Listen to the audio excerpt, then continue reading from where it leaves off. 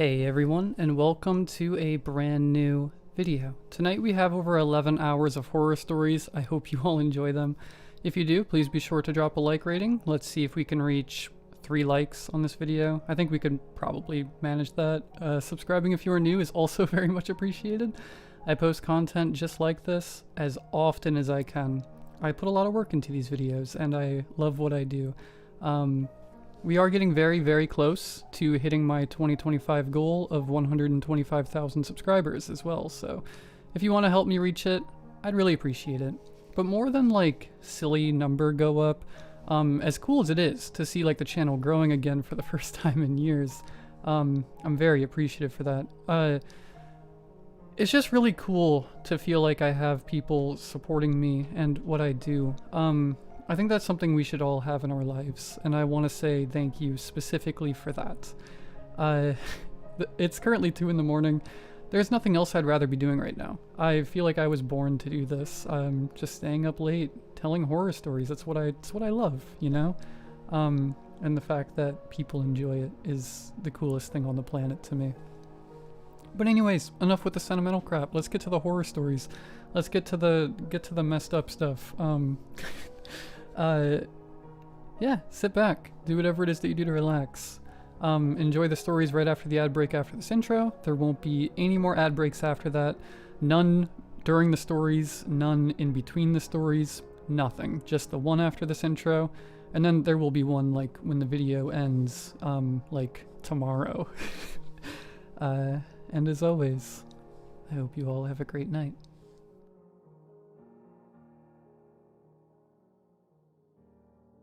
I stared with confusion at my phone. The rest of the gang were all in on this Monopoly game. I swear to God, if you get free parking, I will literally kill your stupid face, said Evelyn. Ravi rolled the dice in his hands. Come on, sweet baby Jesus. I just need a 4. He dropped them onto the board. No, he said, probably biffing it like always. I tried to make sense of it. Just a word on my screen, black text on an all-white background, a rather classical-looking font. Hide. I tapped rather impatiently on the expensive black rectangle. The text wouldn't disappear. AJ, Evelyn called, like a teacher busting a student. You're addicted. Play board games like a normal human adult. Yeah, Sorry. A few more desperate finger pecks at the screen, then I turned to holding the power button down for an extended period. With my free hand I grabbed the dice, rolled a 3, landed on B and O railroad. After 2 seconds of thought, nah, screw railroads, I said. Of course, we weren't animals. If someone didn't want to buy a property, that was fine. No auctions or any of that nonsense. House rules. Back to the phone as Hero, on my left, took the cubes and prepared to drag his sorry little shoe across Go to collect his $200. A minute with the power button didn't do anything. We were entering factory reset territory. I contemplated borrowing Ravi's laptop to Google whatever the hell this might have been. I felt the apartment rumble, albeit just for a split second, as if we were on the edge of an earthquake. I tensed briefly. The background noise from the TV, "No One Wants This," auto-playing on Netflix, disappeared, following the faint sound of the flicker of static. Ravi was the first to get up. I don't, he said, talking slowly as if not to jinx it. I don't think that was an earthquake. He examined the TV, confused at the outage. He checked the wires. Shouldn't be the breaker. I don't have that much stuff plugged in, do I? I grappled with the sad, likely hacked state of my phone, and that weird word staring me down. That was weird, I heard Hero say, half laughing. Head lifted. What? I asked, to catch Hero turning his phone to me. His home screen too had been replaced by black text atop white. Hide. Evelyn, as anti-technology as it comes, had properly clocked this reprieve as her time to quickly respond to long outstanding texts. "What the?" she said. "What is this?" At my confused look, bordering on scowl, resting scowl face, she flipped her phone around to me to show the damage. It was the same on hers. I grew a bit nervous. "Ravi, where's your phone?" I asked him. "I'm sure it's somewhere," he said, still tinkering with the TV, likely not due to any of his troubleshooting. It flashed back to life, red power light at the base blinking steadily. A simple message now appeared on the big screen. "Hide?" Ravi asked, grabbing the remote and pressing buttons to switch back to Netflix, but nothing was registering. "Dude," I said. He turned around. I showed him my phone. Hero and Evelyn showed theirs. "That's..." He looked back at the TV, then at us again. "Wait, how is that possible?"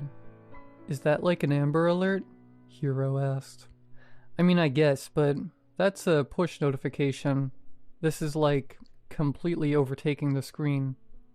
Ravi's brows furrowed. "On different hardware, too." "A hack?" I asked. He shrugged. "That's kind of a weird hack, no?" "Government experiment?" Hero again. A thought came over me. I walked to the balcony, slid the door open, stepped out onto it. Eye of Surround the city from Ravi's 14th floor apartment. In the neighboring apartment towers, most of the units had blinds down, curtains closed. The few unshuttered, however, I felt like that guy from Rear Window, contained strangers staring perplexed at their phones. At their computers, the sides of bolted-to-the-wall TVs, barely visible to me, displayed the same white background with text atop it. What I was seeing, everyone else was seeing. The others joined me on the balcony. "Whatever it is, it's at least hit this block," I said. I looked down at the city streets. Most of the people below caught in a similar holding pattern of standing frozen, heads fixed to their devices. "I guess we don't have anything to call the cops with." Hero. "I'm sure they're aware." Me. "Maybe wait it out until they fix it?" Ravi. I nodded, and yet I could tell Evelyn was a bit perturbed, forcing magnetic thoughts to imbue her silence with weight. "Thoughts?" I asked her. "I mean, should we do it?" she asked. "Do what?" Ravi asked. "Hide," Evelyn said. "Hide where?" said Ravi. "I don't know," Evelyn said. "I mean, we're already in my apartment. I'm sure that's good enough, right?" he said. Pause. "Let's not lose our heads," Ravi continued. "This is nuts, but it's not... I mean, it's not like literally hide, right?" Hero clicked his fingers. "What if it's viral marketing, like for a movie?" Hero with the necessary but unintentional levity. "Hacking our phones so we can't use them? I don't know if that's in Lion-Gate's purview, man," I said, then head turned to Evelyn. "But hide." The flicker in her eyes more than meant she'd sided with the light bulb in her head. She returned to the inside and got to exploring Ravi's apartment carefully. "What are you doing?" Ravi asked, trailing. Hero and I followed. "I don't care if I look stupid. It could be a warning. Maybe something is happening," she said.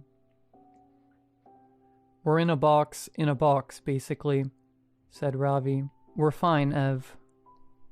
"But the thing," she motioned to the TV, then to her own phone, "says hide. Maybe it's that literal."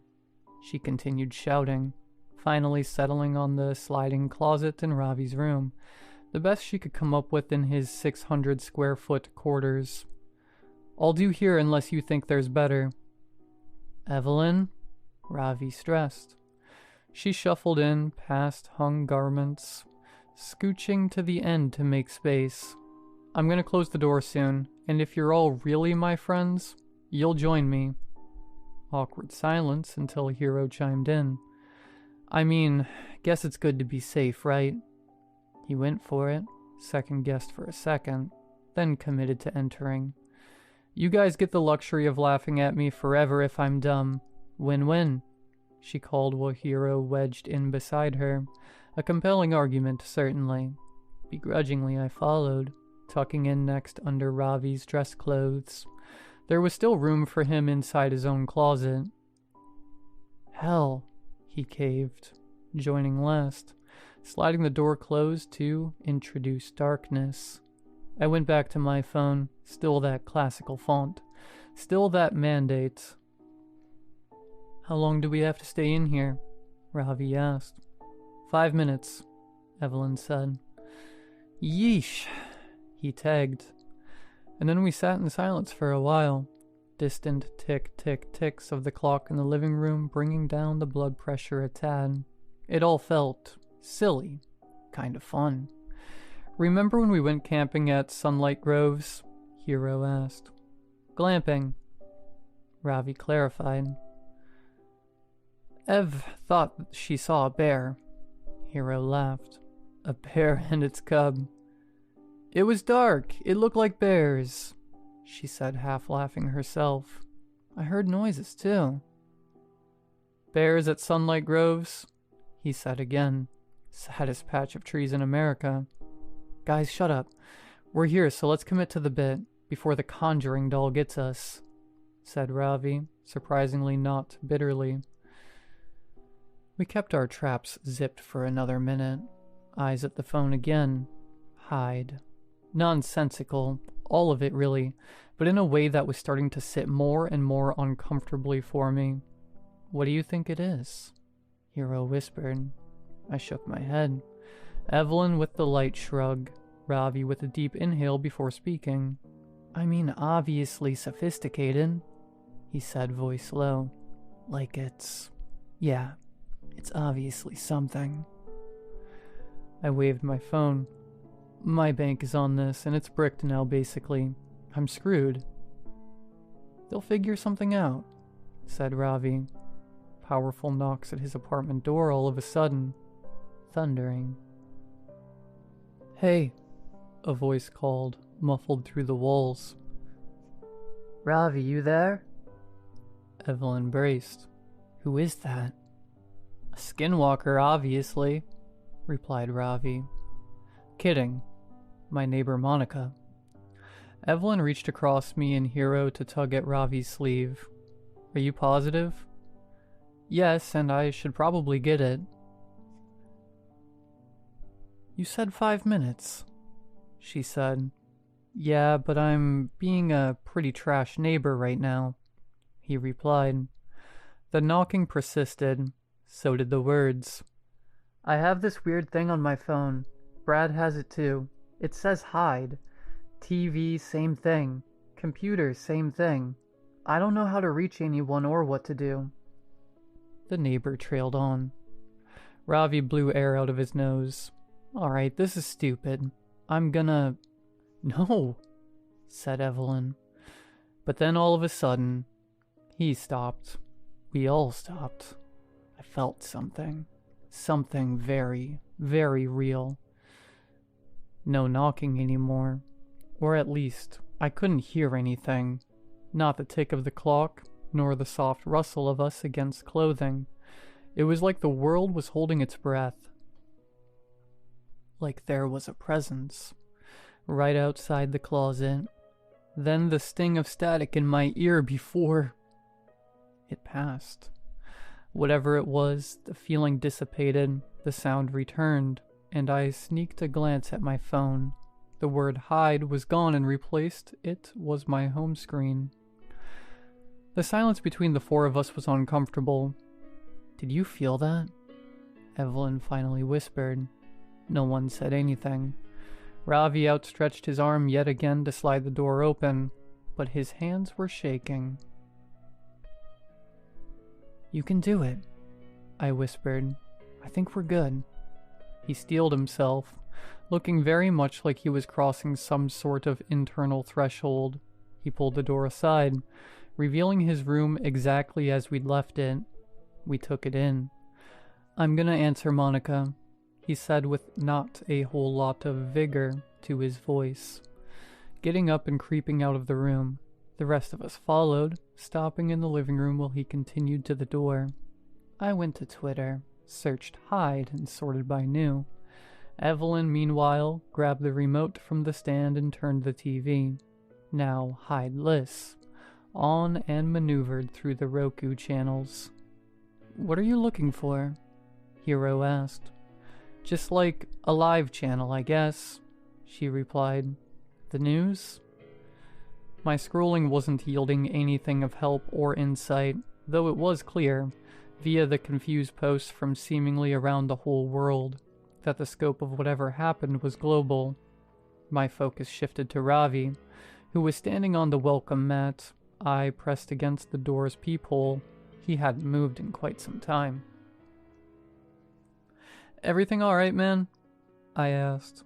He didn't reply, just stood there frozen. I approached slowly. She's... I heard him croak. I reached him, patting him on the shoulders and urging him to detach from the door viewer. He finally did, leaning against the wall at first before slowly sliding to a seat on the floor. I peered into the hallway through the hole. Outside, his neighbor, the one knocking, looked like she'd been skewered, decimated. An explosion of blood in the hallway. What? I felt a buzz on my phone. I pulled it out. Again. Before I could even process, I heard Ravi and Evelyn react. "There's another one. It says again now." I turned to see the foreboding word on the TV. "Fuck. So we should hide again," Hero called. Much like Ravi, I was shell-shocked. "AJ, what do you think we should do?" He repeated. "Evelyn?" I said, trying to force the words out of my mouth. "You had good instincts the first time. What do you think?" "How much time do you think we have?" she asked. How much time passed between when I first saw the word hide and when we felt that presence in the closet? It might have been 10 minutes. I heard Ravi mutter, almost lifeless. "I don't..." Then Evelyn interrupted herself. "Wait, what did you just see outside?" She started approaching the door. I stopped her. "I don't think it'll be good for you to see it." Are you serious?" she responded. "Yes," I said, immediately realizing that lying might have been smarter. "We can't assume we have the same amount of time," Ravi added. I went with my pitch. "Do we try the same spot?" Hero started pacing, thinking, tapping his foot. If we think about it, it said hide and we hid. Now it's saying again, and obviously that means that whatever happened is gonna happen again." He gave us a look as if he could see, in our drained expressions, what was waiting on the other side of the door. "That's a great recap, man," I said. "What I mean," he said, struggling, "is that when you'd play as a kid, if you kept picking the same spot over and over, eventually it'd catch up to you." Are we really trying to apply some sort of logic to this? Ravi mumbled. Evelyn fortified herself. "I think he's right. It's nuts, and I can't believe I'm saying this, but we need to operate on gut, and gut tells me we pick better spots this time." "But spots makes it sound like we should split up," I said, looking around, slowly realizing that the limited real estate we had to work with meant this suggestion made more sense than I would have liked. I turned to Ravi. "Where should we all go?" He shook his head, palmed his forehead a few times as if to slap himself back to reality. "We do..." He started thinking. "Two under my bed," he grimaced, letting neurons collide in his mind. One of us in the utility closet, the other laundry closet. He got up and pointed. One of the closets was right behind me. Life in him again. Now. My eyes fitted to Hero and Evelyn, who ran into the bedroom. Ravi gave me a nod before entering the laundry closet and awkwardly squeezing in with the washer and dryer, closing his door. I entered the utility closet and closed mine. Rather, I tried to. The door wasn't clicking shut. Ravi, the door, it's not... But then I fought the urge to say anything more. If time was up, I'd compromise my spot. Hell, compromise his spot too if I kept talking. I tried a few more times to get it closed, then... I committed. Terrified out of my mind to gripping the handle and holding the door shut. I tried to keep my shaking hand and quickening breath in check as... The silence overtook again. Complete silence, and then... That presence. I felt a light tug at the door. I kept my hold firm, but didn't try to overpower. Didn't want to completely give it away. And again, it stopped. The feeling disappeared, and I waited 15 seconds before sneaking a look at my phone to see that the again warning was gone. I heard the sound of Ravi's door swing open first. I followed with mine. He was emotional. I forgot that door is screwed up, man. I got scared, man, and I was... You're all good. It's alright. I know. I even heard you call for me, and I didn't. I panicked and I thought it'd... We're alive, man. It's alright. We're... And I immediately remembered it wasn't just us. Evelyn and Hero. Right, he said. We rushed to his bedroom. Nothing at first. The two hadn't emerged yet. For a moment, the horrifying thought that we'd be pulling their corpses out from under the bed rushed past me. Guys? I said. Coast is clear. Quick. Silence. For quite some time. Before they finally shuffled out in one piece, alive. As they shifted from crawl to bend to standing, I wanted to hold them. Hold everyone for just a second. I felt a newfound appreciation for life and their faces and personalities. Another buzz on my phone. I took a look. Break time. I let out a sigh of relief and showed the message to the others. I guess that's good, Evelyn said. A second to catch our breaths after this craziness. But then what? Ravi asked. Is this just gonna continue? We walked into the living room together, nervously. We haven't even gotten a single second to wrap our heads around this. Evelyn again. Something in me didn't seem right. I didn't feel good. Hey Ev, how do you know that we should have stayed in the closet for 5 minutes? Hero asked, somewhat pointedly. I clocked minor annoyance in her face at the question. I didn't know anything. It was a guess. But I mean, yeah, you guys were pretty lucky I was here and pushed for it, because you were all being stubborn.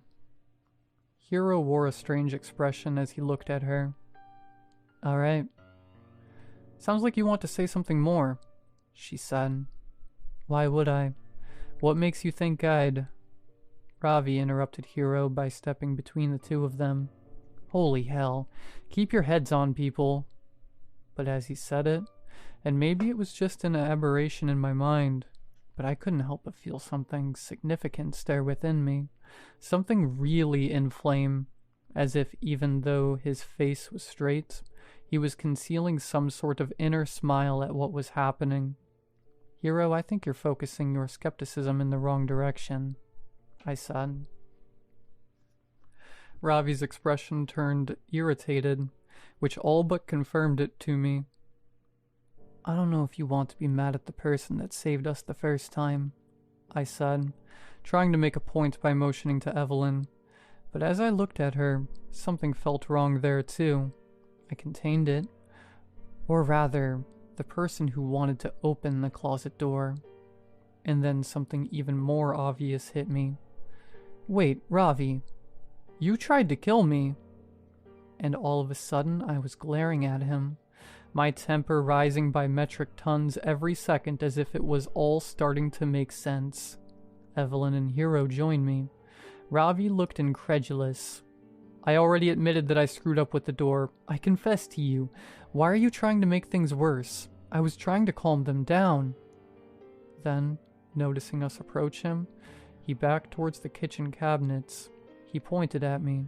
You were on your phone when this thing first happened, he said, as if he were having his own revelation.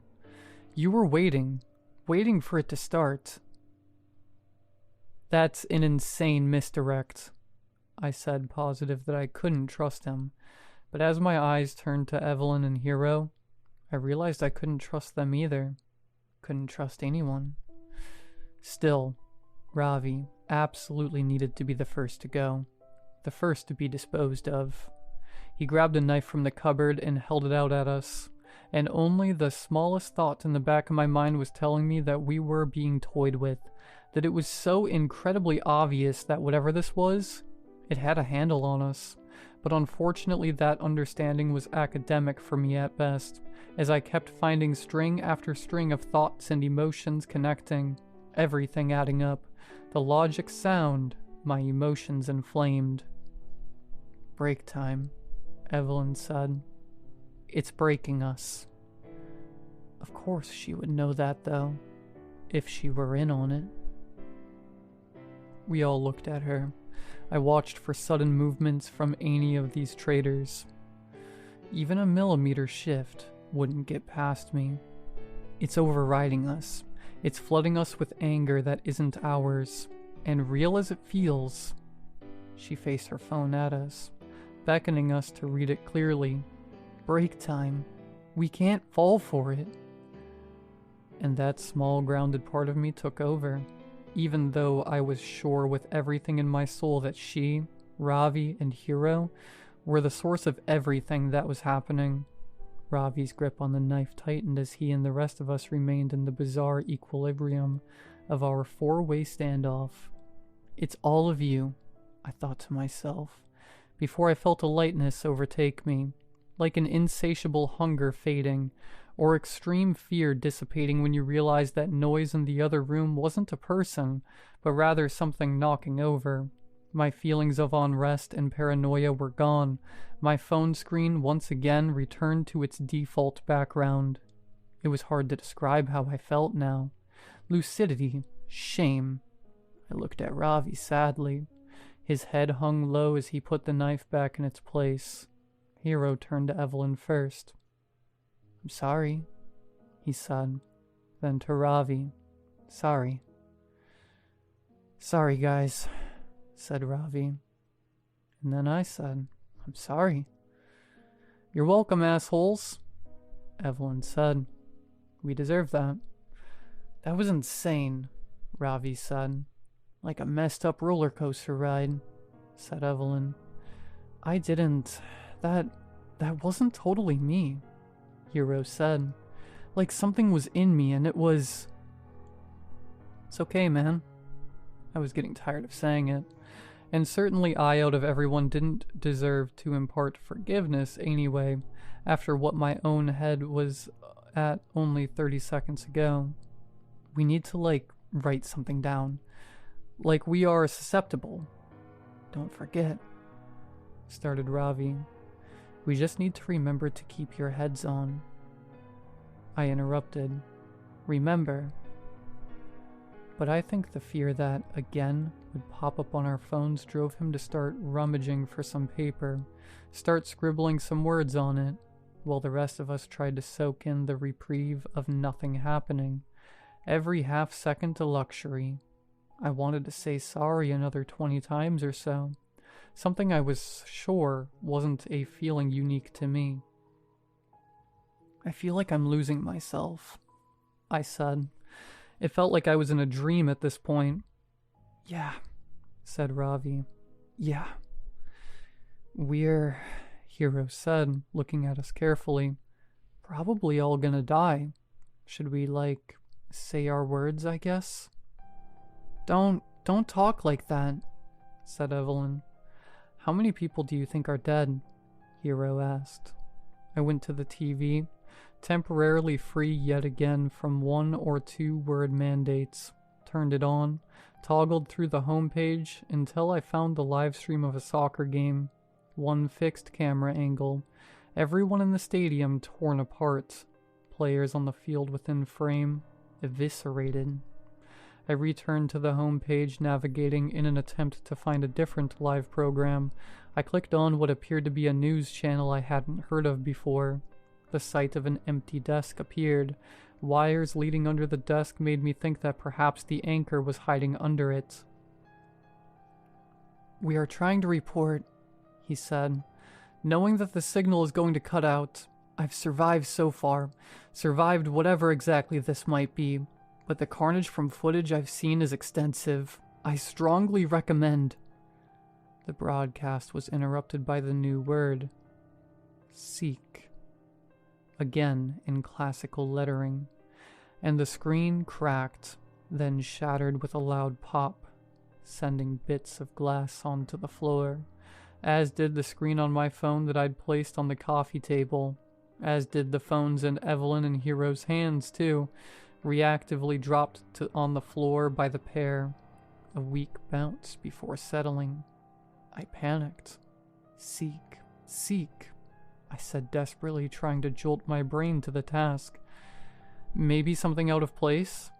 Evelyn said. What if we have to find what's killing everyone? Said Hero.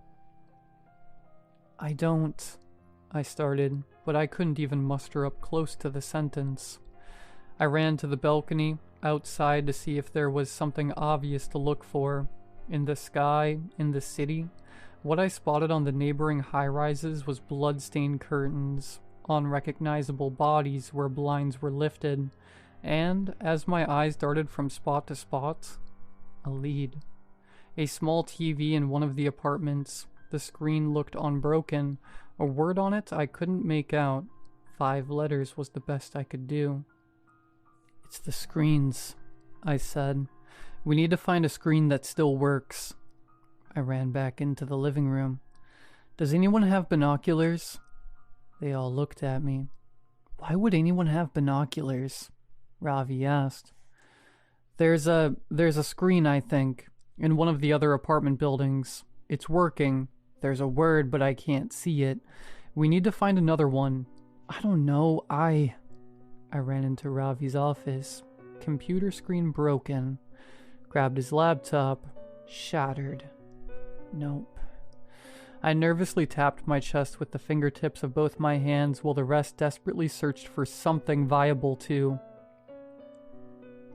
Did I have to run to the other apartment? Would there even be enough time? How would I even get in?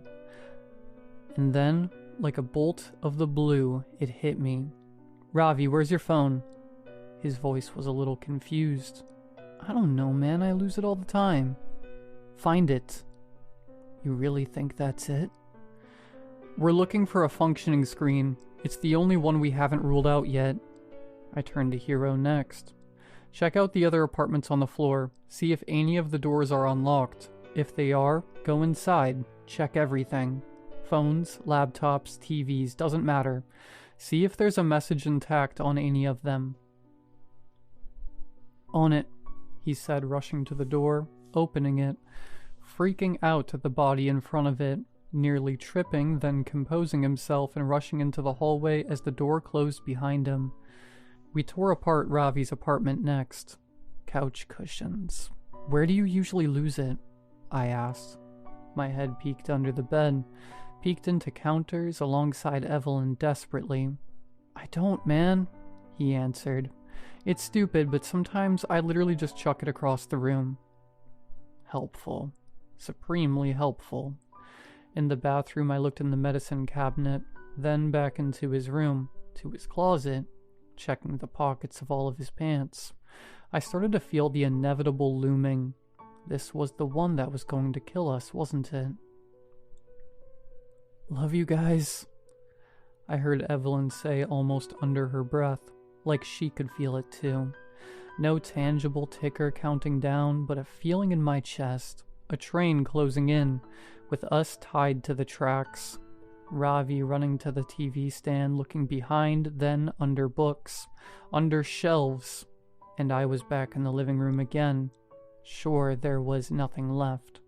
My eyes lowering to the painful game we'd started our deadly evening with. Monopoly. Specifically to the messy pile of 50s, 20s, and 10s on Ravi's side of the board. I knew his etiquette for swapping some of them out for hundreds was quite poor. The cash stacked high, which made sense. He was crushing all game, and yet... I crouched and did an even more aggressive sweep of the spot that we'd started our desperate search at, to discover his preserved Samsung Galaxy A35 underneath the fake money, with a new word to greet me. Smile. And it really did feel like time was up this time. I found it, you have to smile, I screamed like an auctioneer. Evelyn turned first from her spot in the kitchen. What? I ripped the phone from the ground and held up the message to her. Smile. She mirrored my uncomfortable expression. All teeth, feigned happiness, as did Ravi as he bolted out of the room before even seeing the message on the phone or my intense eyes. Hero threw open the door. Couldn't find anything, I'm sorry, he screamed. He saw our wide smiling faces and our eyes screaming at him to get the hint as I tried to mouth the words while keeping my pose, but instead it sounded like smuh. And yet, despite the confusing sight, with the luckiest stroke in the world, he copied and showed me those pearly whites. I retained my beaming smile, feeling a tear of fear travel down my cheek, my eyes glued to Ravi's phone in my hand, hoping and praying that we wouldn't all get torn apart. And the word disappeared. I showed the group the proof, and one by one our cheery expressions dropped to our default nervous frowns, resting scowl face restored. A collective exhale. I can't do this, said Ravi. I know, Evelyn said.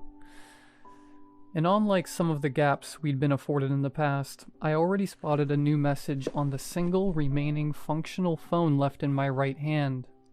Point to sacrifice. I could feel the group's eyes on me. I couldn't hide the misery. What? Ravi asked. Point to sacrifice, I said, barely legible. AJ? Evelyn asked. I tilted the phone so they could read it. I couldn't say the words any louder. My body wouldn't let me. Underneath the words, a timer had been running.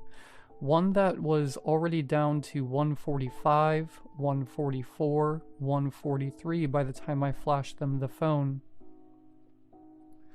And yet, still, all of us needed more seconds to let it settle. I felt defeated. Truly this time. All right, said Ravi, cutting through the holding pattern. So what? We talk it through with the time we have left? Maybe we all agree on someone to point at. I mean, hey, who knows what I have to live for? Hero next. My family, mom, dad, siblings. I wasn't even thinking of them this whole time. They're all probably dead. Yeah, I interrupted, his words hitting me immediately and curbing any remaining social etiquette I had left. Everyone I had ever known was likely gone. Wow. Evelyn smiled at us softly. I just have you guys now, she said. So, yeah, screw this. She said, immediately pointing to herself, almost causing me to die right there in fear she'd be torn apart immediately. But the counter was still ticking down. I flipped the board on this BS, she said, without wavering. 112, 111, 110. Hero pointed to himself. Screw it. You know what? I flipped the board too, he said. I looked at him, almost nervously exasperated. Really? After all that, guys? 107, 106, 105. If there is a hell, Ravi said. Unlikely, but what the... Maybe we dodged that bullet. He curled his index finger back towards himself. Flipped the board. I just looked at them. It was strange to feel a deluge of selfish thoughts flood into me all at once. 40 seconds. 39. 38. Alright, I said, copying my peers. Let's do it. I pointed at myself too, like we were all playing Simon Says or something. 33. 32. 31. I took an appreciative look at my old friends, the longest standing friends I'd ever had in my stupid life, and then at the Monopoly board we were playing on. It really was quite an awful game. I wasn't sure why we'd always subject ourselves to it.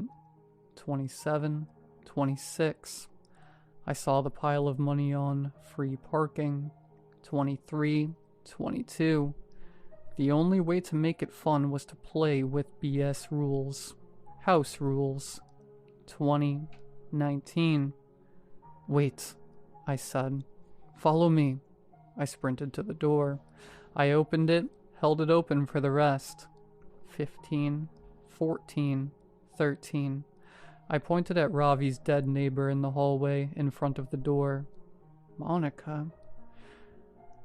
We didn't know what we were dealing with until she died. Her sacrifice gave us a chance, I said, almost looking up as if I was speaking to whoever was enacting this terror on us. I was aware it was a reach. 9, 8. And we've probably lost a lot of humanity since then, so... Sorry, I said, pointing at her. And thank you. 6, 5. And my best friends pointed too. A real morbid way to close things out, with a clash of sorry and thank you, escaping them as what would likely be their last words. I had really interrupted what was quite a nice moment inside for this strangeness. 2, 1, 0. House rules, I said. And then I prepared myself for it. Pain, then annihilation. But nothing came. Instead, Ravi's phone in my hand just read, "Good game," before defaulting to Ravi's homepage picture. A Borzoi. He didn't even own one. He was just obsessed with that breed of dog. We stood there for 10 minutes, it felt, before we finally ventured inside, single file, like a group of polite zombies. I was unsure what to make of what had happened, what to do, who to check on, the state of the world, what was going on around me. I sat back down at the Monopoly board, the others, in an almost Manchurian candidate sort of way, took their spots too. I think it was my turn, I said slowly. I grabbed the dice, I rolled. It was a 10. I tapped my top hat icon on each square until I landed on Short Line Railroad. Do you want to buy it? Evelyn asked me. I thought about it for too long. Finally. Sure.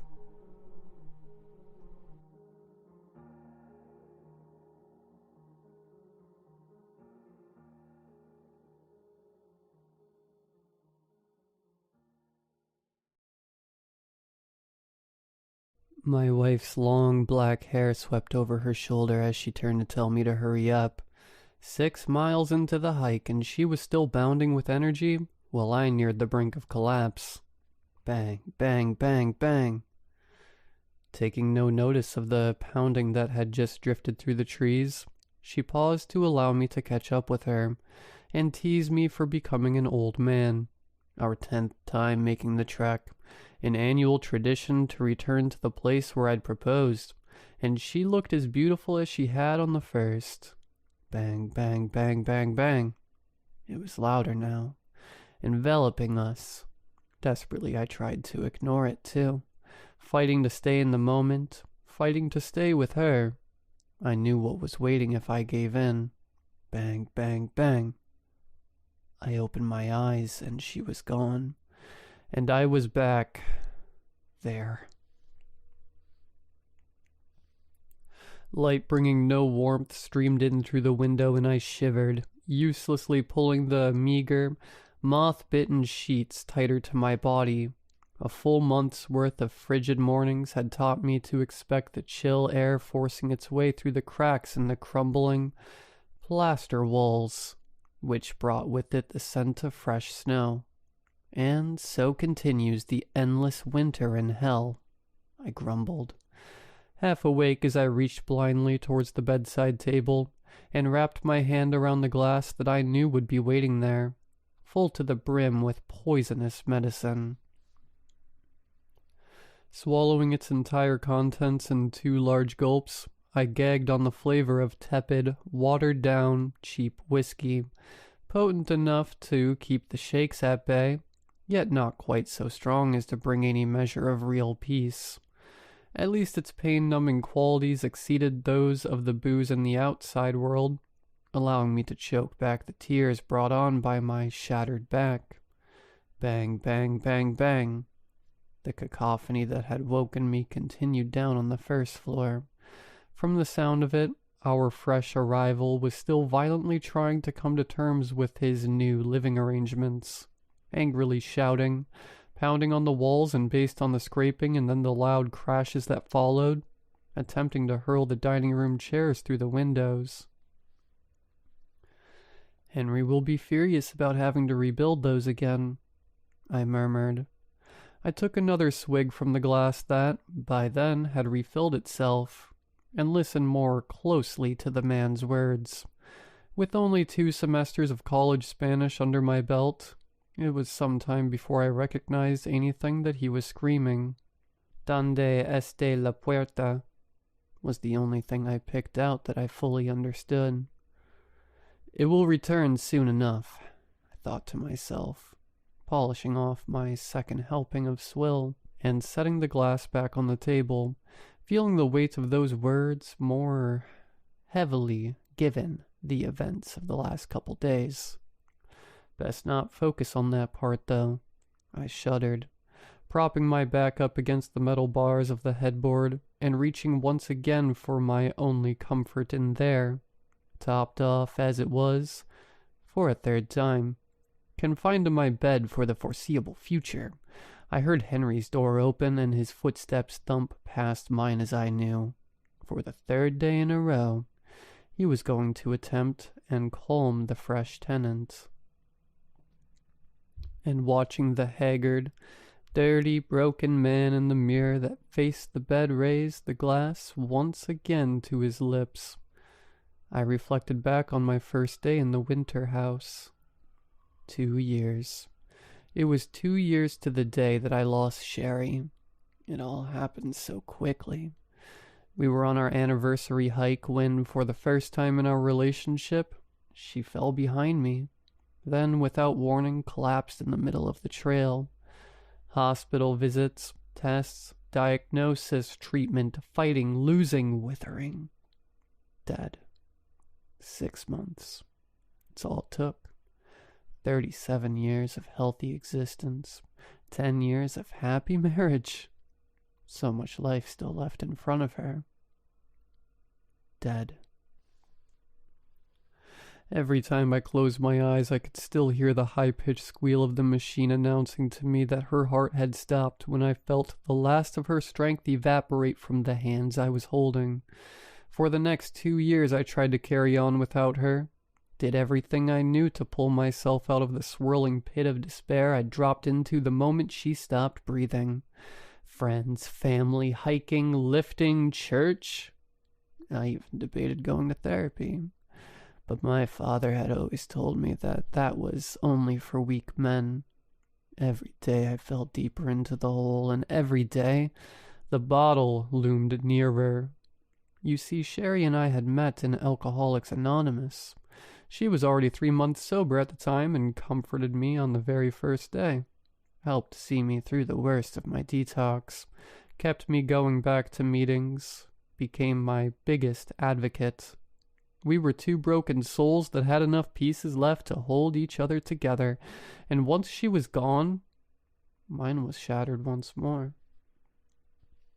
But she had made me promise that I would keep my sobriety in her absence. Made me swear it on the ring she'd worn on her hand every day of our marriage, and that I then wore around my neck every day after her passing.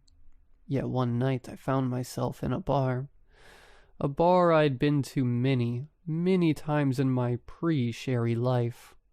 A bar so familiar that, although I hung my head in shame, the feat I was watching carried me to a stool that, even after years of neglect, still felt like home when I sat in it. And without me uttering a single word, a drink appeared in front of me. Double whiskey on the rocks. The bartender winked and asked where I'd been before shuffling off to take another patron's order. Staring at the ice cubes suspended in the amber pour of my failure, I apologized to Sherry before drowning it in one practiced motion. 5 more helpings of the same tonic at the bar, and a stop at the liquor store on the way home, and I was feeling the best that I had in a long while. In fact, it was the only time in the last 2 years that I hadn't felt the crushing weight of Sherry's death bearing down on my chest, and I was experienced enough to know that the minute I sobered up again, the pain of her loss would return even more intensely than before. So I decided that night, on the walk between the liquor store and my house, that I was never going to be sober again. My plan was to continue drinking in every waking minute of every hour of every day of the remainder of my life until my liver finally would give out on me. And in that instant, I felt an incredible sense of relief. Everything seemed so simple then. I was a locksmith who worked for himself, so I didn't need to worry about being fired for intoxication. All I needed to do from then on would be to make enough money to afford my rent, utilities, food, and booze, while I waited for death to take me. What I did not know at the time was that I'd just made myself a target. When I arrived home that evening, I immediately stumbled my way into the kitchen and grabbed a plastic cup from the cabinet. Given I was already nearly toppling over with each step, I was certain I'd shatter anything glass if I tried to use it, and therefore was more than happy to fill my NASCAR chalice with a heavy dose of whiskey and ice. The next hour or so, I melted into the couch watching trash TV, working myself halfway through the 5th I'd purchased. It wasn't long before I passed out, empty vessel in hand, dreamlessly fading into nothing. I awoke with a headache, around 3 a.m, needing to pee fiercely, and stupidly, I tried to sprint to the restroom, kicking the coffee table on the way there. Blind pain seared through what I imagined was likely a broken pinky toe in my right foot, necessitating that I limp the rest of my way to the toilet in our master bedroom. After I had finished my business, I debated brushing my teeth and laying down in bed for the rest of the night, but with the way my head was feeling, I knew that if I didn't get some more alcohol into my system before I fell asleep again, the morning would be horrendous. And walking back into our bedroom, I caught sight of something I hadn't noticed when I'd crossed through the space with my eyes bleary from the tears of my shattered toe. There was a glass on my bedside table, brimming with a brown liquid and ice effortlessly floating through it, tinkling softly as the cubes moved up and down. It appeared as if someone had just placed it there a moment ago. I blinked repeatedly to make sure it didn't disappear, but after closing my eyes and opening them for the 4th time, I resigned myself to its reality and focused then on how it could have gotten there. As I mentioned, I was only planning to drink out of my plastic cup for the evening. Moreover, as far as I was aware, I'd been knocked out on the couch until about 5 minutes prior. Had it been there when I came into the room initially? I pondered. It must have been, unless there was someone else in the house with me. My heart rate increased, considering the possibility that someone had invaded my home, and I stood stock still for a minute, listening intently for the sound of any other movement in the house. But all that met my ears was the gentle click of the ice, which I felt should have settled by that time. Yet when I looked back at the table, it was impossibly still stirring, as if disturbed by an unseen hand. Grabbing a baseball bat from the closet, I planned then to search the house and started first by checking that I had, in my drunken stupor, remembered to lock the front door. Sherry and I had had a break-in a couple years before she passed, and I had personally installed a special deadbolt that used keys which I'd made myself. Of those keys, there were only 2 in existence, and of those 2 I retained sole possession. So when I reached the door and found that I had indeed thrown the bolt behind me when I had returned home earlier, I relaxed slightly, confident that no one could have picked the lock and entered through the main entrance. I conducted a thorough search of the remainder of the modest domicile. In doing so, I established that all other doors and all of the windows were locked, sealed, and undamaged, and I detected no trace of anyone besides myself within the walls. I was alone. So, I returned to my bedroom, praying as I crossed the threshold that the beverage would simply have vanished, and I could chalk the whole thing up to a hallucination. But I was sorely disappointed. There it still stood, solid as the moment I first laid eyes on it, ice continuing to bob up and down.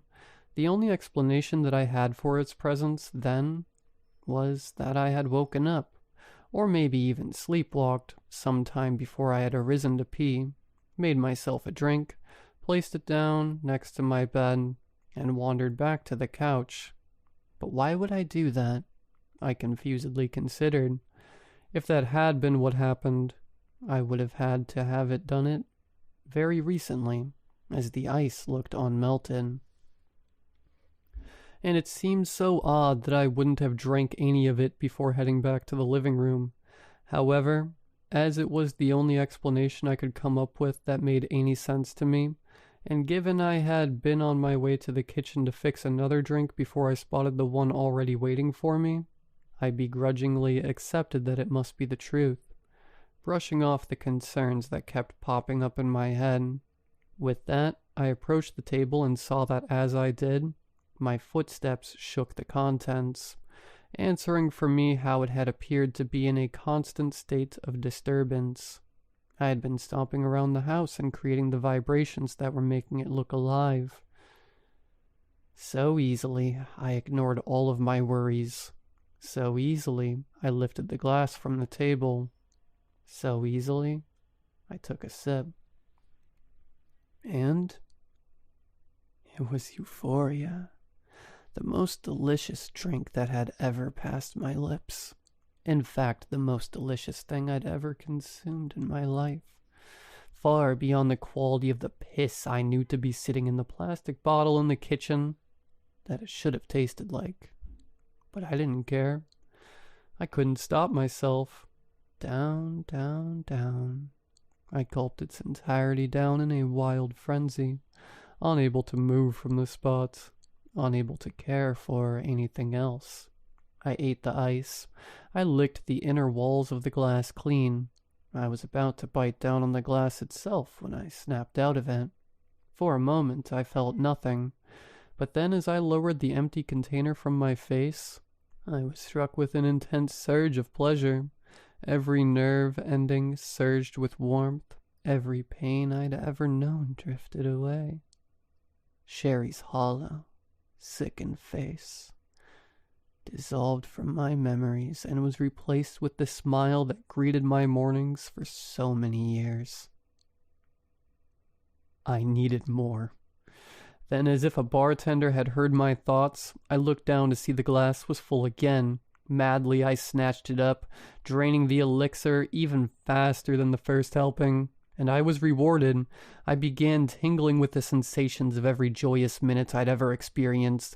The best days of my life all flashed before my eyes. The smell of Sherry's perfume crept into my nostrils. At that moment, I was positive that I was happiest being on the planet. While I basked in bliss, a voice rose from the back of my mind, carrying with it only one word. More, it demanded. The glass was full again, and the third dose barely lasted a second. I felt Sherry's arms around my waist, wrapping me in a hug from behind. The weight of her head pressed down on my shoulder as she pulled me gently down onto the bed. Lovingly, she ran her fingers through my hair and whispered tenderly in my ear, "Don't worry, I've got you now." It was so sweet to hear her voice again, so sweet to feel her warmth beside me. "I've got you now," she repeated, yet this time the tenderness was gone. This time, a darkness filled each syllable. Panic replaced ecstasy, but I was helpless to do anything about it. Overwhelming exhaustion overcame me, and I was forced powerlessly into a heavy and dreamless slumber. Sunlight shone on the inside of my eyelids, and I cracked them open to find it was morning. Nothing about my bedroom appeared different than any other time I'd woken up there, besides that it was absolutely freezing for the middle of summer. Yanking the covers closer to me, I cocooned myself to attempt and warm my bones. But it was to little avail. A pounding headache prevented the events of the previous evening from returning immediately, but when I rotated my head to look at the clock on the bedside table, there was an empty space on it that I knew, for some reason, should have been occupied. The glass was gone. It all came back to me, and I, with a start, sat up in bed, quickly to be greeted with an incredible bout of nausea. Frantically, I ran for the restroom and began to vomit so furiously. I worried that I might not just expel what was inside my stomach, but actually launch my stomach itself into the toilet. It was the most miserable I had ever felt. A hangover so severe that I legitimately considered calling for an ambulance. You would have thought that in that instant, I'd be swearing off alcohol forever. Yet, in reality, once I felt assured that I had nothing left inside my body to chuck up, the first thing I did was crawl like a baby to the kitchen to find my leftover whiskey from the night before. Any alcoholic can tell you that the fastest way to cure alcohol withdrawal is to consume more alcohol. So, with trembling hands, I snatched the half-empty bottle down from the counter and, foregoing any imitations of sophistication, took 2 large pulls directly from it. I gagged and my stomach churned. It took every ounce of my fortitude to keep it down, but I was able to hold it. Sitting on the floor, I leaned against a cabinet and continued to take small sips every few minutes while I waited for it to take effect, and gradually I began to feel the hangover symptoms subsiding. Once I was able to focus on anything other than feeling horribly ill, I thought again about the night before, about the mysterious glass, about how perfect it made me feel. With its conspicuous absence that morning, I wondered if it had all been a very lucid dream. Maybe it really had been a hallucination brought on by the binge I'd gone on after such a long period of sobriety. Whatever the case, as the whiskey displaced more and more of the healthy ingredients of my blood, I focused less on the likely imagined events of the night before, and more on the growing hunger. With that sensation returning, I knew that I would be feeling well enough to stand and hold myself to my feet. Swaying a bit more than I expected, I continued to take intermittent gulps of drink as I managed to fumble my way through a shower, teeth brushing, and getting dressed, so that I could at least head out to get a greasy fast food breakfast and another bottle for the afternoon. Feeling at least presentable enough for the liquor store, I stepped out through the front door, closed it behind me, and turned my key in the deadbolt to lock it, and when I spun it back to the center position to remove the key from the door, it got stuck. Yanking on it as hard as I could, it refused to pull free from the lock. I tried jiggling it a bit, but couldn't shake it loose. Then I tried twisting it back to the locked position, but it wouldn't budge that direction either. Annoyed, I was about to head to my truck to grab some of my smithing tools to force it to come out, when something happened. The key rotated on its own to unlock the door. I stared at it in disbelief for a moment. There was no way that should have been possible. Even if someone was standing on the other side of the door and had spun the deadbolt handle, it wouldn't have moved the key externally. Confused but significantly inebriated such that I was more frustrated than scared at the time, I tried to turn it back to lock the door again, but found it was now frozen in the unlocked position. Unsure of what to make of the situation, I decided to open the door to begin investigating the entire mechanism that was met with a sight that I'll never forget. My living room was gone. Instead, the door had opened to reveal the dingiest interior I'd ever seen. From what I could make out under a thick coating of dirt, there were wood floors where there should have been carpet, a dining room with a sloping table, and 3 crippled chairs took the place of my kitchen, and a sitting room with one tattered sofa occupied the space where my recliner and TV should have been. Every surface was topped with such a thick layer of dust that the only distinguishable color was gray, and the most confusing part was that directly in front of me, straight away from the front door itself, was a flight of stairs leading up to a second floor. But I lived in a 1-story home. I moved backwards 1 step and surveyed the exterior of the house just to make absolutely sure that I hadn't somehow blacked out, and found my way to the wrong abode. But there were the numbers of my address on the letterbox right next to the door. As I had the night before, I blinked again and again in the hopes that my living room would return, but the decrepit image beyond the entry remained unchanged. There were the stairs leading up to the floor that could not exist. Fear began to eat its way through my liquid courage, and I reflected back on the glass from the night before. Maybe it hadn't been a dream. Maybe I'd been drugged. Maybe it was part of a government experiment of some kind with LSD.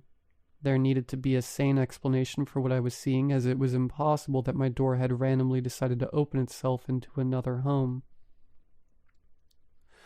I went to take another step back, as my instinct then was to take off running, but before I could, a hand shot out from behind the door, a hand the size of my chest, a hand with haphazard, jagged spines jutting from the back of it, pointed fingers as long as my forearms wrapped themselves around my wrist, and I was pulled inside the dismal foyer before being violently thrown to the ground near the foot of the steps. I felt my elbow shatter as it slammed into the floor, and I heard the door crash shut behind me. Screaming in pain and terror, I turned now to face what had just ripped me into a nightmare, only to find my concept of a nightmare had been childishly underestimated. A naked, pale creature towered over me. Moving on all fours, it circled me like a predator, considering its next meal, and given the dagger-like carnivorous teeth it displayed in a mouth that opened wide enough to consume my whole head in one bite, I believed it would not be too long before I discovered what it felt like to be prey. Its face was rounded, containing slits for nostrils and sunken black holes where there should have been eyes, but even lacking those, I knew it could see me. It met my gaze no matter what angle I watched it from. If not for the shape of the head and the humanoid hands, it would have appeared much like a 12-foot-long, hairless dog, but for one additional feature: the spines. I'd seen them on the back of the hand that grabbed me, but now that my eyes were adjusting to the light, and I'd blinked away many of the tears that had formed from the pain in my arm, I could see clearly that there were 4 to 5-inch spikes sticking out from its flesh on nearly every part of its body, sans its face, palms, and soles. Hundreds of them. There was no pattern of organization, and when they caught the light from the sun streaming through a window, I took them to be made of bone, On top of the talon-like fingers and the razor teeth, I then pondered that the spines on this thing might be venomous, and I started to cry once more, thinking through the horrible, painful ways in which I was about to die. It moved closer to me, and I braced myself for the inevitable, but then it simply stepped over my body and climbed the stairs behind me. I heard it make the hallway above, its steps receding further and further into the house, and then a door slam, and I was alone again. Gingerly, I got up from the floor and backed myself towards the entrance, never taking my eyes off the stairs in case that thing came charging back down them. I felt behind me for the wall and eventually made contact with it, blindly running my hands along its surface. I searched for the handle, but continued to feel nothing but smooth wood. Getting nowhere, I risked a look behind me to find the door, but was met with yet another shock. It had vanished. Staring at a bare wall between two windows, my brain broke momentarily and I began laughing hysterically at what I wasn't sure. But I knew one thing. It wasn't real. It couldn't be real. It was a joke of some kind. It had to be. I turned around expecting people to pop out from behind the moldy sofa, but no one came.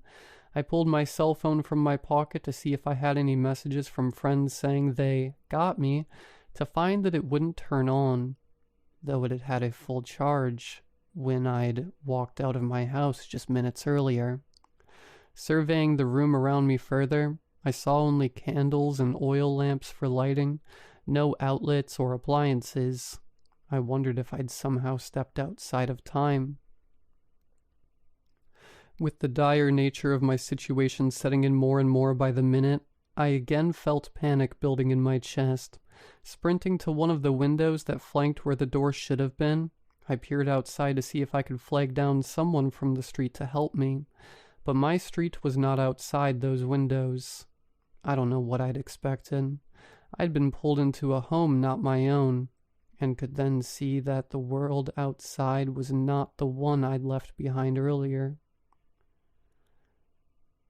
The world outside didn't even appear to be in the same season as the one I'd come from. Thick snow blanketed the ground in a sea of trees that stretched further than my eye could discern. Somehow I'd traveled from summertime in suburbia to a winter forest in an instant. What little buzz I'd had going before leaving my house that morning was fading rapidly, and I was not going to be able to contain my terror much longer. Feeling that fleeing on foot through the woods would be better than exploring any deeper into the house and possibly running into even more terrible creatures, I tried to pry open the window I was looking out of, but it wouldn't move. I searched for a lock that might be holding it shut, or nails, or screws, anything that could prevent it from letting me out, but there was nothing that I could locate. Throwing all caution away, I started to punch and kick the window, following my body's instinctual desire to run, but it seemed nothing I did could crack the glass. Overtaken by dread, I forgot even the fear that the monster I'd already met would come soon to devour me, and yelled for someone. Anyone to help me, while I smashed my body into the panes. Eventually, I even tried to throw a chair through it, and it did nothing more than break the chair into pieces. And it was when I did this that I heard a voice behind me curse in a thick French accent. "It took me weeks to mend that last time." It snapped. I shouted and jumped back against the wall, after finding a waif of a man behind me, dressed in the remains of what had possibly been business attire at one time. He'd previously had a mustache, but now above his lips were a few tufts of unkempt mange, and much of the gray, matted hair on his head looked to have been yanked out.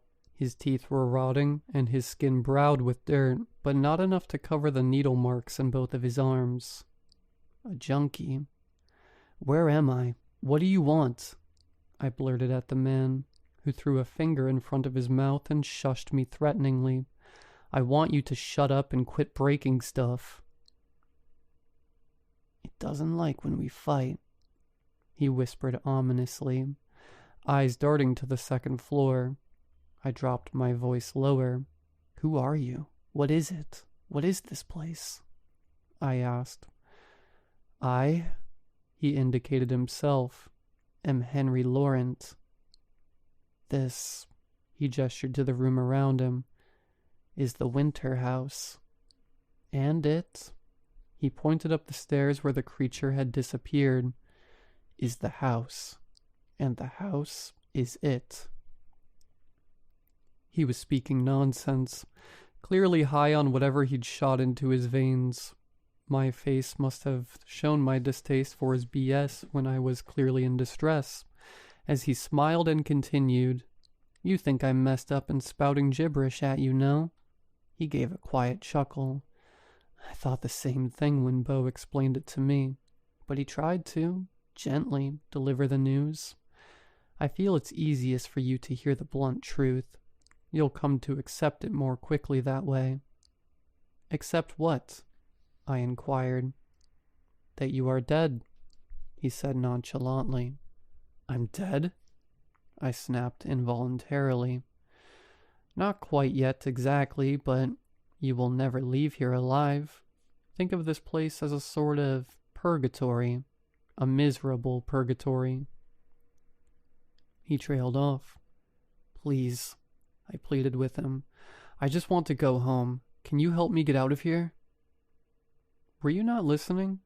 He quipped. You cannot leave. No one leaves the house once it has them. It brought you here to feed on you, and there it will never let you go. Stop, I begged him. It was too much. My whole body was shaking, and I was struggling to breathe. Please, I don't want to hear anymore. I just want to go home.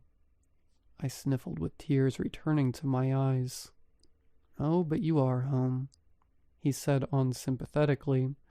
There's already a room prepared for you upstairs. This isn't my home, I shouted. Of course it is. You accepted the invitation. He gave a yellow-toothed smile. Invitation?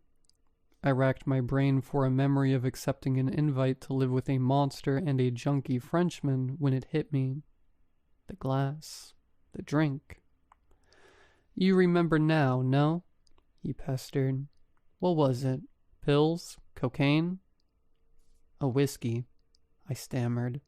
Ah, yes, alcoholic then. Mine was heroin, the best I'd ever had. 3 needles full. The stuff here is terrible, but it's all there is. His expression dropped to one of deepest longing. There's heroin here? I was astonished. Heroin, alcohol, pills, meth, cocaine. Whatever brought you here will be here for you. Always.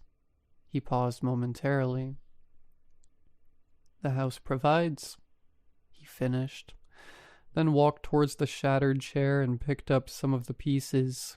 There was a pile in the corner of the room with the remains of several other pieces of furniture, and it appeared he was going to try and mend the chair using pieces of different chairs and still more pieces of chairs as tools.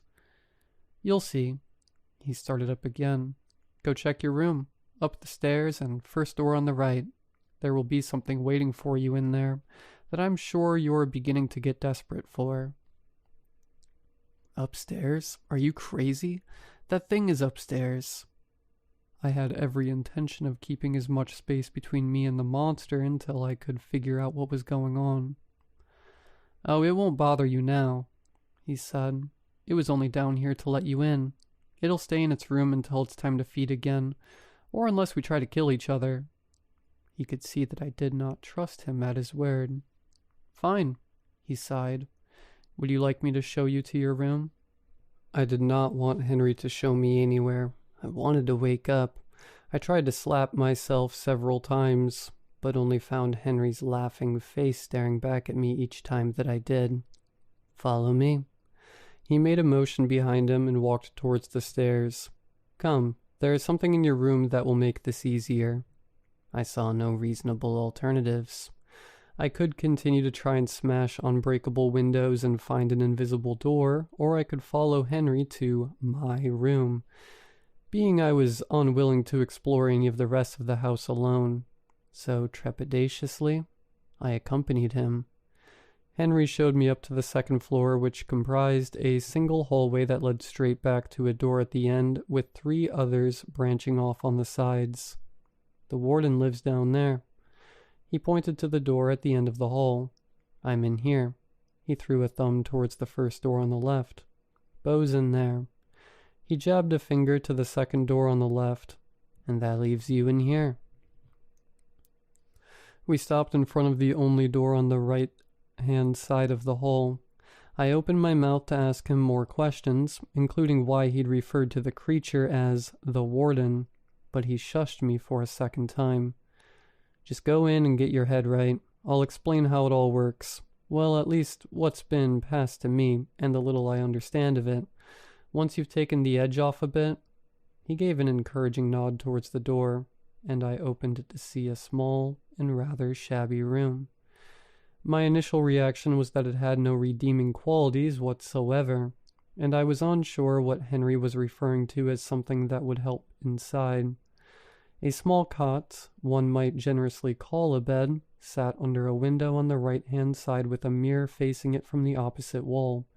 On the left, there was a putrid-looking toilet, and the only other furniture was a small nightstand which was barren except for a glass of whiskey.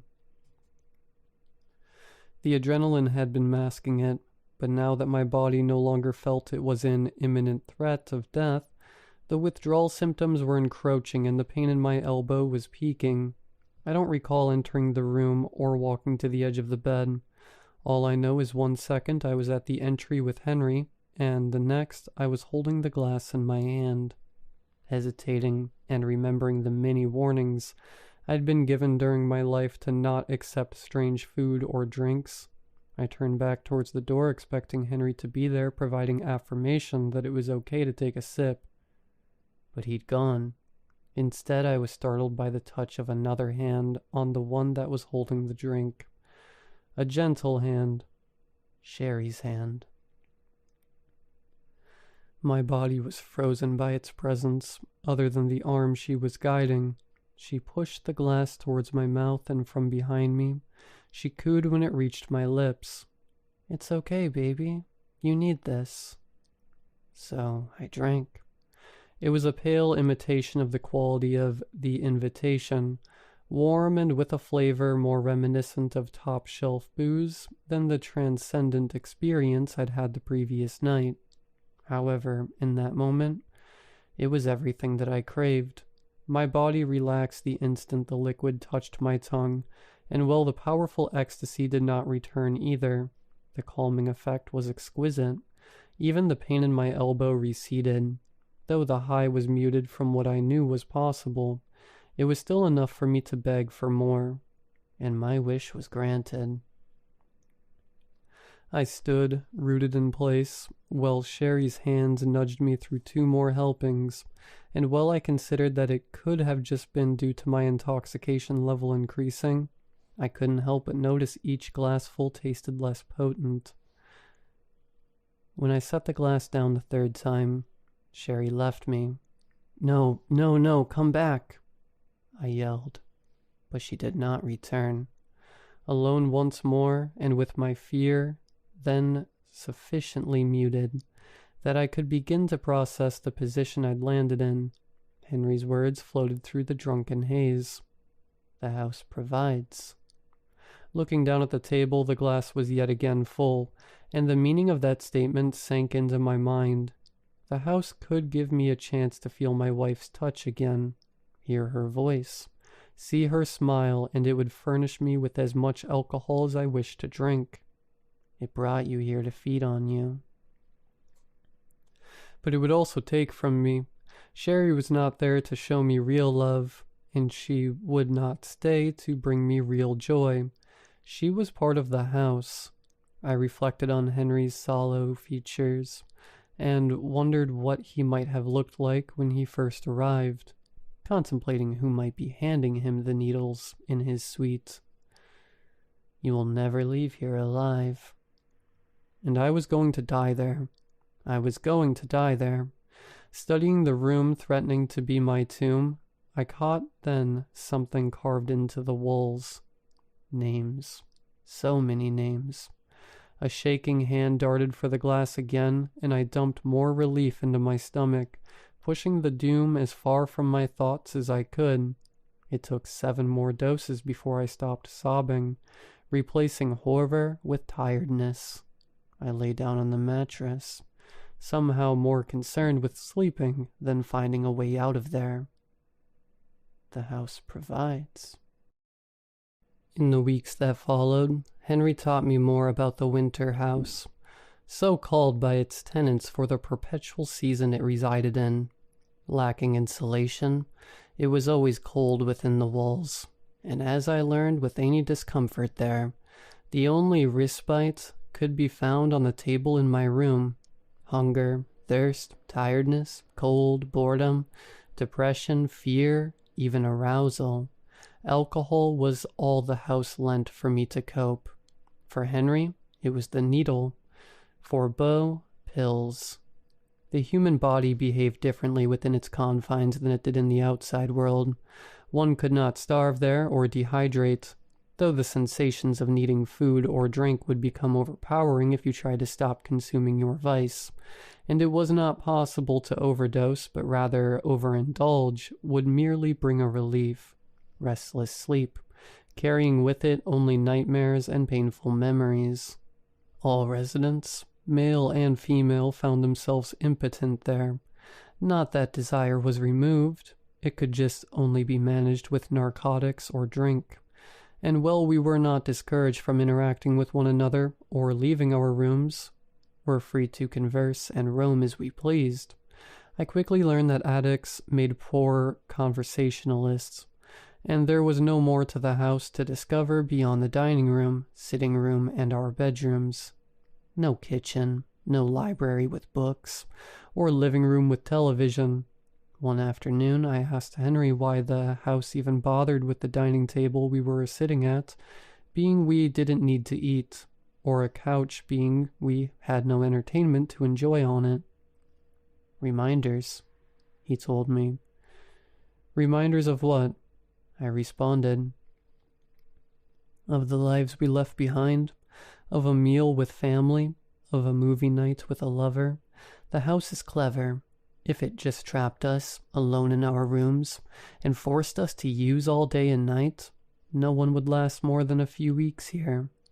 But it lets us talk. It lets us come downstairs and see a sunrise, sit at the table and imagine being back in our own homes, at our own tables. And in doing so, it lets us keep a fraction of hope alive, a sliver of a dream that we'll make it out of here someday, allowing it to savor its meals for longer. He paused. But no one can hold out indefinitely. The door will return soon. I do not think Beau will last much longer. He cared for Alice. He was not the same after she left. He dropped his face into his hands and said the last few words through his fingers. Beau had not emerged since I'd arrived at the house nearly 4 weeks earlier. I'd initially surmised that Henry had made him up, having been driven mad by his 3-month stay there, consuming nothing but heroin. But sometimes at night, I'd hear movement from Beau's room, or a moan of anguish, confirming his reality. "The door will return?" I asked. "Yes. Once an invitation has been sent, the door will materialize, but an invitation cannot be sent until a room has opened." His voice faltered slightly near the end. "And how does a room open?" I pressed. "I told you on your first day here, you will not leave here alive." He shrugged. "So I'll just keep drinking until the alcohol finally kills me?" The house had chosen well if that was its goal, given I'd already decided to do that the night that it invited me in. "No." He stood from the chair and walked towards one of the front windows before continuing. "No, it will not let your vice take you quietly. Your body will not eventually just give up, nor will you be able to overdose, as you're aware already. Your body will rot from the inside. and you will feel pain, unbearable pain, but you will not die. So you're saying, I believed I knew where he was going, but wasn't ready to speak it aloud myself. Yes, if you want this to end, if you want to leave here, you will have to end things yourself, violently, painfully. It knows that you want to die, that's why it brought you here. It knows that you'd given up on fighting your addiction, and were just going to passively drink yourself to death. That's why it targeted you. It's why it targeted me, and Bo, and Alice, and the hundreds of others that occupied all of our rooms before us. We are its favorite meal, those so unwilling to seek help or feel our pain that we'd rather mask it until we simply expire. If our addiction is its dinner, our suffering its seasoning, then our deaths are its dessert. You will find that one day, when you begin to wish to die more than to alive, the house will change. It won't send your wife to put a glass in your hand.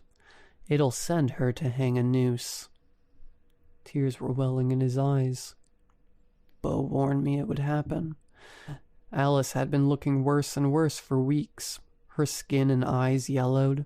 She said her son had been telling her that it was time, and then one day she stopped coming out of her room and we heard something kicked over. Choking, gagging, silence, and Christ, I can't. He wiped his face with his soiled shirt. Overnight the door formed. I tried to open it, of course, but it was locked. It needed a key. He finished. I was feeling sick to my stomach, something I knew I could easily fix by heading back to my room, but I wanted to know more, so I asked, "What do you mean it needed a key?" "You will see soon. I do not think my description would do it justice." And with that, he headed back up the stairs to shoot up. Henry refused to say more on the subject when I inquired further, but I did not need to wait long for answers. It was just a couple nights later when I was laying in my bed and powering through enough whiskey to knock myself out for a few hours, that I heard the same sounds Henry had described from Alice's demise coming from Bo's room. Something climbing on top of something, a chair being kicked over. Choking. I tried to block it out, even covered my ears with my pillow, but it forced me to listen, to hear every agonizing gurgle of Bo's final moments, to foreshadow what it had planned for me, somehow amplifying every excruciating detail directly into my brain. Yet as traumatic as it was to eavesdrop on another man hanging himself, Henry had not prepared me for the noises that would soon permeate the walls. Maybe it had been too horrible for him to wish to recount. First, it was the door at the end of the hallway bursting open, followed by the heavy clunks of the warden moving towards Bo's door, and finally the sound of something heavy being dragged across the floor, being dragged back to its lair. Then, squelching, crunching, chewing. Again, I tried to obscure the sounds, but it was no use. So, as I'd been trained to do, I reached for my glass only to find that, for the first time, it was empty. The house was not going to give me anything to dull the moment, and I knew it had done the same to Henry when I heard his anguished screams blending with the chorus of consumption. I considered running from my room, but was too terrified to what I'd see, as I had not heard the warden's door close behind it. There was nothing I could do but wait. Wait, and shake, and cry, and vomit.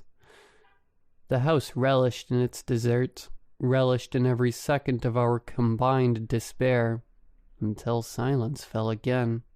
A weight pressed down on the bed beside me, and as I turned to see Sherry, holding the glass in her hand, topped mercifully with salvation. "Shh, it's okay, baby. You can have this now," she purred. I hungrily pulled the drink from her and poured it down my throat. "That's it. It's okay.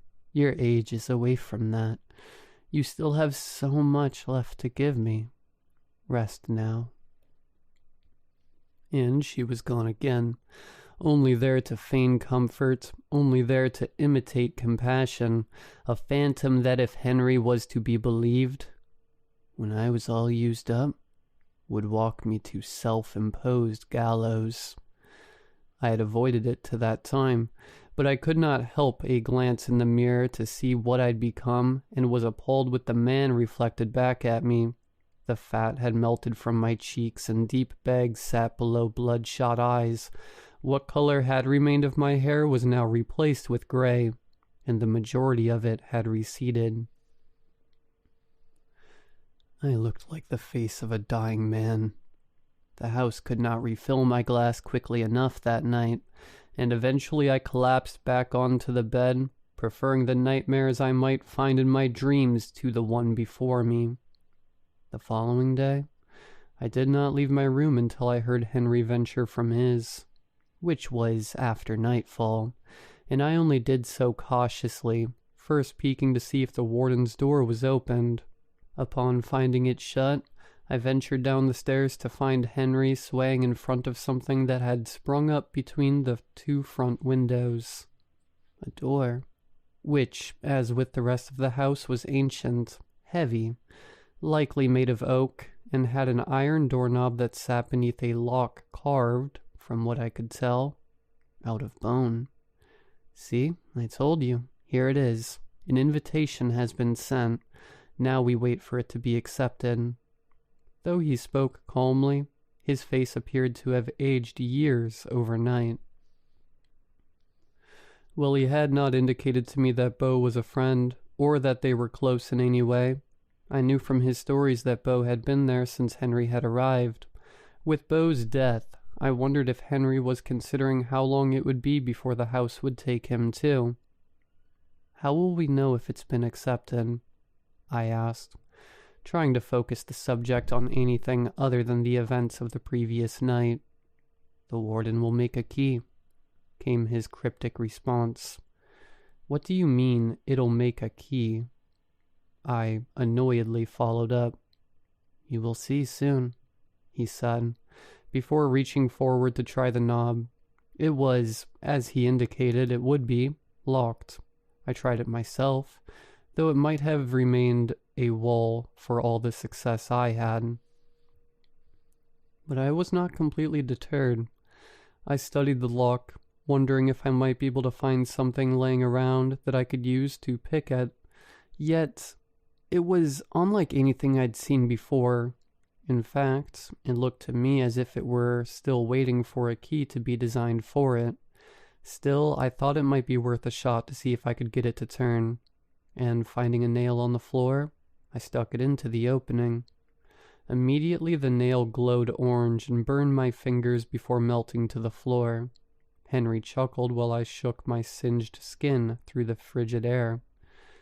"I guess I must applaud you for trying, but this door can only be opened by one of the warden's keys." He snorted. "So we just need to steal one of those then, right?" I asked. He laughed harder. "Oh, if only it were that simple, my friend." His mirth was cut short when a bang came from upstairs. Henry exclaimed. We had no time to react. It was only in that brief flash that I truly appreciated how small the house was compared to the size of the warden. In what must have been seconds, it made its way from its room down the stairs and had grabbed us both around the ankles. Then it madly dragged us by our legs, smashing our bodies step by step, up to the second floor before unceremoniously throwing each of us into our respective rooms. And as I lay there, certain I'd broken several ribs in the journey, I heard it tear back down the stairs, screeching horribly as it did, clearly in terrible distress. Reaching for my whiskey to numb the pain in my chest, I next tiptoed to my door to see what was going on below, and when I made it to the hallway, I saw that Henry was leaning out from his room, a fresh needle mark in his arm, to watch the scene unfolding downstairs as well. Down on the first floor, the warden's shrieks became more and more intense as it slammed itself around, pounding on the walls, charging to and fro. Confused, I wondered briefly if it was trying to escape when suddenly it stopped just in front of the door, holding one of its hands out before its face. There, in the palm, a spike was forcing its way out, exactly like the ones that covered the rest of its body. A pointed bone jammed through its skin before, slowly, the tip began to form into a jagged but methodical shape. A key. I couldn't believe I didn't recognize them before, but I had only seen the warden the one time previously, and my eyes had been somewhat clouded by painful tears. The spines protruding from its skin were not tipped with venomous points, but with keys. Hundreds of keys. Various shapes and sizes dating back to locking mechanisms in the early 1800s. I understood then why Henry had thought the idea of stealing a key from the warden to be so humorous. One would literally need to be snapped off of its body. The warden continued to bellow until the key finished glowing and taking shape before it fell silent again. And then it waited.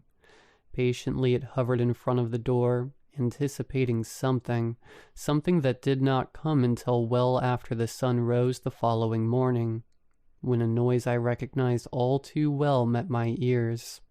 The turning of a key in a lock from outside the house. I watched then, as the warden inserted the newly formed key in its palm into the lock on the door and, pausing but for a moment, rotated it to the unlocked position. Silently I screamed in my head for the person on the other side to run away, to not be as stupid as I was to crack the door open. But it was no use. I saw the knob turn. The warden hid behind the door as it crept open, and I observed in the opening a man confusedly scanning the space before his eyes. There, behind him, was a rainy street with cars splashing through puddles, and I considered for an instant sprinting down the steps and diving out to freedom. Yet before I could start my legs, the warden reached through, just as it had for me, and yanked the man inside. He was forcefully smashed to the ground, and I heard something snap as he began to wail in pain and fear. But I was not watching him. I was watching the warden slam the door behind him, watching it remove its hand from the lock and the key retract into its palm, watching a new quill spring up in the forest on the creature's back, and watching the door dissolve once again into a solid wall. The warden circled the new arrival once before climbing the stairs again, and my first inclination was to withdraw into my room before it passed by, but I was overcome with an impulse that I could not ignore, a wildly stupid impulse. As it lumbered by my door, I waited until its back right leg was set down in front of me. Then I reached forward, wrapped my fingers around one of the spines on its ankle, and snapped it off. It howled with shock and pain, whipped around, and struck me with such force that I was knocked clear across the room and into the wall. Something cracked in my back, and I was met with the worst agony in all my days. I was sure that the warden was going to come in and crush more of my bones, but its head just hovered in the doorway. It looked to the key I held in my hand and observed the anguish on my face before simply turning away and continuing back to its hole. Perplexed, I could not believe that it allowed me to keep the key, wondering why it had not pursued to wrench it from my grasp. But when I looked down, I solved the mystery quickly. The spine in my hand was only that, a spine. The key had not been intricately carved out of its point when I removed it from the warden's leg only moments before. It was smoothed out. It was useless. And my back was broken, a fine reward for my brazen idiocy. I screamed from the torment racking my nerves, but also to the futility of my situation. For a brief second, I'd allowed myself to believe there was a way out, to believe I was not going to waste away for months, To hang myself? To be eaten by a monster? Henry left his room once the warden was safely locked away, and paused at my door long enough to say, "You are a moron," before heading down to the first floor to attempt and calm the new arrival. He had explained to me already that we could not enter each other's rooms, so I knew he could do nothing to help me. But his lack of empathy still stung on top of everything else. At least I'd tried to do something to get us out of there, rather than just waiting for the house to consume us. "You're a very naughty boy, William," Sherry's mocking voice cut in, as I felt the glass slip into my hand. "Drink up. That back is going to take a long time to heal. You'll need a lot of this." It was 2 days before I was able to move from the floor. The drink helped with the recovery, but only enough that I could get to my bed where I remained for the next week. From my convalescence, I could hear Henry trying to communicate with our new tenant, Manuel, but they had not made much progress yet. Henry spoke French and English, and Manuel only Spanish. While I was confused, I had nothing but time to think, and I delved firstly into why I'd done what I'd done to begin with. Why was I even searching for a way out of the house, when the house was giving me exactly what I wanted before it brought me there? All I had to do within its walls was drink and die. It even removed all other worries from the outside world. Bills, food, injury, work. The house provides. So then, why the impulse to survive? Why the drive to escape? Was it just that I could not stomach the idea of dangling myself from a noose? Or was it that, by forcing me to listen to Beau's death, by refusing to let me be deaf to his final consumption, the house had inadvertently sparked my will to live? Whatever the case, as I lay in that bed, I resolved that I would not die there. I resolved to go home. And I believed that it was not impossible. The house had shown me something the day Manuel arrived. It was vulnerable. If we truly could not leave the house, then why would the warden have bothered to return us to our rooms before it opened the door? What would it care if we were down there when it pulled someone new inside? Unless it was worried that while it was open to someone entering, someone else could exit. I mulled over plans for some time that involved me sprinting down the stairs the second the door was cracked, and I considered the timing of it, and the sheer size of the warden, and every scenario that I played out in my head, ended with it breaking several of my bones well before I reached the portal. I did not think it was wise to test the warden's speed and strength, and while I did not think that it would outright kill me, as the house would then lose one of its meals, I had just been made brutally aware that it was willing to destroy large parts of my body in defense of itself. However, I thought again on what had happened when I snapped one of the keys from its leg, and I felt there was another clue in the warden's behavior afterwards.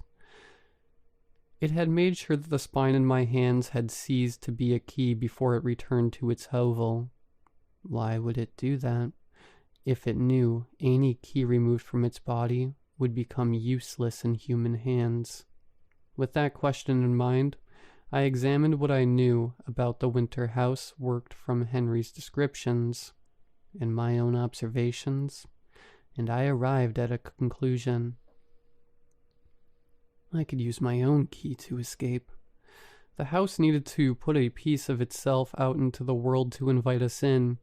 The drink I'd found on my nightstand, the needles Henry had discovered on his dresser, and when we had accepted the invitation, we'd given a piece of ourselves back to the house, a piece which it used to create the key and bridge the divide into our world. It was a theory, obviously, but if I was to hold on to any hope of surviving the nightmare, it was one that I needed to believe in.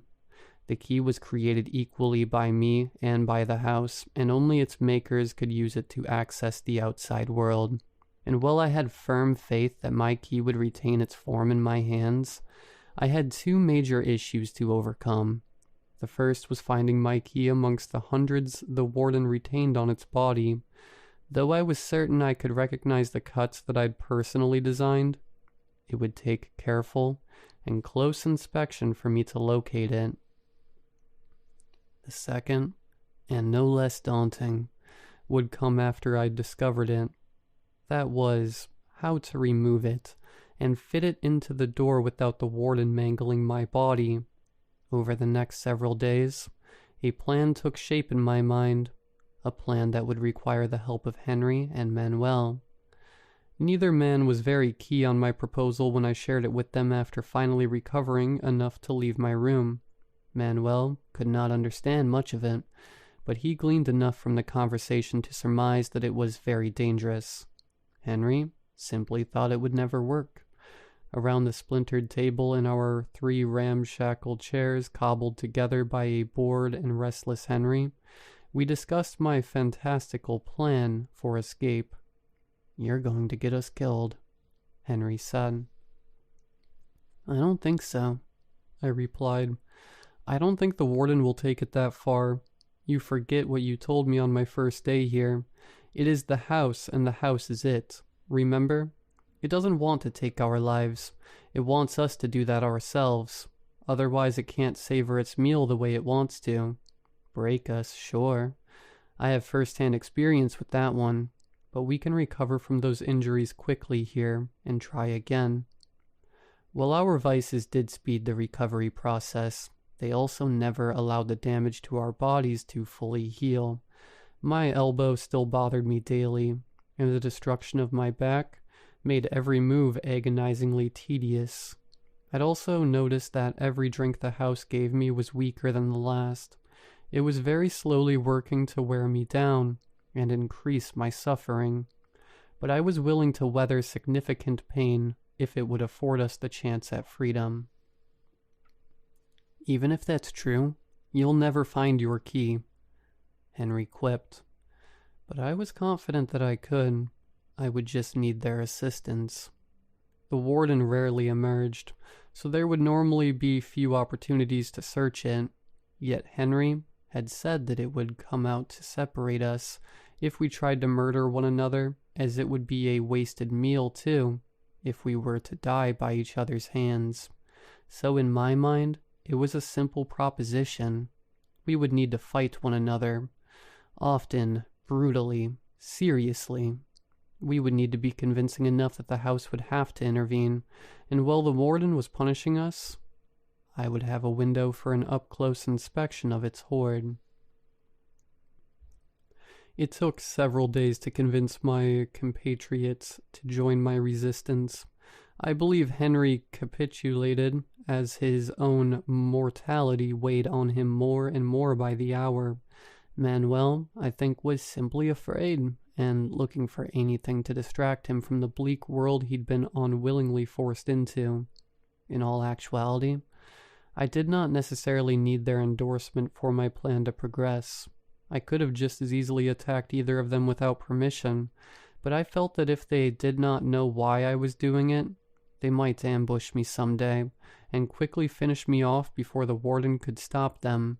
As well, my conscience just would not let me keep it a secret from them, especially considering the second piece of my strategy. I dreaded discussing it, and was hoping I might be able to leave it as something to be sorted later, but Henry figured it out on his own.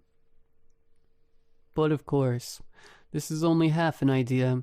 Even if you can locate your key, and even if you could remove it from the warden, you would need the door to return to use it.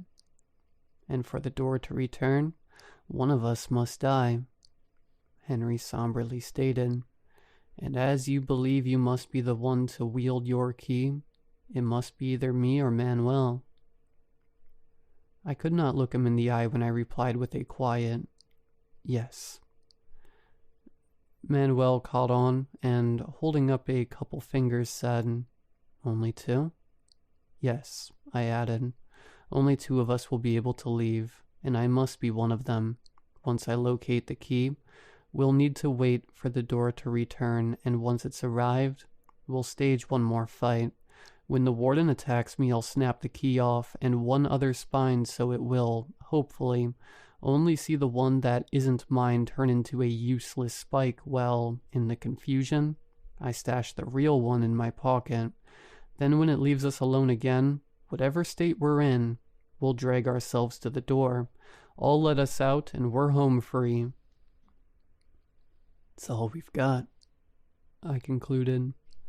Though, while the pain sounded straightforward enough on paper, it turned out to be much more difficult in practice. Henry's body was deteriorating rapidly. All of ours were, really, as we had to continue to use our vices in order to get through the day. Especially considering that if we did not, we became so sick and weak that we would not have the energy or strength to convincingly try to kill one another. However, Henry was so far gone already that, on our first attempt, I broke several of his ribs with a half-hearted punch before the warden fractured his skull. It was a brutal game we played. Desperately in each trial, I scanned the warden for the telltale cuts of my key, but the warden was fast and violent. Still, we were undaunted. We tried again and again, with Manuel and I taking the brunt of the punishments as Henry took far longer to recover than either of us. Then, after 4 months and countless failed attempts in which I suffered innumerable injuries, included a crushed foot, broken arm, broken nose, several deep gashes, and a dislocated shoulder, Henry stopped emerging from his room entirely. I tried to speak with him through the door, urged him to carry on. I promised him that we were close, and that he could maybe go home soon. But it was too late. I could hear him speaking softly in his final hours. Okay, yes, you're right. I'm ready. It's too much. I'm ready. He had never told me who it was that haunted his room, but I knew there was a loved one in there, someone that he trusted, convincing him that it was time for him to die. The house had squeezed every ounce of life from him that it cared to take. The meal was finished, and it was ready for its dessert. I care not to describe the sounds of that evening again, but suffice to say they will never leave my ears. Henry was not someone I would have called a friend, but he had been there since my very first day, and his passing was difficult for me to stomach. With his loss, I felt the walls of the house closing in on me ever more. However, as bleak as the morning following Henry's death was, there was one macabre upside to his demise. When I went downstairs to inspect, I found Manuel standing in the living room staring at the space between the 2 front windows, where the door had materialized once again. Manuel turned to face me, and I could see from his mostly vacant gaze and the bloodshot eyes that he'd likely swallowed an entire bottle of pills after the house had finished with Henry. Yet, buried beneath the stupor of blunted horror and disgust, there appeared a determination which I had not recognized in him before. Manuel had, assuredly, gone along with the escape attempt so far, but with a hesitation that suggested he felt it wasn't the only way we might leave the house. I don't think he had truly believed that he would die there, and still held on to hope he may one day just wake up in a hospital bed recovering from a near-fatal overdose. It had clearly been a humbling experience for him, as it had been for me, to listen to another man's life end in such harrowing fashion. Without a word to one another, we both understood the opportunity that lay before us, and that, for at least one of us, this would be the last chance to get out alive. A small nod from Manuel told me that he was ready, and I charged him with all the remaining strength in my body. Tackling him to the ground, I pummeled his ribs with my fists, not bothering to hold back this time. He, having spent far less time in the house, was not nearly as diminished, and was able to flip me over onto my back with relative ease before he pinned me down and closed his fingers around my windpipe. Blackness began to press in on my eyes as my brain was refused oxygen, and when I was on the brink of losing consciousness, I heard the familiar blast of the warden's door smashing open. It came more furiously, and more quickly than it had any time previously. Even though I was hovering between life and death at the time, I was sure it was mere seconds between it leaving its room and it hurtling Manuel from atop me. There was an incredible crash as Manuel landed on the table, and it collapsed in a flurry of splinters, and the warden followed him to dole out more abuse, while I gasped air into my lungs, trying furiously to regain my vision. The snapping of bones jolted me from the floor, and I rolled to see that the warden had stomped on Manuel's ankle, cracking it in two. He cried out in torturous suffering, and I felt a pang of sympathy, but I was not looking at his newly crippled leg. I was looking at the leg the warden had used to inflict the damage. There, on the back of the thigh, just above the bend of the knee, was a familiar shape. With the warden distracted and raising its fist to deliver a blow I knew would be aimed at knocking out several of Manuel's teeth, I crawled as quietly as I could towards their struggle, inching closer and closer, eyes locked on our only hope. When I was just an arm's length away, I raised myself to my feet and braced for the onslaught I was sure would be rained down upon me momentarily. Then, swiftly, I threw my hands forward, wrapping my right around the base of the spine, tipped with my key, and left around a random second. With a twist of my wrists, I snapped both of them clean from its body in one motion, and I was met instantly with a backwards kick to the diaphragm. The blast sent me through the air, 10 feet across the room, the shock of which knocked the decoy from my left hand, but miraculously, I managed to hold on to the true one in my right, working to recover my breath yet again, having had it knocked from me by the powerful shot to the chest, and blinking the stars from my eyes brought on from the slam of my head against the ground when I landed. I cautiously looked upon the item I gripped tightly in my palm. The key remained at the tip. I had precious little time to celebrate, however, as the warden had rounded on me. It directed its wicked focus to what I'd stolen from it, and my planned subterfuge was thwarted instantaneously. We would not be able to slip out quietly like I'd hoped. It was now or never. Where I'd fallen, I was directly in front of the door, and the warden looked from me, back to it, and back to me again, both of us recognizing the gravity of each of our next moves.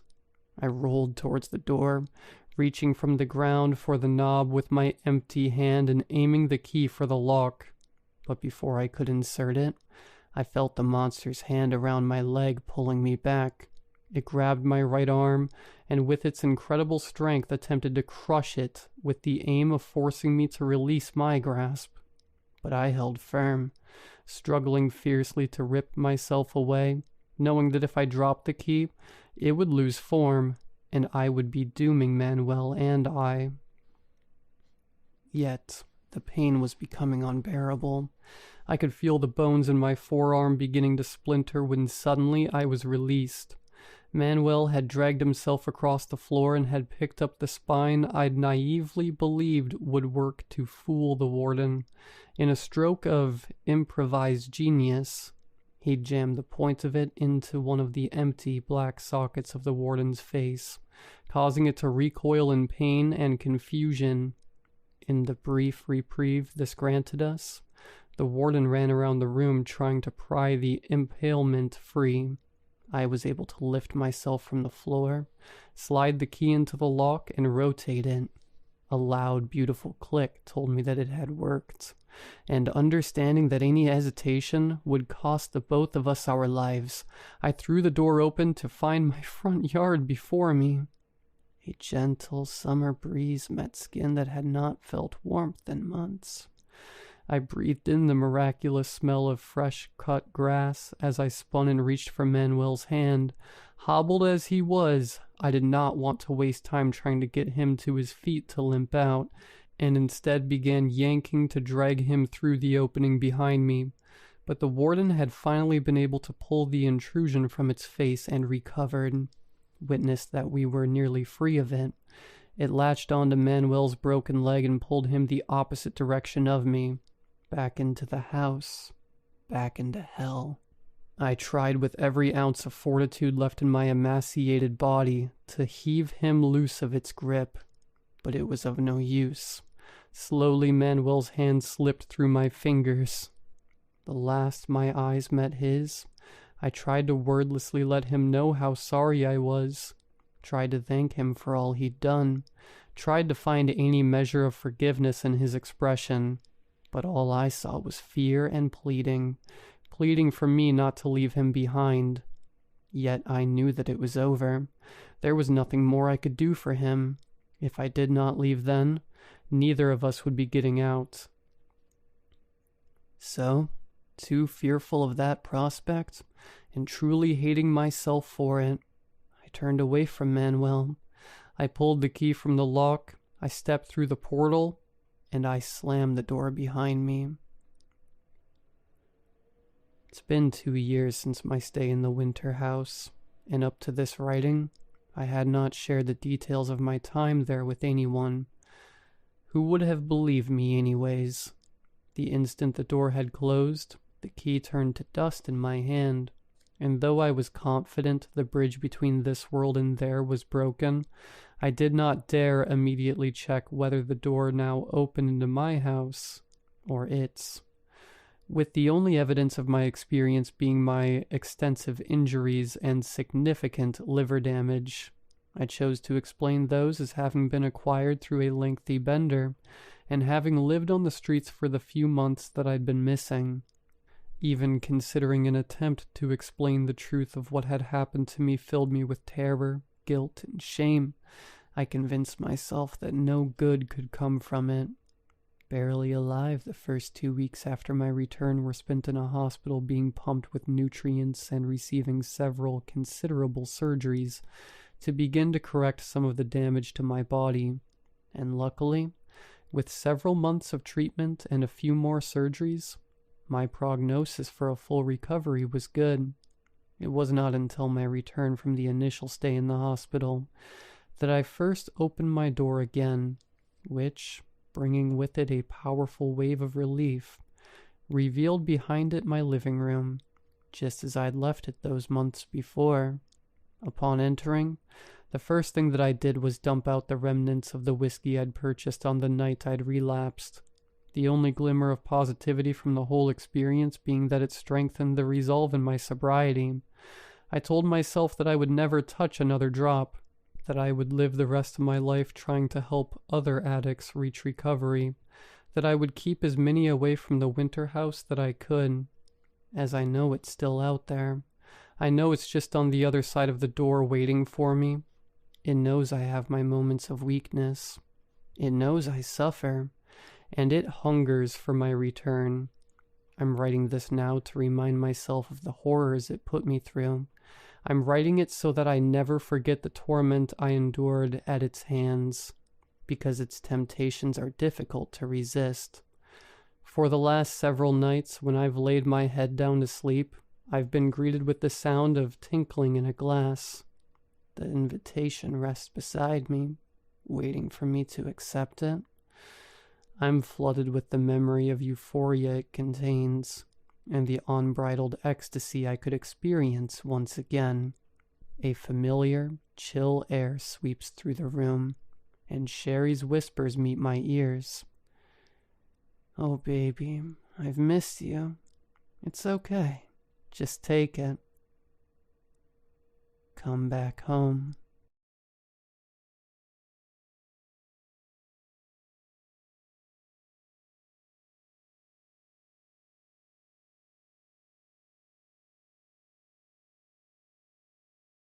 Her name was Alice, and no, I'm not being rude about her.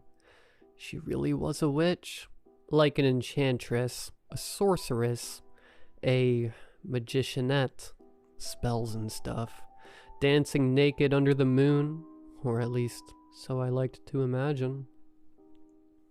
If I'd known beforehand, I might have been more hesitant to get involved with her. I know people say stuff like, "My mother warned me about girls like you," but, well, my mother had warned me. as had any number of fairy tales for that matter. You don't date witches. But Alice was cute. We talked on a dating app and quickly arranged to meet in person. Sitting there in that coffee shop, I really wasn't thinking straight. I wish I could say she'd enchanted me somehow, but if I was spellbound, it was only by her big brown eyes and the way she smiled at me as we sipped with 2 straws from a cream macchiato. Did I fall in love with her? I don't know. But I liked her, and though it had come as a shock when she casually mentioned the witch thing, slipping it in neatly between a discussion of our hobbies and what I did for work, I was already committed to seeing her again. What did it matter anyway? I wasn't small-minded. Witches were just people. Sort of. Sure, no one really knew where they'd come from, and they seemed to be a phenomena completely exclusive to our neck of the woods. At the very least, I've never heard of the real deal anywhere else. And whenever I bring the topic up to outsiders, they look at me like I'm crazy. So you have to understand. While it may seem strange to you, to us it was almost normal. Things were very good at first. She was so sweet you wouldn't believe it. She told me she'd been lonely for a long time and that most people avoided her. Oh, everyone were polite, of course, but in every interaction there was this barrier preventing the development of real intimacy. Scared of her, I suppose. I prided myself on being better than that. No, really. It put a swagger in my step, and of course, my intentions were purely noble. After all, was I not graciously extending my kindness to her, rescuing her from a life of solitude? Had nothing to do with her shapely hips either. I was just being good. So, we were dating. Before long, we were going steady. It was always her who kept pushing us to take things further, but I didn't mind being pushed too much. She had a pleasant way of doing it. We even went on vacation together, renting a small cabin out by a lake some distance east of town. It was her way of telling me she loved me. Little underwhelming as a declaration. Well, remember how I said witches were only a local thing? Or at least so far as I knew about? That's because they couldn't go anywhere else. Leaving was painful to them, and if they traveled too far, it killed them. As it was, the cabin was right on the edge of whatever invisible line marked the boundary of her existence. By the end of the 3rd day, she was running a fever, and by the start of the 4th, she was unwilling to leave her bed. Though she insisted on staying out the week, wanting to get full use of the new fishing rod she'd bought me. I drove us home that same night, scared of how pale and listless she had become. She perked up almost immediately as we turned our noses westward, and by the time I swung into her driveway, I thought she was back to normal. I crashed at her place that night, and as we went to bed, I realized that no, normal was not the word. She was better. A whole lot of newfound energy to be worked off. I won't go into details, but I'm sure you can imagine. I began to spend more time at her place after that. I still kept my own apartment for convenience's sake, even though she was dropping hints now about maybe finding something together. It made perfect sense to shack up, the economics of it, but I liked the freedom that came with separate dwellings. Tying yourself down too tightly too soon seemed like a waste of being young, especially when it was probably gonna happen later in life anyway. It was Saturday morning, I recall, and I'd spent the night there as I usually did. I got up pretty early while she was still in bed, figuring I'd leave and have breakfast at a diner in town. Things had been a little tense the previous evening. Alice had been unusually quiet, sitting very silently beside me as we relaxed together on the couch. Later, when I had reached for her in the bed, she turned away and complained of a headache. That time of the month, I supposed. I pulled my clothes on and quietly tiptoed down the stairs. In the hallway, I stopped. I stared. The door was gone. I blinked, but it did nothing to improve the situation. The door remained entirely absent. Only a smooth section of wall stood in its place. "Alice?" I called. Came her sleepy reply. Babe, where's the door gone?" "The what?" "The door, honey. I can't find the door." "Oh, that." She was coming out of the bedroom now, tying on a flannel robe. I took it away. She went into the kitchen, leaving me standing there, nonplussed. After a while, I followed her like a lost puppy. "But, I said, "I need the door." "Do you?" she said, pouring orange juice into a glass. "Yes, Alice, I gotta go." She exhaled mildly, but with obvious displeasure. Carefully, she occupied herself with the task of making breakfast so as not to have to look at me.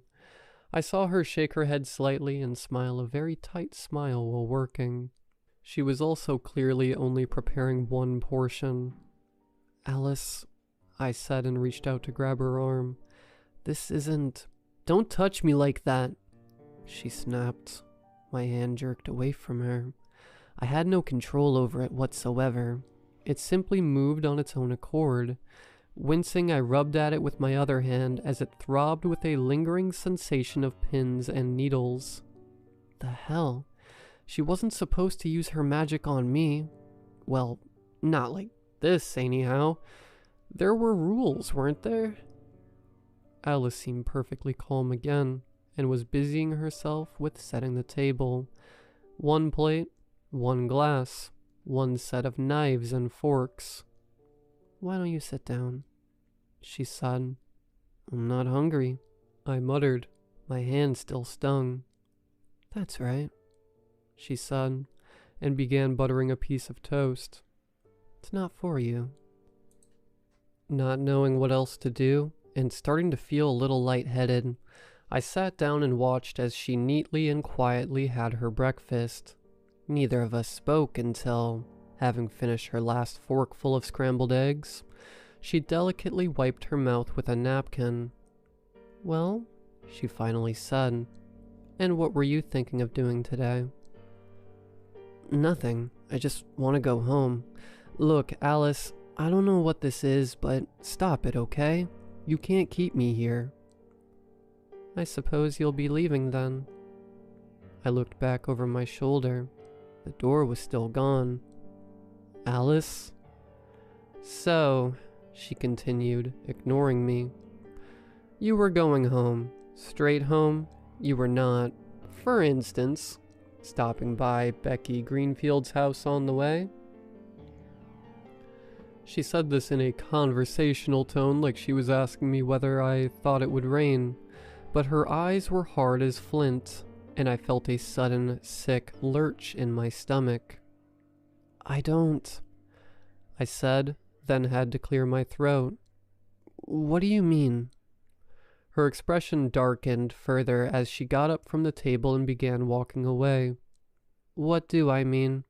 she said. "I don't know. Why don't you think really hard about it while you clean the dishes?"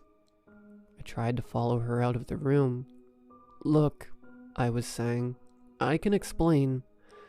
But as I tried to pass through the doorway, I banged nose first into what felt like a brick wall. I rebounded, and it was all I could do to keep from falling on my butt. Through the door, I could see Alice seating herself on the couch. She glanced at me, mouthed the word "clean," then turned on the TV. I thought it was strange how the picture moved as normal, but there was no sound. At first I figured she had muted it for some reason. Then I realized whatever barrier had blocked my passage must also keep any noise from passing through. That put an end to my plan of loudly calling her several types of which was probably for the best. With no other option, I reluctantly began scrubbing the dishes clean. The situation was undeniably dire, but in a way, this enforced servitude was actually working to my advantage. I desperately needed some time to think and get my story straight. Okay, I see you raising your brow here. Full disclosure, I had maybe not been exactly as faithful to Alice as I ideally should have. There'd been one or two minor indiscretions along the way, one of which was called Becky Greenfield. I hastened to add that she meant nothing to me. It was a drunken fling, over and done with the third time it happened. I certainly had no intention of ever seeing her again. Now, this was true, but maybe still a little more information than what Alice strictly needed to know. I had no idea of how exactly she'd found out as much as she already had, and how much that really was. We'd had a few talks about magic, and I knew there was no such things as enchanted mirrors or scrying pools. Magic was a force of the mind, she'd explained. It lived in people's heads. I'd been a little disappointed at the time. What? I'd said. Like it's not even real? People just think it is? Sure, she'd said. Just make believe. Then she had snapped her fingers, and suddenly there'd been the sensation of feathers tickling me in all my worst spots. As I collapsed in a heap of giggles, she'd smiled and added, "But when it feels real, what's the difference?" She'd maintained the spell for another heartbeat before snapping her fingers again and letting me breathlessly get back on my feet. At first I was angry with her, but she had laughingly drawn me towards the bed. "Don't be mad," she'd whispered as she pulled me down on top of her. "I bet I can make you feel really good, too." I certainly had no doubts left that magic was more than a mere illusion.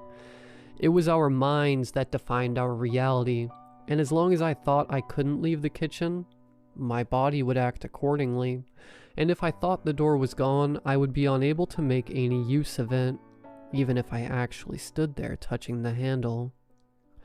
Are you now about to call me a prize-winning fool? Are you about to point out that if all of this was the case, then yeah, of course she'd know what I'd been up to? That, hey buddy, get a clue. Because obviously she was reading your mind. Wrong. She can't do that. It's the one thing everyone knows about witches. Look, think for a second, huh? With all the dirty little secrets floating around a small town, can you imagine what would happen if people thought their minds were being spied on? There'd be pitchforks and torches handed out on Main Street. The ensuing mob would have made what happened to those poor girls in Salem look like a day in the park. So no, mind reading was out. But somehow she had learned something, and now I was stuck in it. It didn't take me long to finish watching up, but I thought perhaps I might have just imagined a sketch out of a rudimentary defense. As I dried and put away the final piece of cutlery, I felt a lessening of some pressure behind me. The noise of the TV became suddenly audible. Here went nothing. I slowly walked into the living room, trying to put on my most disarming smile. "Alice," I said, "look, you know I'm crazy about you. It's you and me, right?" I sat down next to her, tried to put my arm around her. She shrugged me off. "Come on," I wheedled. "Becky? No way. I talked to her a couple of times, that's all. Sure, she came up to me at Flanagan's when she'd had a couple of drinks. She tried to kiss me and I pushed her away. Told her it wasn't happening. End of story. Look at me." She did turn towards me then. Her eyes were wet, and yeah, I felt guilty. But I also thought, "Jackie, my boy, now you've got her." "You swear?" she asked. "There was nothing else?" "Yeah," I said. "Course not. You're my itchy witchy girl. What do I need with anyone else?" She reached out to caress my face.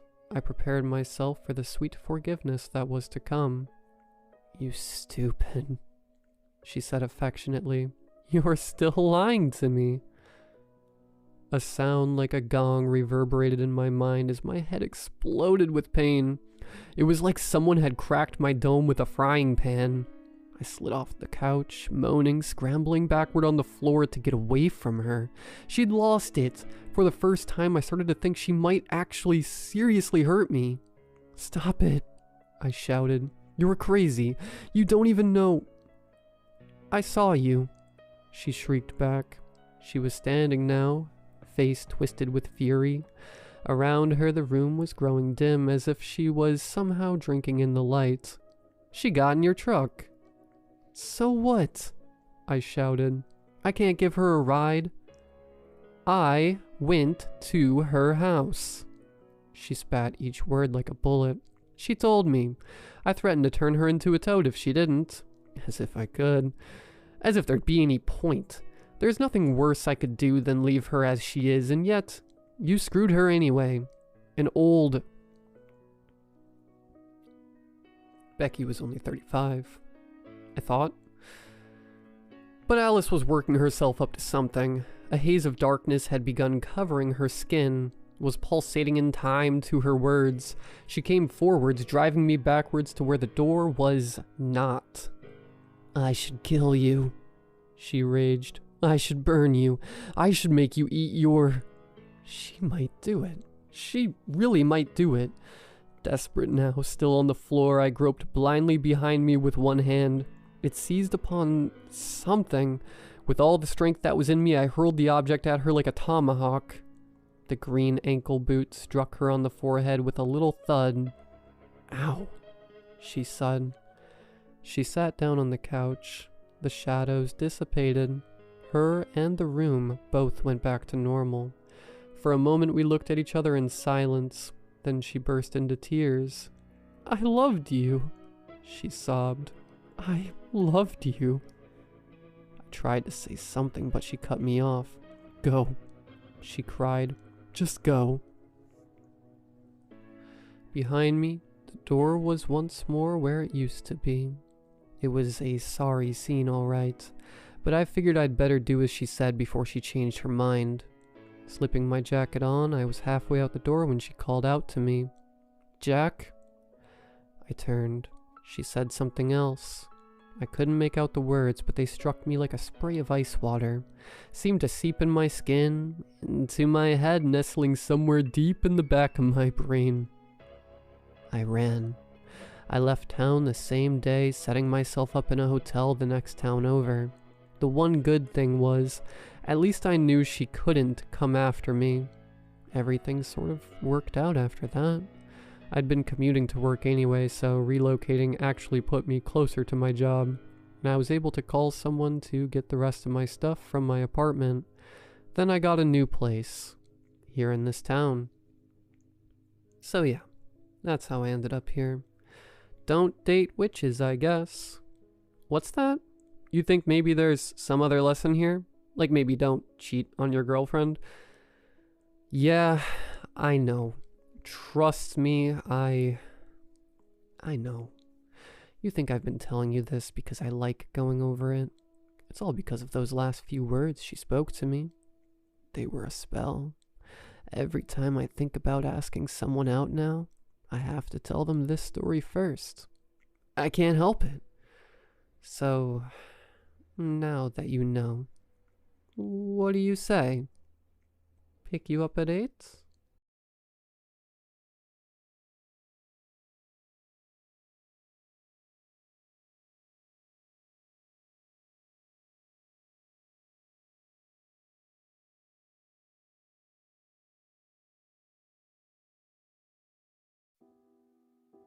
When I received the news about my mother's worsening health, I had to make a quick decision to return home. My savings allowed me to buy a ticket for a cruise ship, which, although not a large luxury vessel, was sufficient for a swift journey towards my hometown. The ship was fairly compact. It didn't stand out among other cruise liners, but it had everything necessary for passengers. In winter, when I received the urgent news, the weather was harsh. The city where I lived was covered in a thick layer of snow, and the temperature had dropped below 0. Gray, heavy clouds obscured the sky, and the wind was blowing strongly, creating a sense of winter chaos. The streets were slippery, and every step outside required caution. I lived in a small apartment on the outskirts of the city, which I had been renting for several years. I had actually moved out from my mother's place a few years ago. When I turned 18, I needed more independence. The apartment was modest but comfortable, a single room with a kitchenette and a small bathroom. It was my own place, but I had always remained close to my mother in my heart, and her illness now suddenly drew me back to the family home. After packing the essentials, I got into a taxi that struggled through the slippery streets in the harsh winter conditions.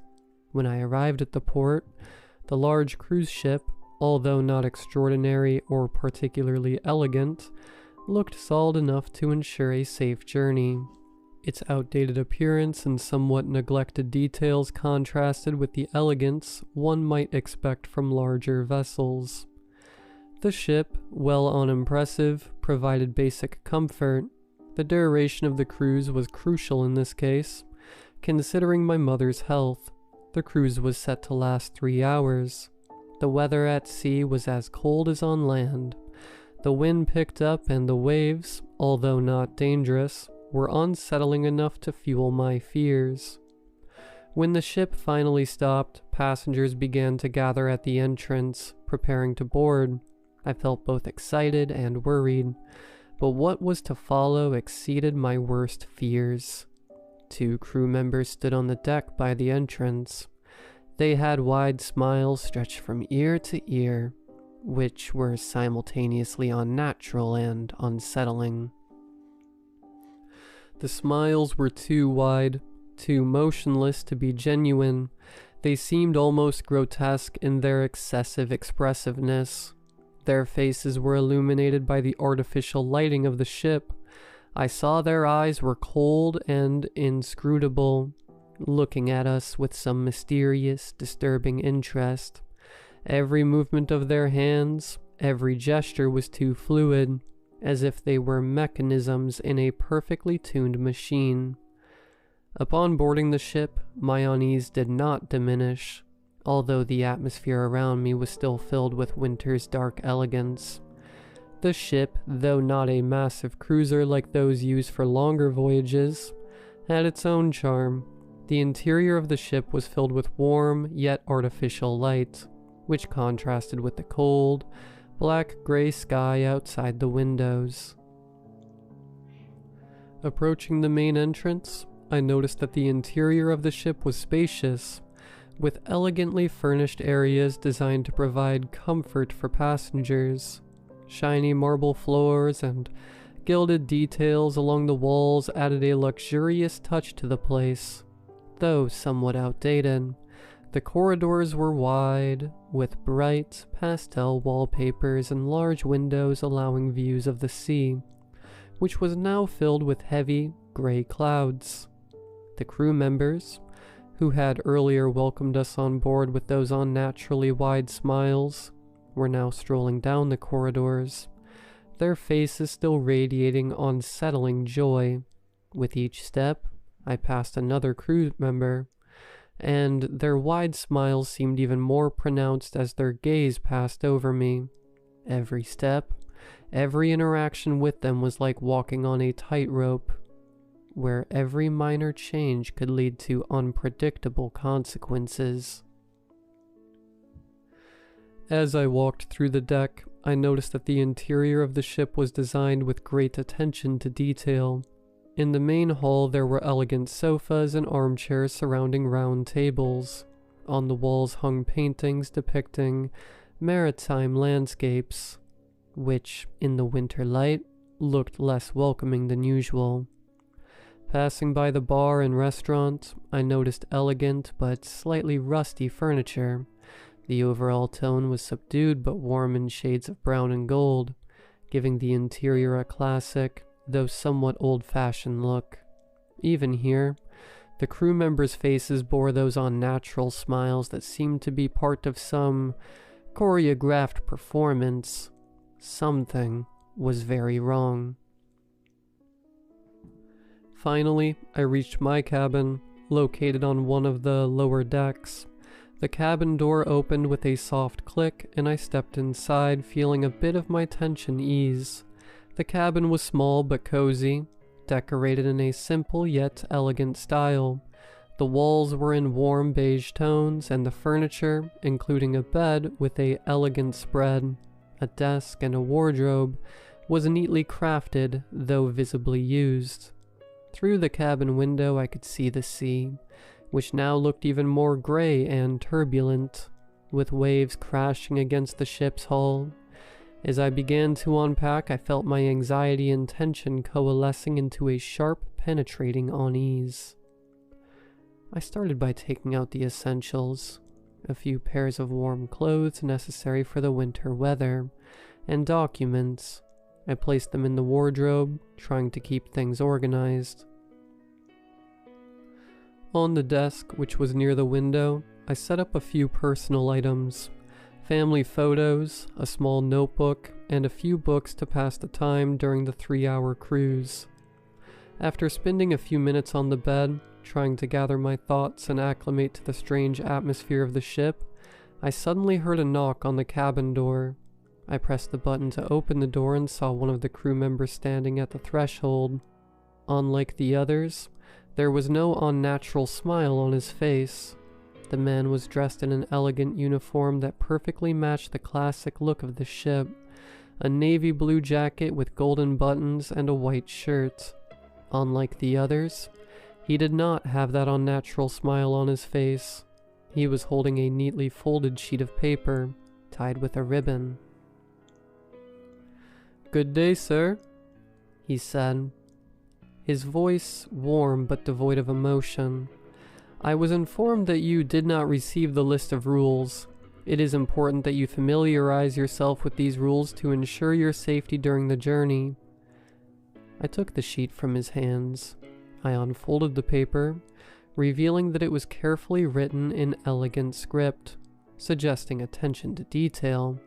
At the top was date and time, and below in several points were rules that seemed as precisely formulated as they were disturbing.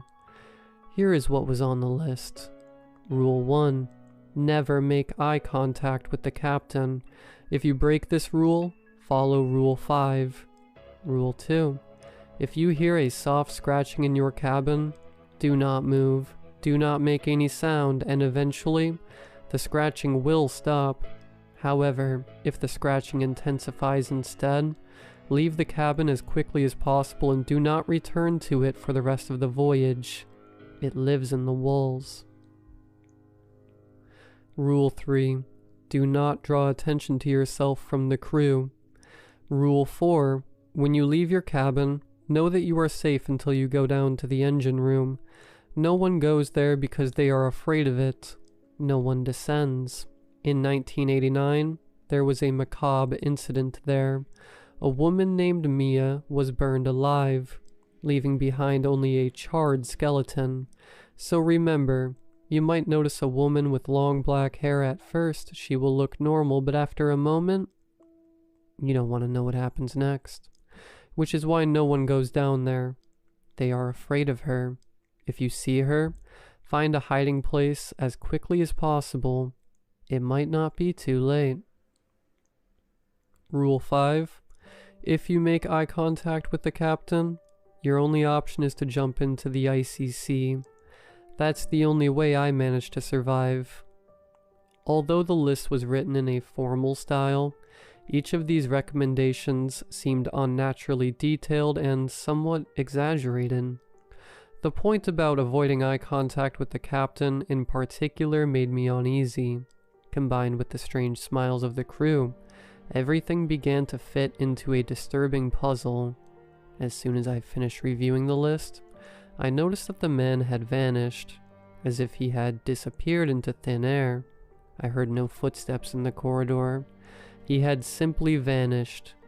I didn't know what to think about it, so I decided to check the cabin again and make sure everything was in order. After a moment of contemplation about what I had witnessed and read, I felt I needed to stay alert and not be deceived by appearances. My thoughts returned to my mother's condition and how important it was, despite all these oddities, to focus on the purpose of my journey. I decided to leave the cabin to ask one of the crew members about the duration of the cruise. I still had the disturbing rules on my mind, but now the most important thing was to find out how much longer I would have to spend on this ship. Hoping it would be a short period, I headed towards the main corridor. When I reached the corridor, I noticed that the crew was still moving along it, with those unsettling, unnatural smiles on their faces. I stopped one of the employees, a young woman in an elegant uniform. Her smile, though wide, was somewhat more subtle than some of the other crew members. "Excuse me," I said, trying to sound calm. "I wanted to ask how much longer this cruise will last." The woman looked at me, her smile unchanged, but her eyes were cold and inscrutable. "The cruise will last approximately 3 more hours. She answered with a voice that sounded like a metallic melody, somewhat monotone but polite. "Unless there are any unforeseen circumstances." I felt something was definitely wrong. If we had 3 more hours left and at least 30 minutes had passed since departure, it meant that the cruise was not as short as it should have been. This caused me deep anxiety. Were we actually traveling longer than expected? Worried, I slowly turned and returned to the cabin. I set a timer on my phone and waited another 30 minutes. When the phone screen showed 30 minutes had passed, I decided to ask again. I left the cabin and headed towards the main corridor, where I noticed the same young woman in the uniform that I had met earlier. I stopped her, trying to sound calm despite my growing concern. "Excuse me," I said, "but I have a question about the duration of the cruise. It seems to me that we have been sailing for at least 60 minutes. Has the initial duration of the cruise changed?" The woman looked at me with the same unchanging smile. "No, everything is going according to plan," she answered calmly. "The initial cruise duration is correct, and the remaining time is 3 hours. Please do not worry. Everything is proceeding according to schedule." My concerns began to turn into panic when I heard the crew member's response, which failed to reassure me. Time seemed distorted, and each further assurance that everything was fine only deepened my anxiety. Without thinking, I approached one of the passengers who happened to be nearby and asked him how much longer the cruise would last. "Excuse me, how much longer will this cruise last?" I asked, trying to sound as factual as possible despite my growing tension. The passenger looked at me confused and then at his watch. His face took on an expression of distress as he replied, "Another 3 hours. Why are you asking?" As I tried to process his response, a crew member appeared from the side. His face, still widely smiling, now seemed less friendly. He approached me and said in a cold, controlled tone, "Please calm down. If you continue to cause a disturbance, we will be forced to call the captain." I remembered the rules. I had broken Rule 3. They knew. I felt my heart beat faster, but I knew I couldn't afford to panic further. I calmed down as much as I could, though thoughts of what might happen if the captain was indeed called only deepened my unease. I slowly returned to my cabin, trying to process all the information I had gathered. I analyzed the rules I received and concluded that the best solution would be to spend the rest of the voyage in my cabin. The rules indicated that in case of doubt, it was best to avoid contact with the surroundings and stay in a safe place. I felt that staying in the cabin, away from the strange and unsettling events on deck, would be the safest option. I began to calm down and think about how to use this time. trying to find peace in isolation. However, after about 20 minutes of silence, I heard a faint, almost imperceptible scratching coming from the walls. I felt my heart begin to race. Rule 2. I stood still, trying to ignore the growing sound, but the scratching started to intensify. What began as a quiet murmur turned into more pronounced and increasingly disturbing noises that seemed to be getting closer. At that moment, fear took full control over me. The rules that had previously seemed merely strange now became a reality that I could not ignore.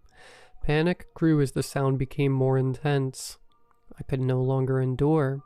Without thinking, I ran out of the cabin, feeling my heart pounding wildly. I left the closed door behind and ran down the corridor. As I fled the cabin, I felt the panic subside as I moved away from the scratching sounds. In the corridor, I noticed that the staff's demeanor had changed. Their faces had become rigid and inscrutable, though they still wore smiles. But this time they were wider and longer. Each crew member's eyes tracked my every move, as if they were waiting for something to happen. As I walked down the corridor, I felt their gaze, which seemed to literally burn. I felt growing tension as I noticed 2 staff members had started following me. Their presence was initially discreet, almost unnoticeable. They kept a proper distance, not getting too close, but close enough to give the impression that they were right behind me. No matter how fast I walked, each of their movements, every step, was almost synchronous with my own. I felt their gazes piercing my back, and their silence became increasingly unsettling. Although they tried to keep their distance, they were getting closer with each step. Eventually, I couldn't bear the pressure anymore and started running. At the same moment, they did too. "Please stop," one of them shouted. But I didn't listen. Running blindly was my only hope. As I ran down the corridor, I noticed that the passengers completely ignored me. Their ignorance was terrifying. They acted as if I weren't there. As they closed in, I made a risky decision, which seemed to be the only possible solution in this situation. I descended to the engine room.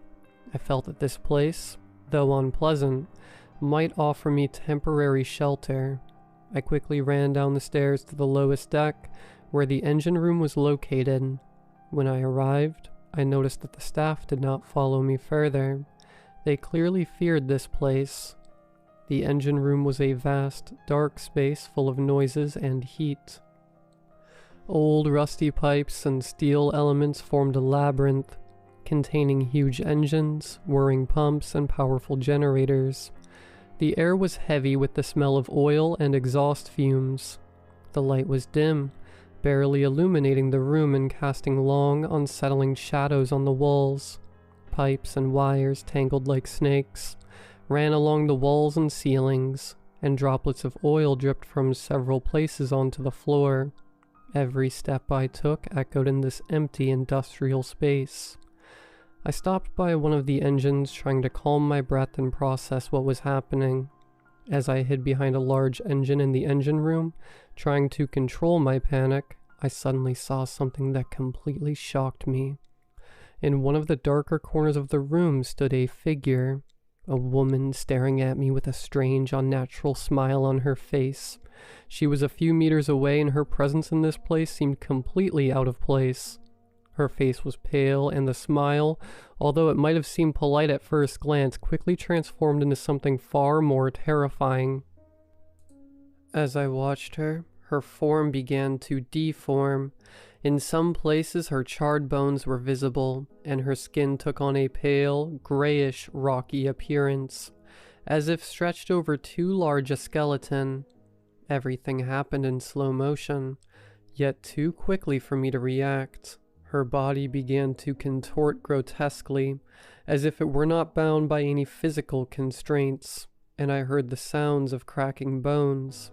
Her hands, which had previously been elegantly placed by her sides, now took on irregular claw-like shapes, stretching in a terrifying way, and her face, Oh my god. Her face was full of horrifying details. Her pale skin, once soft and human, was now grotesquely distorted, as if it had been burned in a catastrophic fire. The remnants of her formerly normal face were covered in brown and black scars that resembled cracked, ashy crust. The smile that once might have seemed polite now stretched unnaturally wide. Her gaping mouth revealed teeth that looked too long and sharp, as if they were the remnants of a former smile. Deep black scars pulsated around her lips, enhancing her terrifying grimace. The eyes were the worst nightmare. Their original color and shape were completely distorted. Where normal eyes once were, now they were large black voids filled with a strange, glowing light. Cracks extended around her eyes as if the skin had been burned, creating irregular, horrifying edges. Frozen in terror, I watched as her form transformed into this monstrosity. I heard her scream as she finally began to move, a shriek that cut through the silence of the engine room, echoing off the steel walls and amplified by the sound of the machines. With the last of my sanity, I decided to hide in one of the narrow service cabinets nearby. These small rooms were used for storing tools and spare parts. I slipped into one of these cabinets in terror, trying to close the door silently. Inside there was complete darkness, and the air was heavy with the smell of oil and rust. I could barely move, but tried to make no noise. I heard the horrifying scream of that thing outside the cabinet. Her scream echoed off the metal surfaces. Through the small gaps in the cabinet doors, I saw flickering lights and shadows moving through the engine room.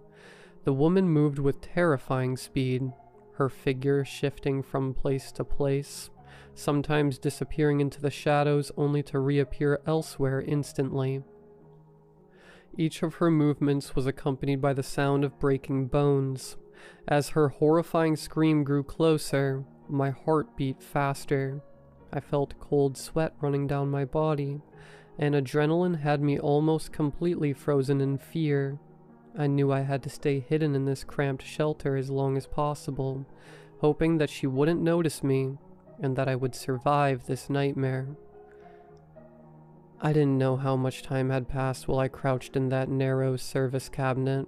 Time seemed to move slowly, and the sounds around me were both terrifying and overwhelming. The woman's screams didn't stop, and her rapid, unpredictable movements only heightened my fear. Every sound, every crack sent shivers down my spine as I tried to stay calm, though my body was numb from cold and terror. Eventually exhaustion, stress, and fear took their toll. I fainted. The last thing I remember was the sight of the woman slowly approaching my hiding place.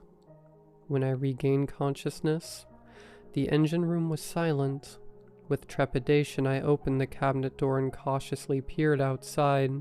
The space was now deserted and quiet, as if the terrifying spectacle had come to an end. The engine room, though still filled with the sounds of machinery, was calmer, and the horrifying presence had vanished. I slowly exited the cabinet, trying to make no noise.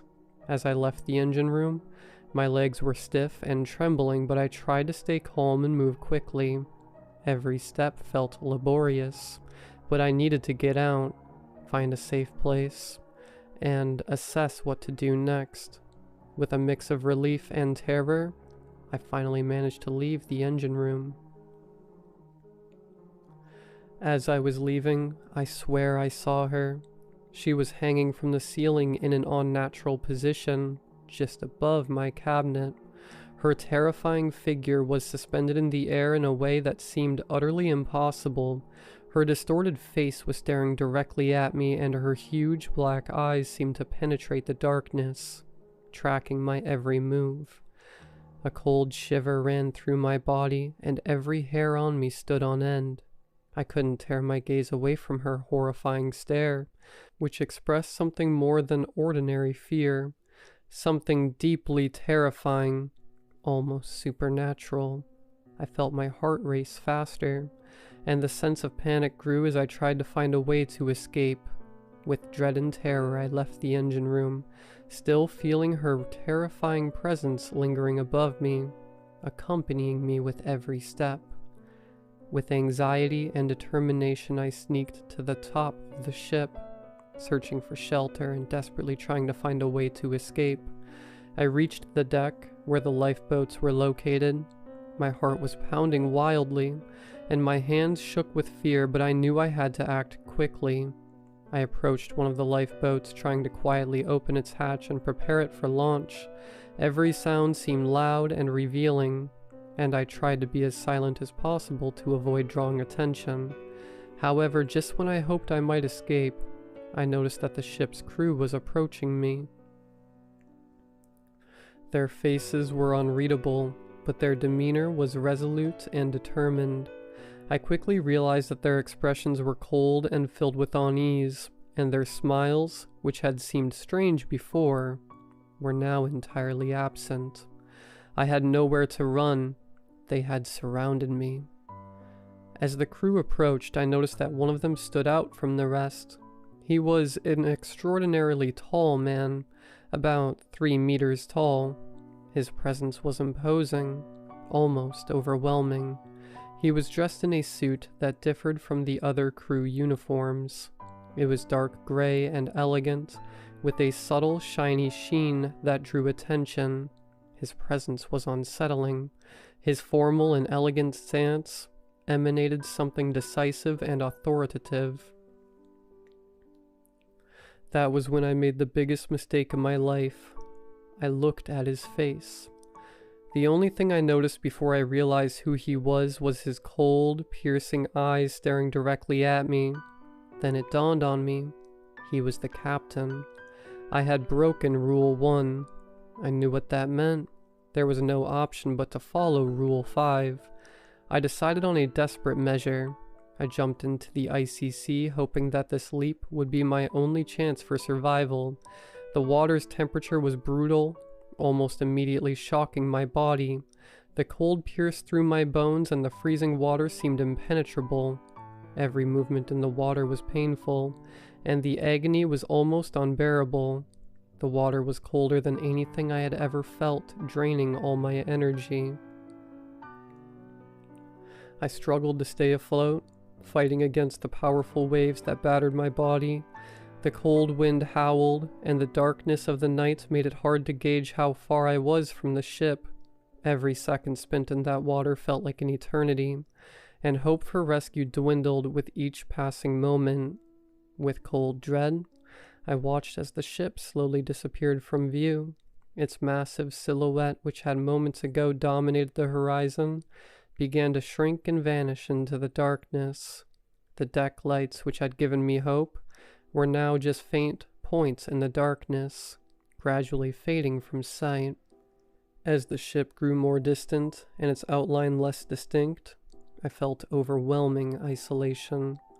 When it finally disappeared completely from the horizon, I was alone on the icy sea, surrounded only by the cold black water. I eventually gave up, seeing no chance of survival. Due to hypothermia, I lost consciousness.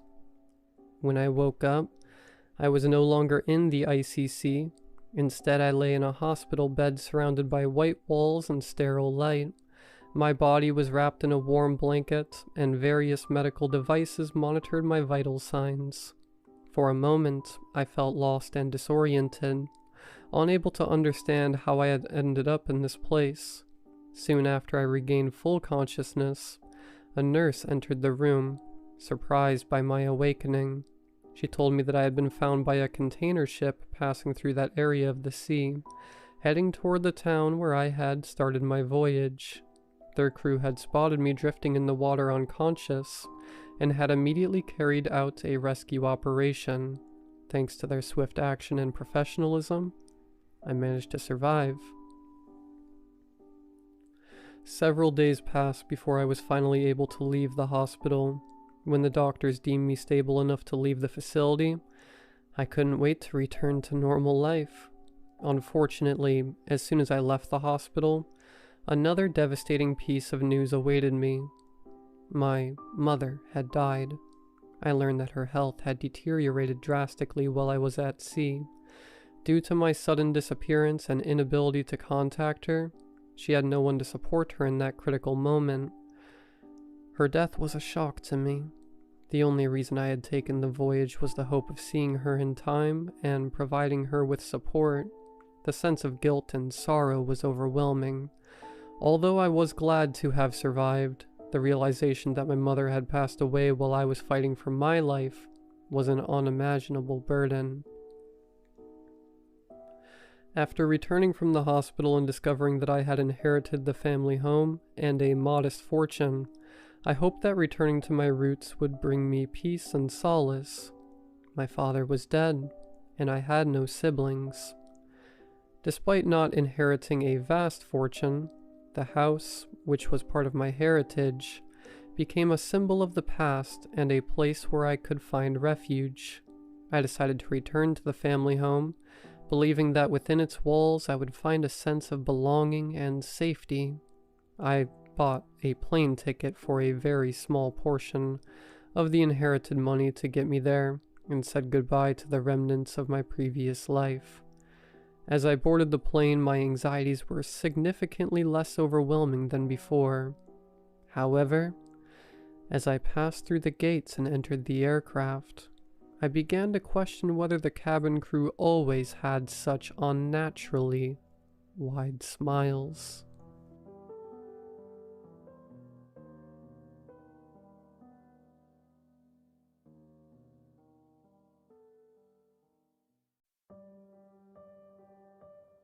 Chances are, you've been to hell at least once in your life, and never even realized it. With surprising frequency, some people find themselves stumbling along the very furthest peripheries of hell, if only briefly, from sheer bad luck. They fall into glitches in reality, the places where some confluence of natural forces, both known and unknown, named and unnameable, summated in some incalculable way such that something fundamental just broke. Like an earthquake along the fault lines of the universe, tearing open a sinkhole beneath your feet. I've heard so many stories, but all share a single commonality. You will find yourself suddenly alone.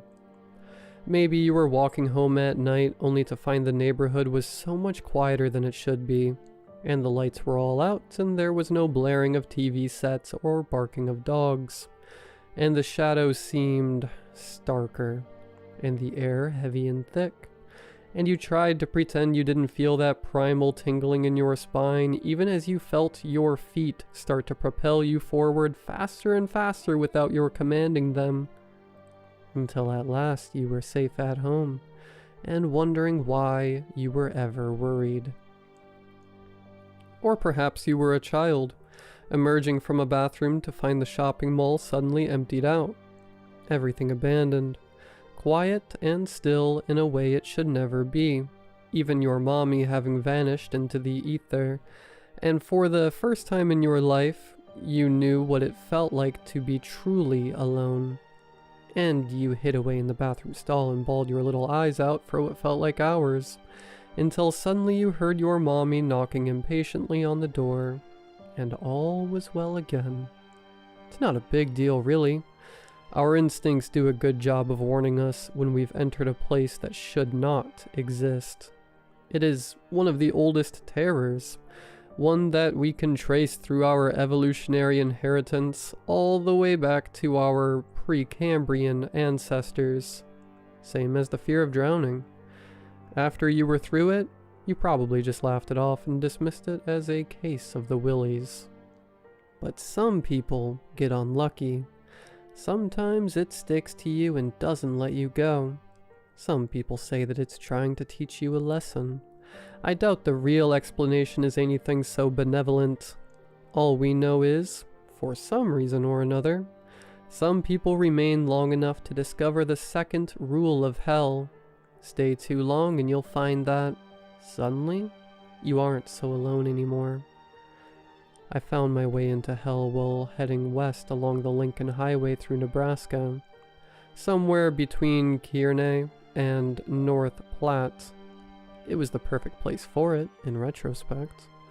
The sort of road where you can't tell the difference between 1 mile and the next, where everything melds together into one blurry green and brown malaise of cornfields and power lines and old farmhouses. And you wonder if you'll ever live to see the end, or if it just goes on and on forever. I was riding shotgun in a beat-up red pickup truck, indiscernible from any of the thousands of pickup trucks I'd ridden in before it. It used to be all big rigs, but they don't let on hitchhikers anymore. Insurance reasons. To my right was a busted rearview mirror, and to my left was an older man with a thick accent and skin wrinkled beyond his years by the sun, sniffing on earth-like powder he hazily scooped from a 1.2 ounce can labeled Copenhagen smokeless tobacco. "Sorry about your brother, kid. Real sorry," he said, nodding to my little cardboard sign reading Denver for brother's funeral. "Thank you," I said sadly. "His passing, well, let's say it was not unexpected. He's at peace now. That's what matters." That's a good way of looking at it. Still sure don't seem like you were expecting it. Haven't seen a hitcher out here in, well, it's been a long time. "Can't drive and couldn't afford to fly. I know what you're going to say about it being dangerous and all, but really..." "What do you mean you can't drive?" He looked at me sideways. Just the subject made me shudder. I just can't. I can't do it." "Well, I'm guessing you've got a head on your shoulders and a brain between your ears, right? Then what's the issue? It ain't rocket science." My lip quibbled, as if grappling with the temptation to tell him the truth, but I just couldn't. I couldn't tell him about that crisp December night. The night I remember every time there's a chill in the air. The night me and my boyfriend were soaring down that Pennsylvania back road, and we were laughing and chatting and singing to keep ourselves awake through the night. How were we supposed to know what was about to happen? We hadn't seen another soul in hours. It was just us two in the road. I glanced at him for only a moment as he was telling some story, but then I saw his face go pale and his hand raised to point, and I looked just in time to see a black blur on the road, one that was coming fast. So fast. I slammed the brakes. Maybe if I hadn't, the man would have gone right over the vehicle and lived with a few scrapes, but I did. And instead he was jerked forward off the hood of my car, and my front wheels crunched over his body with a wet kerchunk. We stopped there, and the only sound was the gentle rumbling of the engine, the breath of a machine, unthinking, unfeeling, with no notion of what it had just done. And all the while, in the stillness, I imagined the man popping back up, smiling and laughing and revealing that everything was all okay. My brain recreated this fantasy 1,000,000 times in those few seconds, as if by fantasizing hard enough I could make it real. The reality remained. Things weren't all okay. They never would be. The weight of my tires had wrung the man's neck and caved in part of his skull. My boyfriend stood in front of the body, blocking it, begging me not to look. I pushed him out of the way. I need to see it. I need to. It was a madman's statement, a non sequitur, but said with that sort of finality that silenced all possible argument. And I stood over the body, staring stoically, dispassionately, like I wanted to study every inch of the man I'd killed, as if by searching over the pores of his skin and fractured skull and cloudy eyes, I could find some sort of truth hidden there. Why answer to the question pounding in my aching skull like the beating of a heart? Why? But there was nothing there. No truth of any significance. Just skin and blood and bits of bone. Drinking, man. I lied. I got caught drinking too many times. They took my license. He whistled. You? Such a nice young man? Who would have thunk? Well, I hope you learned a good lesson there, bud, he said and spat out the window. You know, I wish I could blame the kids these days, but honestly, things were just as bad in the 70s. Worse, maybe. Everybody was driving around drunk as a skunk back then. Still, you're lucky you didn't kill anybody. Funnily enough, that fake confession wasn't what ended up making him ditch me on the side of the road. That part came when I stupidly let slip that I hadn't voted for the same guy he did. I was out on my ears again, but I figured I couldn't be too far from Gothenburg now, and my gut was roaring for a BLT, so I started to walk. God, I should have been paying more attention. I should have noticed the signs of civilization fading away, the railroad and farmhouses and industrial complexes of corrugated steel being gradually replaced by views of old abandoned sheds and the crumbling concrete skeletons of buildings, until even that was gone, leaving only endless fields of corn on either side of me. I should have listened to that terrible feeling in my chest. Maybe if I had, I could have turned around, walked out of hell, instead of plunging myself deeper and deeper. What I wouldn't have done for some shade. I forgot my hat in his truck, and the sun's heat soaked into my head until my skull felt like a pressure cooker, boiling my brains. I could see the heat radiating off the road like someone was turning up a thermostat. Where were all the cars? Used to be one would pass every minute, providing at least a moment of hope. Now I couldn't hear the roar of them in the distance, nor could I hear the hummingbirds, nor the Mormon crickets. My walking slowed, became drowsy, almost a waddle. Hours must have passed, but the sun hadn't moved an inch, looming directly in the center of the sky above.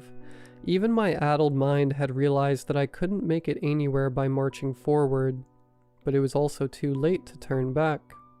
I'd never make it. Part of me wanted to flee the road, dash into the corn where there'd be shade and maybe a refuge. But deep down I knew there were no farms out there, no towns. Those fields stretched on forever and ever, and if I entered them, I'd never find my way back to the road. I was ready to collapse, my knees bent and shook with every step I took, ready to give out from under me. I imagined the turkey vultures picking my corpse apart on the side of the road, and then there, far down the road, a flash of color.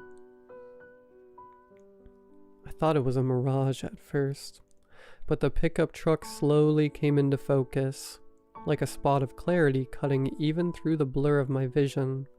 I tried to call out, but my throat was too dry, and only a rasping groan emerged. It was all I could do to wave my arms in the air like I was mad. It was going fast, and I feared it might just leave me to die. But just as it passed me, the driver slammed on the brakes with a hideous squeal, leaving tire tracks in the pavement.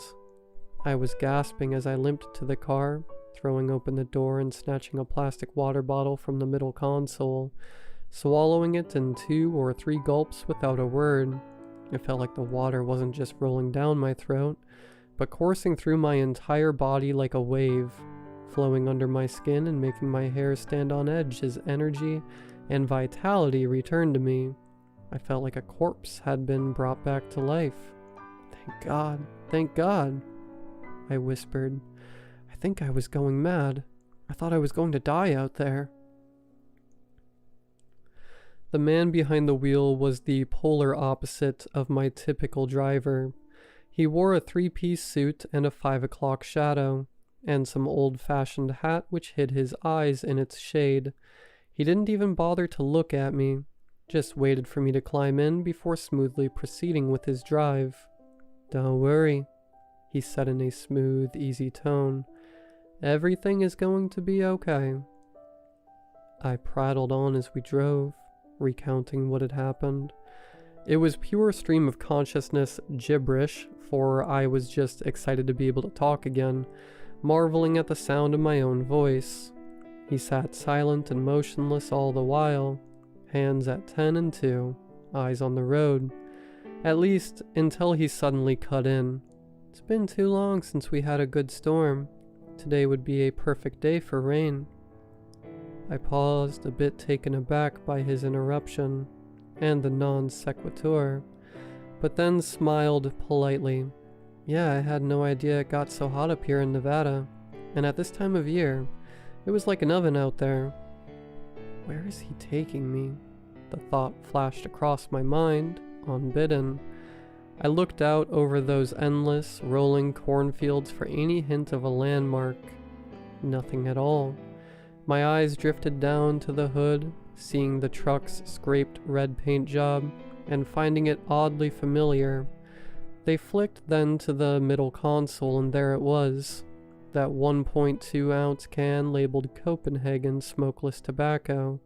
That terrible, constricting feeling in my chest was slowly returning.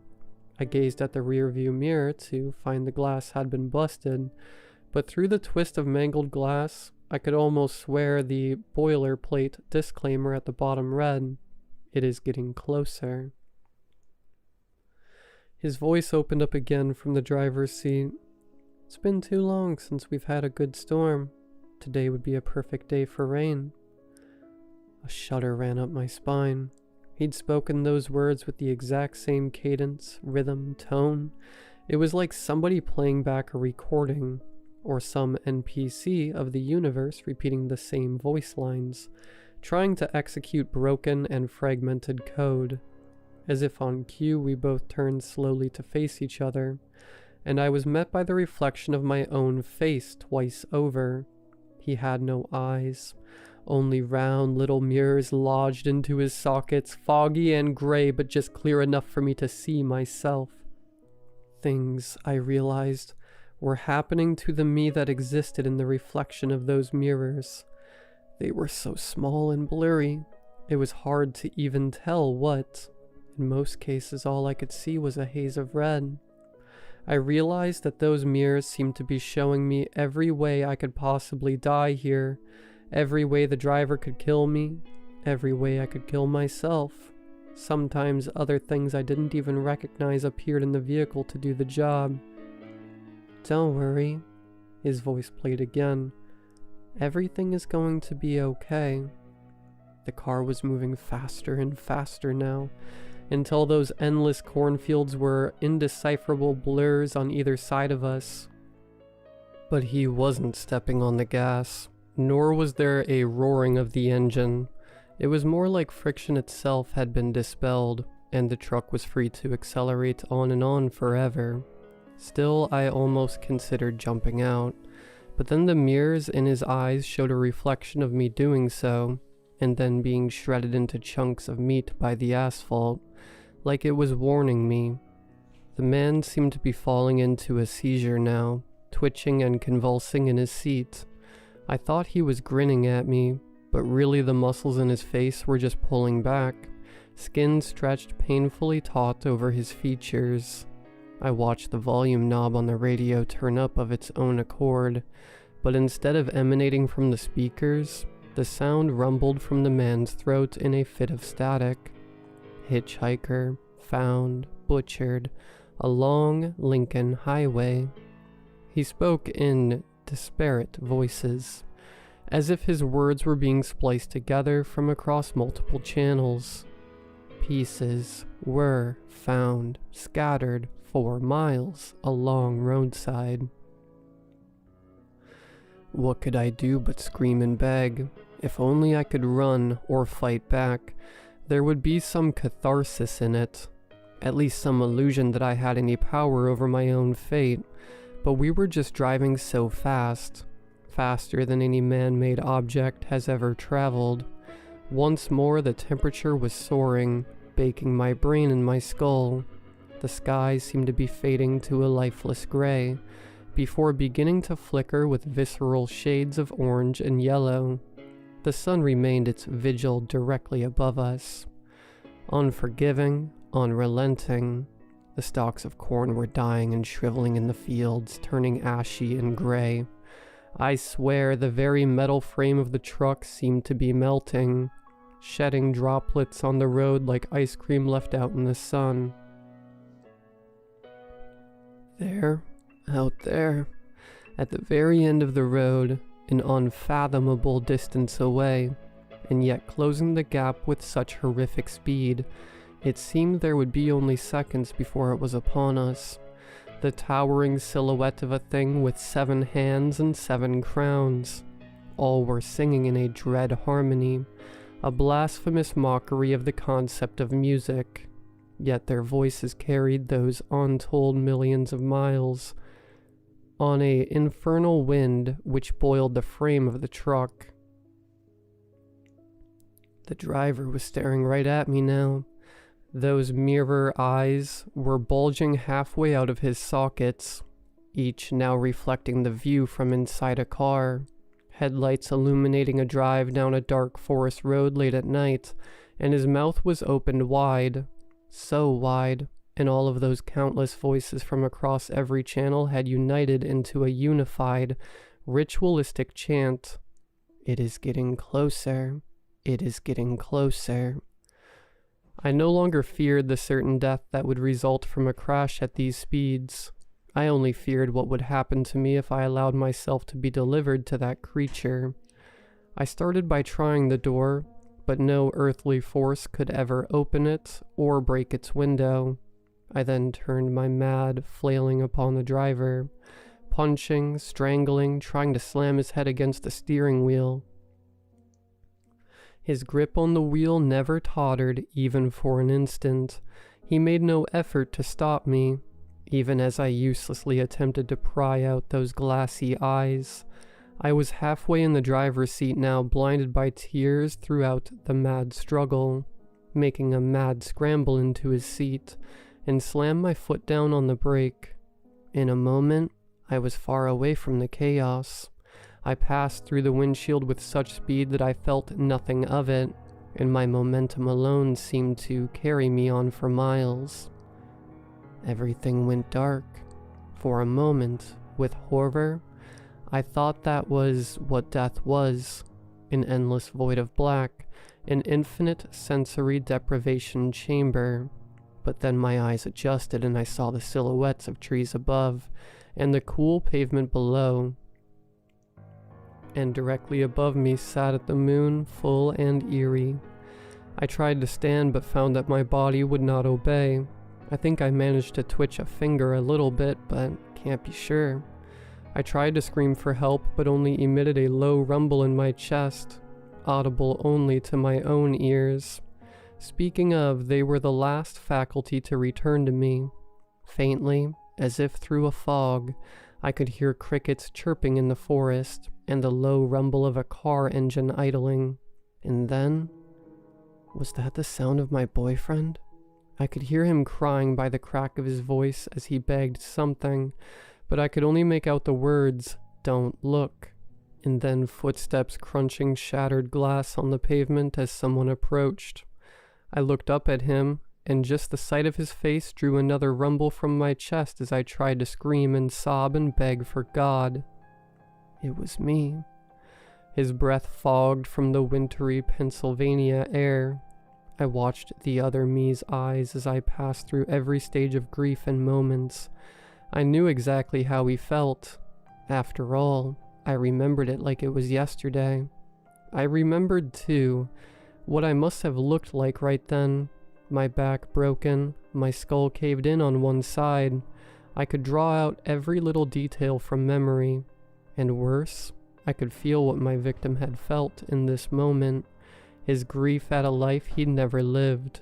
I felt the weight of all the one days he harbored in the back of his mind without knowing.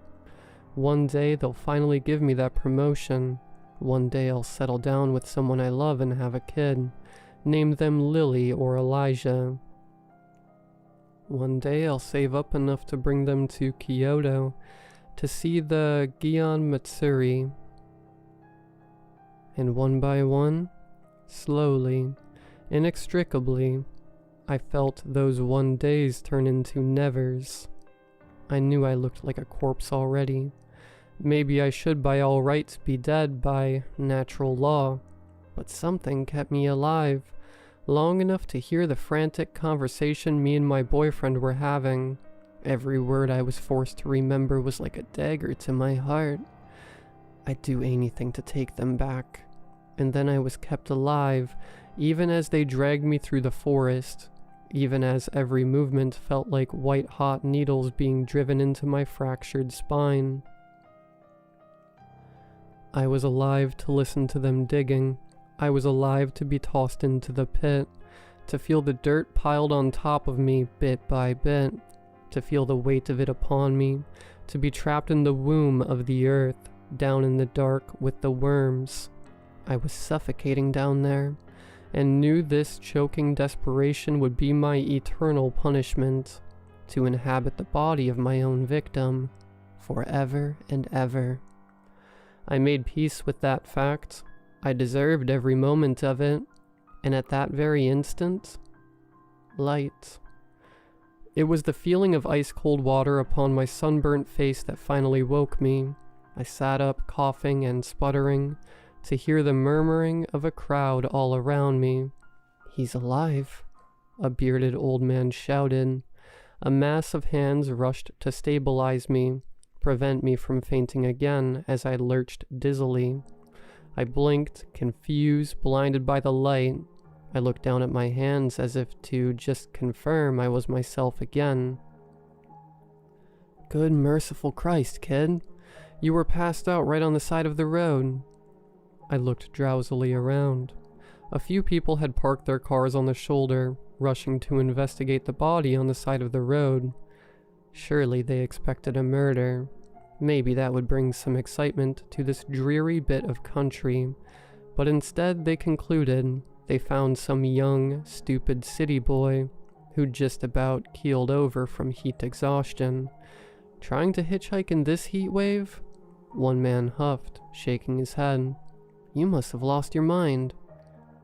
"Don't worry," a much kinder woman said, rubbing my back as she helped me choke down water. "Everything is going to be okay." It took me a few minutes to get my bearings, but eventually, I started to believe them. Surely I'd just passed out from the heat and had a weird dream.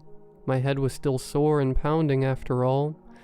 I politely declined an ambulance once I was back on my own feet, although a couple people offered me a ride to the next town, afraid I'd get myself killed otherwise. Relieved and more than a little embarrassed, I was immediately ready to put this all behind me, to forget about this strange journey I'd been sent on by my own subconscious. And then a car passed on the road that had previously been empty just a moment before. A classic hearse. And there, behind the wheel, the man with the mirror eyes. His nice suit unblemished, his features refined. He flashed me a knowing grin in that instant as I watched him pass, teeth all shiny and white. He even reached up and tipped his hat to me, as if he'd done me a service. Or maybe he was trying to warn me not to forget what I'd just been through, the lesson I'd learned on that long road through hell. And then he was past me, and all I could do was watch his car be reduced to a black speck in the far distance, seemingly swallowed by the blazing white of the setting sun.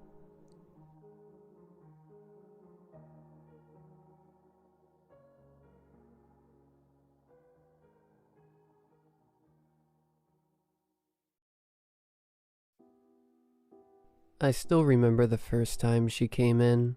I was tired. It had been a long shift. I'd chosen to start serving at this particular establishment because it had a reputation of being slow. Had is the operative word here.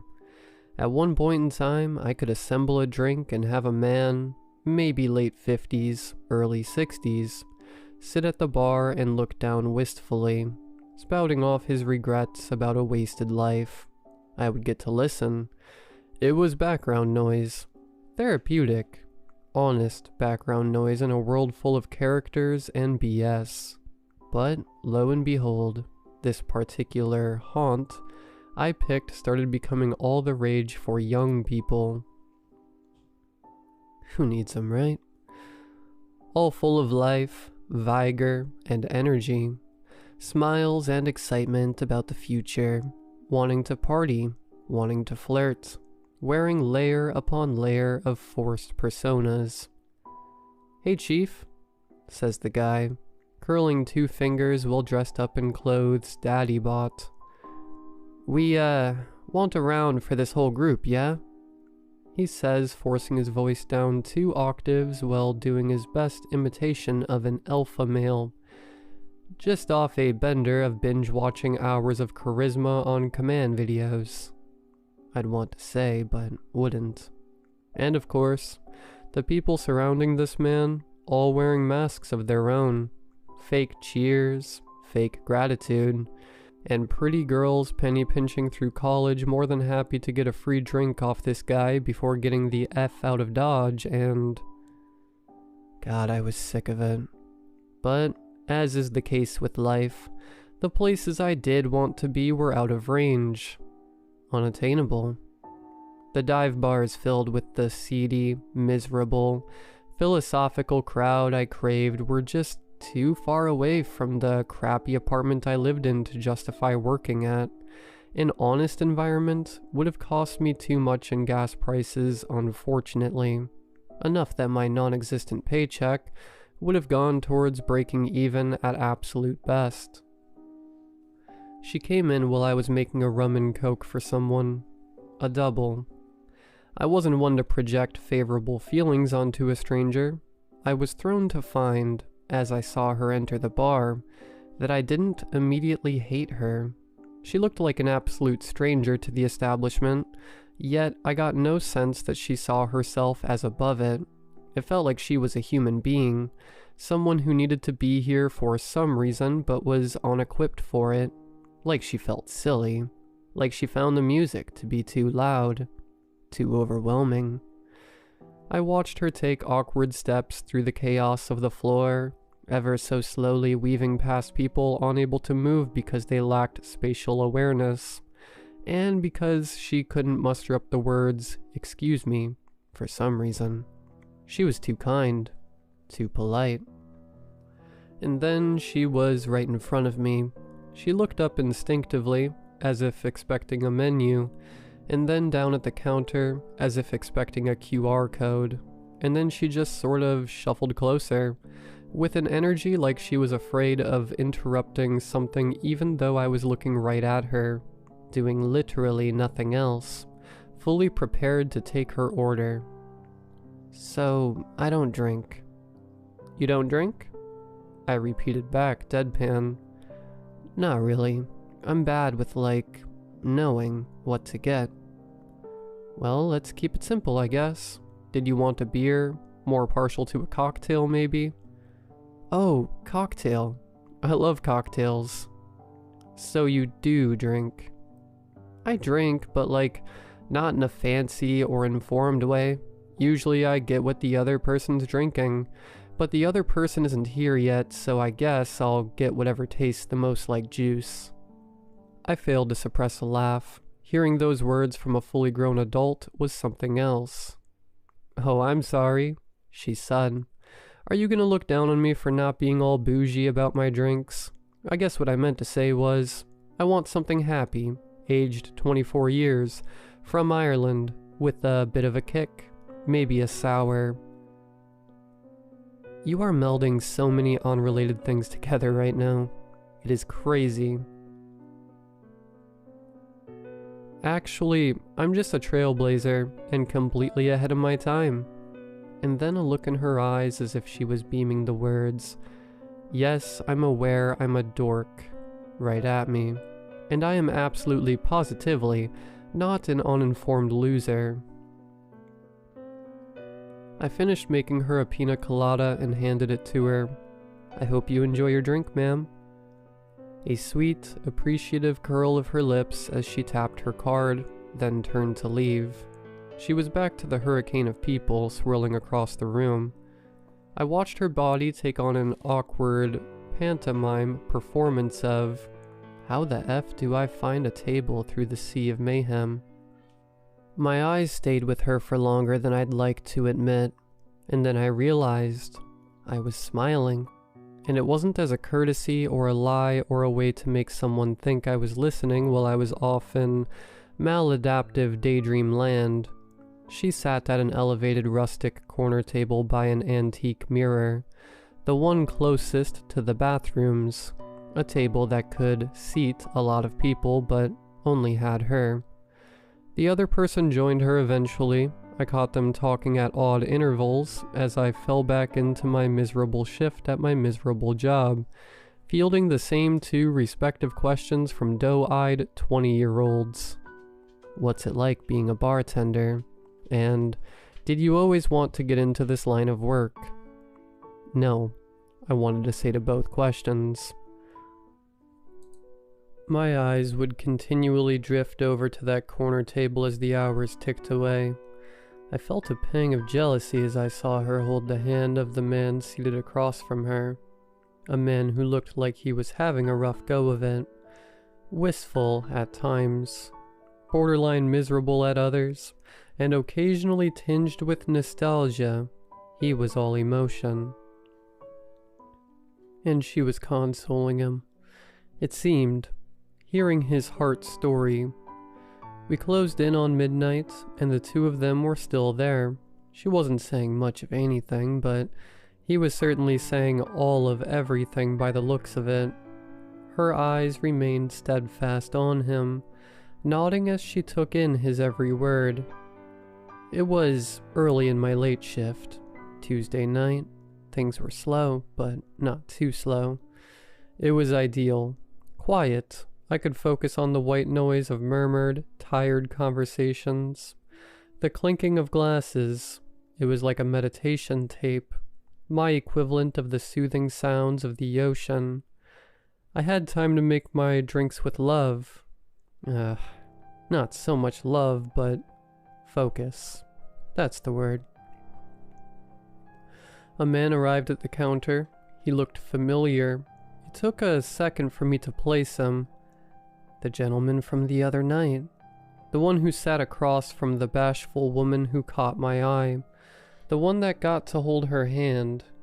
He, on that particular night anyways, was a basket of complex emotions. Now, however, there was a certain calmness to him, a groundedness. He looked peaceful, like his head was finally above water. "Hey, what can I fix you up with?" "You have my permission to surprise me," he said humbly. I snickered. If this was her boyfriend, or husband, he certainly had an interesting rhythm to his moods. I grabbed a glass and a muddler, and started preparing an old-fashioned for him. As I did, in betrayal to my usual approach to customer service, I asked him a non-logical question. "And how's your day?" He took a genuine beat to collect his thoughts. Eyes raised diagonally at the ceiling, a thoughtful twist at the right corner of his mouth, and a contemplative, repetitive nod as if the words were playing in his head like a metronome. Then, "You ever just feel grateful?" he said. "Grateful that everything's finally come together? It all makes sense now, and it's all gonna be alright?" Cannot say I know the feeling, but envious for sure. "Guess I'm quite the lucky man." "Oh, you are." Based on his reaction, I don't think the reference landed on him. It seemed like he had a wonderful woman in his life, hence, lucky. He instead seemed to take the message in a much more vague, almost cosmic way. "I do have to tell you, though, quite sincerely, that it ain't all luck." He shot me a knowing look. "You gotta really put yourself out there. You have to be open, emotionally naked. Those are the things it takes to find your home, your people. Don't think I'll be there anytime soon, good sir. I gave him the drink, and he made his way back to that same corner table. For the few remaining times that night that he accidentally slipped into my eye line, as I was loitering on the clock, he was the perfect picture of contentment. Another busy night in my self-inflicted holding pattern of a career. Some people say that bartenders are modern-day philosophers. Those people are stupid. It's a customer service gig like any other. Only difference here is you give people alcohol to leave you alone. But it never, ever works. This night was particularly stressful. We were down a person. I hated when we were down a person. When we were down a person, my boss would yell, and then I would wonder why I didn't just finish college, and so the domino effect of self-loathing would go. There were too many people, asking for too many drinks. I almost didn't even notice she was there. She'd brought a new person this time, arms linked. Girlfriend's out for an evening. She approached the bar yet again, sheepish as before. Interestingly, the girl she was with seemed like her polar opposite. She looked decisive, focused, fake, a paper tiger. That was my assessment.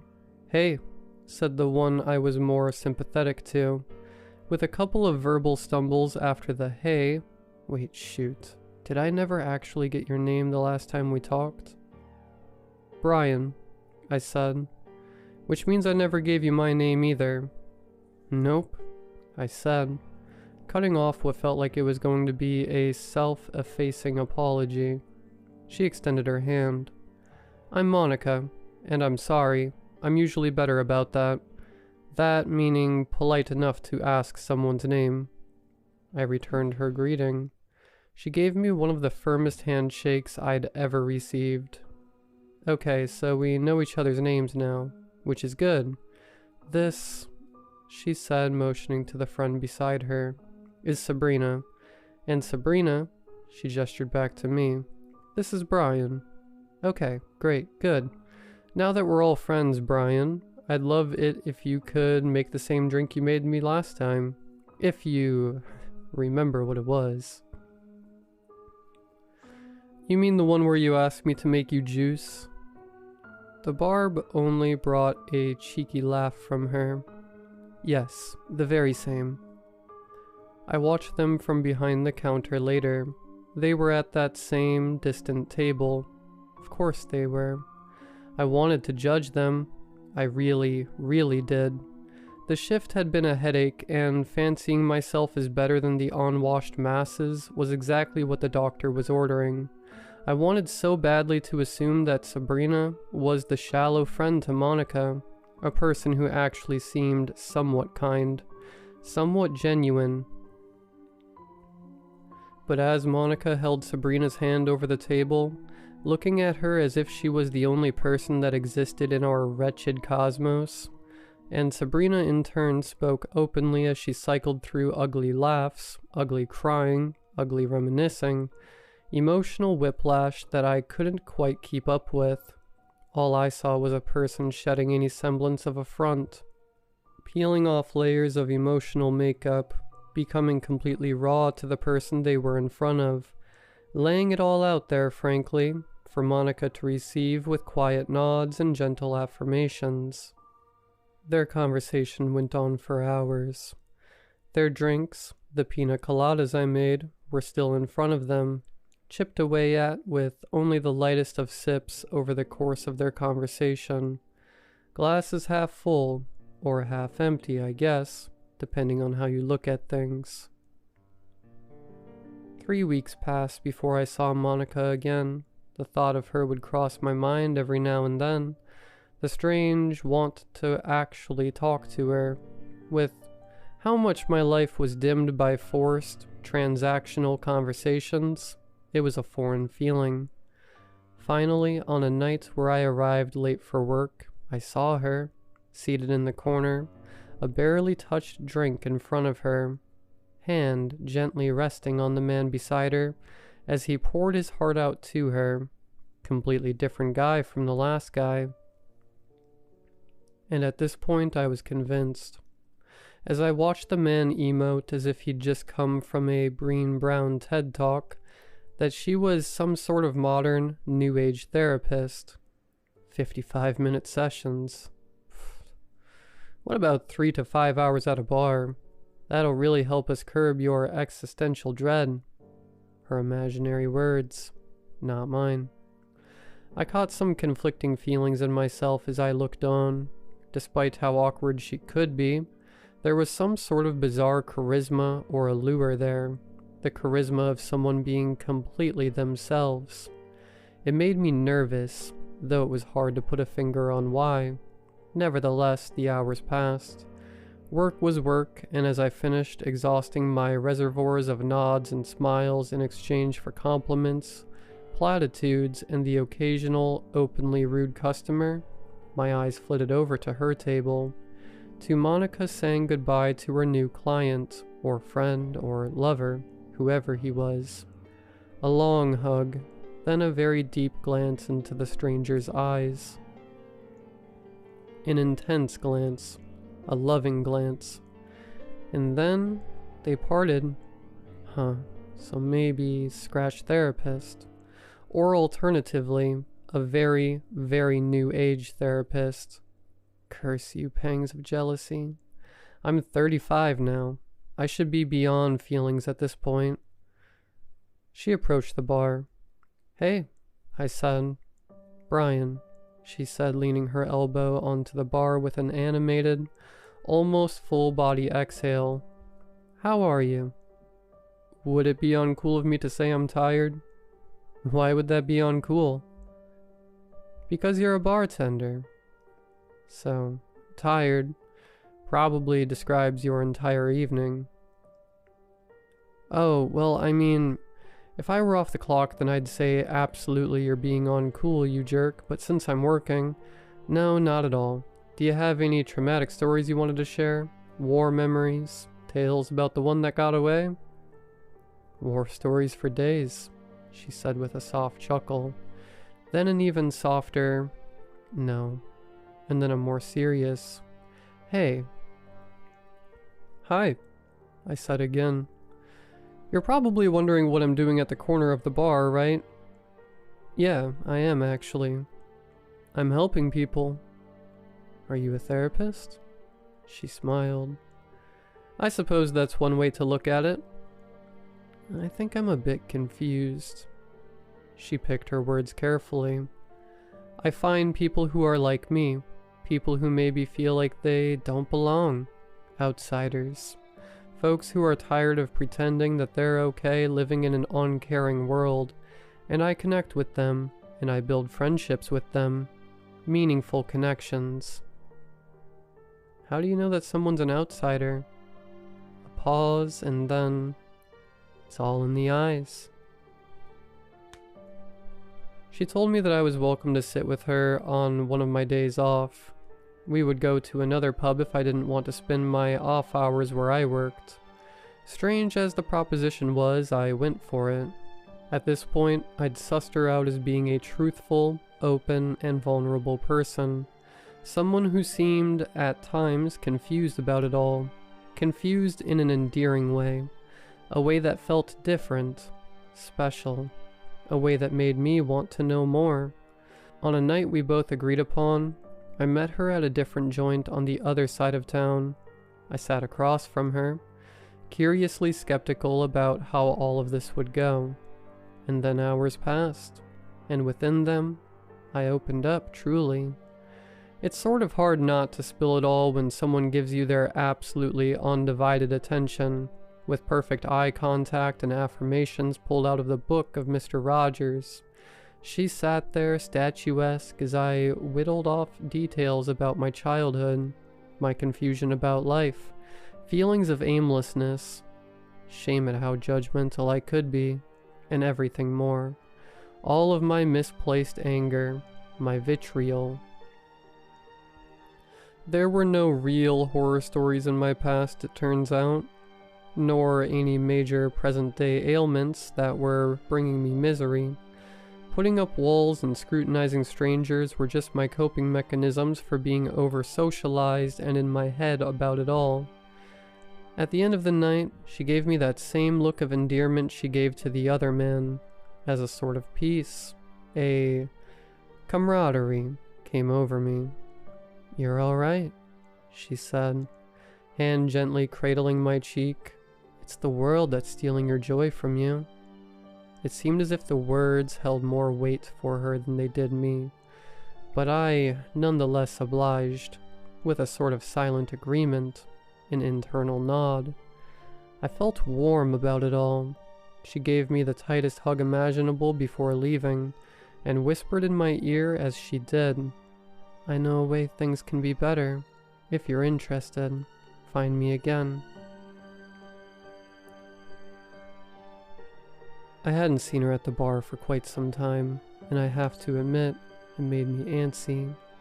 It was hard to have someone Mary Poppins waltz their way into your life, be utterly emotionally naked with no reservations, allow you to do the same, and then disappear right after teasing some cosmic secret about the answer to all of life's problems. During the period of lack, I found myself softening in my role as liquid therapist a bit. People's idiosyncrasies, their faking it personas, their buried miseries, posturing, need to party, flirt, fight, mentions of beta, sigma, alpha, omega, ability to lie to themselves, desire to run away from themselves, from everything. Actually, I understood it. I sympathized with it. We're all just trying. I mean, I was still a judgmental POS 85% of the time, but hey, that remaining 15%, we can call that an improvement. I was at the tail end of the kind of slow shift that made you curse yourself for ever hating the busy ones. I closed up shop, and there she was, in the doorway as I was leaving. I didn't have it in me to pretend I wasn't enthused to see her. Instead, I ran up to her and hugged her. "I missed you," I said with the delivery of a nerd at prom. "I hope you've been well," she said, returning the embrace. It felt nice. "You said things could be better. I want to know how," I said. She smiled, her lips and eyes lighting up. "Of course. Let me show you. Do you want to come over?" It's funny. There's a certain connotation that comes with being invited to a sort of stranger's place at closing time. Yet I was absolutely sure Monica's head and intentions were in a completely different space from the rest of the waking and drinking world. We sat on her sofa together. She gave me a tender look. "I made something to help explain everything you're feeling. I hope it'll be helpful." I exhaled slowly, then nodded. She got up and popped a shabby, plain white DVD, marked with Sharpie scribbles, into the player. She returned to the couch as the video started on her TV. Over a black screen, an odd, disquieting melody played that I believe was intended to be comforting. Soft synthesizers and strange notes.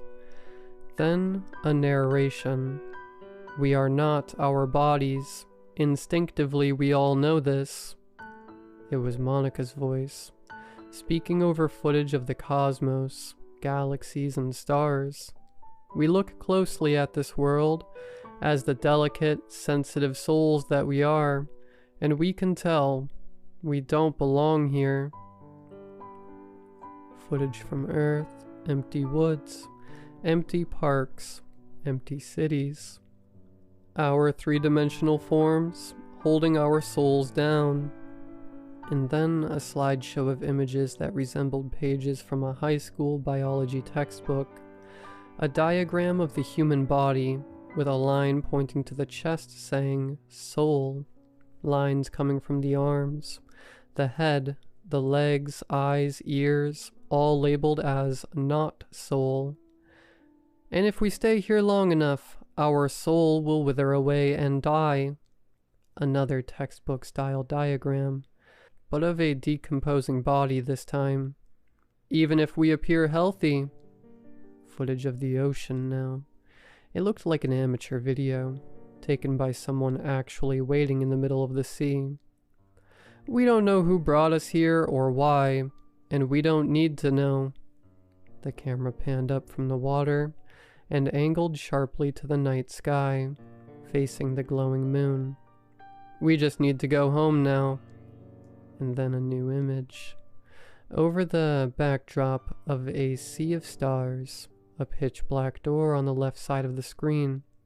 On the right, the same high school textbook diagram of the human body, standing upright this time, an arrow pointing to the door.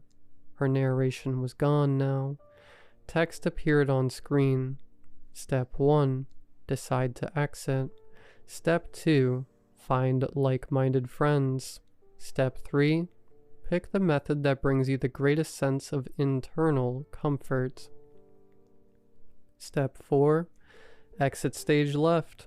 Step 5, when you're done, don't go into the light. And then her voice returned. Let's go together now. She held my hand gently as the video concluded. I felt disturbed. I felt unsafe. I tore my gaze from the TV and turned to her. Her eyes were serene, peaceful, calm, welcoming. It's okay now, Brian. You're okay.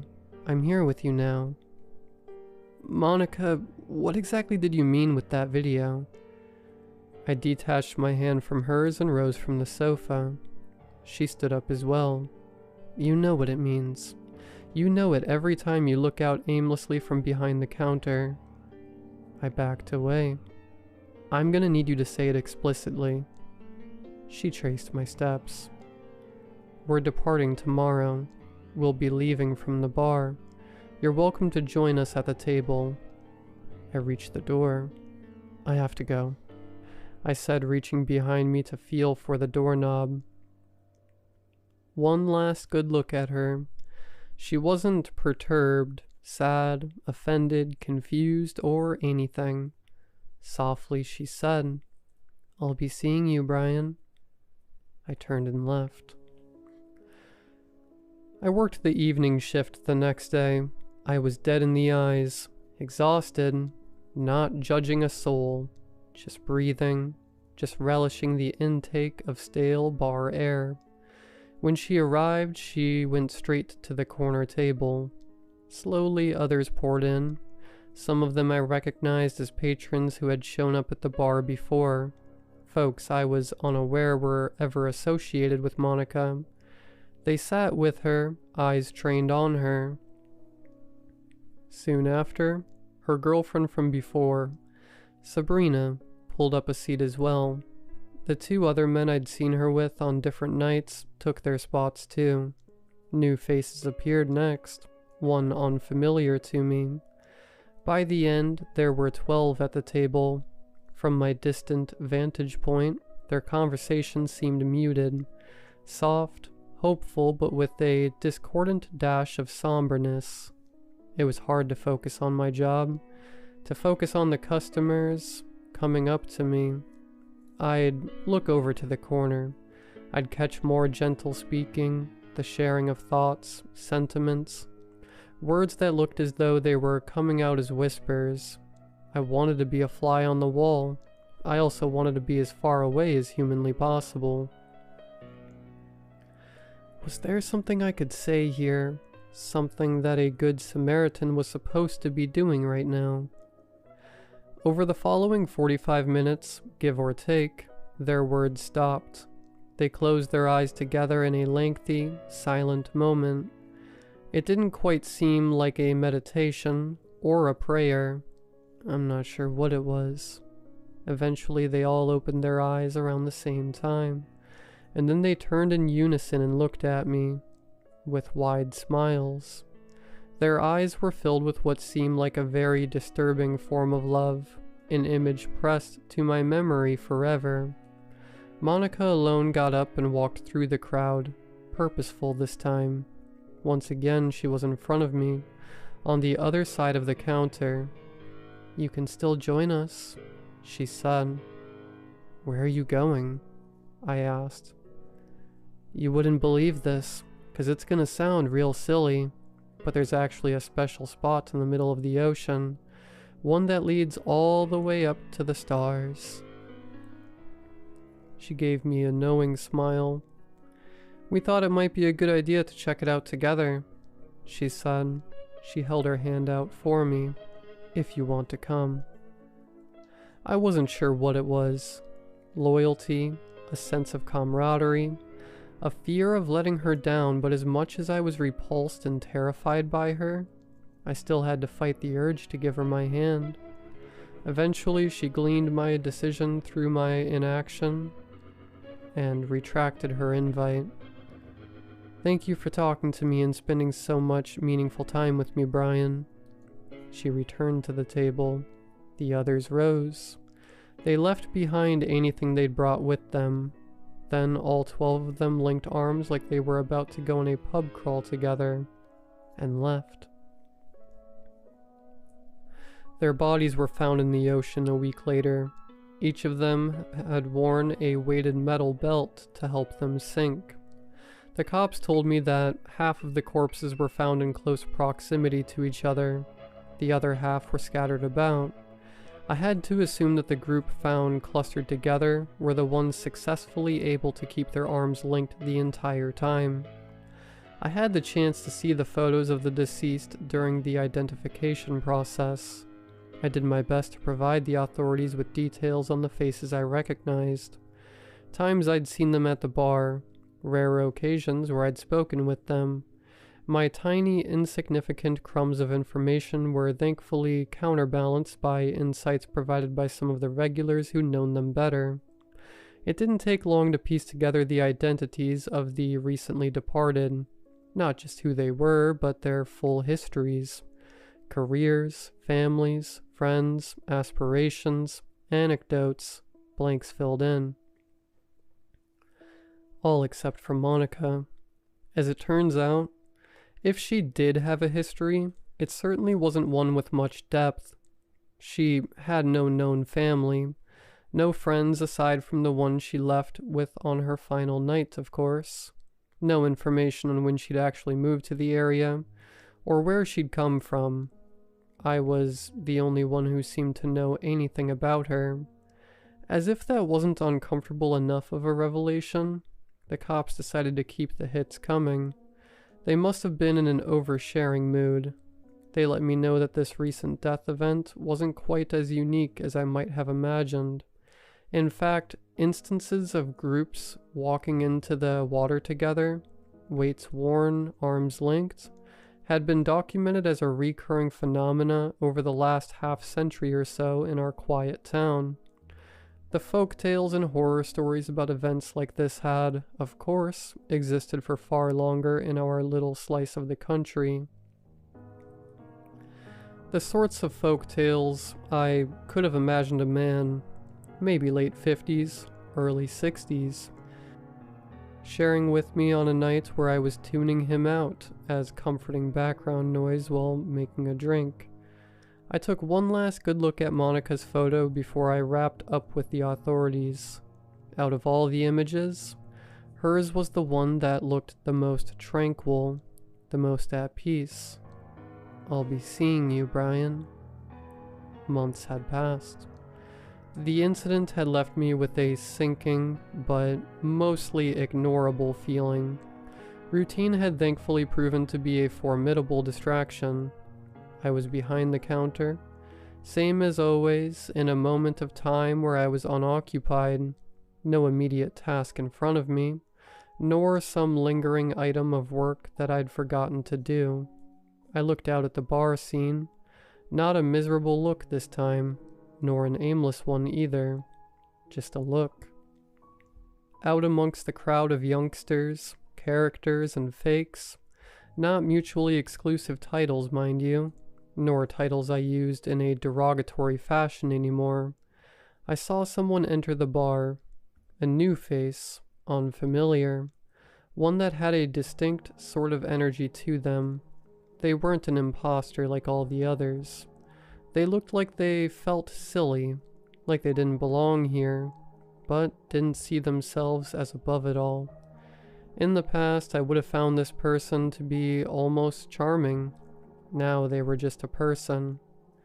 They took awkward steps through the bar floor. They were over-polite, and then they were right in front of me. "A pina colada, please," she said. I suppressed my laugh. Her eyes lit up with a glint of confusion. "What?" she asked playfully. "Nah, it's just... sorry, just a little uncanny. Kind of a throwback there. You, reminded me of someone just now. But that's... anyways. Pina colada coming right up." I went to work when I heard her response. All I could do was continue making her drink, operating off of muscle memory alone. "I have to admit I'm a bit disappointed you didn't join us last time, Brian." I mechanically continued the process of blending the drink. "Don't remember telling you my name." "I hope you understand that there is still a lot I need to do here," she said. "Like-minded friends to find, meaningful connections to make, departures to schedule," she said. My throat caught. The ritual of making a drink for a customer was the only bit of normalcy I had left in this exchange. I tried to cling to it. I tried to drag it out as long as possible, but I had to speak. "Monica?" I finally said, more breath than voice. But when I studied her features, she didn't resemble Monica at all, and I can only assume she knew as much. "You can call me Elizabeth this time," she said. "And don't worry, I never, ever want to rush you." And then that same knowing, disarming look. "You can join me when you're ready." I struggled to find the finishing touches on the cocktail when I heard my boss's voice. "Brian, what are you doing?" I turned to look at him confused. "What? What are you doing?" he repeated. "Making a drink?" I looked ahead and there was no one at the bar. "A drink," I finished. "For yourself?" "Thought about it." "I guess, yeah." He gave me a concerned look, the kind of look that asks you to say more and share what might be going on. But I changed the subject. It was probably best to keep things surface level from now on. No need to go deep.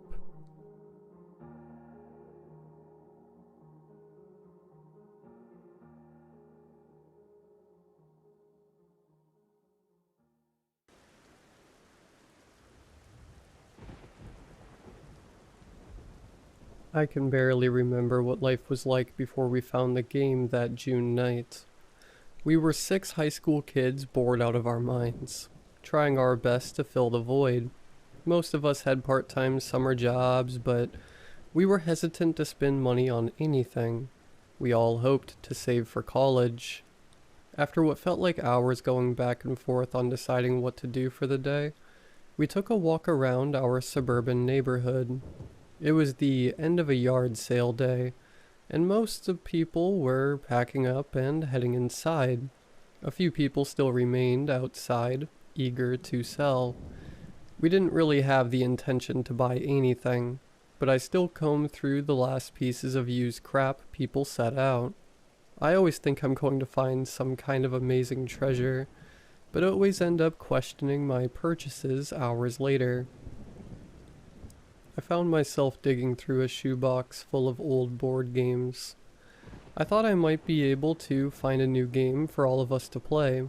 I also figured, since it was the end of the day, I might get it for super cheap. At first, I only saw games that looked in too bad of shape to even buy. That, or it was a game I knew my friends wouldn't want to play. I've always been a board game fan, but not so much my friends. I had to beg them for months to play D&D with me, and they were only willing to play it for my birthday. I'm always trying to find new games that might interest them. I was ready to give up, but then I saw a game at the bottom that I'd never heard of. Tasks with Friends. With the tagline, "The game you and your friends will never want to put down." The box looked colorful and pretty worn out, but not so bad that we couldn't play with it. It just looked well loved. I tried to open it up, but the sides were taped down. I mean, it makes sense. You don't want all the pieces to come flying out after all. I didn't see a price tag or sign for the price, so I found the owner and asked her, "Excuse me, how much are you charging for the game?" I said eagerly to the woman while admiring the bright colored box that lacked any company branding or trademarking. "Oh, that old thing? I don't know. Do you have $1 on you?" The woman said as she put the yard sale leftovers into one big box. As she told me the price, I perked up and started to dig through my purse. She either got annoyed with me taking too long or just wanted to be nice and told me to just take it. She immediately started to pack up her box again. "So, is the game any fun?" I said to her awkwardly. "I actually never played it. My friend Jen gave it to me a few years back because her kids got obsessed over it or something, so she just wanted to get rid of it. She thought my family would enjoy it, but we just never got around to playing it," she said with her back facing me. I kindly thanked her and called for my friends to come over to see what I got. As I called for them, I could see their curiosity over what I found. That excitement was quickly lost when they saw I had a board game in my hands. They rolled their eyes knowing that I would try and get them to play it with me. "Kate, you know we don't do the board game thing," Aaron said to me annoyed. "Come on, guys. You've all been going on and on all day about how bored you are. At least try. This game looks really fun. I actually haven't played this one before, so we can all learn together," I said as I saw their faces start to grow curious again. James came up to me and gestured at the box in my hand. I gave it over to him, hoping that he would be convinced to play after looking at it. I knew if he was down to play, everyone else would be too. As he held the box, I could see the expression on his face change from doubt to excitement. "Dang, this game looks fun.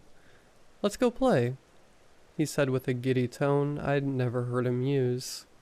He started to jog in the direction of his house with me close behind, and the rest of our friends slowly walking behind me, looking confused as to why James was so excited to play a board game when he was normally the person most against them.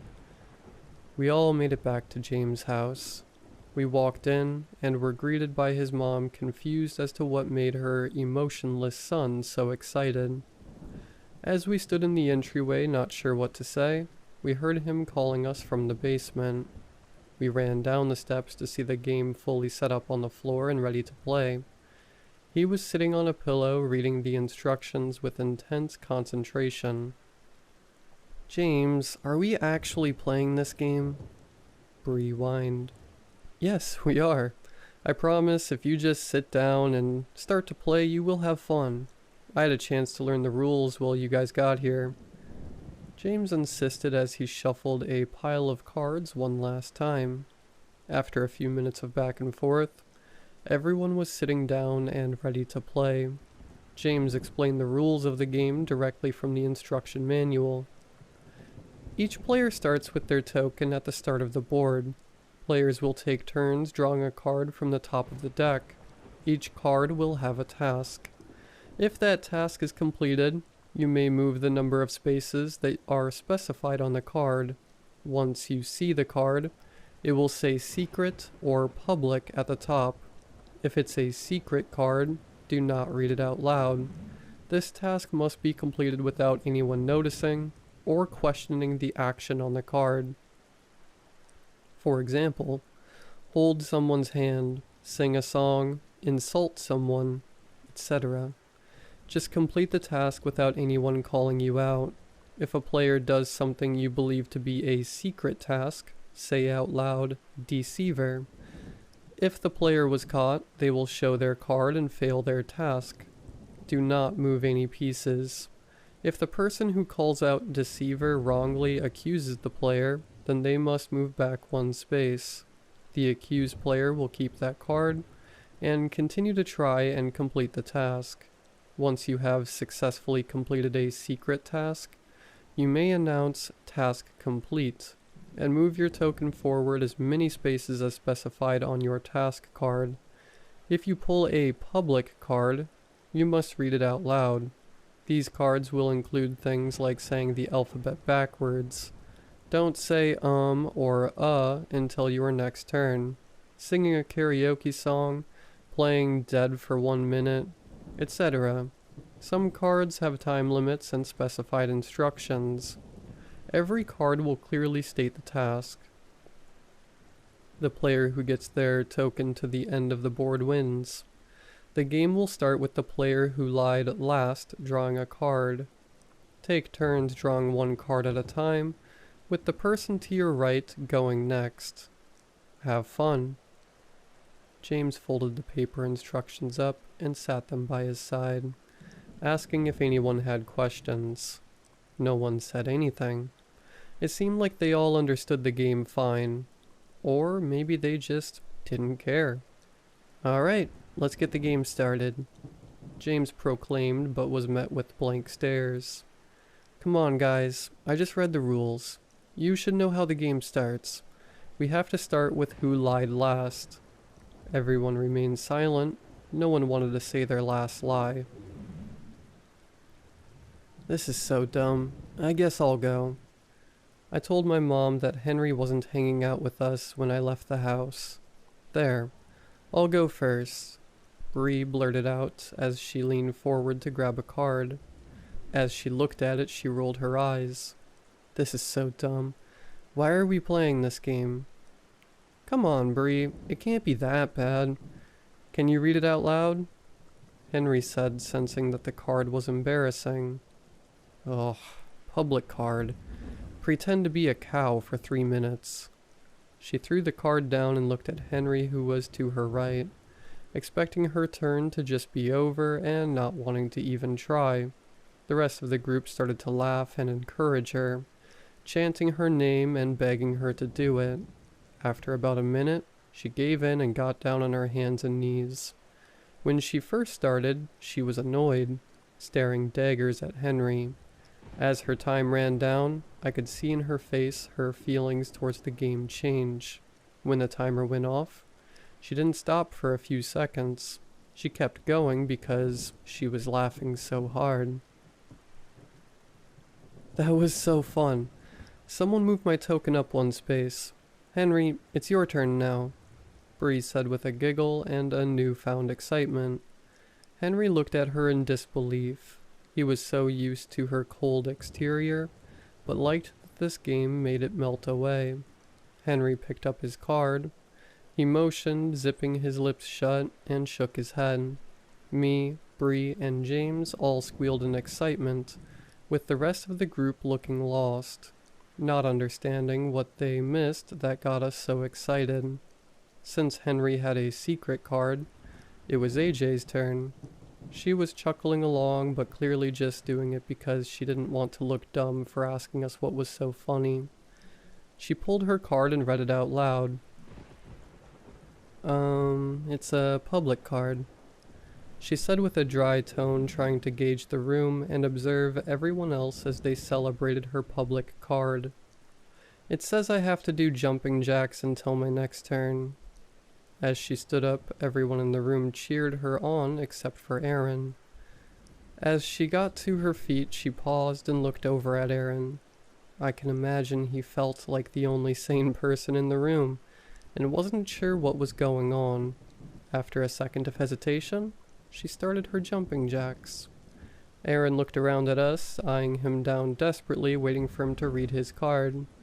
By the time he finally picked up his card, AJ had started to laugh while doing her jumping jacks. "Sorry, it's a secret card," Aaron said nervously, as everyone was wiggling with happiness.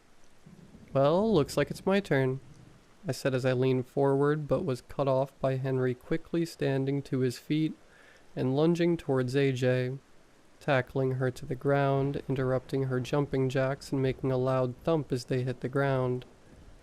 Henry, what are you doing? What's wrong with you? Aaron yelled in a serious tone that turned into him trying not to laugh by the end of the sentence. I'm calling a deceiver on that tackle, Henry, Bree stated with a laugh. Okay, you got me, Henry said while still laying on AJ from his tackle. They both smiled over the event, even though it clearly hurt when they hit the floor. But you have to admit, that one was tricky. I tried to start my turn again, but was interrupted by Aaron. Ha! Task completed. I yelled at Henry and didn't get caught. I get to move 2 spaces, he said as he smugly moved his token 2 spaces on the board game. We kept playing the game for hours. We finished the first game and everyone wanted to play again, and again, and again. I looked around at them in disbelief. It felt impossible that all my friends were enjoying a board game. It was a dream come true. After years of begging, finally, normally at hangouts like this by 10 p.m., Bree and Henry would wander off to make out in some closet. AJ goes home to sleep, and Aaron, James, and I are left to awkwardly try and find something to do with just the 3 of us. It got to be 2 a.m., and we were either exhausted, or our parents calling us telling us to come home, or we would be in serious trouble.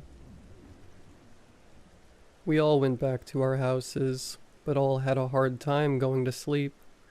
We stayed up until 5 a.m. for some of us, just talking about the game over text, strategies, when we could play again, funny things that happened that night. We couldn't get enough. The games we played started out pretty simple. No tasks got too wild, and well, we really loved to play. It wasn't like it was taking over our whole lives. Not yet, at least. Because we played the game at James' house the first time, we ended up just keeping it there. Even though the game was technically mine, we always hung out at his place, so it just made sense. It was around 10 a.m. the next day when our group chat started to blow up, with everyone asking when we could get together that day. Now, because it was summertime, and we were all teenagers, we either had work in the mornings, or most of us slept until noon. But not me. I was always up early, waiting for my friends to get up so I had something to do, or trying to make some money as a dog walker. That being said, I was shocked when I saw that everyone was up, and everyone claimed to not have work. James didn't have a job at that point, so of course he was free, but everyone else was too. That did not happen often. We all met up at James' place at around 11 a.m. that same day, everyone eager to play. We must have played 10 games that day. The games consisted of us doing accents, being banned from saying certain words, backflips, and so on. Nothing too weird. We realized after a few games that we never got a repeating card, not one time. This was strange because there were probably 200 cards in the deck, but even with us playing a dozen games, every card was new. I knew I had a couple of dogs to walk that evening, but texted the owners to cancel. No way was I going to leave while all my friends were enjoying a board game this much. I knew AJ said something about her having a shift at 4 p.m., but when the time got close, she went to the other side of the room and called out of work. She didn't even mention it or talk about it. She just stood up, walked to the corner, talked to her manager, and came back. No one thought anything of it. After a few minutes, she loudly proclaimed, "Task completed," moving her token up 3 spaces. We looked around, confused at what tasks she had, and the card said, "Call out sick to work." We were surprised by this card, to say the least. It was the first time a card had to do with something outside of the players. Everyone else in the group canceled any plans they had for the rest of the day, although AJ was the only person who completed a task for it. It was around 11 p.m., which made it a full 12 hours of the game. Bree pointed out that we forgot to eat any food all day. After thinking about it, I realized that I hardly drank any water, and went to the bathroom like one time all day. Things started to get out of hand that night. AJ pulled a card that said to go into a closet with the player to her left and kiss them for 5 minutes. Of course, that player was Henry. Bree was not happy, but she knew how serious everyone was about the game. She told him she wasn't okay with it, but he insisted that it was just a game and it wouldn't mean anything. It was worth 4 points for both people who would go into the closet. AJ and Henry stood up and went to find a suitable space. All while Bree freaked out and said she would end things with Henry if he went through with it. It was never completely clear what Henry and Bree were. They don't like to use boyfriend and girlfriend, but everyone knew they were a thing.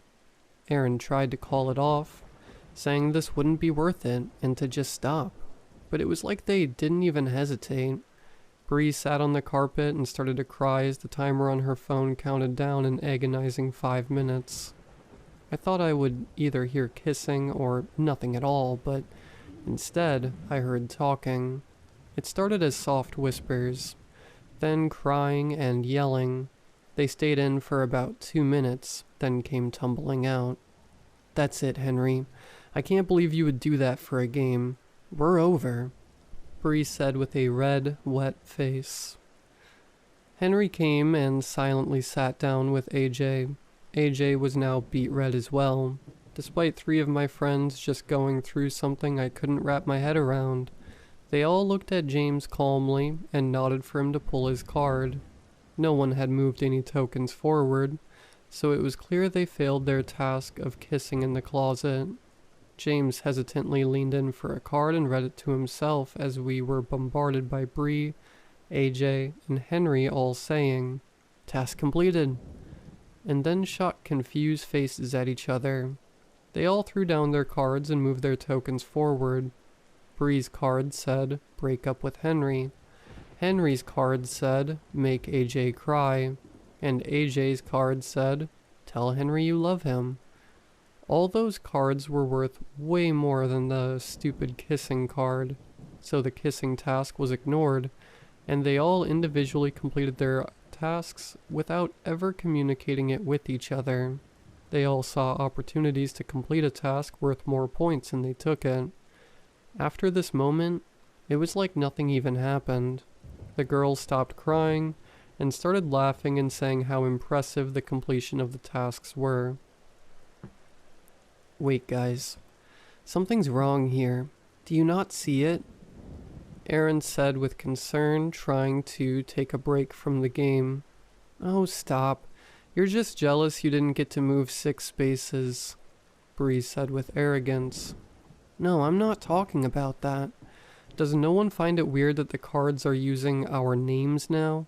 Not only that, but the cards are somehow interacting with other cards to almost try and make bad things happen," James blurted.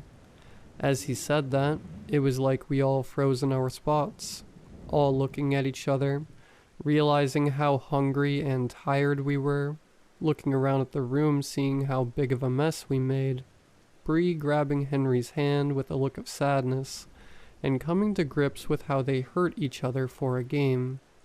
I looked down at my arm and was reminded of the crude things I had drawn on my arm with Sharpies in order to move 1 space in an earlier game.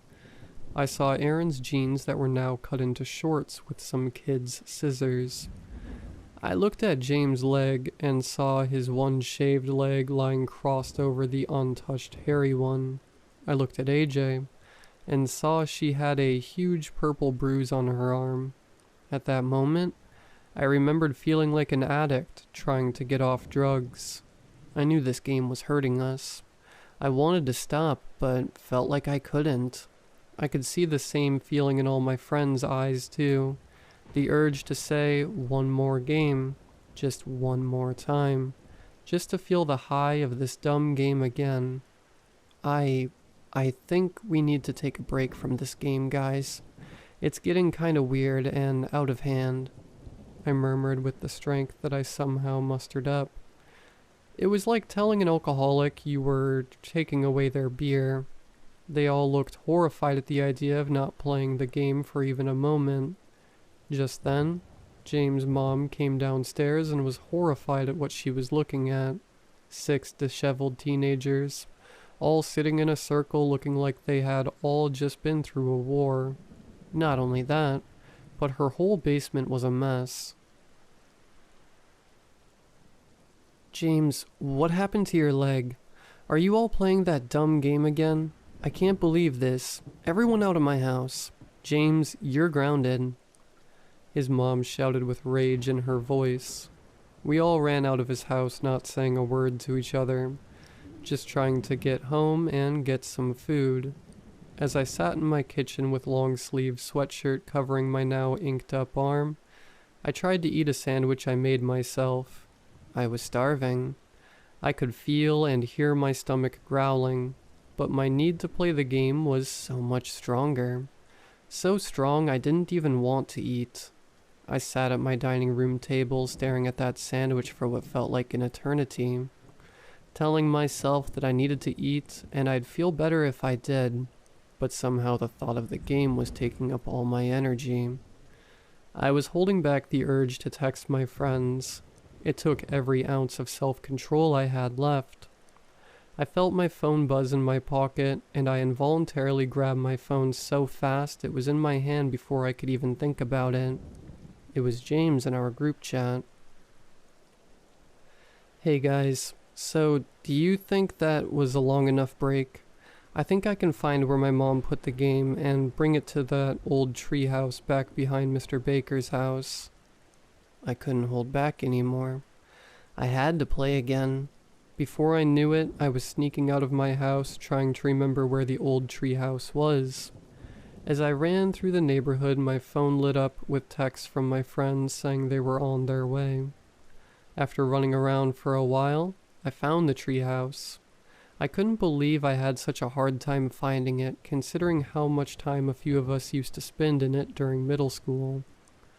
I could hear all their voices sounding annoyed, as I was the last one to get there. I climbed up the old wooden ladder to find all my friends sitting in a perfect circle, barely able to see the board or each other. It was around this time something strange happened within the game. It wasn't about winning the game necessarily. It was about playing as many games as possible, and completing as many tasks as we could. If anyone won a game or finished a task, everyone felt a high, not just the winner. Because of this, players stopped calling each other out for trying to complete secret tasks, so people stopped being so secretive to complete secret tasks.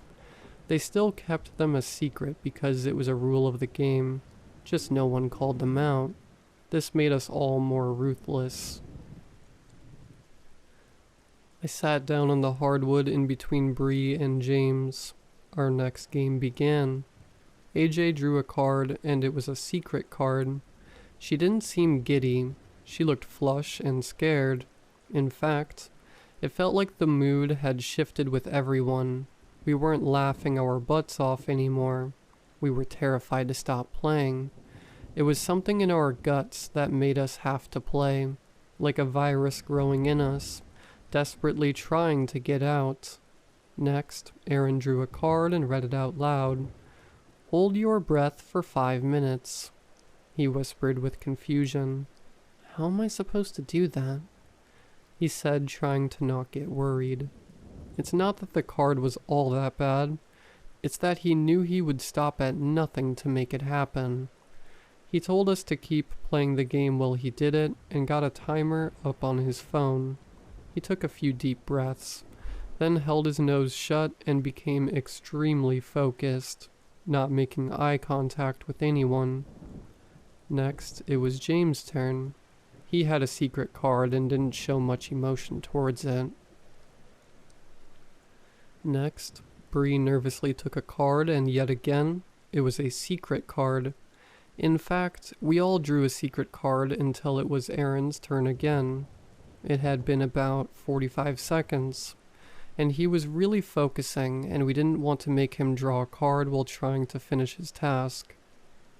As we sat and watched our friend become more and more red from holding his breath, we found ourselves in complete silence, other than the wind weaving its way through the trees outside, and the soft sound of crickets in the distance. We all just stared at each other, terrified of what was on those secret cards. I knew I had to use every little bit of self-control I had left in my body to not try and complete the task on my card. I was betting that's why everyone was being so quiet. They all had tasks that they didn't want to do, but felt the uncontrollable urge to do it. My card said that I needed to remove one of James' fingers by any means necessary. It was worth 10 points. I couldn't believe I wanted to complete it so badly, but I was frozen figuring out how to do it. As I stared at him, I noticed he was looking over at Bree. I figured that his card had something to do with her. It seemed like everyone was fixated on someone else. I glanced down at the timer Aaron had, and I was amazed to see he had been holding his breath for almost 2 minutes. Just as I was about to comment on it, chaos broke loose. Everyone jumping onto someone else, making it one big pile of people viciously grabbing each other. I didn't read their cards myself, but it was clear by their actions what their tasks were. Of course, as you know, I was going for James' fingers, but James was ripping at Bree's ear. Bree was pulling Henry's hair out. Henry was tearing at AJ's neck, and AJ was trying to open my mouth to get my tongue. For a solid 30 seconds we were all attacking each other when Aaron passed out from holding his breath. This seemed to snap us out of our trance for a bit. We ran over to our friend and checked his pulse. After we realized he was still breathing, we got lost in the game again, and all jumped on each other to keep brutalizing one another. Just as I got my teeth around James' pinky finger, we saw a bright flashlight coming through the cracks in the treehouse and froze. A police officer popped his head through the bottom entrance of the treehouse and looked at us in horror. He saw Aaron out cold in the corner alone with the rest of us in a pile of blood and ripped out hair. The officer grabbed us one by one and practically threw us to the ground, where another officer put us each in handcuffs. We had hours and hours of questioning that night, but we were all released by sunrise. No one was badly injured. Just a lot of cuts, bruises, and a few patches of hair missing. Even Aaron was okay. Honestly, Aaron made it out in the best shape. We all got grounded for the rest of the summer. All the parents agreed that we needed to stop spending time together because they insisted on us having some beef between us all. None of us mentioned the board game was at the treehouse that night because we didn't want them to take it away from us. We knew we had to play it again. However, they caught on to it and banned us from playing it again. We spent the next 3 weeks of summer miserable. Each one of us tried to fill the hunger to play the game by playing other board games or attempting to remake it, but it wasn't the same. It was the night before school started and I got a message from James through Skype. Our parents banned us from talking to each other, but it seemed my parents and James' parents forgot about Skype. He told me I had to come over right now. I managed to hop out of my window and ran for James' house. I got to his house in what felt like record time, and jumped down the fire escape to the basement. There I saw the rest of my friends all sitting by the fireplace weeping. As I got closer, I saw they were covered in ash. I saw tiny little bits of what was left of the game lying out on the ground. "She burned it. My mom burned it," James said in between tears. Everyone was desperately trying to find any pieces that were left of our precious game. Some of them rubbed the ashes of the game on their faces and arms to try and feel something again. As I watched them, I saw something in the corner of my eye. I looked over to our normal hangout area and saw it. I saw the board game sitting out. Not just the box, but the whole game was out and ready to play. Are you sure that your mom burnt it, James? I said as my eyes got glazed over looking at the beautiful board game sitting out for us to enjoy. Yes, I'm sure. She did it right in front of me, so I'd stop looking for it. Just as James finished his sentence, he looked at me and then at my eye line. He saw the game. The next week of our lives was a whirlwind. After James' mom burned the game and it reappeared, we all ran away with the game. We stole a car from AJ's mom after we got a task card for it and left town. We would play the game in the car, in random fast food restaurants, and sometimes in parks. It's all we did all day. We would fall asleep playing the game, and only managed to eat maybe a bag of chips or something small during the day. We kept moving because we didn't want to be found. In that week, we all managed to lose our jobs and all missed the first week of our senior year of high school, all because we were addicted to a board game. I still remember the last game we ever played. It was a late Sunday night. We were actually in our town sitting in an old barn near the treehouse we sat in before, all because the game told us to. Up to that point, we were hanging out far away from home. We didn't want to be close. We knew we could be found easily by our families and the authorities if we were too close, but we had no choice. We were slaves to the game. At this point, we were in bad shape. With every new game started, we broke down a little bit more. We surrounded the board with tired eyes and growling stomachs, missing teeth and bruised bodies, concussed heads and broken toes. Please, we have to stop. I can't do it anymore. I want to go home, Bree said as we were about to start our next game. I can't imagine not playing this game. It's all I ever want to do. I think I might die if I couldn't play it. I know the game hurts us, but it would hurt so much more if we stopped playing it, Henry said with a gravelly voice. Guys, why are we talking? We have to play again, Aaron said while trying not to cough. I know we have to. I've never hated something and loved something so much in my whole life, Bree remarked. We started the game with shaky hands, moving slowly and holding our breath whenever someone looked at their card. AJ went first. She reached down and picked a card, cringing to herself after reading it in her head. Next was Bree. She rolled her eyes and she read off the words, Public card. Waterboard the player to your right for 5 minutes. Both players move 8 spaces, Bree timidly said as she glanced at James sitting next to her. I can't say we really knew how to waterboard someone, but we laid him on his back with his legs elevated and dipped water over him. We let him take a card for his turn before Bree started the waterboarding, so we didn't have to wait for 5 minutes for them to be done. His card was a secret card.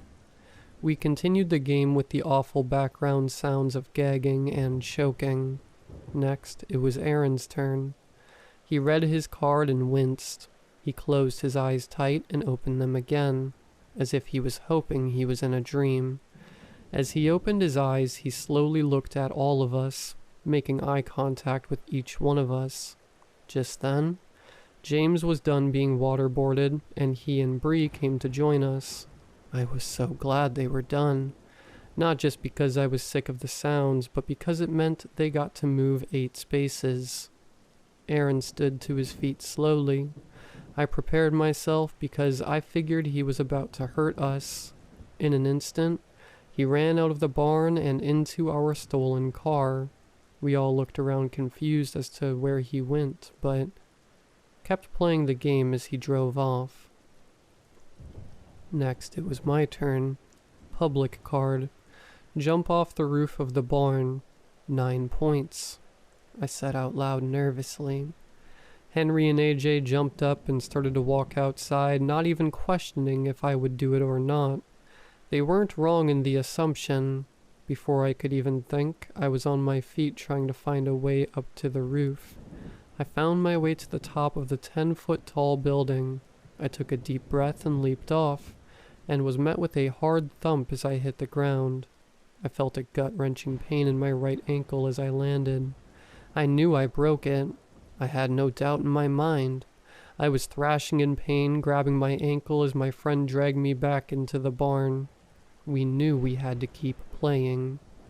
Next, Henry took a card. He picked it from the pile with his eyes closed and brought it to his face while peeking just enough to see the words on the card. Then closed his eyes again, trying to pretend he never read the words in the first place. Next, AJ took a card. Even though it was a secret card, I knew it was about me. She glanced down at my ankle right after her eyes left the card. Just as James was reaching for his card, we saw Aaron walk back into the barn. We all sat in shock as his silhouette became clear and vivid in the doorway. Blood trickled down his arms and hands, dripping on the dirt as we all stared at each other.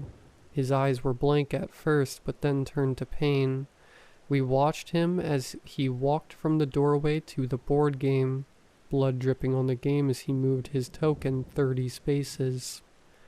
"Aaron, what have you done? 30 spaces?" AJ muttered in fear. "James, I'm so sorry. I had to." Aaron whimpered as he sat in the dirt with his secret card crinkled in his bloodied fist. "Tell me what you did right now. What does your card say? Show us." James yelled as he stood to his feet. Just as James was about to jump onto Aaron, Henry reached into his pocket and pulled out some matches we used to start small campfires while we had been on the run.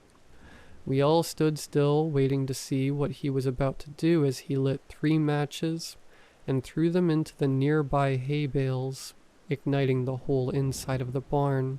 Without hesitation, AJ saw the opportunity and stomped on my ankle as hard as she could. If it wasn't broken before, it sure was now. I looked down at it to see it now bent sideways. She then stomped on my other ankle, not breaking it, but making it so I couldn't walk. She moved her token 12 spaces. Even though I was in agony from the pain, I still felt such an intense high from her moving so many spaces. Aaron dropped his card in the midst of everything happening. James fell to his feet to see the card and started to weep as he read it out loud. "Secret card. Killed James' mom. Move 30 spaces," he said with anger bubbling up. "I can't believe you would do that for a dumb game. How could you do this to me?" "I couldn't control myself. Come on, you know what I mean. I couldn't control myself. Don't do anything you will regret," Aaron said cautiously. "Oh, I think it's a little too late for not doing things we regret," James said as he jumped onto Aaron, choking him with all his strength. It seemed at that moment he was able to break free from the control of the game. He wasn't feeling the high of someone else completing a task. He just felt hate. Red hot hate. I was overwhelmed, to say the least. The barn was in flames. James was trying to kill Aaron, and to make matters worse, AJ out of nowhere jumped up and dug a pocket knife into Bree's stomach. Now Bree and AJ were in a fighting match too. Henry and I sat across from each other in disbelief at our surroundings. He looked at me with death in his eyes as he reached for a card. It wasn't even his turn, but I don't think he cared anymore. He knew the others would be occupied for a while. The fire was getting bad. I knew I had to get out of that barn as soon as I could, because of the damage done to my ankles. I couldn't walk, so I dragged my body out of the barn, taking the game with me. I made it a few feet and looked back to see Henry not moving. He set his card down on the board before I started to drag it with me, and I read it as I continued to crawl. Secret card. Let the fire overtake you.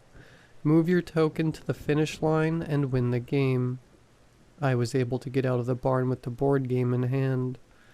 I sat and watched as the flames overtook Henry. He didn't even flinch when he caught on fire. As I saw it happen, I moved his token to the end space so he could win the game. I felt an intense high overtake my body as the game was complete. Only a few moments after Henry caught fire, the whole barn came down, with all my friends in it. I looked at the burning barn and then back down at the game. I'm ashamed to say that my biggest worry was not knowing who I'd play with now. I hate myself for thinking that, but that's how all the game is. I tried to start a new game by myself and drew a card, but that's when I saw the sirens of police cars and fire trucks pull up next to me. I was immediately surrounded by people trying to give me medical attention, taking me away from my game. I scratched and threw my body around like a toddler not getting their way. I remember them giving me some kind of sedative, and waking up in the hospital. I was the only person to make it out alive that night. All I could say to the doctors and my parents was that I needed the game, that I had to play the game. It was the only meaning to life. It was the only reason I had to live. My parents got me a great lawyer, and I got out of everything by pleading insanity. Our families all knew the right people and had the right money to ensure the word never got out about the deaths. They even managed to make the death of James' mom disappear. When they told me my friends were all dead, I didn't have much of a reaction. I just kept asking where the game was. When they eventually told me the game was gone and never coming back, that's when I lost it. They had to put me into restraints because I kept hurting the hospital staff from my meltdowns. I started to threaten the staff and told them all the horrible things that would happen to them if they didn't get that game back to me. I eventually ended up in a psychiatric hospital. I yelled and screamed so much that I never had my voice. I hardly ever slept, because all I thought about was the game and how I craved to play it again. My skin was red and torn up from my insistent picking due to the withdrawals. After months, I felt numb. Maybe from all the drugs they pumped me up with, or perhaps I was so used to the withdrawals I didn't feel it as much. It still felt like I had an uncontrollable urge inside my bones, but I was able to hide it. They then sent me home after a while. I knew I had to mask my emotions for the game, pretend I didn't care anymore, even if it killed me inside to say it out loud. I walked into my bedroom, and I felt like I was being treated like a baby. My old bed frame was gone, and it was just a mattress on the floor. All my sharp shelves were taken down, along with anything else I could possibly hurt myself with. I rolled my eyes but knew my parents had to make these changes for me to even come home. I sat on my bed and I looked around at my room, now with a doorknob that locked from the outside to keep me in, as well as bars on my windows. I searched my room desperately, trying to find something to take up my mind. That's when I dug through my closet and I saw it. I saw that beautiful, colorful box that I came to know so well, just hiding in the back of my closet waiting to be found. I knew it came back the first time it was destroyed, but it was feeling like it was a one-time thing. But here it was, patiently waiting for me to come and play it. I ripped open the box, giving myself a paper cut in the process, and started to play the game by myself. With all that being said, I can finally say, task completed, and share what my first card said in that solo game. Secret card. Spread the word about this game online so more people can join us. Move 20 spaces. So what do you say? Care to come join me for a game?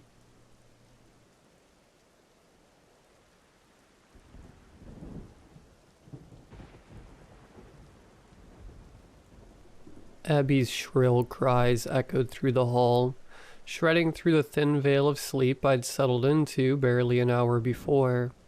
Alan rolled in place, groaning wordlessly as he folded the pillow over his ears. I stared daggers into him, scoffing to myself before wiping the sleep from my eyes and pulling myself from bed. It had been his job to put her down for bed last time, so I supposed it was mine to check on her.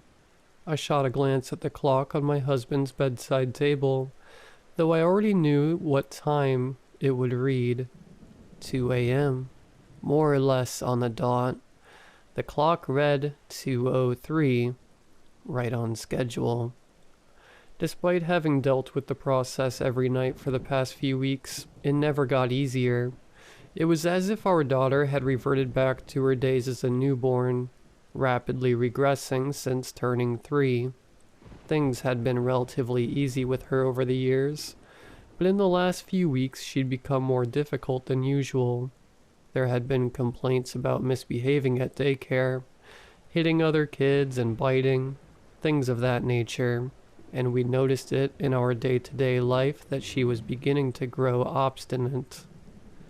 Where she'd once been an agreeable and rather easygoing kid, she was now difficult, often seeming to listen clearly, only to turn around and do the opposite of what she was told, or something entirely different and altogether unacceptable. It was like she was trying to goad a reaction out of people. One of the hardest parts to her challenging new behavior was her sudden inability to sleep through the night. It was like she'd found some new, messed up circadian rhythm all of a sudden. We thought it might be the new house, a side effect of having a young child in an unfamiliar environment, but it felt odd. She'd been fine for the first week or so in the new place. Heck, she'd seemed to love it, and then one night, a little over 9 days after we'd settled in, she began the nightly tantrums, setting off every night around 2 a.m., like she was following a schedule. Given the fact that Abigail was still relatively nonverbal, and couldn't really articulate herself in any other way, we dismissed the tantrums as anything other than commonplace. I shuddered as my feet met the wood floor, the chill of fall filling the room. I grabbed my robe from the foot of the ottoman beside our bed, throwing it over my shoulders as I made my way to Abby's room. The hallway was pitch black. Only faint traces of moonlight could be seen shining through the solitary windows. Even through the grogginess and irritation, a blooming unease found a home, growing with each protesting groan of the floorboards, and my daughter's shrill cry echoing off the walls. As my hand closed over the cool brass of the doorknob, my ears perked up unintentionally as my body tried to account for lack of sight. I heard something that made me freeze in place. Amidst the sound of Abigail's crying, I felt certain I'd heard a voice. For the briefest of moments, I thought it was her father's before immediately remembering I'd left him behind in the bedroom. My stomach dropped, a surge of sudden panic dissipating the final mists of sleep clinging to me. I threw open the door, heart pounding as I rushed forward and into the room. Quickly I made my way to the side of Abigail's crib, nearly tripping in the act as my foot fell upon something soft and plush. I looked down to see the large stuffed bear I'd assumed my husband had gotten her when we moved. She'd been clinging to it like a flotation device in water every time I'd seen her since. Upon assuring her safety, I set to scouring the room for any sight of intrusion. My eyes frantically darted about the little space, and for a moment my own reflection on the sliding mirrored doors of the closet made my heart jump. I quickly pulled open the closet, it being the only place in the room someone could hide themselves, to find it entirely empty. I meticulously scanned the room, as far as I could tell, undisturbed from the night before. The moonlight cast shadows across the carpet, making strange and forbidding figures of the mundane. It occurred to me that she must have tossed it out of her crib sometime during the night, and I wondered if that wasn't the reason for the latest of her nightly outbursts. As I picked up the stuffed animal sitting on the floor beside her bed, I found myself peering in through the thin wooden bars at my daughter. I felt a surge of relief as I saw her, though it was quickly replaced by a familiar sort of exhaustion as she cried, her little face scrunched and reddening, that I would be spending the next few hours of precious sleep time trying to get her back to sleep. I reached into the crib, gently lifting her from the bed and pulling her into my chest. Almost immediately, her cries settled into a soft babble, and I felt a flood of emotion I'd only known post-pregnancy, an overwhelming sort of love. I made my way to the rocking chair opposite the bed, settling into a rhythm as I began to hum a lullaby. At the back of my mind, I replayed those moments before I'd entered, questioning whether I'd really heard anything at all. I had felt so sure, in those brief moments before I'd entered, that there had been another voice. Yet the window was shut, and the room empty with the exception of my little girl. She was calm now, or no longer crying at least, but her eyes were wet and her nose was red, still running from her prior tantrum. She babbled softly, her head bobbing as she leaned back to look at me, her mouth trying to work around some word, a da-da sound. "Daddy?" I chuckled, despite the exhaustion rapidly regaining its footing. "No, not Daddy. He's sleeping. It's Mommy." She looked at me, as though somehow her little mind was unsatisfied with the response before turning and pointing one of her little fingers towards the crib. "Daddy." It took me a moment to understand what she was asking, as I stood and made my way to the crib, reaching in for the stuffed bear her father must have gotten her at some point. I felt her grip tighten around me as she spun away, hiding her face in my neck. Something in me twisted at that, a distant unease in my gut, instinctual though vague. I looked the ratty thing over with mild interest. For the life of me, I couldn't understand why Ellen had chosen it for her of all things. It was a large, rather ratty thing. Clearly a hand-me-down in the line of stitching running along its belly told me anything. He'd likely seen it on one of those shopping trips at the local thrift shop as we tried to furnish our home on a budget, and thought of our Abigail. It was sweet, though a part of me wondered if he'd remembered to wash it. I made a mental note to ask him in the morning. It clearly meant a lot to Abby, and for the moment I'd noticed it, it had been practically glued to her hand, never to be anywhere she wasn't. Which is why I found her reaction somewhat unnerving. I lowered the stuffed toy back into the crib, somewhat surprised by the weight of the thing as I did so, a bit heavier than I might have expected. Abigail glanced over her shoulder curiously, as if to ensure I'd moved the toy, turning around fully when she saw it back in the bed. I felt something stir in me that I couldn't quite place. Again, something odd in her reaction that triggered some instinctual sort of maternal unease in me. My eye lingered on the doll before searching the room once more for comfort and settling into the rocking chair with my daughter. It took several minutes for that faint unease to fade to the back of my mind, lingering silently under the surface, and it took a little longer than that for Abby's breathing to slow and sleep to fall over her again. I could feel the drowsiness billowing back up in me as well, my eyes feeling grainy, lids heavy as the faint creak of the chair formed a dissonant lullaby. The protesting groan of the floorboards and the search for the door's hinges pierced the veil of sleep that had come to settle over me.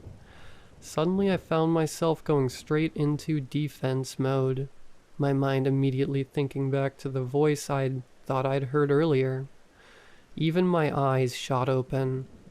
It took a moment to adjust to the darkness, and my heart plummeted into an icy pool of fear in my gut as the outline of a man grew apparent in the doorway, only settling once my husband spoke.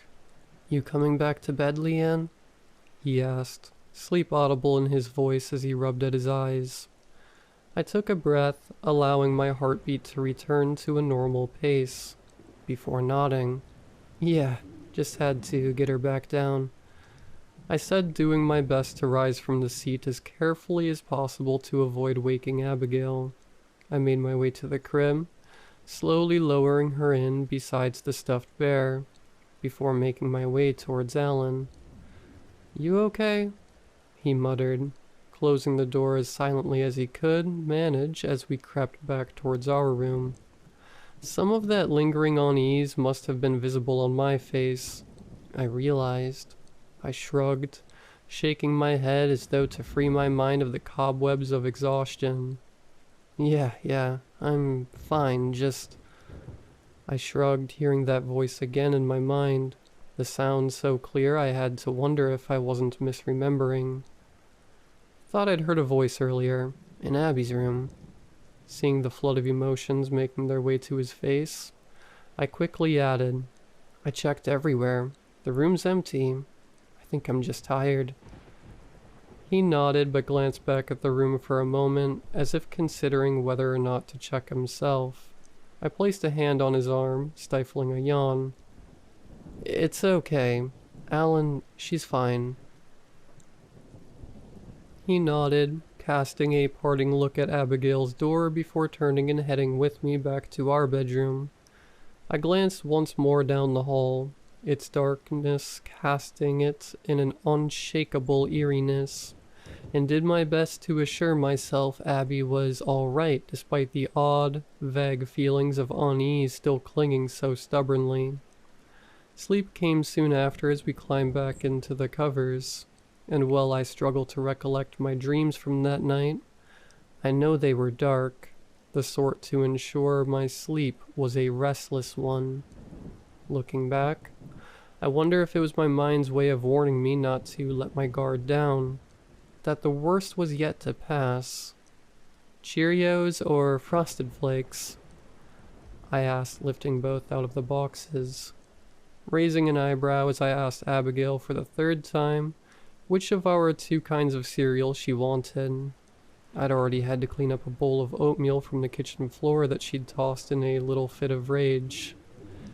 The question only prompted more tears, her face growing a bright red and wrinkling into a silent scream, as though she were building up for another bout of shrieking. That moment had been especially challenging. Abigail was acting out even more than she had been in the past few weeks, to the point that Alan was offering his apologies on the way out of the door, knowing that I'd have to wrangle her all alone, while also trying to manage my online classes.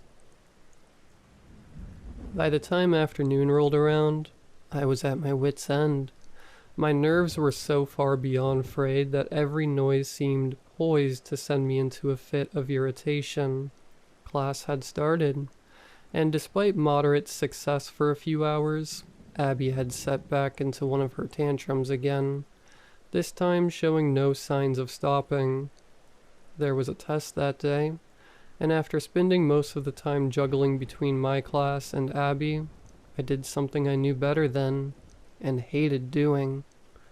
I flicked on the television, turning to the first YouTube playlist I saw featuring familiar kids' characters. "Mommy just needs 20 minutes, baby. Please just watch TV, okay? I'll be right back. I left her in front of the living room television, hurrying to shut myself off in the room before too much time could pass on my exam. I did my best to stifle the flood of emotions I felt as I heard her cries grow louder, tottering behind me. As I entered the small room off of the living room, which I had been using as an office, I closed the door behind me. Abby's cries rose into shrieks, her little fist pounding against the door. I swallowed hard, sighing as I fought back the watering in my eyes. Just 20 minutes. She'll be okay for 20 minutes. I tried to remind myself, every bit of me wanting to open the door despite my exhaustion. I remained steadfast, making my way to the computer and beginning work. After a few minutes, she stopped, her cries falling into pitiful sniffles before I could hear her totter away. I tried not to rush through my test, my grade in the class already having suffered from so many sleepless nights. Yet my mind wavered between the work and thoughts of Abby. I pushed through, eventually losing myself in the test as it grew in difficulty, until I'd reached the end, falling back in my chair with a sigh. I turned in place, spinning the seat to face the window that made up most of the wall. Outside, I could see the neighbor lady, Mrs. Janice Melody, as she'd told me to call her, and her husband and their yard. Their ancient old pickup shone in the driveway, a unique shade of orange that could be described as something of an eyesore at best. She was watering the grass, despite the fact that the Illinois weather almost certainly meant some more snow could be expected before summer. Well, he passed out popsicles to a few of the local kids, a group of boys taking a break from their play. They'd been playing a game of street hockey, which I'd tried to drown out while working, but watched with some mild interest as my mind drifted to thoughts of the future. It wouldn't be too long before Abigail was out there. I could almost see her in my mind, a perfect mix of her father and I, smart and sweet, but with an attitude to boot, out there with the other kids. After a moment, Mr. Melody, I'd yet to remember his name, appeared to return to his house, disappearing to the side of my window and out of view. I watched for a few minutes as the kids continued their game, his wife stopping her busy work every few minutes to yell at them when the ball touched her lawn or some similar offense, remaining lost in thoughts of the future. It was as one of the children fell, scraping a knee and crying out, attracting the attention of one of the parents, that I realized, with a feeling of dawning horror that any parent knows, it had been too long since I'd last heard Abby. The few times I've had to lock myself away to get work done, she settled in the living room outside the office, distracting herself scrolling through YouTube and playing with the assortment of toys we'd gotten her over the years. The sound of her little babbles or clattering of toys was something I'd listen for at points to make sure she was all right. I had gotten distracted, first by the test, and then my own thoughts in the first real moment of silence I'd had all day. I had let the time get away from me, forgetting completely to keep an ear out. I shot up from my seat, hurrying to the door, yet feeling unable to move fast enough for my heart as it pounded in my throat, feeling every bit a shoddy parent. "Abby?" I called, swinging the door open to the sight of an empty living room. My breath caught in my throat. The only sound to greet me was the antics of whatever cartoon characters came over the television. I hurried to the kitchen set, calling her name as I checked behind the island in the off chance that she was playing some random game of hide and seek. Yet, as I went from room to room downstairs, without a sign of her, I felt my heart grow painful in its thunderous beating. A faint nausea ripped at me like a dog at the heels, as a faint tremor began to emerge through my body. "Abigail?" My voice came more forceful than I'd intended, shaking more than I'd have thought. As my face grew hot, I searched the first floor, every room coming up empty, the tremor growing until I shook like a leaf in the wind. As I approached the garage door, I was greeted immediately with a gust of frigid air and the sounds of birds chirping. My heart dropped, disappearing into a pit widening in my gut as I saw that it was somehow ajar. My body seized with awful anxiety as I opened it fully. The garage was wide open, having a full view of our neighborhood beyond. My knees shook with the threat of giving way entirely, as a sensation like being doused with freezing water almost turned my body to ice. Had it not been for the adrenaline that coursed through me in that instant, searing my veins as it did so, I might have passed out from the sheer horror of it. It didn't make sense. I was sure I'd heard my husband close it this morning. Had she opened it herself? There was no way. I felt certain. The button was several feet above her head.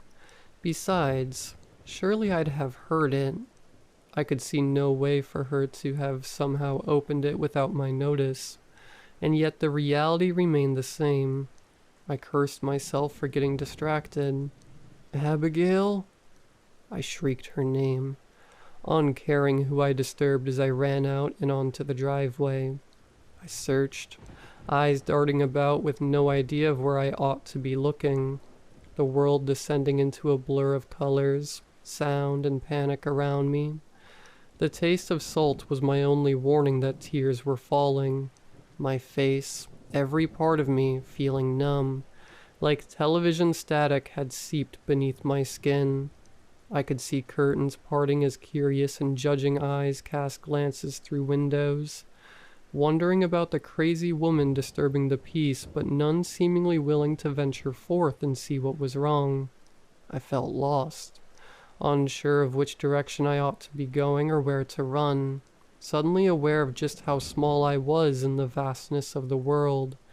The small groves that lined either side of the street, beyond the yards forming a barrier between the outside world, usually so serene and beautiful, now seemed like treacherous forests, past which I could picture my daughter falling into some ditch crying out for me. Or if she'd somehow made it through the brush, out onto the busy streets on either side. I felt as though I could vomit at the thought. I rounded the left side of my house, entering the space between my yard and Miss Melody's. Panic racked my thoughts for every step I took, carrying with it the fear that I was moving farther from where she might be. All the while, another part of my mind wondered if she wasn't still in the house, somehow having escaped my thorough search, and by leaving, I was putting her in danger. "She's gone. She's gone. You're an awful mother. She's..." The thoughts played on repeat like some record of a nightmare. The very blood rushing through my head, audible as my heart pounded. "Abigail?" I called again, struggling to take in a deep breath as my lungs seemed to quake at the sheer dread, as though the act of taking in oxygen was something requiring concentration I couldn't spare. The sound footfalls in the grass made my head spin as I turned to face whoever was approaching. I could have cried at the sight of Miss Melody.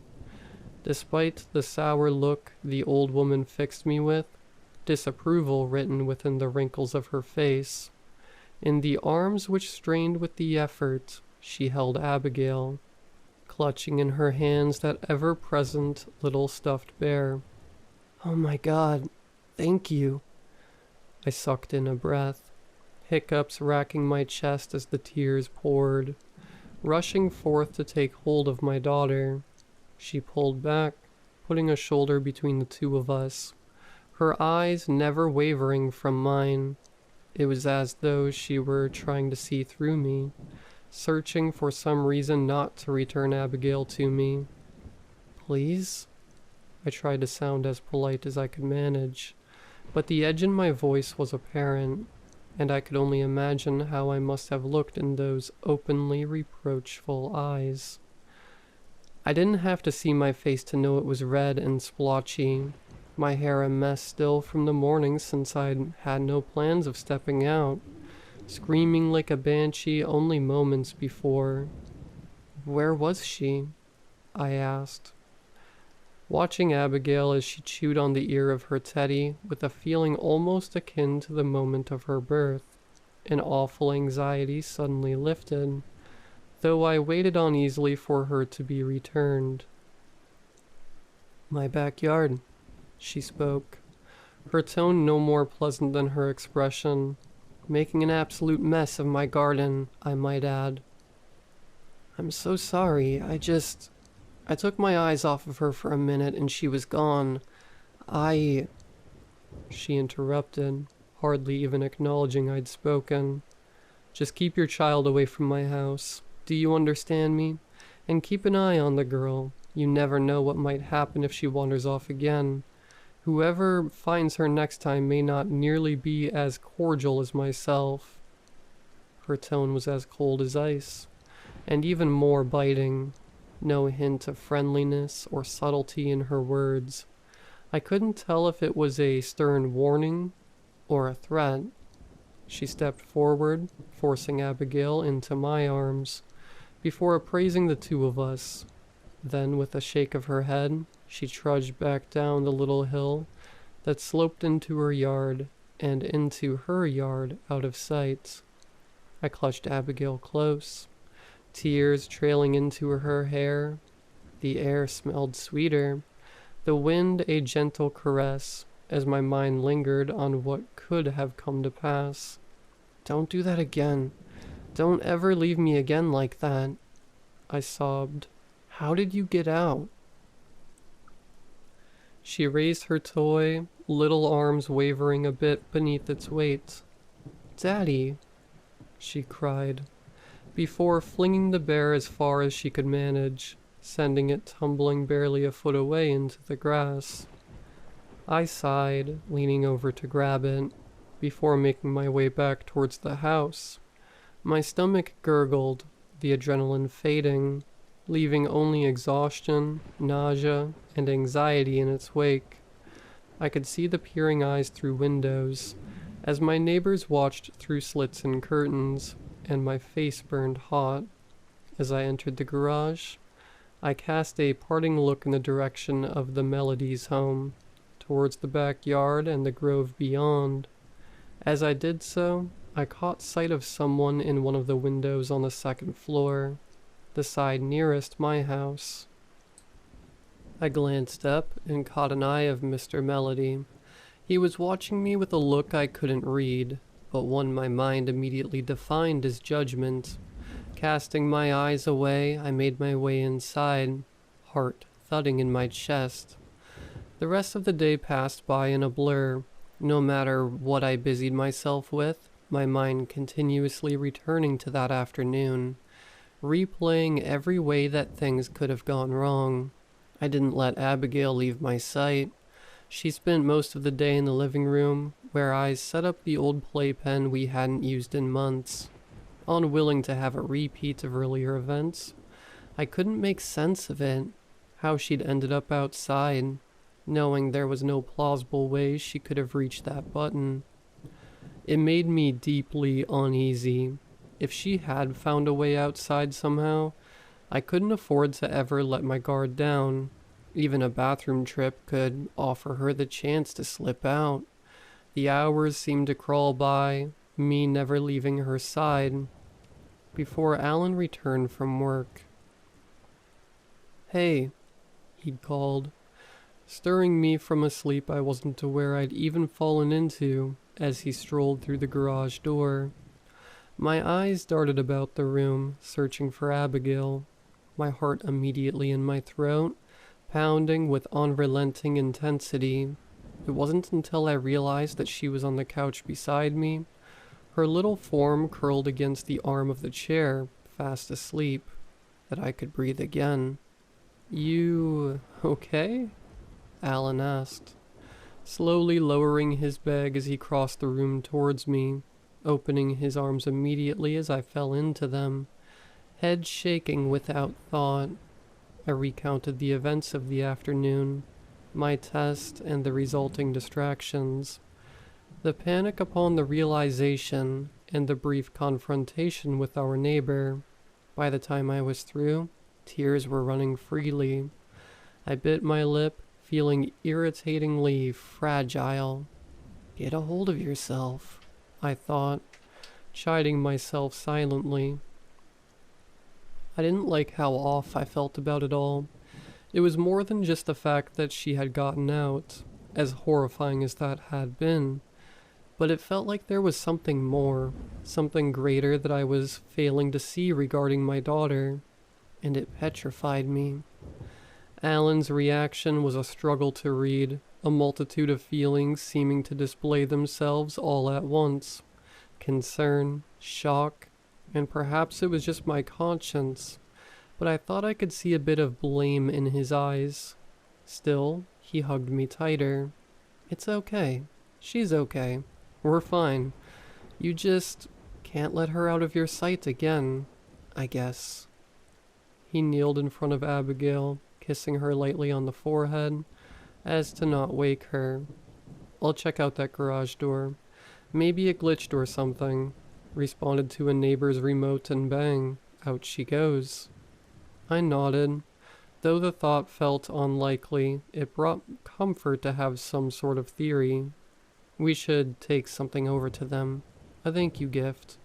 Maybe it'll smooth things over. We don't want to seem like the dysfunctional family in the neighborhood." I winced at the idea. The very thought of having to see the old woman again making me flush with embarrassment, but I knew he was probably right. She had found Abigail after all. Regardless of what her attitude might have been, surely I owed her for that. I nodded, sighing and running my hands across my face as if to wipe away the events of the day. Alan pulled me close again, pressing his lips against the top of my head. "It'll be fine, love. Promise. She's okay. Everything's okay." God, how I wish he had been right. We settled in for dinner half an hour later.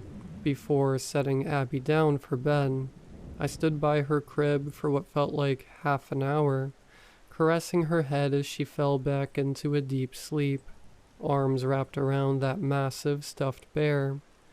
The old heating system of the house had seemed to kick into overdrive, and Alan had suggested leaving her window open to allow for a little breeze. After some resistance, I relented on the condition that we lock it in place, opening it no more than an inch. The events of that afternoon lingered fresh on my mind, and I wouldn't open the door to allow for a genuine tragedy. I watched her for a few moments as she slept, my heart aching at the thought of what might have happened. After some time, long after the sounds of my husband moving about the house had faded, I made my way to our bedroom and climbed into bed beside him. I pressed in against the heat of his body, though my back was facing him. My eyes were on the doorway as if somehow it might allow me to peer into her room, though there was little to be seen but the darkness of the hallway. At some point, exhaustion overcame anxiety, and I could fight to keep my eyes open no longer.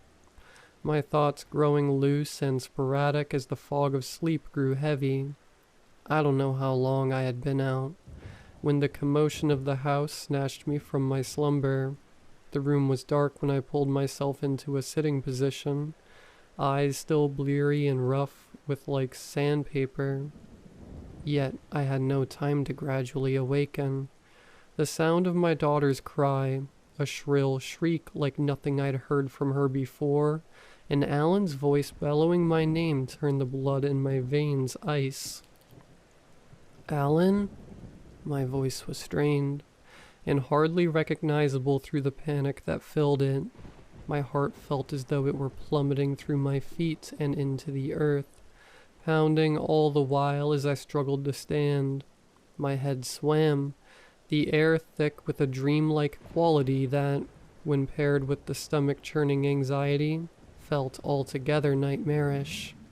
Alan?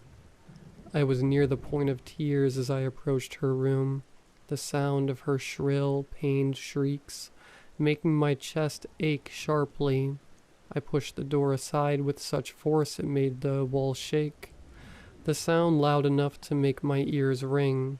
And yet, as Alan turned to face me, standing beside our daughter's crib holding her close to his chest, his expression bore no surprise, just a blazing panic and sadness. "What's wrong? What's going on?" In my hurry, I nearly tripped over that god-forsaken stuffed bear, the side of my foot where I'd kicked it, stinging as though I'd just kicked a small rock. There was something there, something inside of it more than fur and stuffing, and I had no time to dwell on the matter. As I approached, I could see the reason for all of the commotion, and my stomach dropped through the floor. Her arm. I couldn't finish the sentence, feeling as though the air had been knocked from my lungs. Alan cradled it close to him, not wanting to let the limb dangle, but I could see the state of it even then. It was swollen, the entire arm an angry red color save for an area a bit below her wrist, which stood out a nasty purple. The tremor I felt seemed to rise until I was shaking uncontrollably, nausea growing at my gut as darkness played at the corner of my vision. My head swam as the panic reached a fever pitch. What happened? How did this happen? I don't... Questions stampeded over each other to the forefront of my mind. I felt lightheaded, and my skull pounded with every drumbeat of my heart. The world felt so odd and surreal, as though I were in a nightmare, like I could wake up at any moment still in bed. But no, it was all very real. I could tell. "I don't know," he responded, voice strained with emotion, neither of us taking well to seeing our child in pain. "I heard a slam, and next thing I know she's screaming. She had to have climbed out of her crib somehow and lost her balance. He looked at me, confusion and a sort of pain I resonated with, on a primal level that seemed to grow with her every cry. She's never done that before. I don't understand." I shook my head. He was right. Abigail had never shown any signs that she'd been trying to climb out of her crib. Had she, it would have been moved to our room that same day. Until now, I wasn't sure she was even capable. It made a small part of me, some minor area still capable of questioning through the sheer panic, wonder why. Why tonight of all nights, after the somewhat inexplicable events of that afternoon? Still, I had no time for weaving theories at that moment. Alan had risen to his feet and was speeding past me towards the door. "Where are you going?" I asked, yanked from my thoughts. "Hospital. We've got to get this looked at immediately." I nodded, almost feeling stupid that I hadn't thought to suggest it sooner. My head felt all over the place, the events of the day rendering me mentally drained. I just wanted to curl into a little ball, Abigail safely at the center, and sleep for a week. "I'll come with you," I started. "Just let me throw some pants on." The drive to the hospital was a tense one. I sat in the back with Abby, doing my best not to lose it as I tried and failed to calm her down. Not a second going by that Alan wasn't peering nervously at us in the rearview mirror. The night seemed to move on in a blur of hurried conversation and odd glances. Perhaps it was my exhaustion. but as we sat in the waiting room while our daughter's arm was scanned, it felt as though every glance spoke of judgment. In my sleep-deprived mind, in some odd way, it seemed like everyone knew of the events of the day before, my failing, as though the world itself was calling me negligent, and I was beginning to question it myself. What is happening today? I breathed, running my hands across my face and through my hair as I leaned into Alan's shoulder. I could feel him shaking his head as he put his arm over my shoulder. "It's been something," he said, voice every bit as tired as I felt. "She's getting older. Maybe the terrible twos are showing up a bit late," he offered. I thought for a moment, knowing there could be something to the theory, the sudden temper tantrums and disappearances, and how this incident with the crib, it was all so sudden and unlike her, and my every instinct told me that something was wrong. And yet, I couldn't tell what. It felt like that afternoon all over again, an awareness that my daughter could be at great risk, yet an utter directionless when attempting to confront it. Mr. and Mrs. Price, the doctor who had presided over Abigail's treatment, called us from across the waiting room, yanking me from my thoughts. Alan was up in an instant, striding across the room in quick pace as I hurried to follow behind, heart pounding in my chest as a nauseating effect. The expression on his face was polite but slightly somber, and I already expected what we would be told. There was a break just below her wrist in 2 places. Her little arm had been shattered by the contact. The doctor's best guess was in line with our own. She had likely fallen and broken it in the process, but the mental image sent me back into tears. I know it's upsetting, believe me, but if it's any consolation, little ones are remarkably resilient. She'll likely heal faster than either of you would in a similar circumstance," he said with a sad smile and nod. "We'll do our best to make sure her arm is set perfectly. I've got a friend who specializes in pediatric orthopedist. He's one of the best. She'll be safe in his hands. I'll have the front desk give you the number." "Thank you," Alan responded, reaching out and shaking the man's hand. The doctor nodded. "They'll be bringing Abigail out in a moment. You folks try to get some sleep tonight. She'll need the rest too. The medicine will have dulled the pain, but she'll be tired. I imagine you all are." I simply nodded, still somewhat lost in thought. The doctor affixed me with a tight-lipped smile, the sort that was more apologetic than happy, before turning and beginning to back down the hall and on to the rest of his night. He paused as he reached the hallways, and in that instant I could see something like reluctance in his posture as he turned to face me once more. "Accidents happen.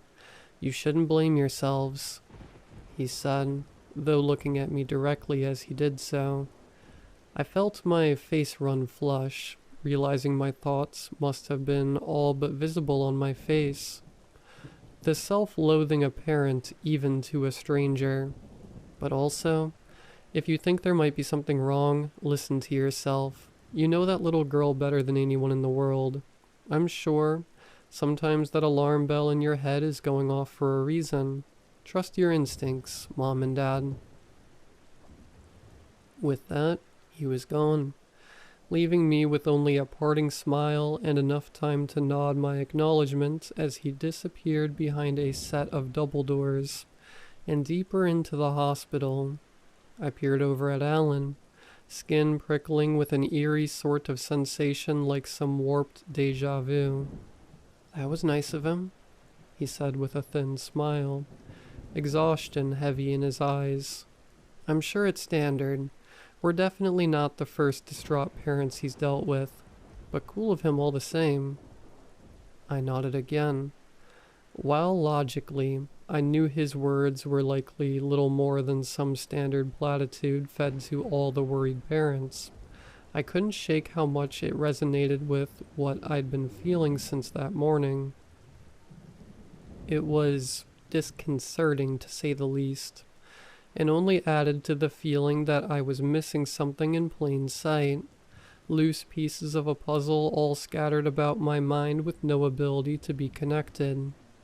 "I take it you're the parents?" a shorter woman, with a round face called. The sight of Abigail in her arms scattered any and all previous lines of thinking, as both Alan and I hurried to meet her. I scooped her from the woman's arms as gently as I could manage, holding her as one might some restored artifact that would fall to dust in a heavy breeze. Alan handled the rest of the interaction, being led to the front desk as he was asked about insurance information, while I returned to the car with Abigail. I had had enough for the day, enough of the fluorescent blaring lights of the hospital, and of people and their judgmental gazes. I crossed the silent parking lot, passing an older man in a wheelchair taking a smoke outside, the click of my shoes on the pavement echoing through the night. I'm not certain at what point I became aware of that sensation, that stomach turning, creeping feeling like a skeletal hand along the back of my neck that told me I was being watched. At some point, I slowed down, heart thudding heavily against my chest, ears straining as I listened to the footsteps I'd slowly grown aware of. My stomach sank as they slowed in turn. Perhaps it was the exhaustion, paired with the stress of the day rendering my nerves shot, leaving my mind unable to think clearly. But in that moment, with Abigail in hand, all I could think to do was speed up. The area of the parking lot I'd entered was empty as far as I could tell, save for myself, my daughter, and whoever was behind me, and the realization filled me with a cold, heavy dread. My pace quickened until I was practically speed walking. All the while, I could hear the echoes of footsteps following not too distantly. In between my own, realization struck me like a blade in the dark. They're following me. Somebody is following me. I broke into a run. To my horror, the person behind me soon followed suit. I wanted to scream, to shriek out for help, and yet in the moment I felt robbed of words. Panic flooded my every mental pathway, as I could think only of one thing: get Abigail to safety. I ducked to the right, moving between a van and a parked ambulance, and darted out in front of it, doing my best to use the vehicles to shield me from my pursuer's view. My head spun. Moments from every true crime podcast or murder show I'd seen playing out in real time. My arms ached with the effort of carrying my daughter while running, and I struggled to balance her with one arm while I grabbed the keys with the other, clicking the panic button as I scanned the cars around me for any sign of mine. Several rows ahead, I could hear it, and to see the blare of its lights glowing from behind the other vehicles. It seemed all the motivation my body needed to conjure up some extra bit of speed, as I could hear the footsteps behind me approaching. The car came into view, one row ahead, the sight of it making my heart lurch. Every second spin covering the distance between it was excruciating, and every hair on the back of my neck was at attention, prepared to feel someone yank me back. I was nearly there. I could almost reach out and grab the handle when I felt the hand on my shoulder firm, nearly making me lose my balance. "No," I shrieked, finally finding my voice as I spun around and tried to fight my captor, only to feel a firm set of arms pull Abigail from my grasp. In my panic, I felt my boots catch against each other and I fell back, sliding back against the car and onto the ground with a force that made my teeth clatter. "Leanne, it's me. Relax, baby. It's me." Even through my terror, I recognized Alan's voice. Immediately the fear dissipated, giving way to a strange and overpowering sorrow. I fell into his shoulder, the tears running freely as I did so. I was drained, both mentally and physically, and in the moment I wanted to cry, vomit, and pass out, perhaps all at once. I didn't mean to scare you like that. I saw you running and I got worried, so I hurried to catch up. What were you running from?" I looked up at him, unsure of how to respond for a moment. There was some part of me that felt suddenly quite foolish for how I'd reacted, almost certain I'd perhaps blown things out of proportion as we sat there alone in the parking lot. I shook my head. "I thought I'd heard someone. It's nothing. Let's just go home." I could see in his face that he was worried, but knew better than to push any further, which I appreciated more than he could know. "Okay," he nodded. "I'll get her in her seat. You just go ahead and try to doze off." I nodded, smiling though I felt no humor in it, as I began to round the car for the passenger side door. It was as I was climbing into my seat, pulling the door shut with a groan, that I peered out into the world beyond the window, and felt my heart stop. I swallowed hard as I stared at the vehicle exiting from the parking lot only a few yards away, caught for just a moment beneath the streetlights, as it turned onto a quiet residential street. It was immediately familiar to me. An old pickup in a shade I could only recall seeing once before, in the driveway of our neighbor's house. Old Mrs. Melody, the very woman who had brought Abigail to me that afternoon. The realization made my stomach turn, and somewhere in the back of my head, I could hear the doctor again. "Sometimes that alarm bell in your head is going off for a reason. Trust your instincts, Mom." At that moment, though I could find no way to prove it, my instincts told me that something was going on with the woman next door, and I feared, somehow, my little girl was involved. That night, despite my exhaustion, I doubt I slept more than 3 hours in total. It was a light sleep, with every stir of my daughter in bed snatching me from my slumber, as I would shoot up, scanning the darkness beside me until I was certain she hadn't awakened. I wasn't sure when, if ever, she could go back in that crib. I couldn't see myself feeling safe leaving her in her room, alone again for a long while. At the very least, until we could be sure she wasn't attempting any more midnight escapes. And God only knew how we would manage that. I couldn't even be sure of when this had started. At some point during one of those moments, sitting in the silence of the room, listening to the breathing of my husband and daughter over the continuous drone of the ceiling fan, the hope of sleep seemed to escape me. I sat in the darkness, my eyes adjusting to the faint light pouring through the windows, a combination of the moon and distant streetlights all I had to see with. My eyes lingered on the stuffed bear, sitting at the edge of the bed like some sentry standing watch. From the moment we'd returned, even through the mental slur of the painkillers, it had been the first thing she'd mentioned, and Alan had brought it to the room for her. I had moved it at some point, after rolling on to the thing only to be awakened by the sensation of it digging into my back. Something in it firm and hard, complete with some pointed edge I could feel. The sight of it there in the dark, sitting there unmoving, with its blank eyes peering forward seemingly through me, made me feel a strange sort of distress. I'm not sure how much time passed with me tossing and turning in the vain hope that sleep may lie in the next position, but I found my eyes kept lingering back towards that bear. I glanced beside me, confirming that both Abigail and Alan were sleeping soundly, as I edged towards the end of the bed. With one quick motion, I booted the thing off the bed, those eyes watching me accusingly. It hit the ground with a thud that made me grit my teeth, peering back to ensure my daughter remained asleep, and muttering a silent thanks that she had.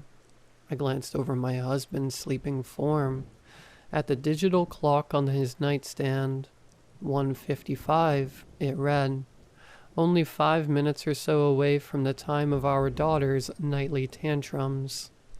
The thought brought me on a great sense of foreboding, that I couldn't shake lying there in the darkness, massing in my chest like the tangle of so many weeds. Perhaps it was the result of a day of mishaps, leading me to feel there could only be something worse around the corner, and feeding my anxiety like trees and dry brush to a forest fire. It was ridiculous. I was certain of it. I rolled over, placed my hand across Abigail, as though it could bring me all the security I felt lacking in that moment. She was there, hurt as much as it killed me, but safe. I couldn't see her waking up in the next 4 minutes. I laid back and forced my eyes closed, doing all I could to drag myself back to sleep. It had only been a few minutes. My ears turned to the alternating sounds of my husband and daughter's breathing, and the whirring creak of the ceiling fan as I'd begun to drift, when I heard it. At first I was certain it was my imagination. The sound was so faint, I could almost dismiss it as such. But no, it was far too persistent, a strange mechanical hiss, like someone had switched on a broken television somewhere in the distance, that echoed out amongst the whirring of the fan and usual murmur of the house's inner workings. Before I could even identify a source, I felt my heart pounding furiously against my chest. My eyes fell back on the glowing display of the clock. 2 o'clock. The timing, it seemed strangely intentional. I could feel a chord of unease struck, reverberating through me with a chilling effect as my ears perked to listen closer. I sat up, wavering in my mind between waking up Alan or not, settling quickly on the latter. He had to be up in a few hours, and while I felt unsettled, I saw no need to disturb him yet. Instead, as carefully as I could manage, I slid out from beneath the covers and stepped gingerly out of bed. The wooden floorboards creaked their protest, making me grimace as I watched Abigail stare. After seconds passed without another movement, I felt okay to chance another careful step forward. My ears felt tuned as I listened for that sound. Louder, it seemed. Now that I was really listening for it, I could think of nothing in my room that could be responsible for it, save for perhaps the white noise machine I hadn't used in months, and that was much louder. No, this sound brought to mind something else. It was oddly reminiscent of the static one might hear on a walkie-talkie, or something of the like. I had owned one during my childhood, which I'd used to talk to some of my friends in the neighborhood, and as I inched across my bedroom floor, gripped by the quiet and frigid night air that seemed to hang heavy in the room, it was all my mind could conjure. I stepped forward again as delicately as I could manage, my eyes scanning the dim light as best as they could, though I was relying almost entirely on my hearing to guide me. That mechanical hiss was growing louder with each step. Somewhere to the right of me it seemed, near the foot of the bed. I could feel my heart in my throat with every footfall, my mouth running dry as the hairs on the back of my neck rose with the creep of anxiety. It was louder now, so much so that I was beginning to worry it might wake my family. a series of cracking and popping noises, audible amongst the hissing. It seemed to be coming from more than one place. Though the noise faded in and out, I was almost certain it was coming from 2 different directions. The thought made my skin crawl and the pit of my chest widened, as though I was being surrounded by something unseen. My home invaded by specters I could only listen for. It was then that I heard it, faint but unmistakable, a voice from amidst the disembodied static. Hello? In that moment, I could have sworn my heart stopped. An icy shock tore through me as though I had just been submerged in freezing waters. My eyes scanned the darkness, wide and searching for anything that might be the source of the sound. Babe? I leapt, nearly losing my balance as I stumbled away from the sudden sound, only to glance over and see Alan sat up in the bed. He looked tired and confused more than anything, hands running over his eyes, but after a few minutes I could see that he too could hear it. What is that? Little bear? You there? I sucked in a breath, head spinning with such force I was certain I might fall out from the sheer panic starting to flood my system. That voice again amongst that phantom static, raw and hissing. Our eyes met, and I felt a surge of some gruesome satisfaction that I wasn't alone. He heard it too. Are you there? I spun to face behind me, certain I could hear that voice drifting from somewhere over my shoulder, and found only an empty room to greet me. From behind me again, the static grew louder, and for the first time since it had appeared, I could pinpoint from where. My eyes fell on the baby monitor on our nightstand. Its lights glowed with the hiss of the audio, sparking with color the louder it grew. Alan followed my gaze, snatching it up in one quick motion, before pressing the button to respond. Who is this? There was a shrill sound, like the squeal of audio feedback that made us both cringe, and set Abigail to stirring immediately, followed by an echo, as though his voice was being played back simultaneously from somewhere else, somewhere nearby, ceasing only when Alan released the monitor. In an instant, it was all gone. The air hung heavy with an electric sort of surreality, like the early moments of some waking nightmare, yet there was nothing but the usual sounds of our home to fill its void. The room was silent, or as close as it could be anyways. Abby had begun to kick up. Though still asleep, she was starting to wake. The sounds finally growing too much for her, and I could hear the beginnings of a tantrum building as sleep began to wane. For several moments, Alan and I lingered in place, our eyes locking, a coiling tension passing between us both. In an instant, a thought crossed my mind, and before I could even think things through clearly, it was out of our room and hurrying across the hall towards Abby's. The door loomed ahead, as ominous as a gravestone, my mind fully prepared to meet the intruder I knew must be on the other side. I could all but see it, some figure clad in shadow, hunched over the baby monitor in my daughter's room. The thought filled me with terror and a rage like nothing I had ever felt. It was the only thing I could think of at the moment that made some sort of sense. It was obvious that whoever we had just heard had been trying to speak to our daughter, and I could think of no other way we would have heard them over her monitor. Leanne, where are you going? Stop, wait. Alan's footfalls grew heavy as he rushed ahead of me, putting himself between me and the door.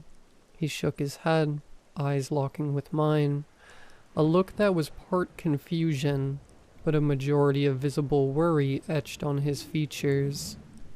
"I'll check. You stay behind me. We don't know who might be in there." I nodded, still nudging him forth until he was pushing the door open. As we pushed into the room, my eyes fell immediately on the nightstand. The baby monitor was untouched. Alan began to search the room, flicking on the lights and checking under the bed, and in the closet. All the while, I found myself lost in thought as I looked at the monitor. I was all but certain it had to be the source of the voice, and yet there was no one.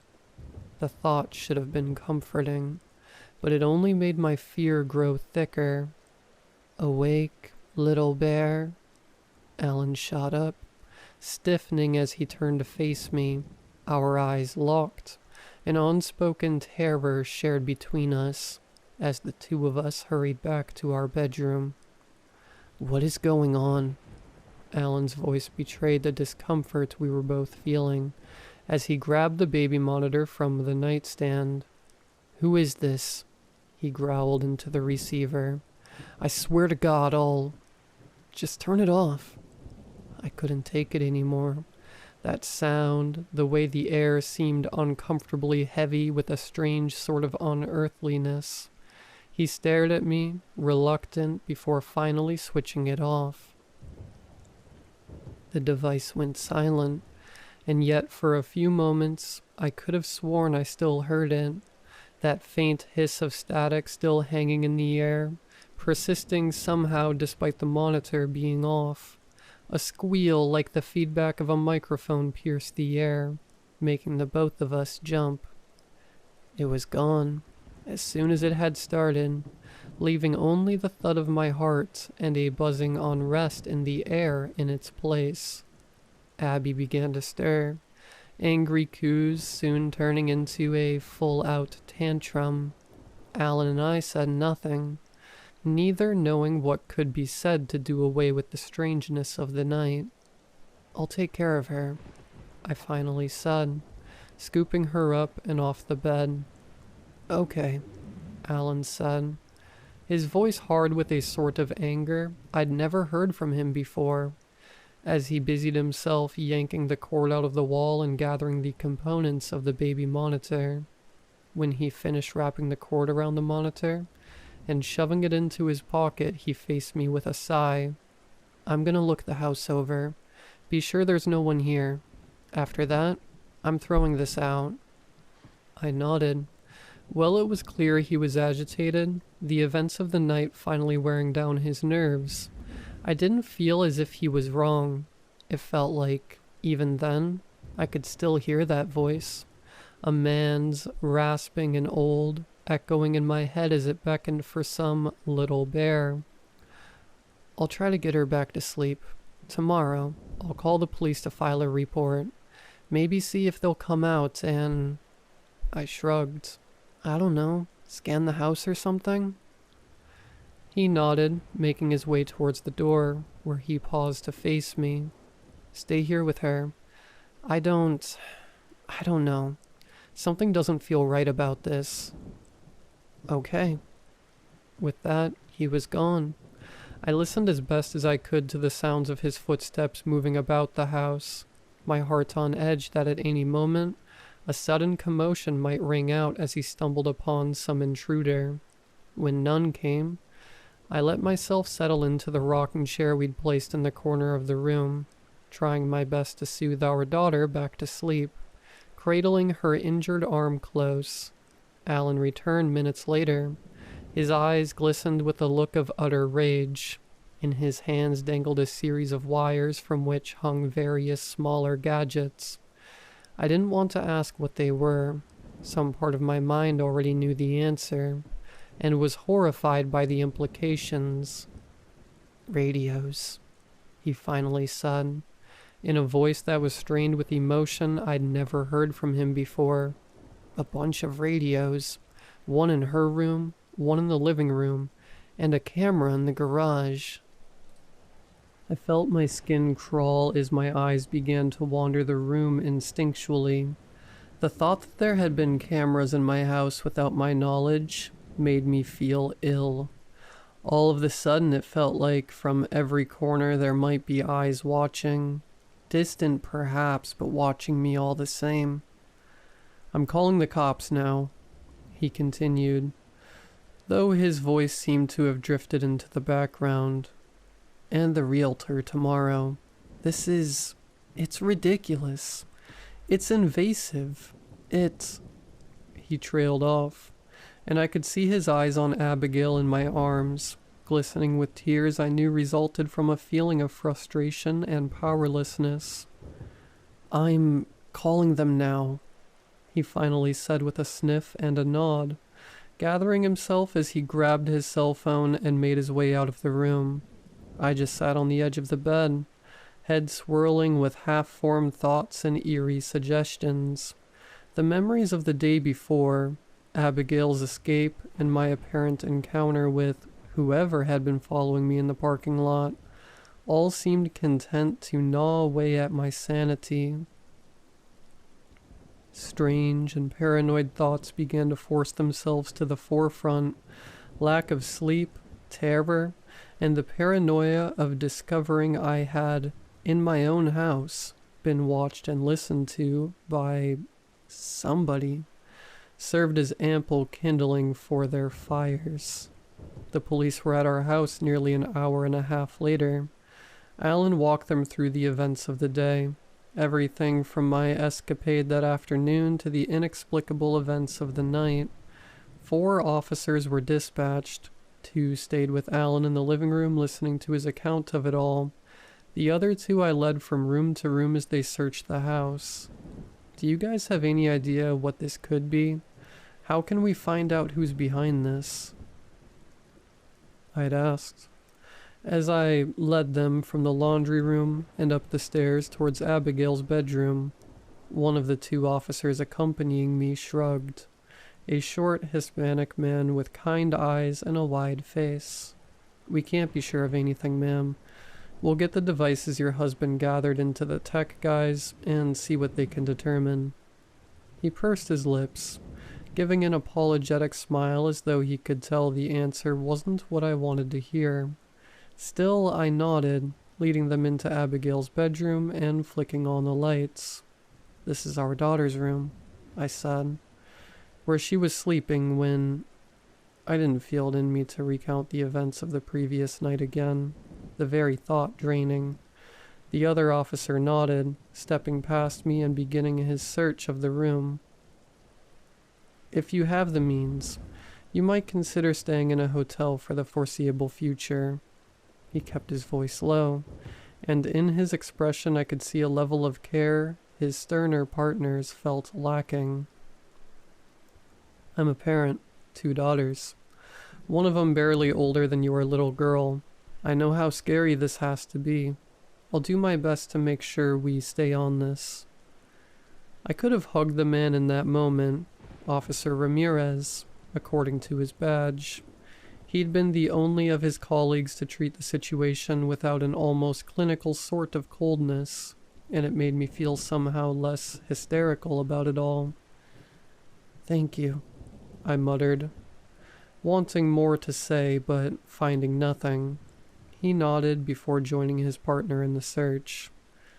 They were gone 15 minutes later, Officer Ramirez leaving Alan and I a number to call if anything else unusual happened. And with that, my little family was alone again in a house that suddenly felt so much less like a home than only that morning. Any hope of sleep was long gone, and I spent the next few hours pacing the bedroom and hallway, Abigail in my arms, my mind moving faster than my body could manage. Alan tried to stay up with me, but with work in only a few hours, I encouraged him to get some sleep around 4, promising that Abigail and I would stay close. We did, spending the hours until light began seeping through the blinds and dusty rays in the rocking chair, until my eyelids grew heavy and sandpaper-like. "You gonna be okay here today?" Alan asked me, his eyes watching me through the standing mirror while he worked at his tie. "You can always go stay at my sister's today. Tracy would be fine with it if—" "I'm fine, Alan," I interjected, exhaustion robbing me of any tact. My voice sounded harsher than I'd intended.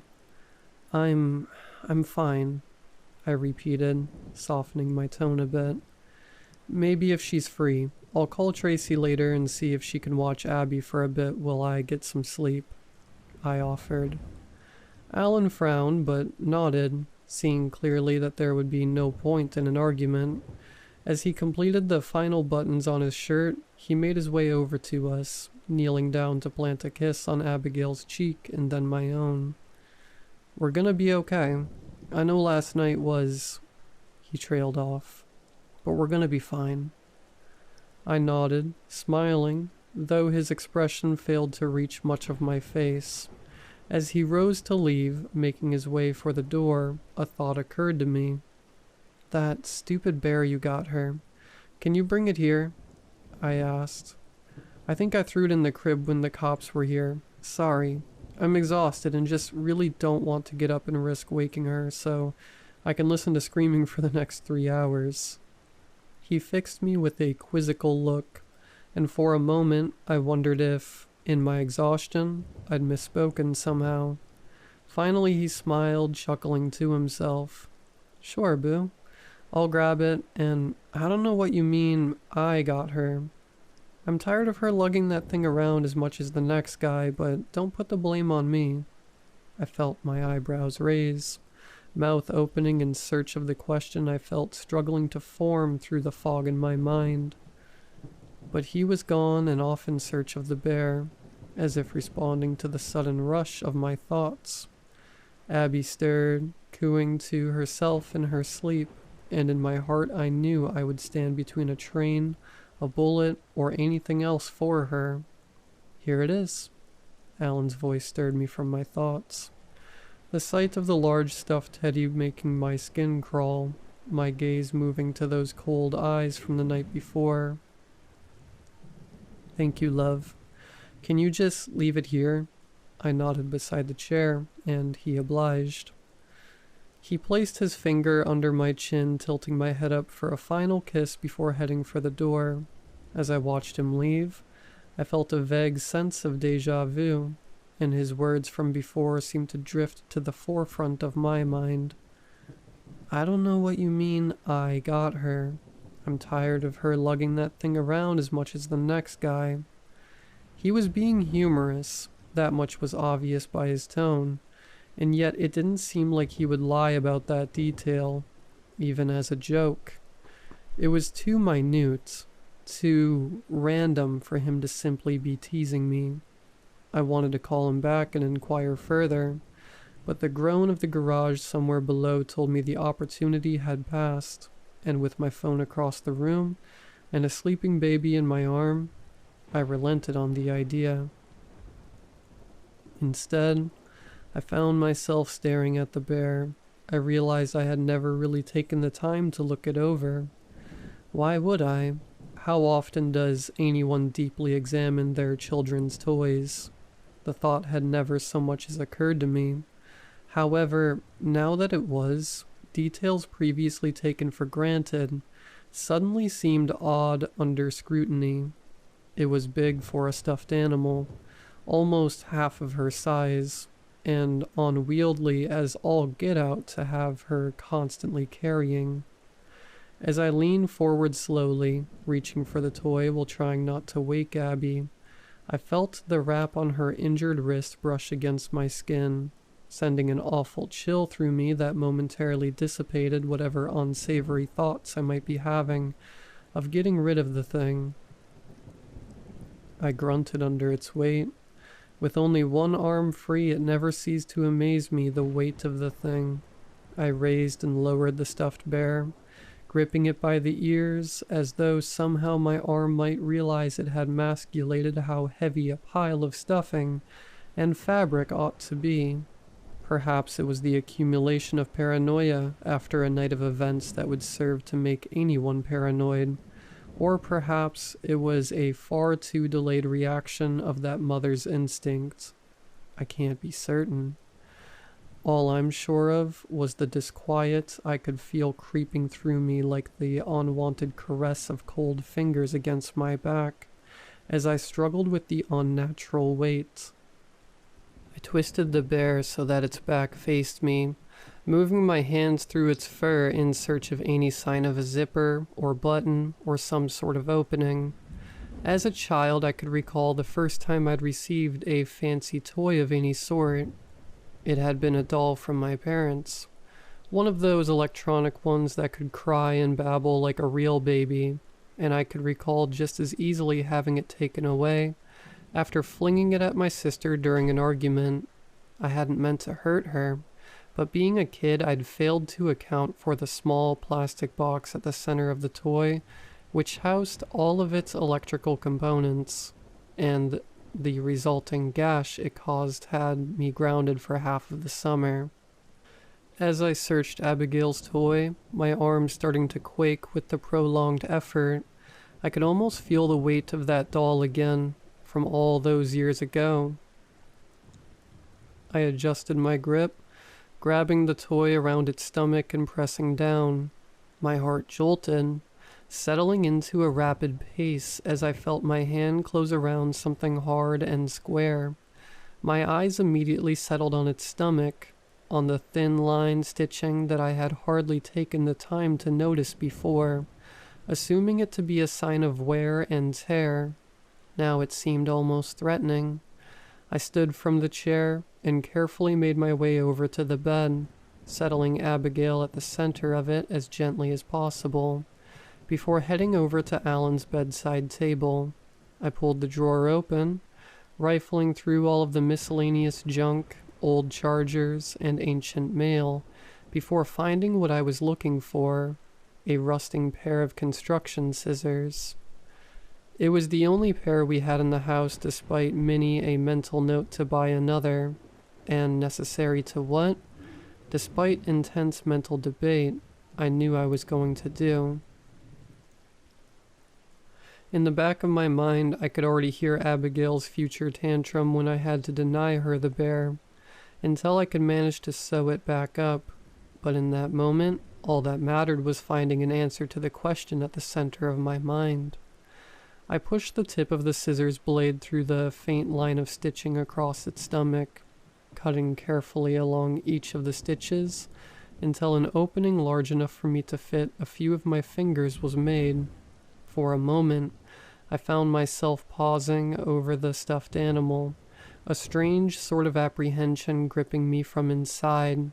I needed to know, to abate the fears forming in my mind, every bit as disquieting as they were unclear. Without another second of hesitancy, I pressed my index and middle finger into the bear, digging through its inner workings. Mostly cotton and what looked to be old rags were shoved beneath its skin to fill the stuffed toy, until my finger fell against something cold, hard, and plastic. I tried to get a grip of it, struggling and failing not to widen the tear as I forced my hand in after whatever lay at its center. I listened closely for Abigail's sleeping breath, the only sound over the faint rip of fabric, as my hand closed around the object. It felt like a box of some sort. Running my fingers up its shape, something seemed to extend from one of its corners. It was thin, a thread perhaps. No, whatever it was, I was certain it felt of plastic, not yarn or any sort of cloth thread.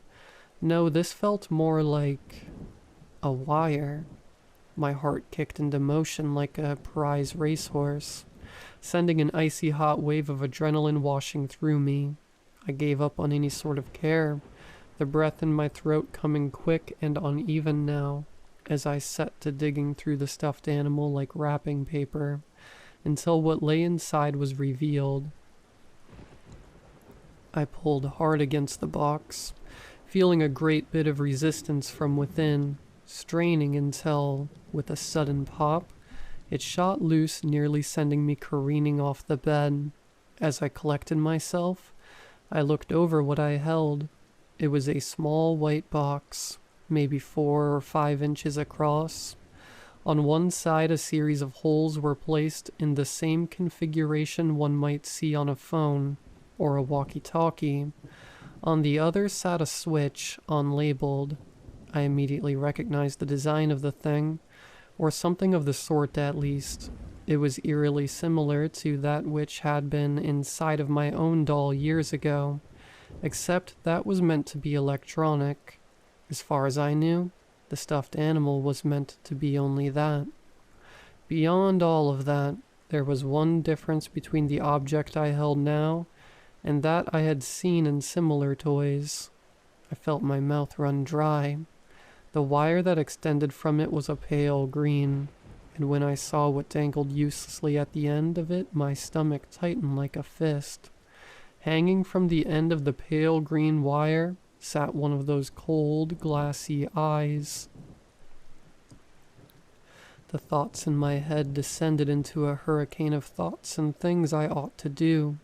Call Alan, call the police, burn the thing, and yet I sat staring as if somehow it might change the disturbing reality of what I was seeing. It was a camera. I had no doubt about that. A camera lens made to look like the glassy eye of my baby girl's stuffed bear. My hands shook with such force. I was certain I might drop the thing, and my stomach flipped 180 degrees. I quickly grabbed the eye, closing it in my palm, the fear that somehow it might still be active, and whoever was on the other side watching me making my skin crawl. My chest ached with the racing of my heart, as I pulled until my arms strained, until I heard a snap and the eye broke free of its wire.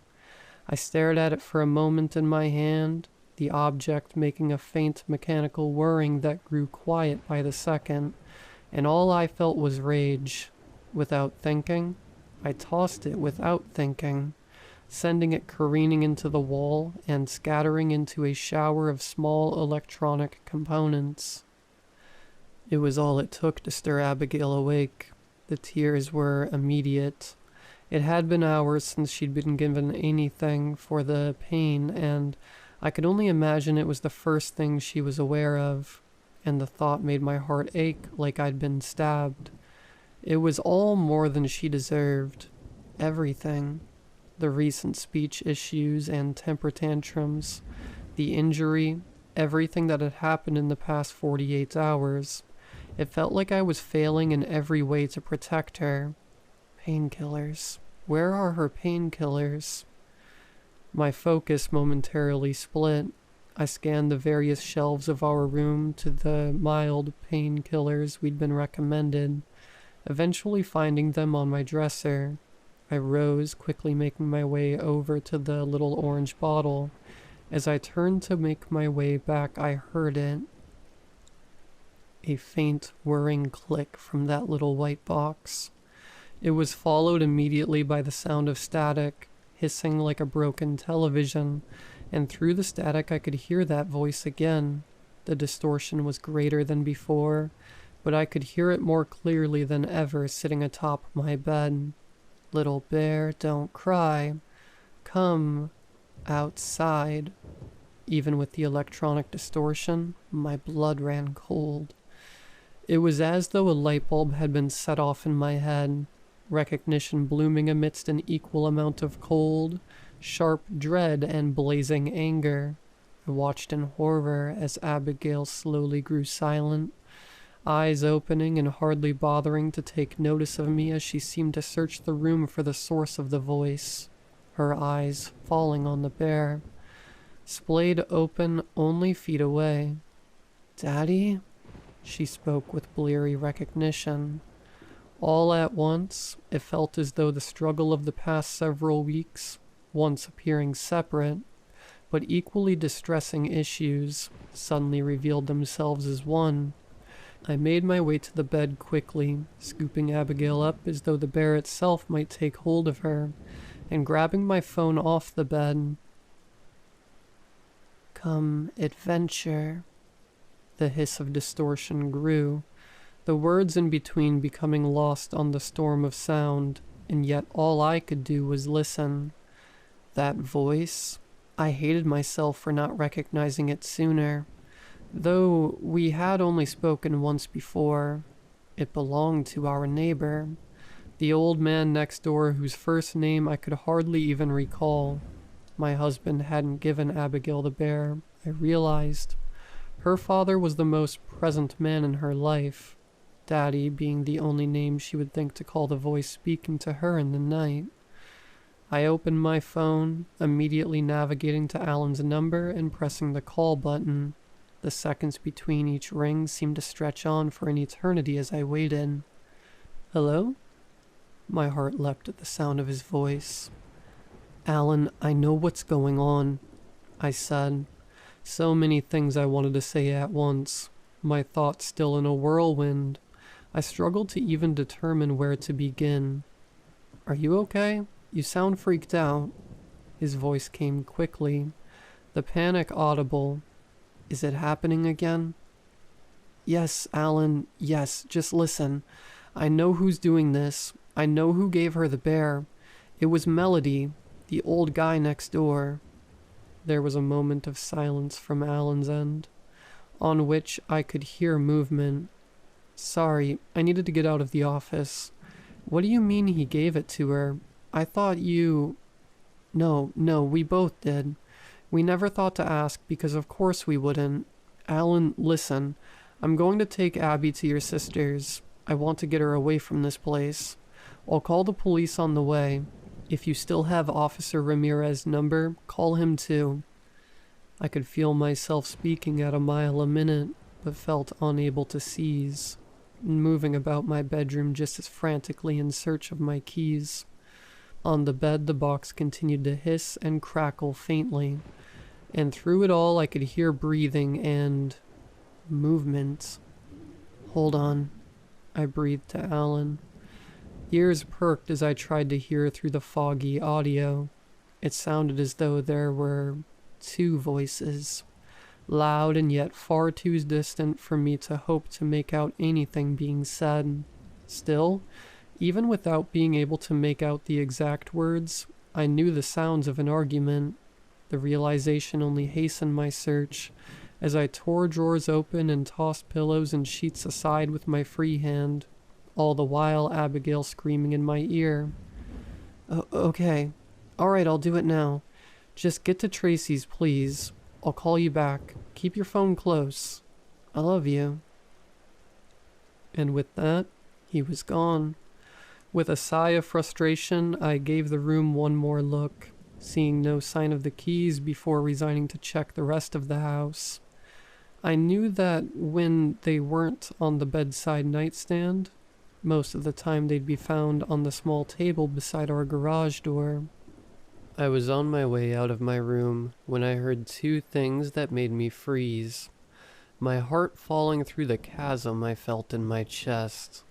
There was a scream, audible through the speaker sitting amidst the cotton-strewn remains of the bear's insides, and somewhere in the distance. The hairs raised on my back at that realization that it was coming from more than just the bear. Something was screaming next door, a woman shrieking bloody. There was a bang, this time loud enough that there was no doubting whether it had been from the bear or somewhere very, very close. For a split second I felt frozen. The sound seemed to echo, an unmistakable crack reverberating through the cul-de-sac, echoing over the speaker which fell silent immediately after. Abigail's wails grew louder, my heart threatening to burst from my chest as I lingered in the horror of what I was certain I had just heard. The keys, I thought. Find your keys. The thought spurred me into action, pushing me forth and out of the room, as I chanced one final glance in hopes of finding them. I took the stairs as quickly and carefully as I could manage, hyper-aware of the way Abby's cries grew louder with the force of our movement.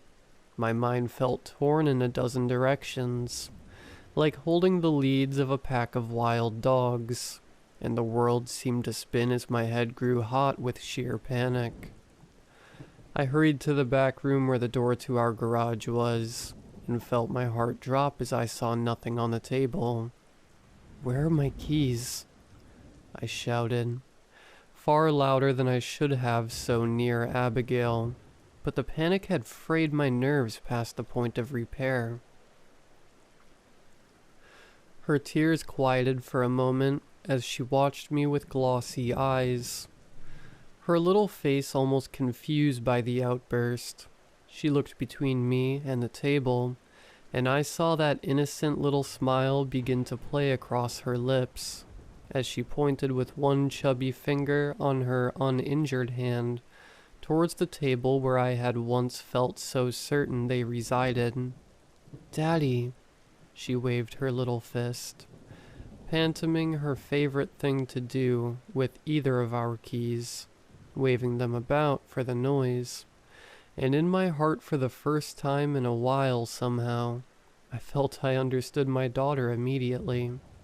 My stomach did a complete 180, though I suddenly felt quite sure that my keys were no longer in the house, and likely hadn't been since the events of the prior afternoon. I knew I had to be certain. I racked my brain for where they could be. The kitchen was the only place I could think to look next, hurrying there with my thoughts feeling all the more scattered. There was nothing, no sign of them anywhere. I could feel a strange sort of helplessness beginning to seep in, and as I searched for some answer, without my keys, I had no way for us to get out, no way to escape the house, and if I was stuck, I needed to be certain that help was on the way. I pulled out my phone, dialing 911, and switching it to speaker. Quickly, I made my way to every door and window, ensuring each was locked, starting at the front of the house. I peered out my front window onto our street. An eerie silence seemed to have fallen over everything since the sound of the gunshot had rang out. Not even the usual odd bark could be heard.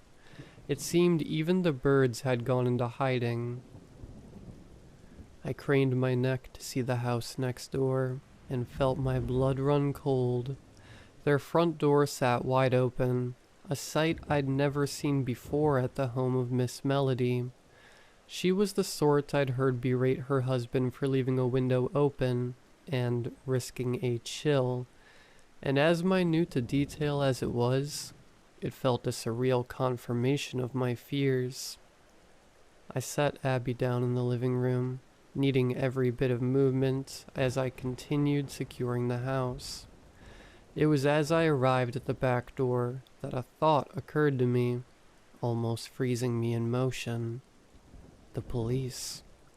It struck me like a bolt of lightning, the realization, I still need to call the police.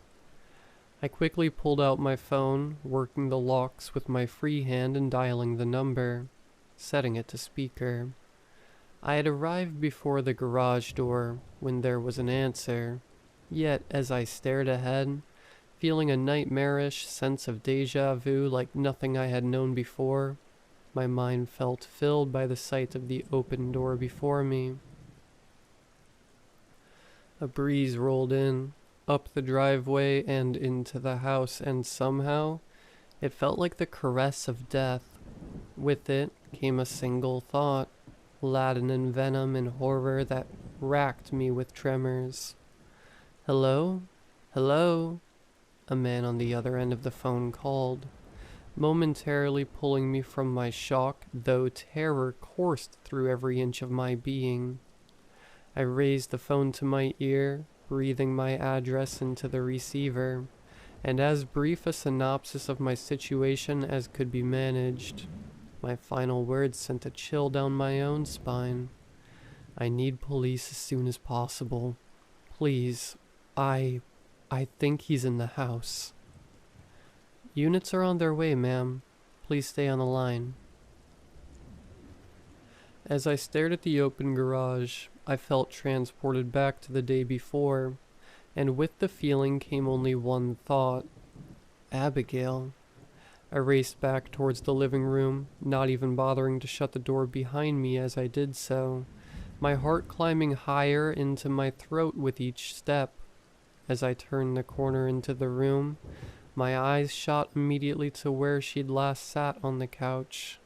I felt my blood curdle, and struggled to bite back the scream I felt rising in my throat.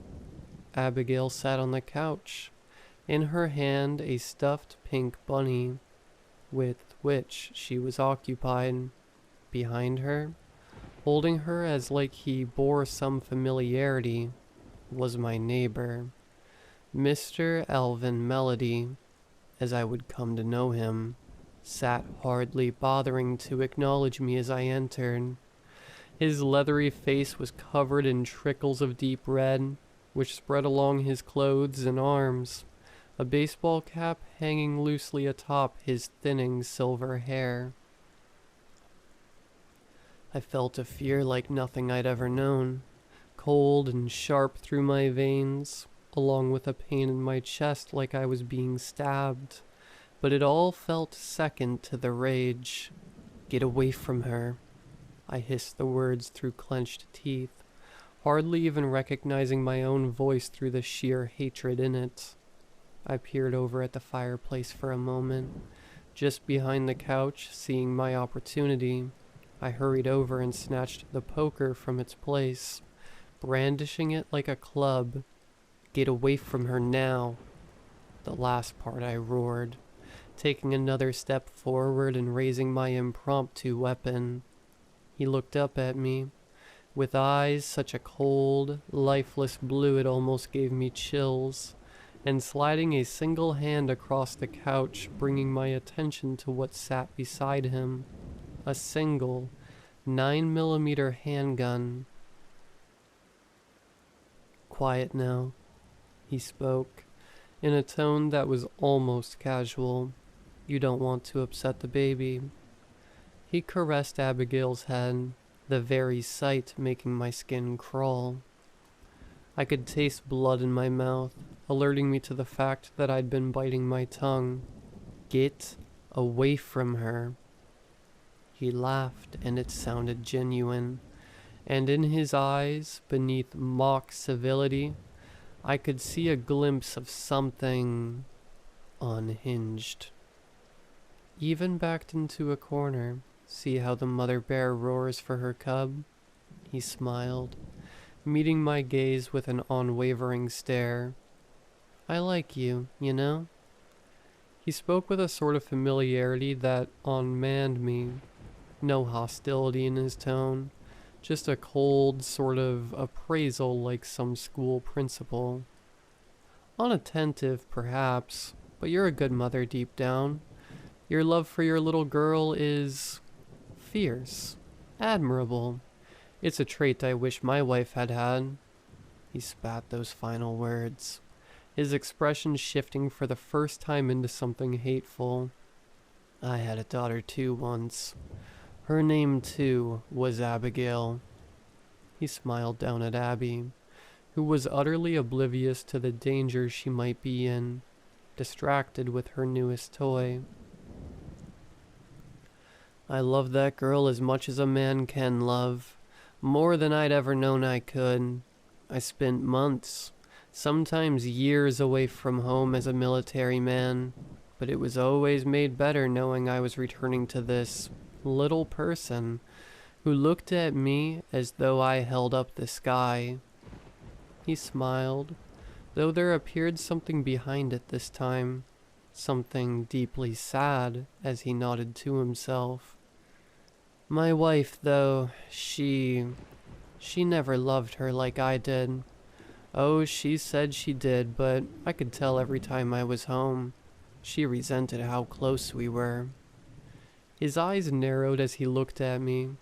Sick woman she was. I got the call when I was deployed, running comms for an operation overseas that my Abby had. I could see that the man was struggling, his jaw tightening visibly. My eyes fell back on the gun, It sat perhaps a foot or so away from him. I could be no more than 4. In my head, I tried to play out some situation in which I might advance on him before he could get to the weapon, either striking him with mine or taking his, without risking mine and my daughter's lives. He seemed not to notice my split attention, his own so wrapped in memories from years past, and likely the waning adrenaline and shock on his own actions. They say it was an asthma attack that took her, my Abby, but I know better. It was my wife. He hissed the words like it was venomous, staring off and out the window in the direction of his home. I inched forward, moving so lightly it made my muscles burn, but even still my heart bounded with the fear that the ground might crack beneath me. I'm sure of it. As sure as I was when I saw this little girl. I felt my stomach tighten, and fought the urge to rush forward and strike in that moment. That day you all first came to this house, and I heard her name, I knew what it meant. He smiled at me, and for the first time, any mask of civility or calm was gone. A gut-wrenching, wide-eyed fanaticism in its place. My little girl had returned. I was being given another chance. She's my daughter. I couldn't hold my tongue any longer. You have spied on our family. You took her from my house. You are sick. Rage flashed like a supernova beneath his eyes, his smile falling instantly. No, she isn't. Not anymore. And as to my devices, his lips quivered into a little grin. The bear? Of course I needed to keep an eye on her. I wasn't going to let negligence rob me of my joy again. I realized, listening to him speak, what I already knew. The man was insane, beyond any sort of reasoning. The police would surely be on the way, and at his age, how far might he go before being caught, even if he was successful? For some reason, the thought brought me no comfort. The opposite, in fact. It made me realize there was no predicting how he might respond. Don't think of it all as ill-intentioned. That bear was my Abby's long ago. She loved it, didn't she? He nodded, smiling wide. Of course she did. That's how I knew. You and your husband were very distracted on your moving day. I saw her sitting on the porch, and gave it to her while the two of you directed the movers. The way she smiled, I knew in an instant. He peered down at her, and every part of me wanted to swing down with the poker, bringing it down atop his sun-leathered scalp. I fought back my instincts, instead inching forward once more. Keep him talking. It was the singular thought running through my head. What happened to Mrs. Melody? I asked, wanting to hear nothing more about my daughter from that man's mouth. He frowned momentarily, shrugging as his eyes met mine. She found out what was going on. Always has been wary of me, that one. As if our daughter didn't die on her watch. Always said I was paranoid. Didn't want to hear it when I explained. Told me I was insane. He chuckled like the assertion was unthinkable. Told me I was sick. In the end, I did what I should have done all those years ago. Nothing should stand between a man and his daughter.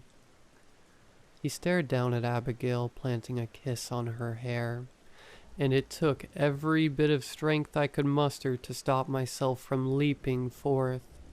Instead, I took the momentary distraction and inched forward. There was perhaps a little more than 1.5 feet between us now. If I was quick, His smile faded for a moment as he looked up at me, and for that instant, I felt my heart stop in fear that he'd seen me moving forward and had grown suspicious. But the face he wore was almost apologetic as he ran a hand over her injured arm, still wrapped from the ER visit. I assure you this wasn't my intention. I meant her no harm. Or you. Even yesterday, I was simply worried. You can understand, I'm sure, how we care for our daughters. Swing. Hit him. Kill him. Some primal, cave woman part of my brain shrieked like a chimp attacking the bars of its cage. Fighting for immediate action, I simply inched forward.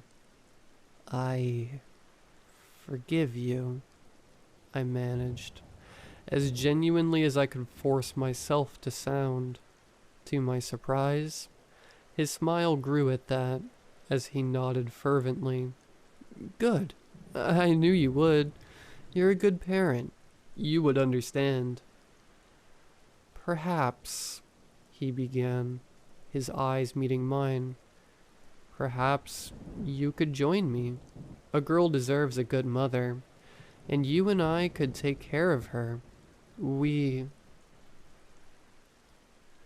distant sound of sirens suddenly echoed through the air, the room filled with a silence that buzzed with awful tension. Slowly his expression shifted, any of the previous affection replaced by a mask of animal fury. The sirens grew louder, almost certainly somewhere down the street. You, he spat the word, face going a deep red, animated in a way that almost seemed unfit for his age. You're just like her. He turned to see the approaching vehicles. Still not visible yet, though I could see the approaching glow of police lights through windows on the neighboring houses. They were on our street now. I had to act. We could have raised her together, he roared, still staring towards the approaching vehicles as if in shell shock. Abby? I spoke, voice hardly above a whisper. Her eyes fell on mine, wavering between myself and the man, fear growing palpable on her little face. Go outside, go run, go play. I spoke, as quickly and with as much forced levity as I could manage. To my relief, she smiled, nodding and sliding off the man's lap, tottering past me and towards the open door. He turned to face me. We could have raised her happy, but because you wanted to be a fool, my Abby will have to be raised without a mommy. I saw his hand make a move for the gun. I raised the poker above my head. Everything seemed to blend into one long moment, time warping and melding and losing its meaning as there was only movement. His arm moving towards the weapon, my legs forcing themselves to close the distance. The poker raised high into the air. He grabbed the gun, making to raise it at me. It was too late. I brought my arms down with a grunt, swinging with all the force I could muster.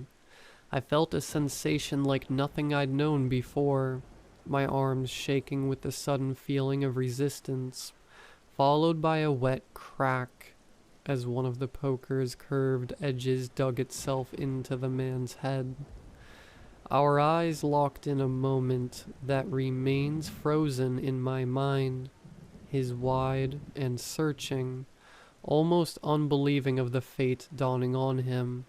For a moment I tried to pull, yet the feeling of resistance and the gurgling sound the man began to make made me stop. Even in my hatred, that human part of me unable to go any further. His mouth opened as though to speak, yet only a faint k came forth. We stayed like that for several moments, frozen in a horrid union, until I found it in me to release the poker. His head swayed forward, then back. With an almost staggering suddenness, he dropped back onto the couch, going utterly and completely still. For several seconds that felt like minutes I stood there, processing the image of him, the reality of what I'd just done. Before taking a breath, I had no time to mourn for myself or grapple with ideological qualms. I needed only to get to my daughter. As I made my way outside, I found her sitting on the step, little pink bunny in hand, and for a moment I considered grabbing it. Instead, I watched her with a growing smile as she attempted to braid its ears like hair. I made a mental note to give it a thorough look, as I would be with all of her toys from here on out. But for now, I felt there was no rush. Even if there was a device, I had the distinct feeling there would be nobody to take advantage of it. My smile grew, a genuine expression despite the storm of emotions still under the surface.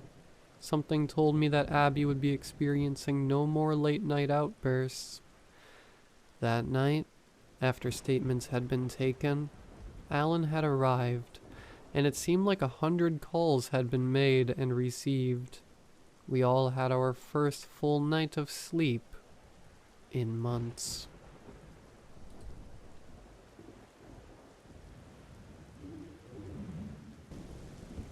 Hello, I hope you're having a fantastic day.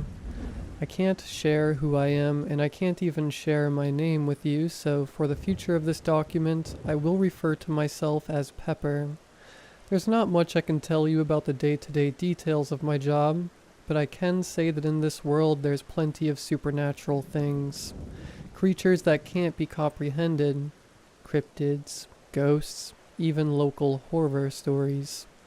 All of them are rooted in some sort of truth. It's my job to kill these things, or at the very least protect the public from them. I tell you this because I believe everyone should know. The creatures that go bump in the night are actually there. I want to start with an interview I had with the victims of one of these supernatural attacks. The document you read has been transcribed from audio to text. The name of the victim has been changed in order to keep their identity a secret. Tape begin 5:02 a.m. Pepper. Sarah, is it? Sarah. Yes, that's me. Pepper. Hello, Sarah. My name's Pepper. I understand you've been through hell tonight, which makes sense if you find yourself in my office. Sarah. Are you sure I'm safe here? What if it comes back for me? What if... Pepper. Sarah, I assure you nothing will get you while you're in this office. Now, Sarah, I need you to explain everything that's happened. No matter how insane it seems, every detail, no matter how minor. If you think it's important to the story, then include it. I will inform you this whole conversation and further on will be recorded. Do you understand? Sarah. Yeah, I understand. Pepper. Good. Please begin. Sarah. It started about 3 days ago. I was at Jim's Coffee on my way to work. There was this homeless man outside the shop. He asked if I had some change I could spare. Well, you see, I hadn't slept well the night before and was in a grumpy mood. I'll admit, I was kind of mean. I told him to stop being a leech and to go get a job. He didn't like that. Grabbing my arm, he pulled me close to him. It was like the colored part of his eyes had disappeared, and he stared into mine. You should learn to be kinder, he said. It may not sound that scary to you, but something about the way he said it terrified me. I ended up skipping coffee that day. Pepper. This man, did he have any distinguishing details you can remember about him? Sarah. No, he seemed normal enough. Well, I guess he seemed pretty clean for being a homeless man. Pepper. Interesting. Please continue. Sarah. The rest of the day went on pretty normal. When I got home, my door was unlocked. It seemed weird, but I figured I just forgot. I couldn't sleep that night. I was so tired the next day that my boss sent me home and told me to go get some sleep. When I got there, my door was left open. There was no way I forgot to close the door. I went into the garage because I keep a handgun in there. I went through my house checking each room. I couldn't help but think of the homeless man. I got through the whole house finding nothing. I stopped in my bathroom to wash my face. I must have been super tired to leave my door wide open. I looked up into the mirror to see a figure standing right behind me. I didn't have much time to react. I grabbed the gun from the counter and snapped before firing a shot. Nothing was there. All I did was put a bullet hole in the wall. I ended up putting some duct tape over the hole. I'll call someone in the morning. I wouldn't have been supervised if one of my neighbors called the cops. I didn't sleep again. I was stirring at every sound I heard, the constant feeling of being watched. At one point I turned over in bed to a shadowy figure standing in my doorway. I blinked and it was gone. I kept my gun on my nightstand all night. I thought there was nothing. No, I knew there was nothing to be worried about. I was just sleep deprived and I was seeing things.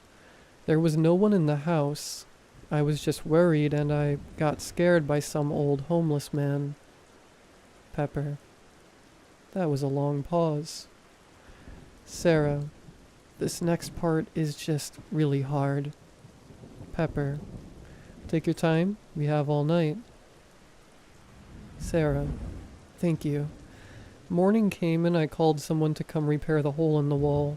I didn't want to be alone in my house anymore, so I asked the repair service if I could leave a key and they could just come in to work while I wasn't home.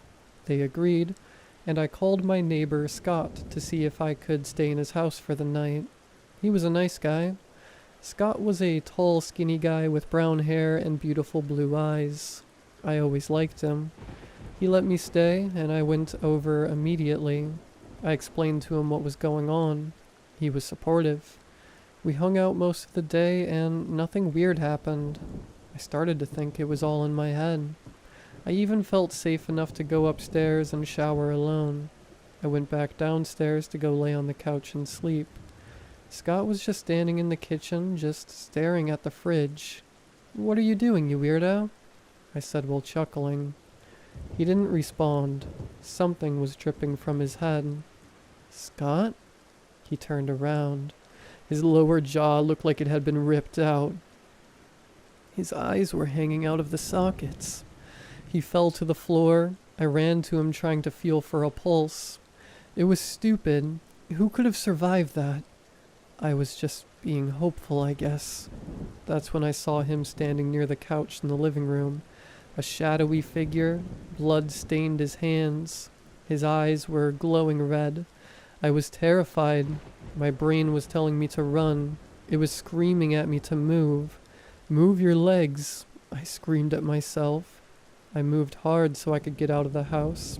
Started moving through the brushes towards mine. I looked behind me to see that creature behind me. Its legs moving in ways that shouldn't be possible for the human body. Almost like it had no bones. And the noise it was making. Pepper. Explain the noise. This is very important. Sarah. It sounded like when you slide something heavy against a hardwood floor and scratch it. You know, like the... Pepper. Oh no. Sarah. What do you mean, oh no? Pepper. Continue the story, Sarah. I need a second to think. Sarah. I tripped sometime while in the forest, and when I did, I couldn't see it anywhere. I took my moment of peace to call the police. I tried to explain to the lady there was a shadow monster chasing me, and it killed my friend, but the line was cut. I tried to call back, but there was nothing. The call wouldn't go through. There it was standing above me. Its mouth opened to a white glow, and something fell out of it on my forehead. It was a tooth. I'm sure it was one of Scott's. I crawled and cried as it moved towards me, mouth agape. It was gonna kill me. It grabbed me by my leg, pulling me towards it. Its mouth widened while pulling my legs in. I cried, I kicked, I screamed. I did everything in my power to escape. It all seemed hopeless, but then nothing short of a miracle happened. I heard the beautiful sound of a shotgun racking a shell before the loud gunshot. The round blew a hole through the creatures, and it screamed in agony. I couldn't help but laugh at its misery. It let go of me and scurried off into the woods. The man with the gun took my hand and led me to his truck. Next thing I know, I was here in your office. Pepper. Thank you, Sarah. This interview has brought a lot to the table, and I think I know what we are dealing with. My associate outside will take you to a place you'll be safe until we can deal with the entity. I promise you have nothing to worry about. Sarah. Thank you. Tape end, 6:17 a.m. I lied to Sarah, and while I truly feel bad about it, I was left with no other choice. See, the creature is something I've dealt with before, and it always ends the same way. The entity which the organization has named a Yonder. Yonders hunt those who fail the test brought upon by it. The test can present itself in many different ways, from an actual physical test to a morality test. In Sarah's case, I believe the test was the old man asking for change. After she was rude and failed to give the man the change, the Yonder chose her as the target. The thing about Yonders is they are relentless in their hunt. They will kill anyone who gets in the way of their target. Their goal isn't simply to kill their target, but to consume them whole. Yonders cannot be killed, and it's best to give them what they want in order to avoid more bloodshed. Sarah could have avoided Scott's death if she simply never got him involved. But that being said, I must inform you of Sarah's eventual fate. I'm sure you could guess this, but she is dead. Sarah and my associate outside, who was also listening to the interview and had already figured it was a Yonder, 6:31 a.m. went to a nearby hotel which is owned by the organization. There my associate left Sarah and went to his car to smoke, knowing by the time he was finished, she would be gone. He heard her scream and didn't return to the room until the screaming had finished. Just like that, Sarah was gone. I know you might think wrong of me and the organization I work for, but I assure you I did what would result in the smallest loss of life. While Sarah's death was unfortunate, it was necessary. While Yonders are one of the many supernatural entities that roam our world, they are especially dangerous. Their test can be ultimately anything, and there is no way to know when a test has taken place. I inform you of this simply because I believe it is important to know. I leave you with this story, with this one bit of advice. Always be scared. Hello, it's Pepper again. I appreciate everyone who took the time to read the last story. However, I liked to emphasize the point of the story was not for entertainment, but as a tale to be weary. People of the world are ignorant of the horrors around them, which is partially the fault of the organization I work for. I have another one for you, and this one is especially scary to me. Unlike the Yonder from my last story, which has been documented several times and is somewhat understood by the organization, there are only 2 living people who have seen and survived this entity I'm about to list. I am one of them. This was almost 11 years ago. I had only worked at the organization for roughly 5 months. This was the first case I was ever allowed on. I was a level 4 field agent at the time, which meant I wasn't allowed to be on a case alone, and had to be placed with a level 2 field agent. The organization doesn't require you to be a tank of a human to work there. Due to the high turnover rate, most field agents don't live past their first year. I'm a short guy, not very muscular myself, and the only thing that kept me alive this long was my brain. The other agent I was placed with was in their 3rd year, and he has seen some stuff. I didn't even meet the other agent till we arrived on the site. He was the exact opposite of me. Tall, muscular, wearing a dress shirt. Scars covered his hands and he had one on his chin. And he had a sword, along with 2 handguns, 9mm Berettas. I, on the other hand, had a flashlight and a .38 revolver. At the time I was young, and I thought he looked awesome. Despite his massive size, people took to calling him Mouse. Most agents had some sort of code name. No, I won't tell you how I ended up with the name Pepper. So, first case? Said Mouse. Yeah, well, first one where everyone isn't dead when I get there. I wouldn't be too sure about that. Most of these missing person cases usually end with us finding the bodies. There are a lot more cold cases than I care to admit. Mouse's voice was much softer than you would expect from looking at him. They give you the details? He said. Yeah. Several missing persons have been reported around the area. Ages range from 14 to 44. 4 males and 6 females. You got 2 things wrong. First 7 females have been reported missing. When was the 7th? Yesterday. A 9-year-old girl. That was the second thing you got wrong. I know it's my job and all, but someone so young going missing kinda shook me. The worst part is, she was almost definitely dead. If there was a chance she was alive, we wouldn't be here, and the police would be dealing with it. Even knowing the information, I still asked.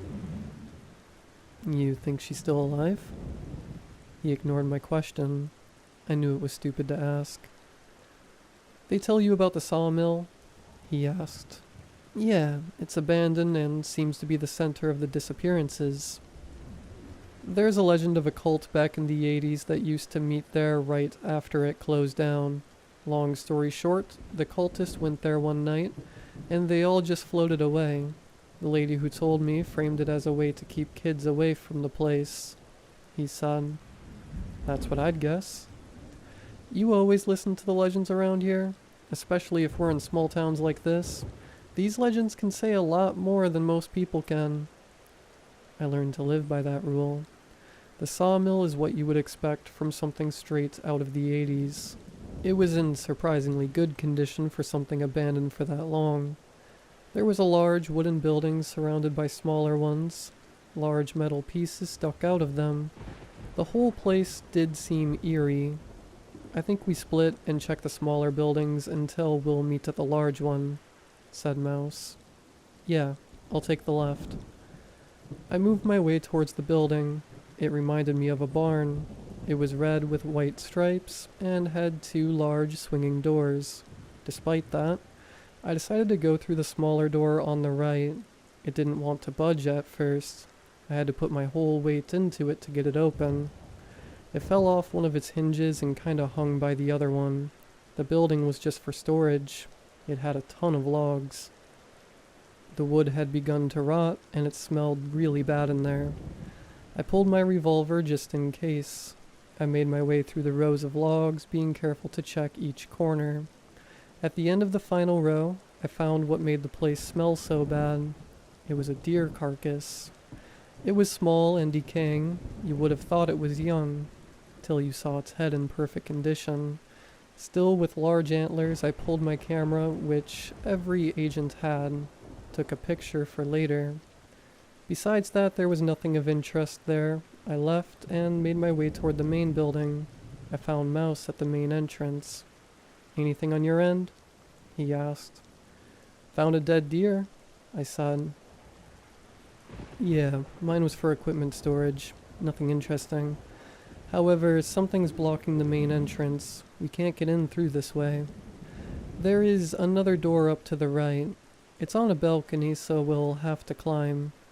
Like I said, not very fit, so climbing up this was hard. Mouse, on the other hand, scaled the side with no effort. The door on the balcony wasn't even locked, and we made our way inside. In contrast to the outside, the inside was disgusting. It was old, falling apart, and full of dirt and cobwebs. What you'd expect from an abandoned building. In the area we were in, you could load the logs into machinery. The main entrance is where they would bring trucks to load the logs. Honestly, it seemed normal until we came across the stairs. These stairs lead down, and that made no sense. They'd have no reason to build a basement here. At least to my knowledge, they wouldn't. The stairs, just like the outside, were in great condition. They didn't belong here, though. They were nice, like what you see in Victorian-style mansions. The wood was waxed, not scratched on them. I didn't want to go onwards. Seemed off, I told Mouse. We should get back up first. He didn't listen and just started walking down the stairs. I followed. It got dark quickly. I pulled out my revolver and my flashlight. Mouse did the same, and I couldn't even tell you where he was storing that flashlight. It's so dark, like it's eating the light, I said. Yeah, it's too dark. The stairs went on for an impossibly long time. By the end, I was starting to get tired. I was so relieved when we reached the end.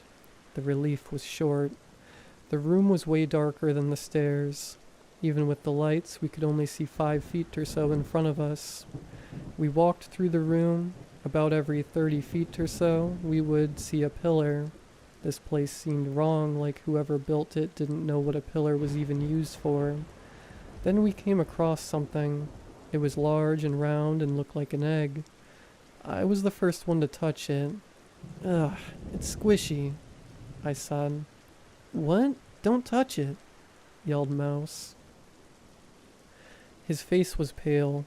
I looked back at it, and I figured out why. The thing I was touching wasn't some weird blob like I had first thought. I saw the ears, the eyes, the nose. It was a human. Their head was swelled at a tremendous rate, and their body had shrunk. They were floating almost like a balloon. It was horrifying to look at. "Kill me," it whispered faintly. It was still alive. Suddenly the darkness seemed to fade, and our flashlights were now able to shine up to 40 or so feet in front of us. Looking up, we saw more balloon humans. Off a quick head count, there were 11 of them. 7 females and 4 males. It was the missing people. One of them was visibly smaller, and I knew it was the little girl.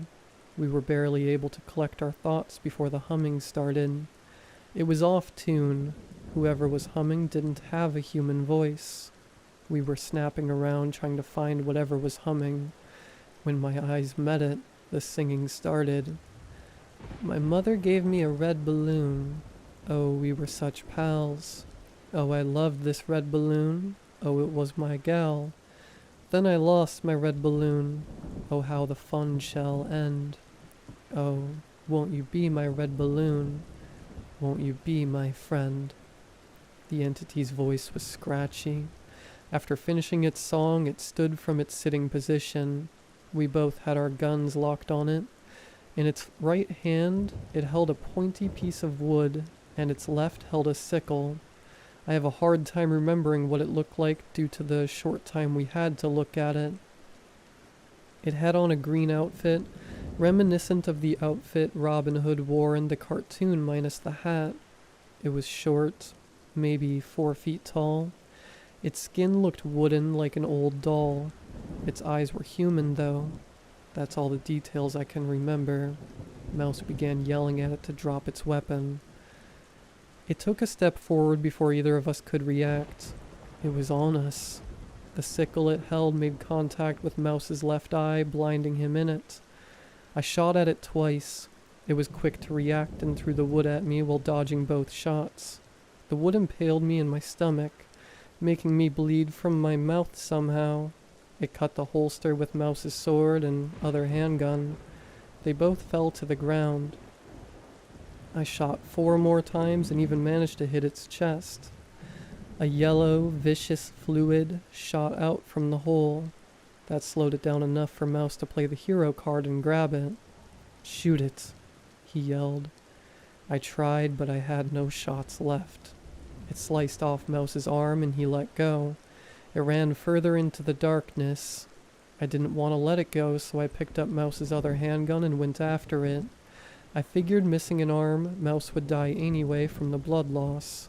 Even with my flashlight, it had the advantage. I wasn't the hunter in this situation.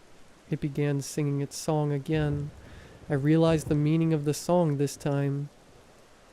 It kept making noises and moving through the darkness. It was toying with me, but I wouldn't let it kill me. I was watching its movements in the darkness, and I was able to pick up on the patterns. Like I said, brains kept me alive.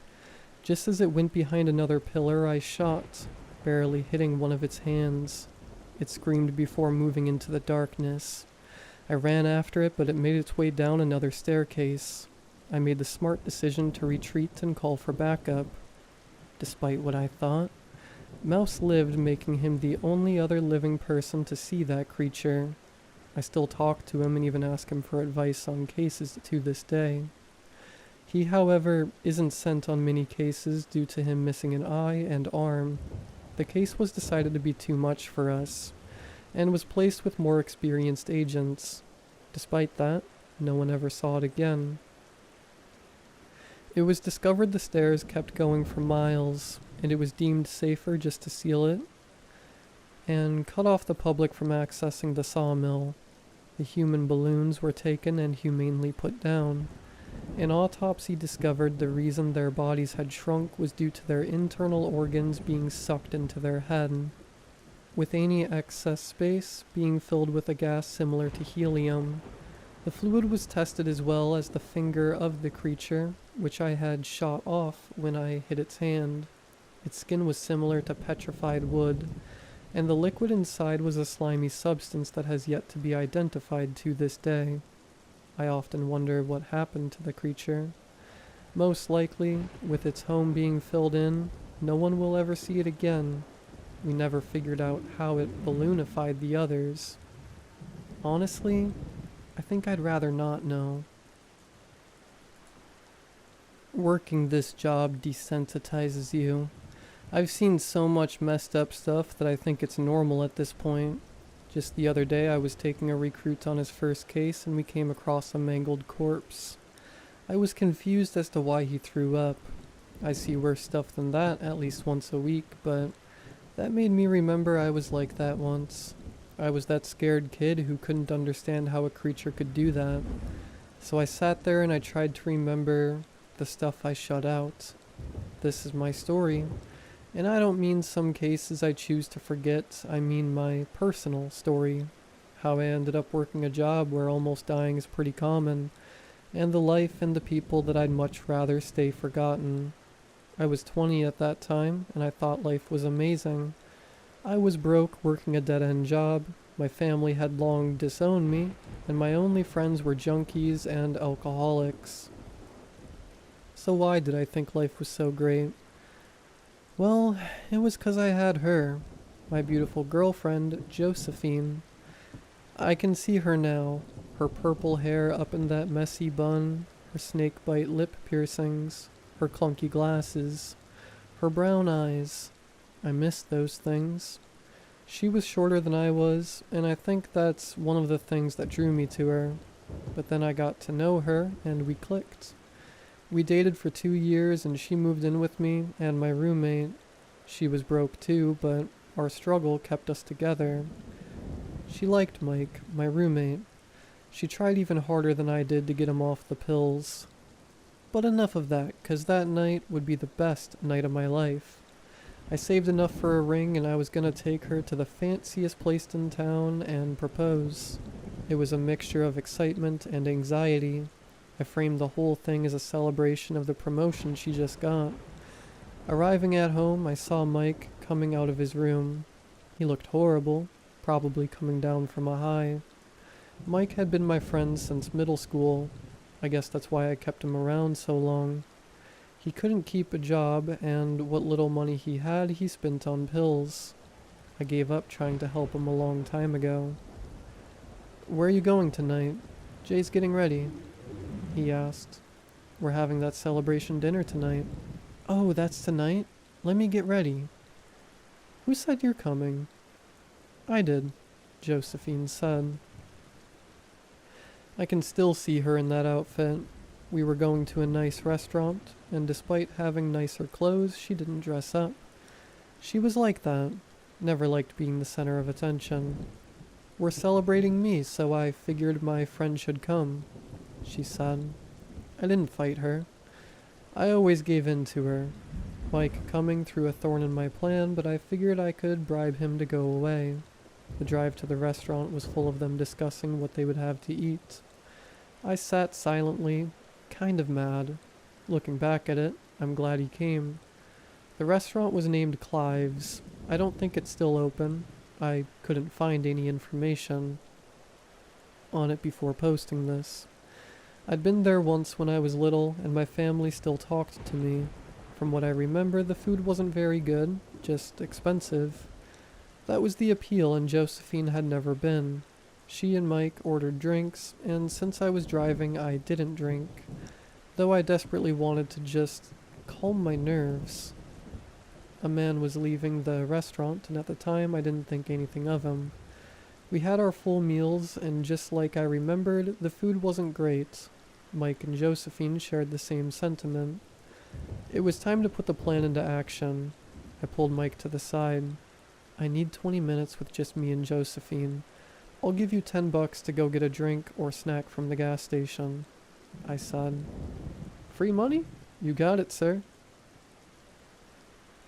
Clive's was a short walk from the park where Josephine and I met. That's where I was gonna propose. We made the walk, landing in front of the pond, the same place where I bumped into her on a drunken binge. That day was the first day anyone had asked me if I needed help. That day I fell in love, and she saved me. Beautiful night, she said. Not as beautiful as you, I said, pulling out the ring and bending down on my knee. What are you... Oh. Josephine, since the day you said those first words to me, I knew you were the person I wanted to love and hold, to walk through the struggles of life with, to die with. Will you make me the happiest man alive and marry me? I will, she said, tears in her eyes. I put the ring on her finger and stood up, her lips locking into mine. I was the happiest I've ever been and ever will be. My happiness turned to confusion as I saw the man running behind her, the same insignificant man from the restaurant. Normally a man sprinting at full speed would scare anyone, but the thing chasing him was much more terrifying. Help me, please. His sentence was cut short as the creature jumped on his back, slamming his face into the concrete. The creature was human-like, with no clothes but lacked genitals, so I guess it didn't need them. It was long and running on all fours. Its eyes were pure black, and its face was shaped similar to a deer. It looked at us, and I saw its mouth try to form a smile. We were its target now, and it came right for us. I don't remember anything until we made it to the car. Mike was sitting there drinking his Red Bull and eating a honey bun.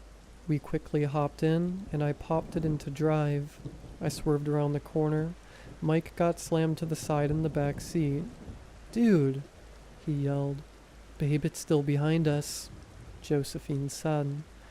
Mike looked behind the car, watching as the creature started to gain on us. It had to be running 50 miles per hour at this point. Oh, dude, drive faster! I swerved into my neighborhood, and I thought I lost it.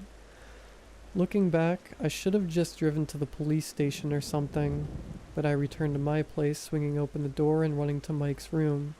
Call the police, one of you, I said. What was that? Mike asked. Like we know, Josephine said. Mike, where's your gun? Where's your gun? I yelled. I got rid of it, dude. Just then, we heard it banging on the door. I grabbed Mike and Josephine and pulled them into Mike's room. It was in the house. Josephine's phone was out in the hallway. We could hear the operator answer the phone as it was crushed under the creature's feet. Mike pulled out a pill bottle, and I smacked it from his hand. It was no time to be getting high. I began trying to open the window. Mike pinned himself against the door like somehow his weight could stop it. Just as I got the window open, and turned around to tell them to come through, the creature's arm went right in the wood of the door. It reached and grabbed Mike, and he desperately tried to get away. Josephine went to grab him, but it was too late for him. We both watched as it snapped his neck. I don't know if he died instantly, but I'd like to think he didn't suffer. Fear makes you stupid. We should have just got back in the car. I left it running, but no. We ran down the streets of our neighborhood yelling for help. It was 1 a.m. by this time. No one was gonna help. No one was awake to help. I had a small moment of weakness. I let go of Josephine's hand and kept running. I was 90 feet ahead of her before I even realized she had fallen. I turned around to help her, but it was there standing just over her. Me and her locked eyes, and she mouthed those words. "I love you." It hit her hard upside the head. So hard. She flopped her body, went into dead weight. I froze. I stared into the eyes of the creature. It began trying to form its smile. It walked towards me. I didn't move. I gave up. It killed the only 2 people who cared about me, and I didn't care anymore. It could have me. I looked into the ground, waiting for my eventual fate, when I heard a loud crashing noise. I looked up to see a man getting out of the truck. The creature lay writhing on the ground in pain. I thought some random bystander hit it. But no, this man was carrying a large rifle. He placed his boot on the neck of the creature before shoving the barrel into its mouth. With one loud bang, it no longer had a head. He turned around to look at Josephine's corpse before he began walking towards me and put out his hand. "Looks like you had a really bad night," he said. He took me to his truck and we began driving away. "Don't worry, I'll send someone for the bodies. For now, let's get you out of here." I'd later know this man as Trojan. He would be my first introduction to the organization that I now devote my life to. He is also the toughest guy I've ever met. The creature I ran into that night was one of a species. They're called Halsbrecker. And the one I met was only a juvenile. The adult ones are way worse. And if it was an adult, I would have surely died. They typically stay in the wild, but when one finds themselves in a city, it's a bloodbath. The one I met that night killed 27 people in 3 days. I've met 4 other ones in my time in the organization, and while all of them have been killed, it's never blood-free. I tell this story now because lately I feel like I've been losing my humanity. While it is beneficial in this job to hold no emotions or attachments, it's not good for a human to forget who they are. I usually don't like sleeping. It's time I could be working, but tonight I went to sleep, and even more, I went to dream of my friend. He was a junkie and a loser, but he socked someone in the mouth for even looking at me wrong. But what I want more than anything is to dream of her, the girl who changed my life when I had nothing. I no longer want to forget who I used to be. So please, if anything is up there, let me see them one more time. Thalassophobia is the fear or phobia of large and deep bodies of water. These can be lakes, rivers, or the ocean. It's become more mainstream in the last couple of years. Games like Subnautica or Iron Lung have shown people the extent of those fears. It reminds me of something from my teenage years. Or should I say, someone. Charles was my friend and he had thalassophobia. Like many people with the phobia, Charles was brought on by trauma. When he was only 8 years old, his father attempted to drown him. I didn't know that at the time, but to my friend group, Charles was the kid who was scared to go swimming. We tried several times to take him swimming, and he'd always fight us on it. If we could get him to go, he'd sit on the sidelines. One day, someone had the bright idea to force him to conquer his fears. So we drove him to where we'd commonly go cliff diving, blindfolded him, and took him to the top. He fought us at first, but I convinced him to jump, and we all jumped. As I looked at him treading water, he had a smile on his face. But just as quickly as the fun started, it ended. Charles went under the water and never came back. The authorities chalked it up to him drowning, but none of us were convinced he was pulled. They never found his body. See, to me, the fear never came from what was in the water, but what could come out. I just finished my most recent case, and the creature I'd been hunting had the highest kill count of anything I've encountered. I was one of 4 agents placed on this case, which is unusual for the organization, and is one of the few cases I've been on with more than 2 agents. There was me, a level 2 field agent, Flamingo, level 2 field agent, Recruit Sam, a level 4 field agent, and Trojan, a level 1 field agent. I'd never worked with Flamingo, and Sam was assigned under me for this case. It was his first case. "Oh man, this is nerve-wracking," said Sam. We were driving to a diner nearby from the case location. Here we'd meet with Flamingo and Trojan. "First cases are like that," I said. "Why do they call him Trojan? According to everyone at training, he's a big deal, but no one knew where the name came from." I chuckled. "I'm afraid it's not 'cause he's really cool or anything." "So he's not really cool?" "No, he is. Just ask him and I guarantee he'll show you." The diner looked like every roadside diner you'd ever seen. We usually choose places like this when Trojan and I work together. Man loves 3 things in the world, and the first one is food. Walking in, I saw Trojan, and who I assumed was Flamingo, in a booth. "Pepper, great working with you again," said Trojan. "Nice to meet you both," said Flamingo. They had already ordered food. Trojan knew what I liked. It's confusing, though, for something they deemed so dangerous to send us all out. "Why would they have us bring a recruit?" Flamingo said. "It was a last-minute thing. I haven't even got a case file and was hoping you'd share yours." I said. "Of course." Trojan slid a file across the table. I picked it up first and was shocked at what I was reading. It was a campground, and a very popular one. Not the first one I've been to, but this one, from what I was reading, shouldn't even be open. "This can't be right," I said. "Yeah, I thought it was a mistake too," said Flamingo. 312 missing persons in the last year? This place stayed warm year-round and was very famous. People from all over the world came to visit, but in no world should this place still be open. I handed the file off to Sam, and he seemed just as surprised. "You can see why they wanted all of us. Normally they'd just send me," Trojan said. I spent the rest of the meal going over the file with Sam. Arriving at the camp, we were to meet with an organization plant who worked as a forest ranger. The organization placed several people in different national parks. Parks can be a breeding ground for entities. The park grounds surrounded a large, beautiful lake. People were kayaking in it, and everyone around looked like they were having fun. I was just mad they still had it open. I was asked to meet with the ranger while the others unpacked our stuff to put in the cabins we were generously given for the case duration. "You fish?" I confusedly asked.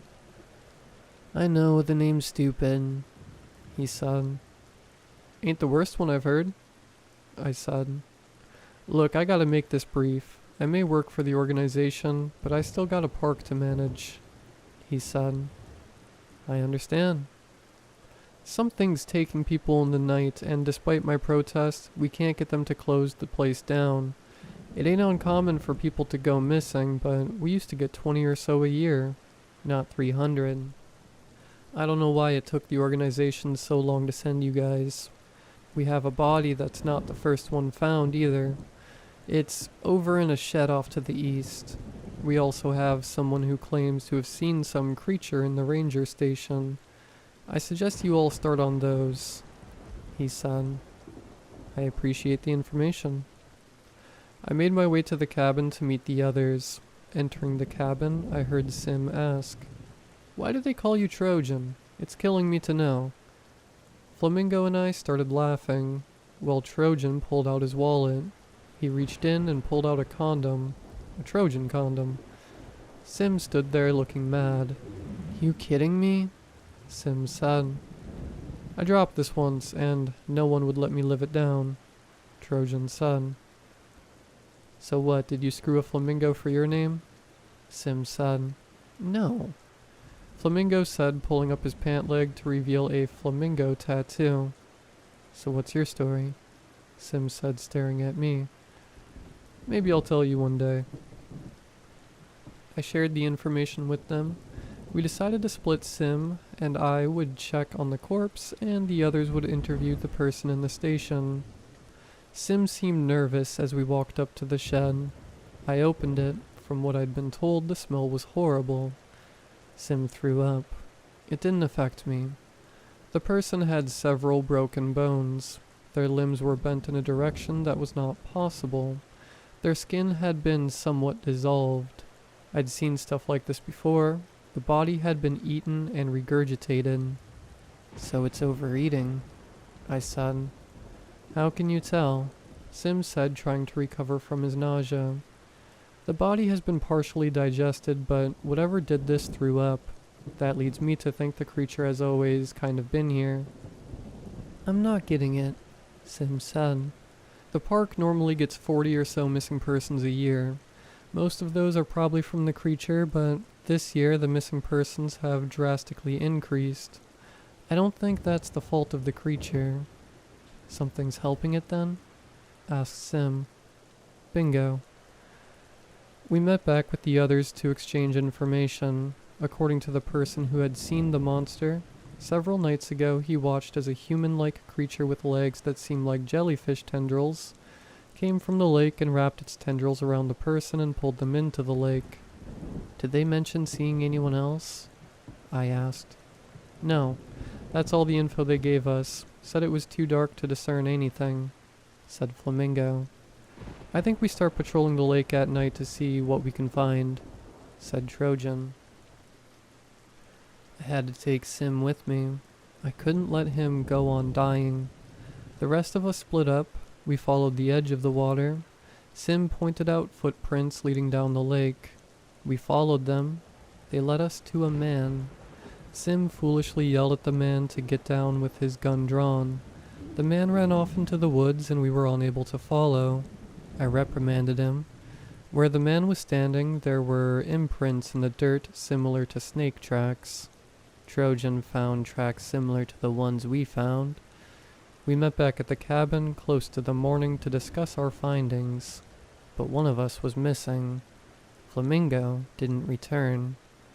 2 nights passed and we waited for him. Sim looked like he was going insane waiting. He couldn't help but feel guilty, like somehow he was the reason Flamingo went missing. It didn't bother me or Trojan. "We can't keep sitting here waiting," I said. "I agree. We'll head out tonight," Trojan said. Sim didn't like it, and I didn't like him going. Sim's young, and this case seemed too much for a starting case. The night came, and I asked Trojan to take Sim. He had much more experience than I. I returned to the spot where we saw the man, and to my surprise, he was there. I called out to him, and he turned to me. "The violent one is with you," he said. "I got him working with someone else." "You're here investigating the deaths, aren't you?" I was getting closer to the man. I could pick out his details now. He was normal, with blonde hair and average height, wearing jeans and a blue hoodie. "Do you know anything about them? The deaths, I mean," I said. "I am the one feeding Dagon. Your friend made a great sacrifice." I was a few feet from him now. Did I hear him right?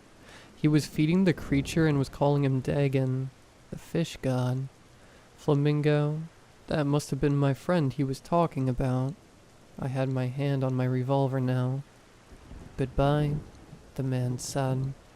Just then I felt something around my ankle. I was being pulled into the lake. I barely had time to take a breath. I fought back against the thing around my ankle. Completely under the water, I could feel the creature enveloping me. Desperately trying to reach for my knife in my belt, I was getting dragged around the bottom of the water and I could tell my arm was bleeding. I could feel the tips of my fingers on the handle of my knife. But once again I was jerked around, moving me away, forcing me to restart the journey to my knife. I got my blade barely. I began stabbing at the tentacles. They let go and I began desperately trying to swim toward the surface. I had no air in my lungs. I was taking in water. Just then another tentacle took me and I had no air to fight back. I thought of Flamingo and how this is what it felt like while he was dying. Light began leaving my eyes, and it wasn't for the angel Trojan I'd be dead. I watched with my final bit of sight as the creature met the blade of the Trojan. I woke up on land to Sim attempting to give me CPR. "You can stop now," I said, coughing up water. "You're alive," he said. I looked over to see Trojan next to the same creature that had taken me.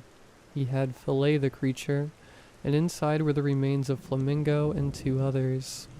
I didn't know him well, but someone so experienced getting so easily was scary. I didn't even realize the creature was there until it grabbed me, so I could see how it got him. What I didn't notice though was the part. It was a massive 23 feet at least. Each tentacle was almost 10 feet long. It was brown, matching the color of the lake. It had 6 eyes, and its mouth was right above the tentacles. It looked like a squid somewhat, but had fins as well. Never seen anything like it. We began hearing yelling. "No, how could you kill the Lord like that? You'll be punished severely."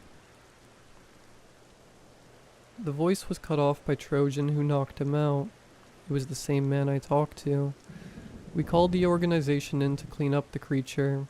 The man was taken in by the organization, where he was interrogated. He admitted to helping feed, which he called Dagon, but claimed he was being controlled by it. If that's true, then it is a first for me. Sim decided to leave the organization, claiming he wasn't cut out for it. I'm glad he left. I wouldn't want him to end up like me. I did almost die, and that reminded me of my humanity. I can't leave the organization at this point. I spent a large part of my life here, and honestly, I can tell I don't have much time left. The Ash Mountain incident may be the most important event in the organization's history. If you tried to find information on it, you wouldn't be able to find it, at least to the event I'm referring to. When I joined the organization I work for, it was one of many at the time that dealt with the unexplainable. The Ash Mountain incident caused the merging of several of the organizations to create the superpower I now work for. If I were to talk about the entirety of the incident in detail, I could write an entire story about just that. Unfortunately, I was not there for the incident, and was merely sent to deal with the aftermath. However, I can give a brief overview of the incident. The Ash Mountain Incident. February 1st, 2014, 3:17 a.m. An unknown entity arrives through a hole producing a dark gray smoke in unnamed National Park, and is spotted by a fire tower ranger. The ranger radios to another tower, and both check on the smoke. Upon arriving, they are faced with the creature. Upon making contact, one ranger solidifies into a gray statue. The second ranger touches the first, causing him to turn into an ash cloud. Ranger retreats, calling for local law enforcement. In the meantime, the creature begins making its way toward a nearby campground. One by one, it begins turning people into ash statues. When local law enforcement arrived, the creature already turned 31 people into statues. Law enforcement engages the creature. It turns 5 officers before it's injured and pushed into a nearby fallout shelter where it remains. You just read the basic case info that anyone joining the organization can access, but the paragraph doesn't prepare you for what the place looks like. In the following days, several organizations entered the fallout shelter to go after the creature. 11 days after the incident, I was sent in. I wasn't alone. I was sent with 2 other agents, Trojan and Wolf. Trojan was already a level 1 field agent. Wolf was level 3, and I was still level 4. We were next up on the list to go after the creature, and to prove our organization was on top. We arrived near the entrance of the fallout shelter. The people weren't the only things that were ash. Trees, flowers, grass, anything living around the area had been turned into an ash statue, like a raging forest fire had moved through the area. We made our way towards the bunker entrance. It was a large metal hatch on the ground. Looks like a cellar. Are we sure it's a fallout shelter? Wolf said. We lifted the hatch. After you, pretty lady, Trojan said. Ha ha, you're so funny, I said, heading down the ladder below the hatch. When I reached the bottom, I yelled, I don't see anything. My sentence was cut off by the hatch slamming. I flipped on my flashlight and began scanning around me, the light scanning over the multiple ash statues of people. Alright, open up. I looked up only to see the ceiling was much shorter than it should have been, and the hatch was gone. I was alone amongst the ash statue. I was sure that I would be the next to grace them. I was shocked by the amount of people down here. These were all members of organizations similar to what I worked for. They were all experienced in this field, yet they all were caught and killed by this creature. What scared me was their faces, the pure look of agony upon them. I could tell their death was painful, and the way they died froze that look into place. You could still smell the burnt skin and hair. I found myself needing clarification with the fallout shelter itself. It was an older design, like something from the 50s. I wondered why it was so far out in the woods. The nearest town was more than 45 minutes away, a rich family-owned part of the mountain, and had for some time. Way back before the 50s, they built it. The layout didn't make sense. Most fallout shelters aren't entire facilities underground, but that's what this was, a facility. The long hallways were still powered by the faint light of dying light bulbs, like the place had been somewhat maintained, even though the cobwebs and dirt signs of life remained. One room I came across had a makeshift living space, a bed made of cardboard, a lantern, blankets, old food, and water. Someone was living down here. Something other than the ash entity. Whoever it was, most likely taken by the entity. Just another statue among the rows of others. The whole place seemed like something you'd dream about, like a maze. Hallways lead to nowhere, rooms that seem pointless and constantly ongoing. Between the dim light bulbs and my flashlight, I had a decent amount of light, a welcome change to most of the cases I had been on. Of course, that didn't last long. Suddenly my flashlight went out. The light bulbs followed soon after.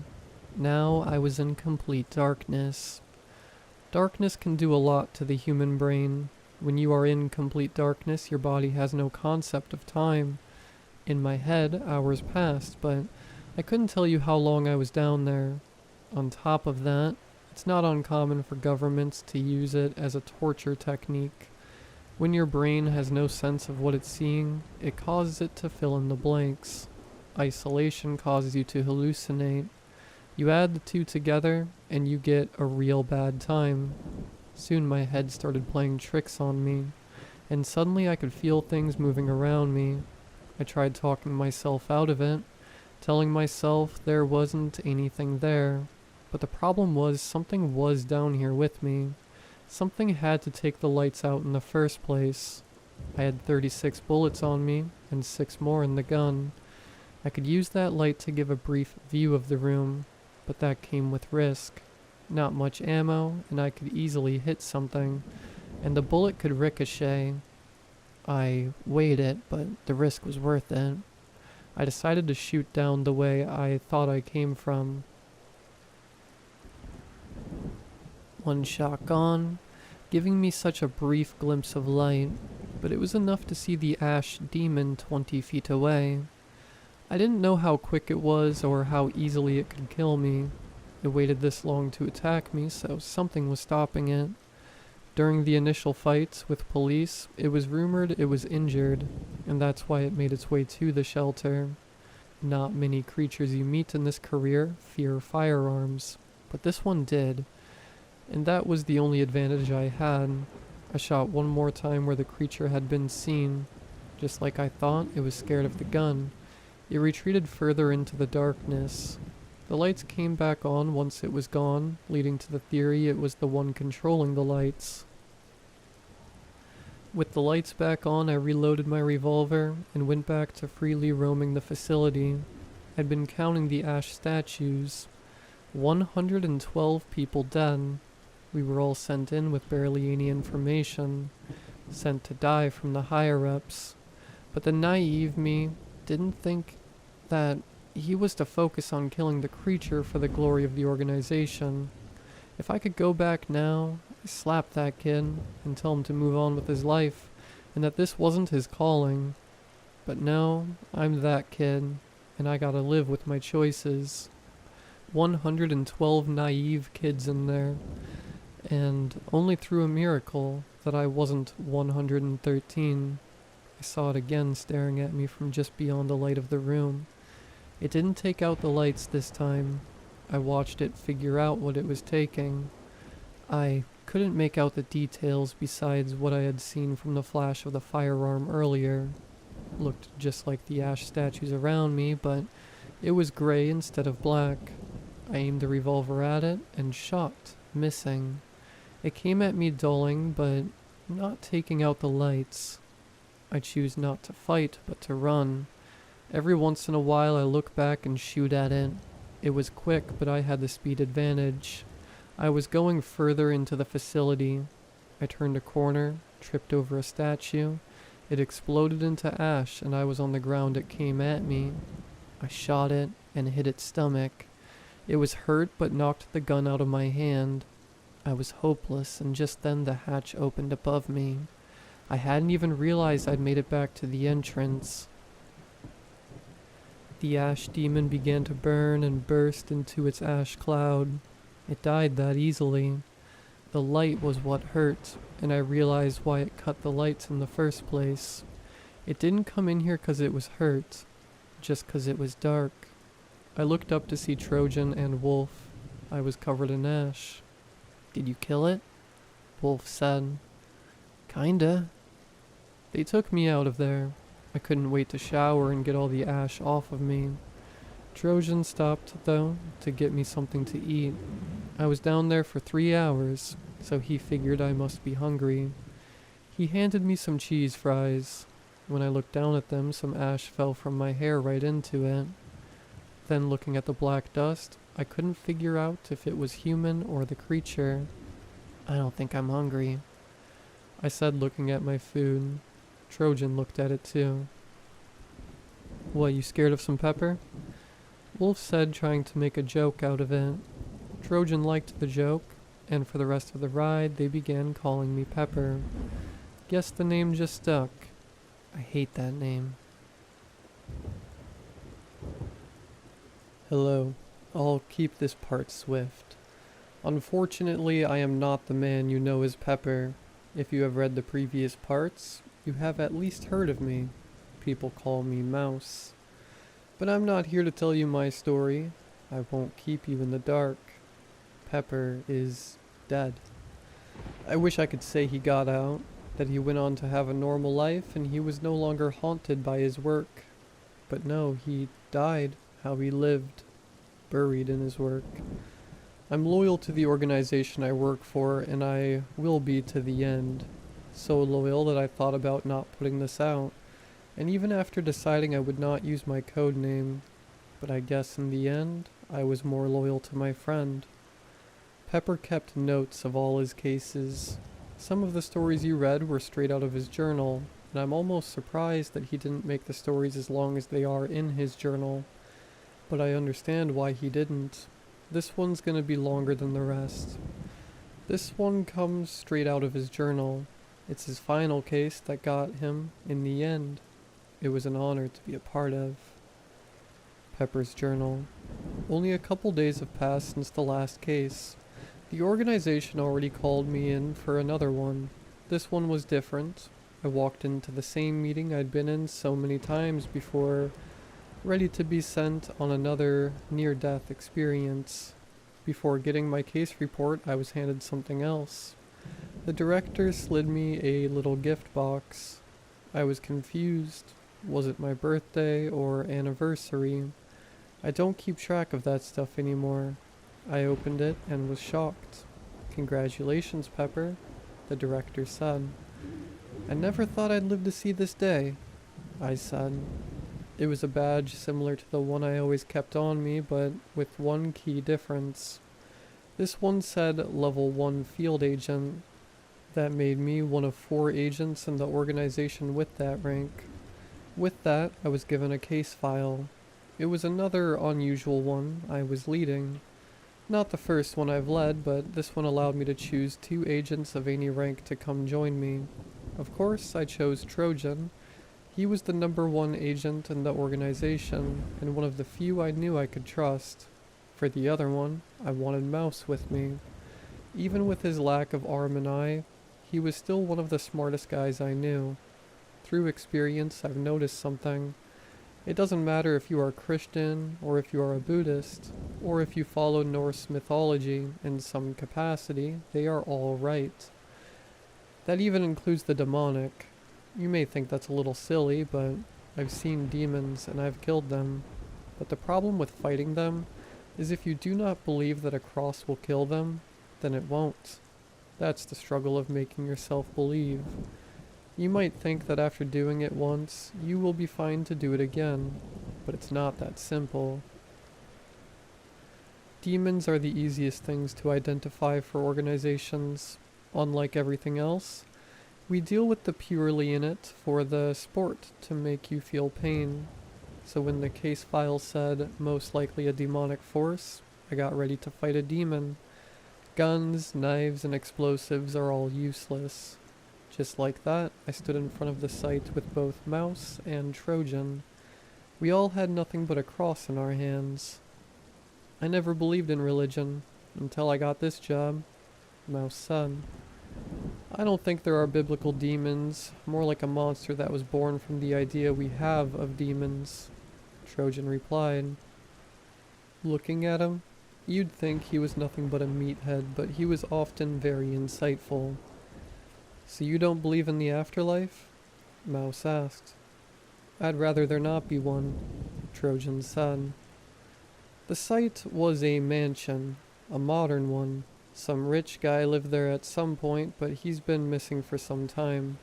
His disappearance was investigated by local authorities who were attacked. There was only one survivor. He described what they were fighting as a humanoid, constantly shifting his form. Bullets didn't do anything to it. They could move the room around them. It constantly changed the layout of the mansion like it was trying to keep them stuck there. We opened the door and the mansion was beautiful. Marbled floors, several large glass windows couldn't be seen through, and a large, gorgeous chandelier. We keep together, we split. It kills us all, I say. You act like we ain't ever killed a demon, Trojan replies. Doesn't matter, this one feels different. Lead the way, Mouse says. I take a marker and begin marking the room we go through as we wander the mansion. This paid off. I saw one of the mini marks I put on the next rows we went in. We were traveling in a straight line through the room, although we'd come back to the room we'd been in. I then traveled backward into the room we had just come from. It was different. It was already shifting rooms and we hadn't seen it yet, but this proved it had limits. It couldn't add new rooms, just rearrange what was already there. Journal end. At this point, Pepper stopped writing. He was always putting down notes in his journal. He wrote everything down. I asked him once why he did it. Why did he have to document everything? He said someday someone's gonna read it, and maybe my experience can save them. That's the man he was, always thinking of others. It was unusual that he stopped writing. I guess he knew what was coming. From this point on, the events of the day are from my point of view.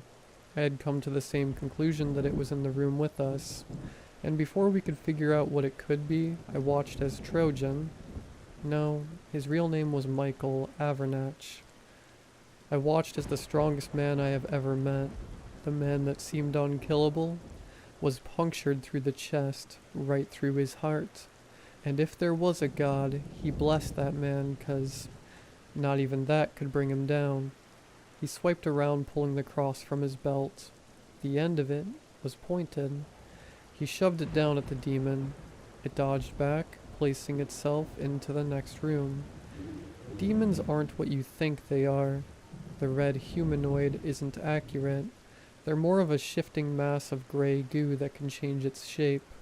This one hid in the shadows of the curtain, perfectly forming in the shape of the shadow. "You all right?" Pepper asked Trojan. "I've had worse," he replied.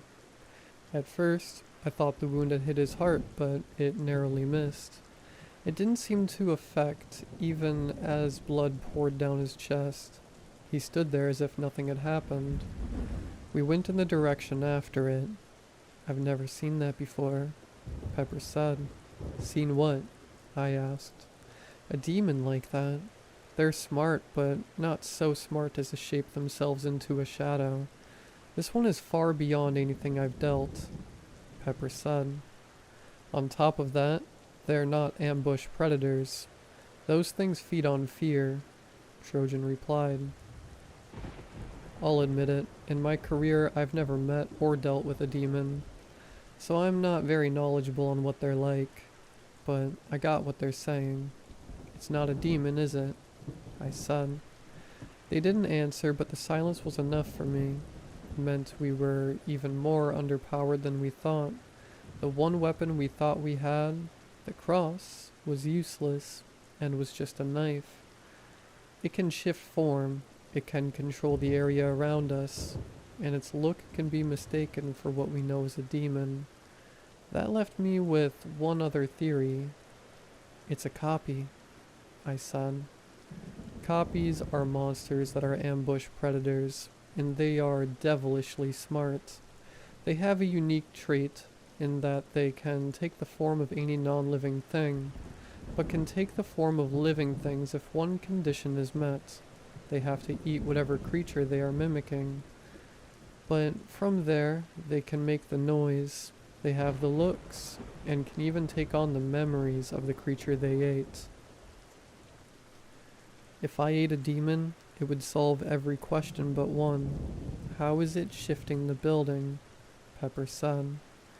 My theory didn't account for that, but at the same time, copies aren't necessarily strong creatures, especially compared to demons. A few bullets should take them down, but the police officer said guns were useless. Demons are otherworldly. You think a copy eating one could change its biology, Trojan said. "We have no way of killing it. We need to attempt to leave," Pepper said. "No, I got a way to kill it," Trojan responded. Pepper looked down like he knew exactly what he meant, but despite my prodding, neither would tell me. We came across it again in the same room where the mansion began with the beautiful chandelier. It was in its normal form now, what you'd expect a copy to look like. A skinless man running on all fours. When they were in this form, they were much stronger and faster. Trojan squared it up, but instead of fighting, he stood there and let it take him, giving both of us a smile as he did so. The way I wish I could explain how it unhinged its jaws and swallowed him whole. I'd worked with him a few times, and Trojan was always one to fight. He was unnaturally strong and durable. He could take a hit no man could. He gave up. I stood there terrified. No, he gave us a fighting chance, Pepper said. I didn't understand at the time what that meant. It was only after the case was over that I was able to look into Trojan's file. It made sense where his unnatural abilities came from. He was born into a cult that worshipped a large fly-like being they called the One. When he turned 18, he was given as sacrifice to this creature, but instead of willingly dying to it, he chooses to fight. During the fight, he managed to kill it, and the creature's blood mutated his DNA, giving him his intense strength and durability, and his blood.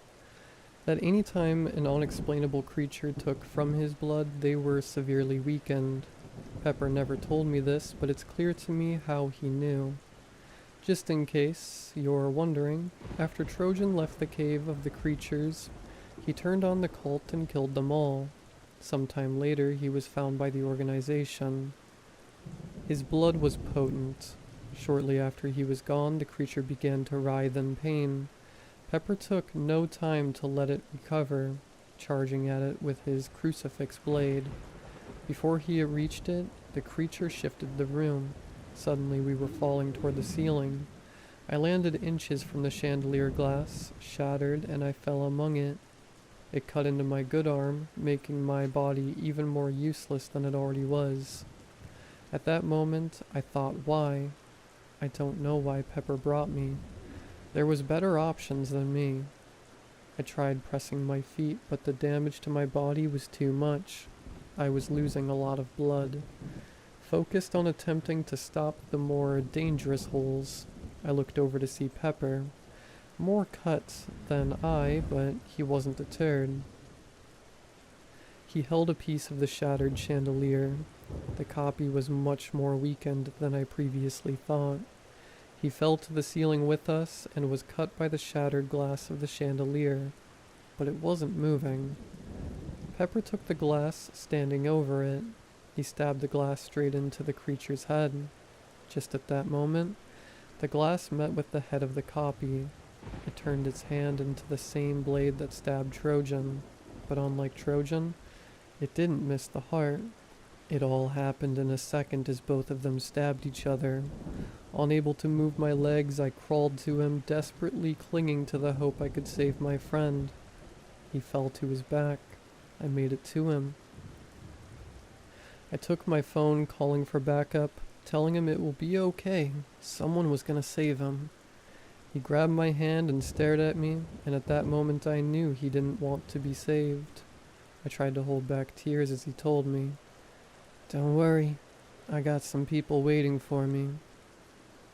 At that moment, Ken Dean Olsen, otherwise known as Pepper, was dead. I wouldn't bother trying to figure out anything about him. As far as I can tell, the organization already scrubbed him from all records. A ceremony was held for him and Trojan, and it was a lot for everyone who knew them. Demons are the easiest thing to identify for organizations. Unlike everything else, we deal with them purely in it for the sport, to make you feel pain. So when the case file said it was most likely a demon force, I got ready to fight a demon.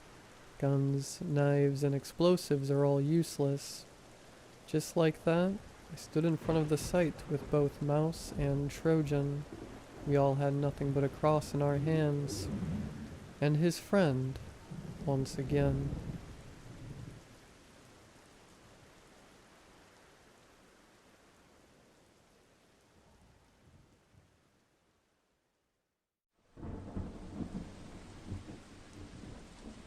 The branches crawled up to the heavens, folding over one another, blocking any sunlight from reaching the ground. It was oddly quiet, save for the commotion of my friends, as the common squawks of birds and the occasional rustling of leaves caused by mammals were nowhere to be found. As Max and I were draping the tarp over the tent, Sarah was setting up the chairs, which now circled the pre-made campfire. Penny, meanwhile, sat on a bench. her face shoved into a generic fantasy novel. The three of us exchanged a glance, watching the blonde's lips subtly open and close as she read along the page. She was so engrossed in the book that she didn't notice Sarah slithering behind her. She grasped Penny's shoulders, causing her to flinch and let out a squeak. She dropped the book, which landed unceremoniously in the dirt, before turning around and glaring at the perpetrator. "Don't give me that look," Sarah chuckled, raising her hands defensively. "You're in a camp with all of your friends, and the best thing you can think of doing is reading a book? Penny, no offense, but that's lame." Penny, who was already fidgeting under the gaze of the group, began wringing her hands together, biting her lip. She turned away, refusing to make eye contact. "I didn't want to come here anyway," she murmured under her breath, her attempts to hide her frustrations less than successful. I let out a sigh, leaning on the opposite side of the bench from her. She immediately tilted her head up, teal eyes piercing through my gaze. "Alright, listen. How does this sound? You can decide what we do today." She perked up at that, though her expression was still laced with uncertainty. "Really?" Her voice teetered between excitement and skepticism. "Yeah, really," Max ushered, trying to give me a look that told me to reconsider my tactic. I simply shook my head, silently telling him I knew what I was doing. He rolled his eyes but yielded, crossing his arms. "Well, I guess I've always wanted to see you guys hunt." She trailed off, her nails swiping at the bits of dead skin hanging off her fingers. Sarah's face twisted in confusion, tilting her head to the side. "Hunt? Like hunting deer or something?" "Yeah, or rabbits. Anything, I guess." Max laughed at the suggestion. "Well, we'd have to leave camp for that. Are you sure that's what you want to do? You can't just give up halfway because you're too scared." Penny's face flushed, her hands collapsing in on themselves. "No, I won't back out. I want to see," she muttered, her voice a candle's flame compared to the forest fire that was Max's. It looked like she was regretting her choice, but didn't want to prove Max right by getting cold feet all of a sudden. Sarah, eyebrows furrowed, opened her mouth to question Penny's decision, only to be cut off by a thunderous clap. "All right, well, you heard the boss," Max scoffed, rummaging in the car and producing 2 hunting rifles, one of which he passed to me. Even after how many times I've used it, I still couldn't get over how heavy it was. Its weight dragged me down with it, and I just barely caught myself before it could escape my grasp. "Just so you're aware," I began, propping the firearm against a nearby tree as I grabbed my backpack. "These are pretty loud, so you're gonna want to stay back. They might damage your ears if you're not careful. Not to mention, hunting takes a really long time. With how quiet it is, I'm not even sure we're gonna see an animal. Oh, and also..." "Okay, we get it, Johnny boy," Max interjected, his tone oozing with sarcasm. "Penny's a frail, fragile flower. We'll make sure no deadly rabbit starts, I don't know, gently gnawing on her." Penny's face lit up in hot red, Sarah's giggling hiding the girl's mumble of a response. "Let the boys have this one," Sarah attempted to whisper, though her words still reached the 2 of us. "It's the only thing they're good at." I rolled my eyes, slinging the pack onto my back before following Max's steps.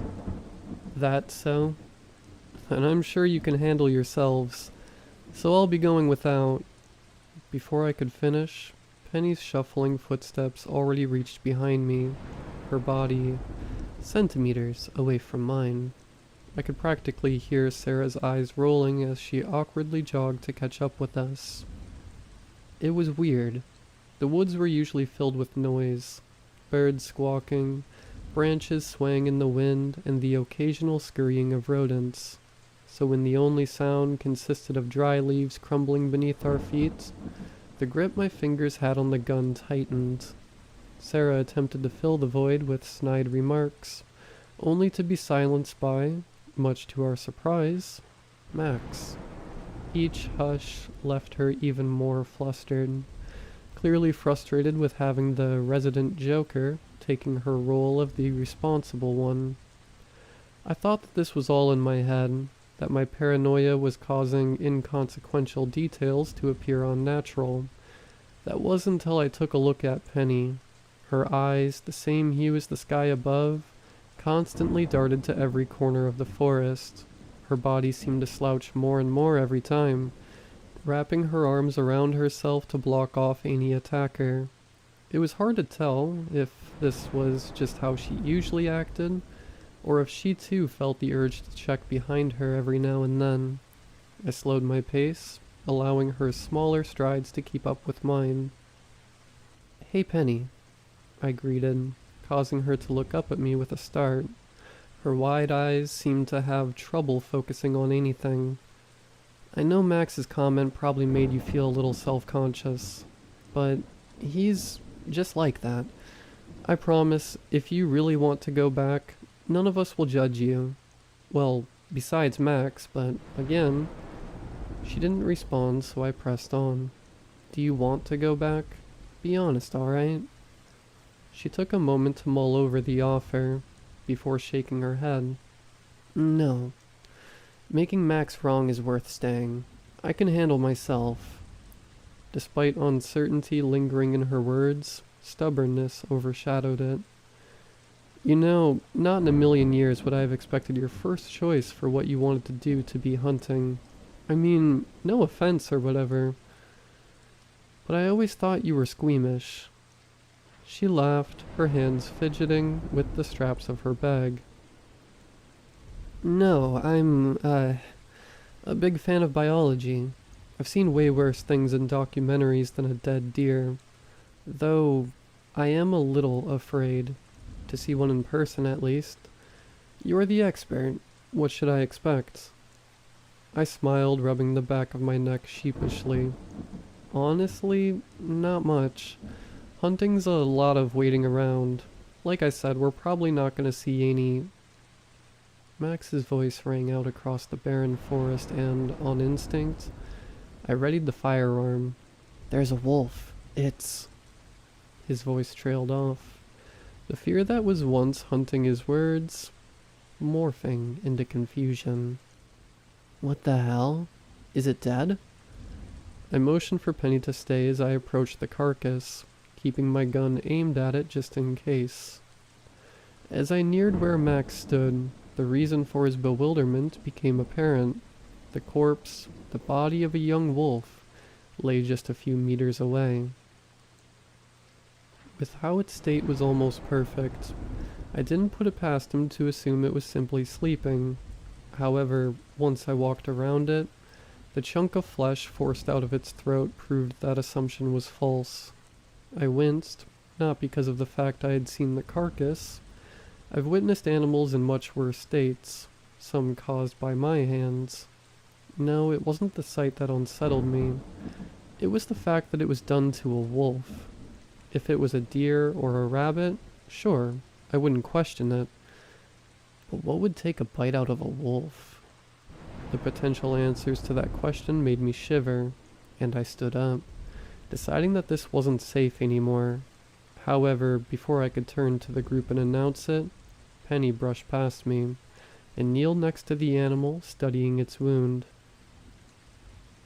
"Guys," she murmured, reaching her hand just close enough so that they weren't touching the matted tufts of fur jutting out of the sopping wound. "This bite, I don't know how to say it. It just looks weird. It's sloppy. The flesh is all stringy like whatever took the bite had to pull just to tear the flesh off." She pulled her hands away, wiping it on the grass next to her despite no physical contact being made. "The bite marks look too small. Too, A house dog or something. A dog, Penny? Really? Sarah's sudden aggression surprised the rest of us, and even she seemed to be taken aback by it. Her nails dug into her skin, a flash of fear overtaking her, who was always the most sound of mind.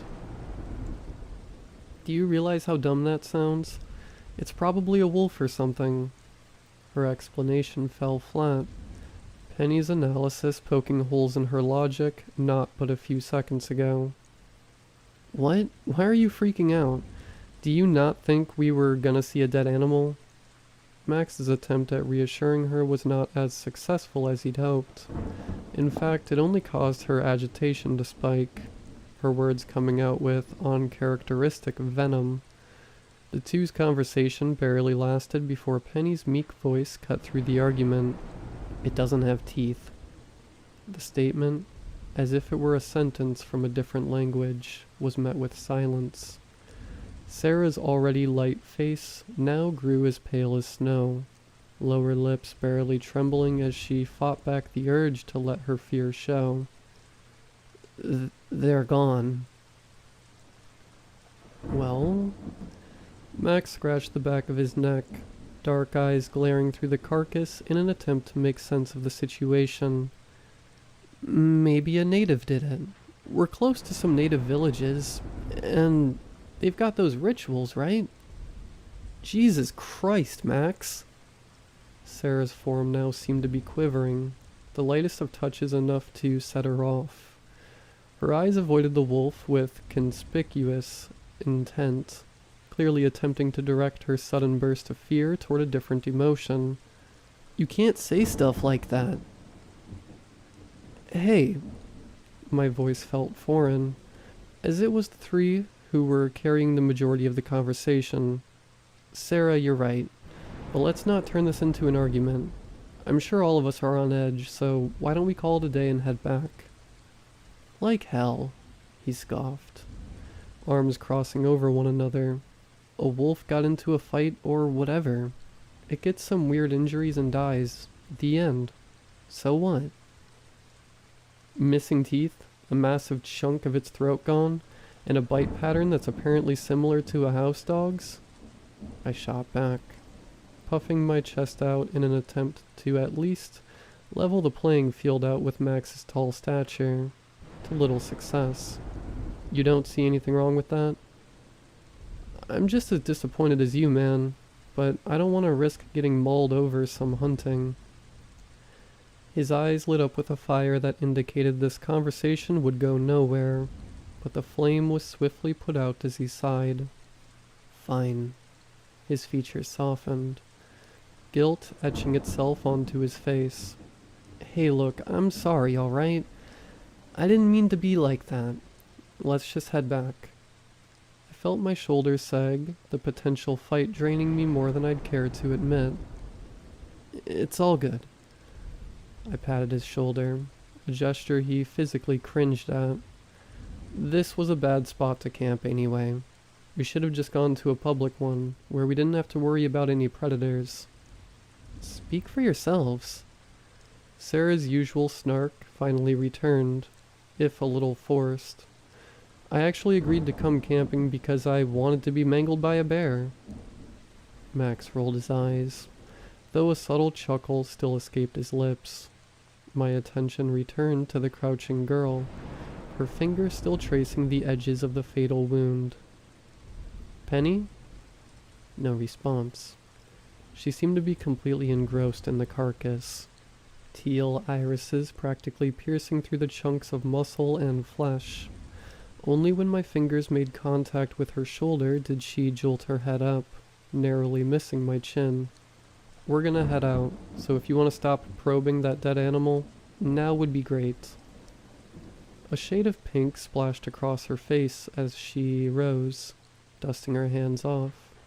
Before she could even finish muttering her apology, Max stopped once again, bringing forth a groan of irritation from Sarah's lips.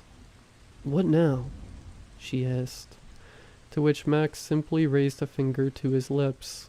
My heart lurched, expecting to see another carcass or worse.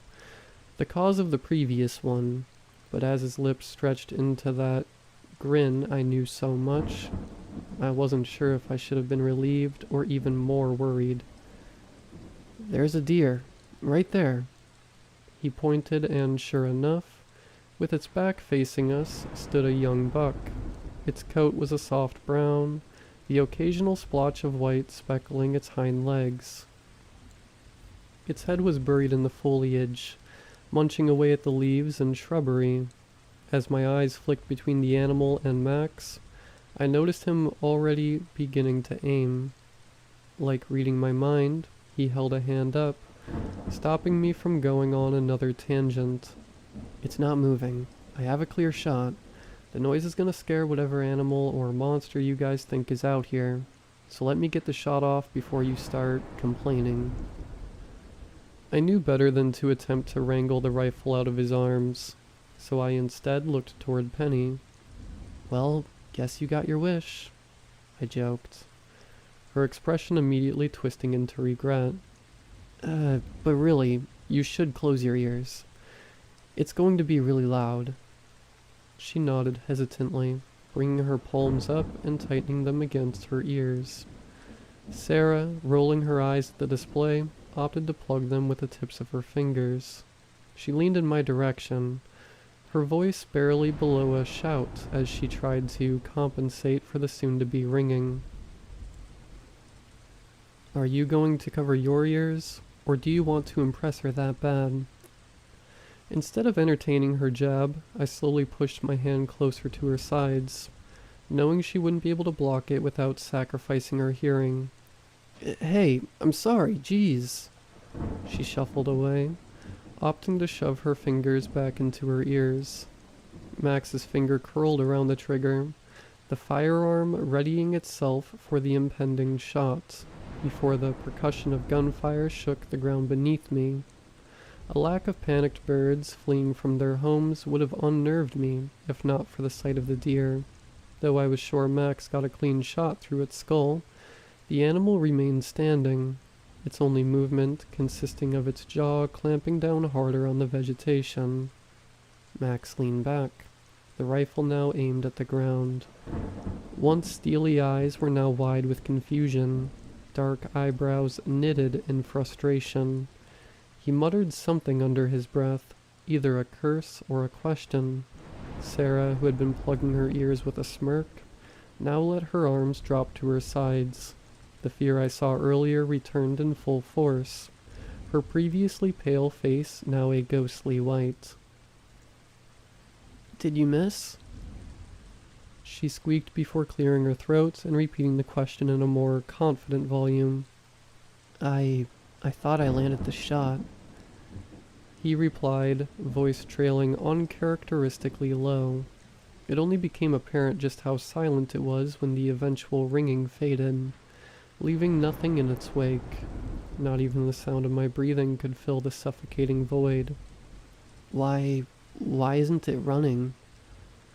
The question shared by the group only left one mouth, Penny's, as Max and Sarah remained speechless, anxiously waiting for someone to answer.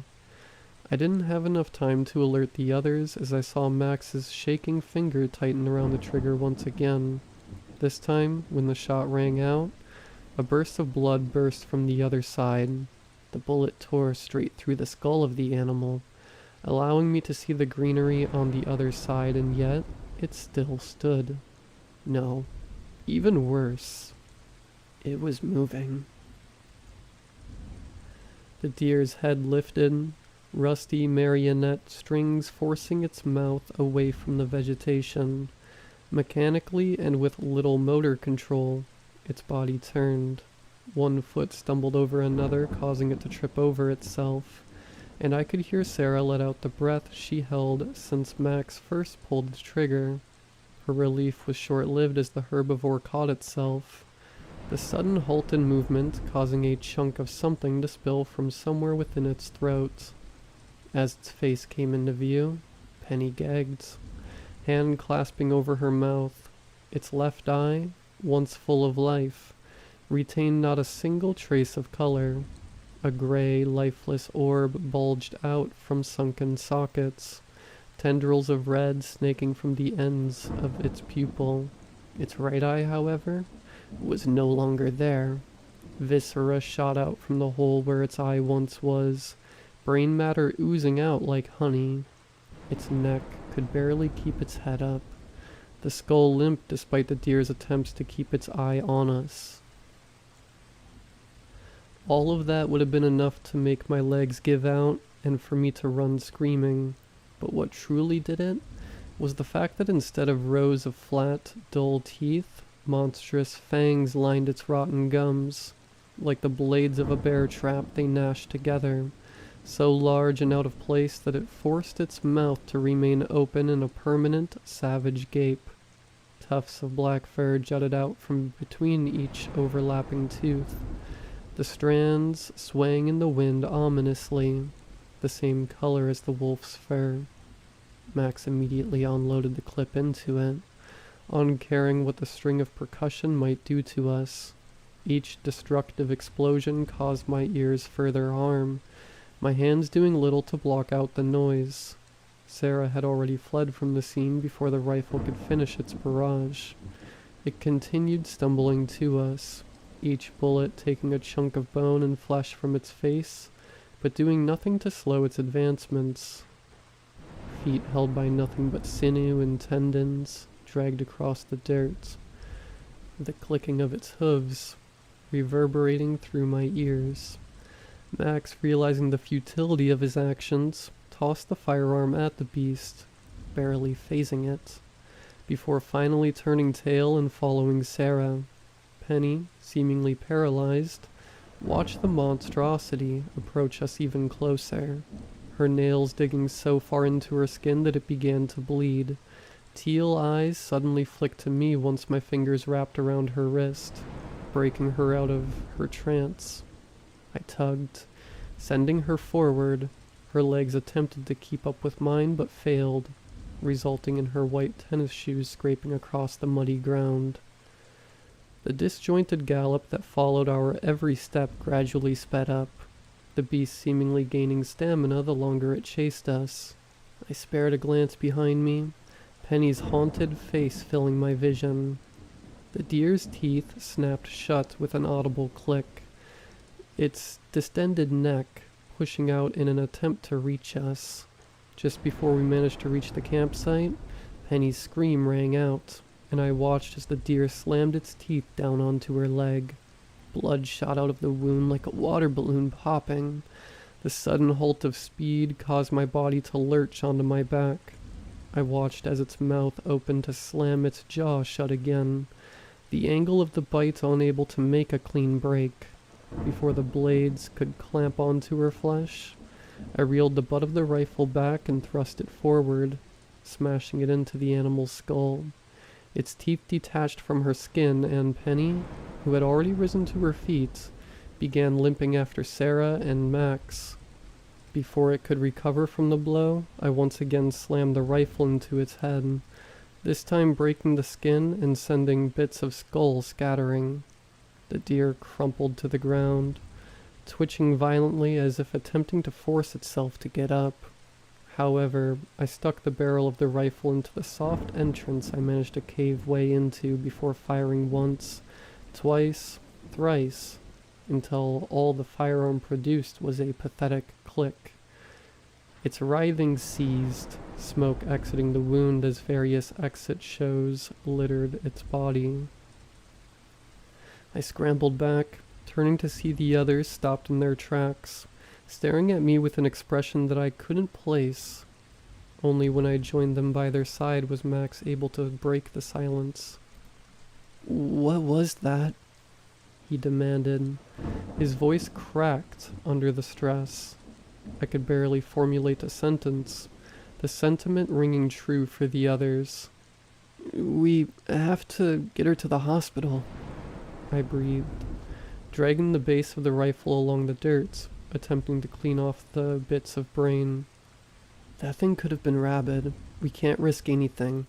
It could have already gotten in her bloodstream, or..."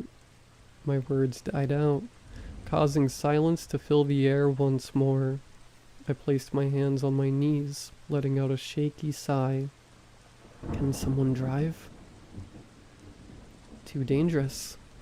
Sarah winced, looking up as the sun's rays, which were already muted as a result of the branches overhead, dissipated to nothingness. There is at least a mile of nothing but trees from here before we get to the main road. We'd crash before anything could happen to Penny. Okay, does anybody know first aid? Sarah gingerly raised her hand, which I nodded at. Okay, get her to the car and patch her up. Penny, if you feel anything change, and I mean anything, tell us, alright? We're gonna stay for the night, but if you so much as feel uncomfortable, we're out of here. She nodded, her eyes refusing to leave the shallow wound left by the deer. Upon arriving at the campsite, Sarah and Penny both immediately sat down, with the former grabbing the medical kit from the tent. I turned to Max, who was kneeling over the campfire and attempting, albeit failing, to light the pile of twigs. What was that? My voice trailed off as Max shook his head, refusing to meet my gaze. Don't ask. His head shot up, his glare causing me to stumble back a few steps. The less we have to think about it, the less we're gonna have a problem. We just need to get her to a hospital, and then we can forget this ever happened. Max, drop it. His shout rang out any argument I had, his voice reaching the two. Penny's wide eyes were directed at Max, making frequent stops to mine. Her expressions were akin to a patient awaiting bad news, fear interlacing her teal irises. Sarah gave Max a silent warning, to which his shoulders dropped. Just drop it, man, please. I nodded silently, turning my attention to the makeshift first aid Sarah was providing Penny. How are you? Penny's head suddenly jolted up, a movement that never failed to startle me. It didn't help that my paranoia was already at its maximum, causing my muscles to tense. As brown met a familiar shade of teal, I allowed myself to relax. How are you holding up? I continued once I realized Penny wasn't going to respond. She barely nodded her head, her eyes growing distant a few moments later. Her eyelids fluttered, attempting to concentrate on staying open. Sarah seemed to notice this, as the back of her hand lifted to touch Penny's forehead. Not that bad, all things considered. I thought you were burning up, but you just seemed tired, she concluded. Penny barely acknowledging her comment, with a sigh, Sarah gently brought Penny's head down to her lap, fingers interlacing with Penny's blonde locks. We should head to bed now. I think she's had enough excitement for one day. That's probably for the best, I agreed. Noticing that the source of light was now reduced to the dying embers Max attempted to ignite. Me and Max will take turns keeping watch. We'll wake you guys up the moment there's any sun so we can get Penny to a hospital. Sarah hummed in approval, gently tapping Penny's cheek, whispering something that caused the blonde's form to rise. She was practically dragged to the tent by Sarah, who gave a small wave before disappearing behind the fabric. Max and I stood in silence, neither daring to make the first move. I'll take the first watch, he muttered, fingers digging into his pockets as he fished out a cigarette. Least I can do for losing my rifle back there, right? You can sleep now. I got this. His attempt at humor was not that great even by his standards. Right. Disappointment etched itself onto his face as my lack of reaction caused him to sigh. If anything happens, please wake me up. He nodded, fighting the cancer stick before collapsing onto a chair, his stare fixated on the tree line. I spared him a final glance before entering the tent, which was situated across the girls' tent, though the inferior of the two. I didn't pay the jutting rocks digging into my skin any mind, though the sense of dread I felt in the forest no longer loomed over the air like a thick smog. That still didn't mean I could ignore the fact that there was something wrong. I was so sure that something was lurking in those woods that upon being awoken by Max, I was half expecting to see his pale face, eyes wide with horror, shaking my shoulders and telling me something terrible had happened. But all I awoke to was his dull expression, eyelids drooping with exhaustion. "Your turn." By the end of his words, he fell onto the sleeping bag, his loud snoring already sounding off before I exited the tent. The fire, which had already been reduced to a few desperate embers, flickered in the wind as the dying flame miserably fought to keep itself alive. I tossed a few logs into it before beginning my first trek around the campfire, my body desperately screaming at me to return to my sleeping bag. However, the encroaching darkness, fought off by only the dying fire and the rare ray of moonlight, was all my brain needed to keep my legs moving and my body upright. Or I hoped it would. By the half-hour mark, the butt of my rifle, which started positioned firmly in my right hand, now dragged across the dry terrain, the imprint of a circle appearing wherever it trailed. Max's shift seemed to be eventless, but never had I expected boredom to so easily replace any remnants of fear.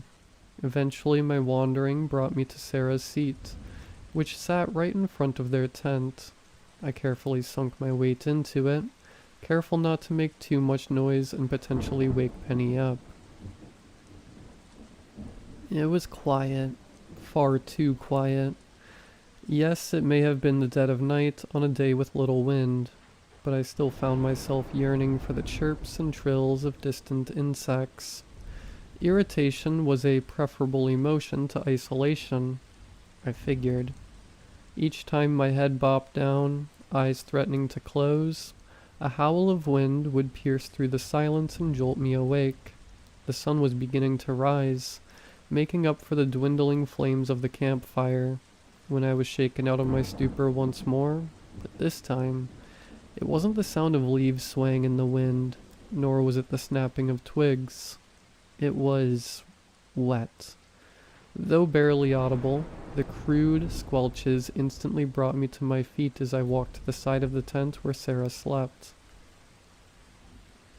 "I get that you're hungry, Sarah, but you really shouldn't be up right now," I ushered, my voice careful not to rise too high. "Get some sleep, all right?"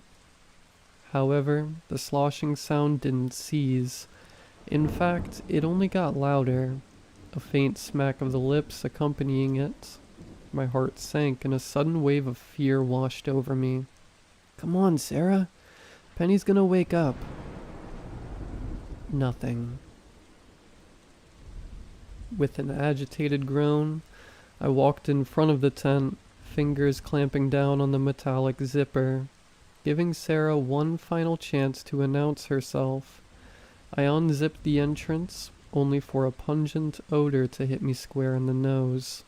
The moment the scene inside was made visible, my heart lurched forward and bile began rising from my stomach.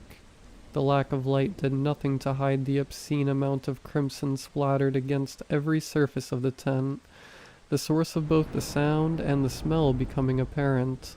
Sarah's limp body sprawled out across the inside of the tent, chest caved in, one of her arms having been torn completely off. Tendons and ligaments hung out from the shoulder, bits of skin and muscle still clinging on to the bone. My eyes traveled up, catching sight of golden strands sticking to one another, dried blood causing ropey threads to form. Frail fingers dug into the gaping hole, bringing pieces of flesh into her gnashing maw. Eyes once mimicking the sky now glowed a vile yellow, pupils dilating irregularly.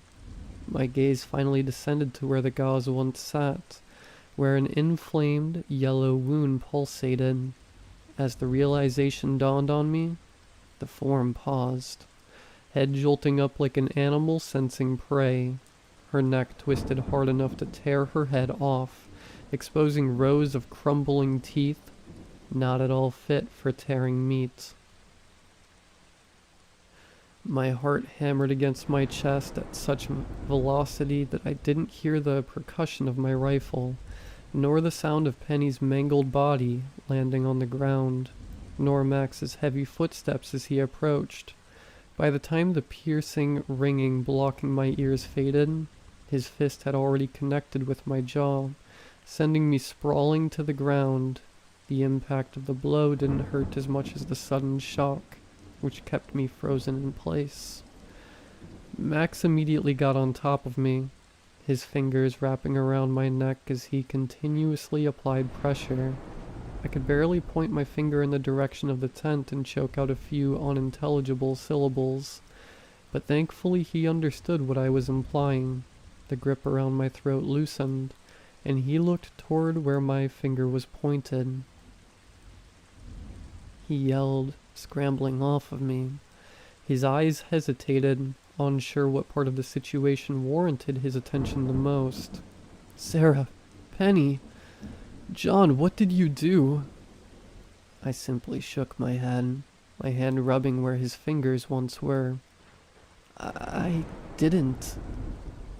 My words barely passed through the aching in my throat, voice hoarse from Max's assault. "Penny, the deer, it made her like this, Max." I wanted to say more, but as the reality of our situation dawned on us, a sudden crushing weight forced my words to die out. It was too ridiculous. I had already imagined countless scenarios for how we would explain this to the police, and each one was less plausible than the last. A mix of a laugh and a cough escaped my lips, and absurdity of the situation taking away the realization that I had just witnessed my two closest friends die gruesome deaths. Luckily, Max was too busy checking the state of Sarah to pay attention to my hysteria. Otherwise, I wasn't sure if a punch was all I would have received. "Oh, God," I wheezed, finally managing the strength to push myself off of the ground. "What are we gonna do?" Max, who was delicately closing Sarah's eyes, ignored the question, instead directing his attention to Penny's corpse. Its limbs twitched, faint raspy breaths still being drawn despite the hole tearing straight through her skull. "We burn it," he concluded, marching over to me and forcing me on my feet. "They'll never believe anything we say, so we burn Penny, bury Sarah, and return ignorant." They ended up missing after we left them alone, and we had no idea where they went. Got it?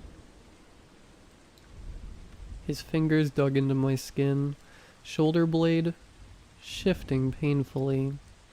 All I could muster was a pathetic nod that could have easily been mistaken for a shiver, the merit of the plan outweighing its morals.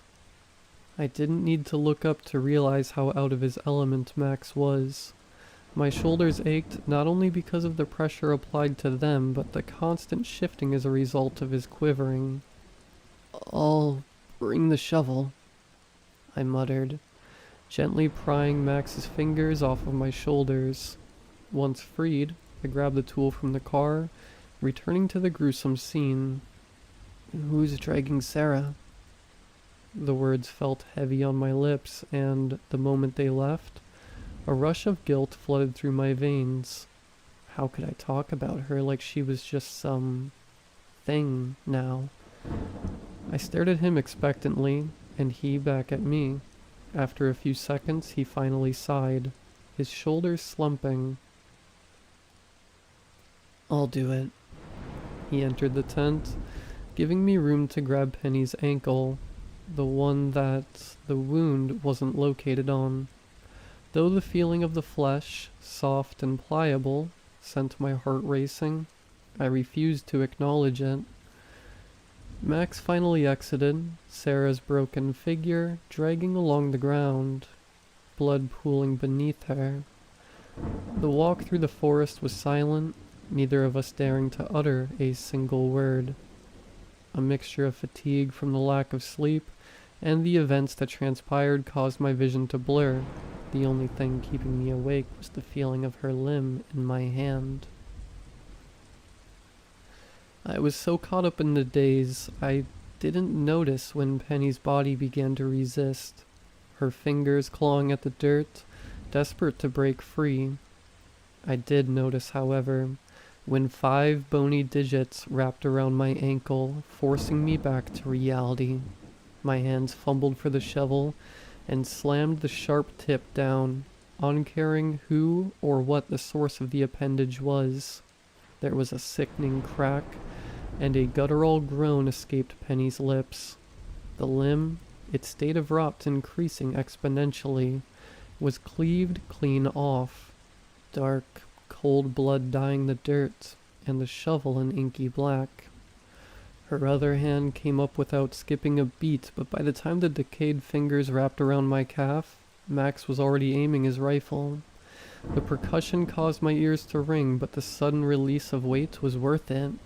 While the idea of burning the body may have seemed barbaric before, I was now more than willing to throw her limp figure into a blazing inferno if it meant not having to see her reanimated corpse move once again. Max, noticing my hesitance to touch Penny's body, once again grabbed her remaining leg, dragging her alongside Sarah. Once we arrived at a far enough clearing, I dug the shovel into the ground and peeled back a layer of earth. The sound of the metal digging into the earth violated the silence that seemed to so desperately cling to this forest. Each shovel took an eternity, the physical labor only heightened by the emotional toll. By the time I had made a shallow hole barely deep enough to cover Sarah, my limbs were beginning to ache. Max, noticing my exhaustion, grabbed the tool out of my hand. He pointed at the pile of dried leaves, sticks, and shrubbery covering Sarah, silently ordering me to gather more. By the time I returned, arms full of foliage, Max had already finished digging Sarah's grave. A makeshift cross made of 2 branches dug into the dirt acted as her headstone. I opened my mouth to tell him that marking her grave would only lead police directly to her body, but he must have already come to the same conclusion as his boot reeled back. The cross burst into various splinters the moment Max's foot connected, scattering across the makeshift headstone. Without a word, he dragged Sarah's corpse into the hole, the body tumbling down, leaving pieces of red mush stuck to the dirt walls. He kicked the dirt in, her form slowly but surely being obscured. Her face, initially stuck in a ghastly expression of agony, was now calm, almost peaceful. "Why?" His voice cracked once he dropped the last bit of dirt, the mound barely standing out amongst the rest of the ground. He waited, and once he realized he wouldn't get an answer, his head turned toward me. The moment our eyes met, I instinctively returned my attention to the pile, where I dropped the bundle of shrubbery I held. "I'm sorry," was all I could mutter before dousing her still convulsing body in gasoline. You didn't deserve this. Neither of you did. I'm so sorry." I threw the empty container aside, taking the box of matches from Max and lighting one. My hands held the small flame over the gas-covered pile, but I couldn't bring myself to drop it. To be the one to take her life was one thing, but this? Burning her corpse until it was nothing but ashes? The fire managed to reach my fingers by the time Max's patience ran thin. He slapped the match out of my hand, the whittled stick falling onto the tower of branches. It took a second for the fire to spread from a twig, then to a leaf, then finally to the gasoline.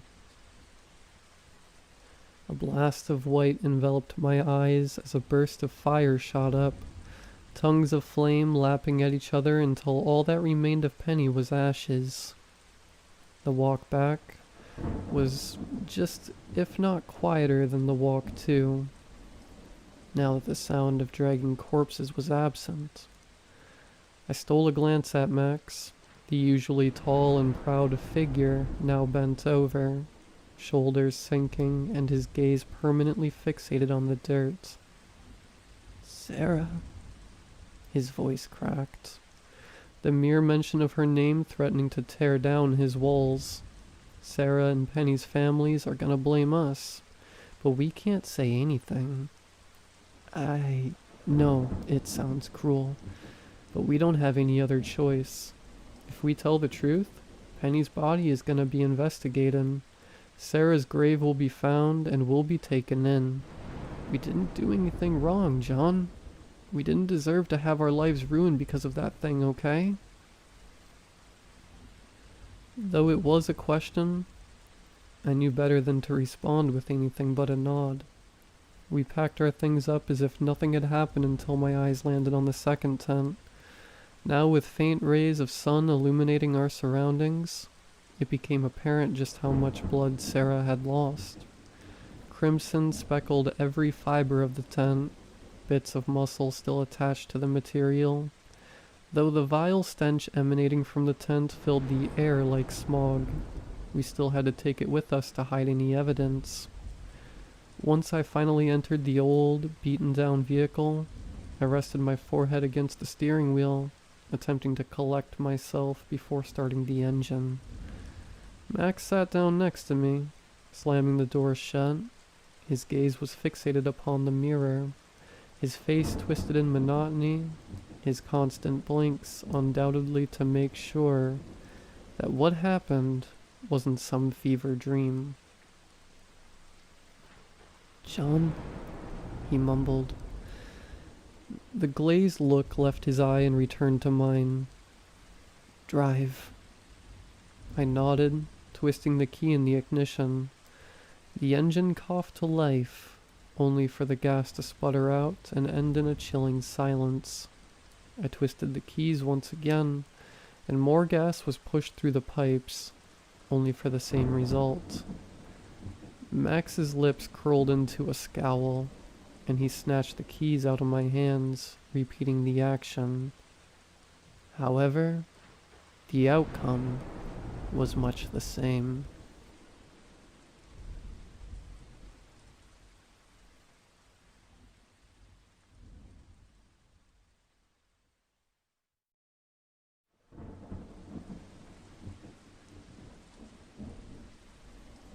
My ex Lloyd is like a Sean Cody model. I'm more Sean Astin. I was constantly reminded on Instagram every time he posted a couple's selfie. Some of the men that followed him, the eternally shirtless types, posted hurtful comments. "Beauty and the Beast. Dude out here helping the less fortunate. Slide into my DMs if you come to your senses, bro." I have a realistic opinion of myself. Not just my looks, but the whole package. I was absolutely punching above my weight. Lloyd came to mind one evening to chill. He turned to me as we watched The Bear, uttering that classic line everyone loves to hear. "Toby, we need to talk." He'd met someone else. I didn't argue or beg him to reconsider. I sniveled a bit after he left, then shook it off and restarted the episode. It wasn't until the next day that I thought about the few belongings of mine that were at his house. A couple of work shirts and a pair of shoes I'd left there for the nights I stayed over. More importantly, I'd left a watch that belonged to my late brother. Only a simple Casio. The kind you can pick up for less than a round at Weatherspoons. He loved the retro aesthetic. That watch meant the world to me, and I kicked myself that I'd left it there. I texted him to ask when was a good time to pick up my things. He said he'd let me know, followed by nothing for days. I asked him again, and even said he could leave them in a bag outside the house. Then I suggested he post me the watch and bin the rest. Months of excuses later, It didn't look like I'd be getting my things back anytime soon. Then I saw the Instagram post. Me and this boy. Heart emoji. Hashtag instagay. Hashtag gay follow. It was Lloyd with his brand new and improved muscle boyfriend. They were in the Caribbean, embraced on a beach with matching designer stubble. The comments were vastly different to what I was used to. Wolf, room for one more? Suddenly I had a hard time accepting the audacity to disregard my requests, and I wanted nothing more than to get my brother's watch back. Don't be an idiot, Toby, said my best friend Carl when I told him I was considering breaking into Lloyd's house. He's in Aruba, I said. It's the perfect opportunity. They're just things, he said. It's not worth breaking the law over. They're not just things, I snapped. That crappy watch is all I have left of my brother. I'm sorry, Toby, he said. Look, please just wait. When he's back, go to his place unannounced. Don't give him a chance to make excuses. If I'd slept on it, the chances are I would have come to my senses. But I was hurt and angry. Irrationality got the better of me. I'm going tonight. I'll face the consequences. Carl shook his head. Fine. I'm going with you. Absolutely not. After arguing about it for some time, we found ourselves Googling how to pick locks and other tips for breaking into a house. Incognito, of course. In the early hours, we were outside Lloyd's house, dressed in black jeans and hoodies. Fortunately, it wasn't a big neighborhood, and the house was detached. Let's go around back, I whispered. I can't believe we're doing this, said Carl. I think my heart might explode. Mine too, I said as we got to the back door. I think you should leave. It's not fair that you get dragged down with me if... Sod that, he said. I'm committed to stupidity now. Due to being spontaneous, there was no time to acquire proper lock-picking tools. Instead, we had a couple of jumbo paper clips and the smallest flathead screwdriver we could find. I started with that, carefully inserting it into the lock. Barely seconds had gone by when we heard a click. We looked at each other in shock. Have you done this before? Asked Carl. Beginner's luck, I swear. The back door opened directly into Lloyd's kitchen. I put a finger to my lips and crept inside, signaling for Carl to stay put. I silently made my way through the dark house, then upstairs to the bedroom. There were no signs of anyone being home. I let out a sigh of relief, then started looking for the watch using my phone torch.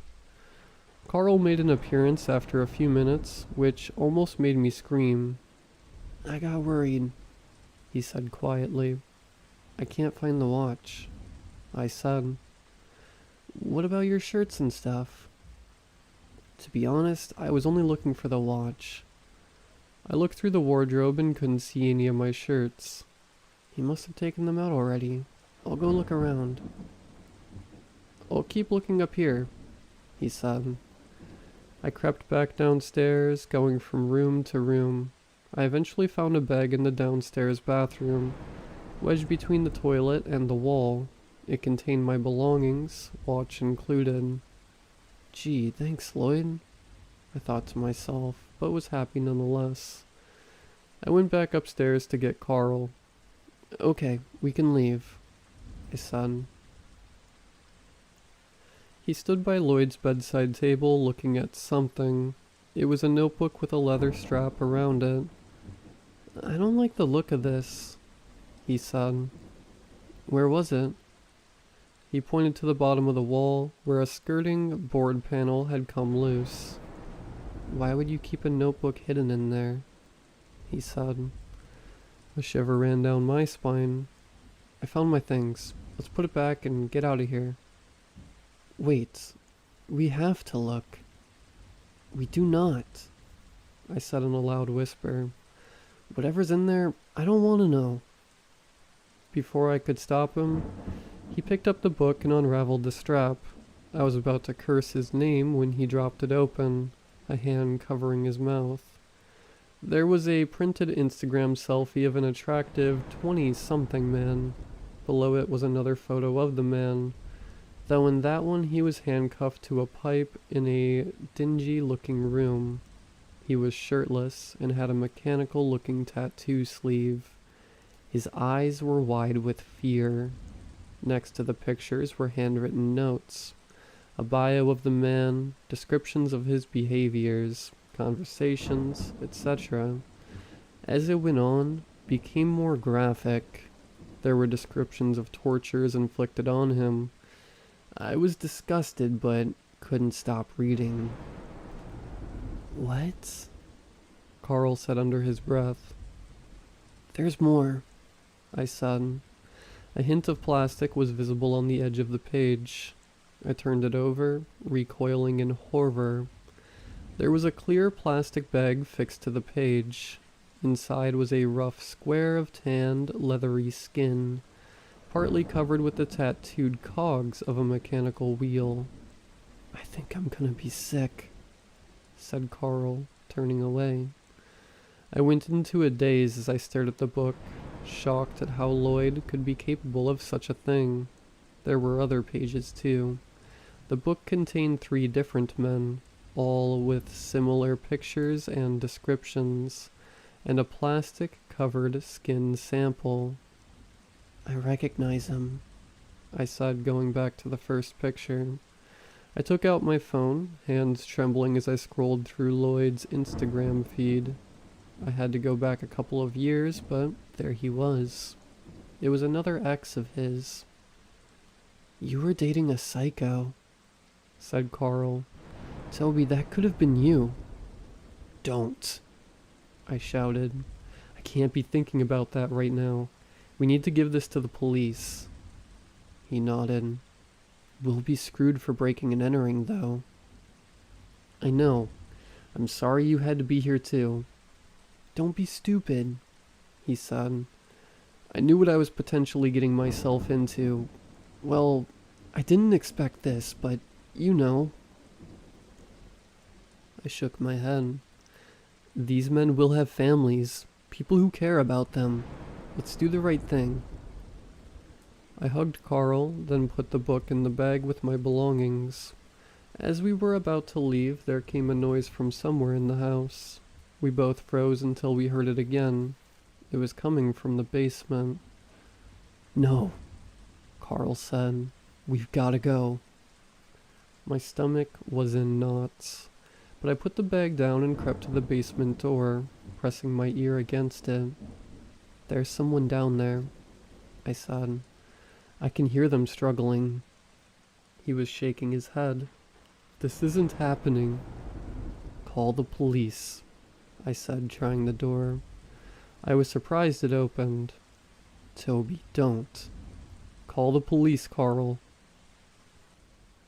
Taking out his phone, I could see his hands shaking. "What do I say?"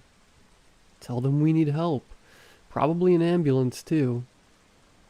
I told him Lloyd's exact address, then switched the light on before descending the dimly lit staircase. It was the only room in the house I hadn't been in. My legs felt like they could give way at any moment. I'd never been so scared in my life. When I saw the man sitting on the floor, cuffed to a pipe with a rag tied around his mouth, it didn't seem real for a moment. It was like I was watching a film or something, but as soon as he saw me, his muffled screams for help snapped me out of it. I ran to him, untying the rag. "Thank God," he cried. "Get me out of here, please."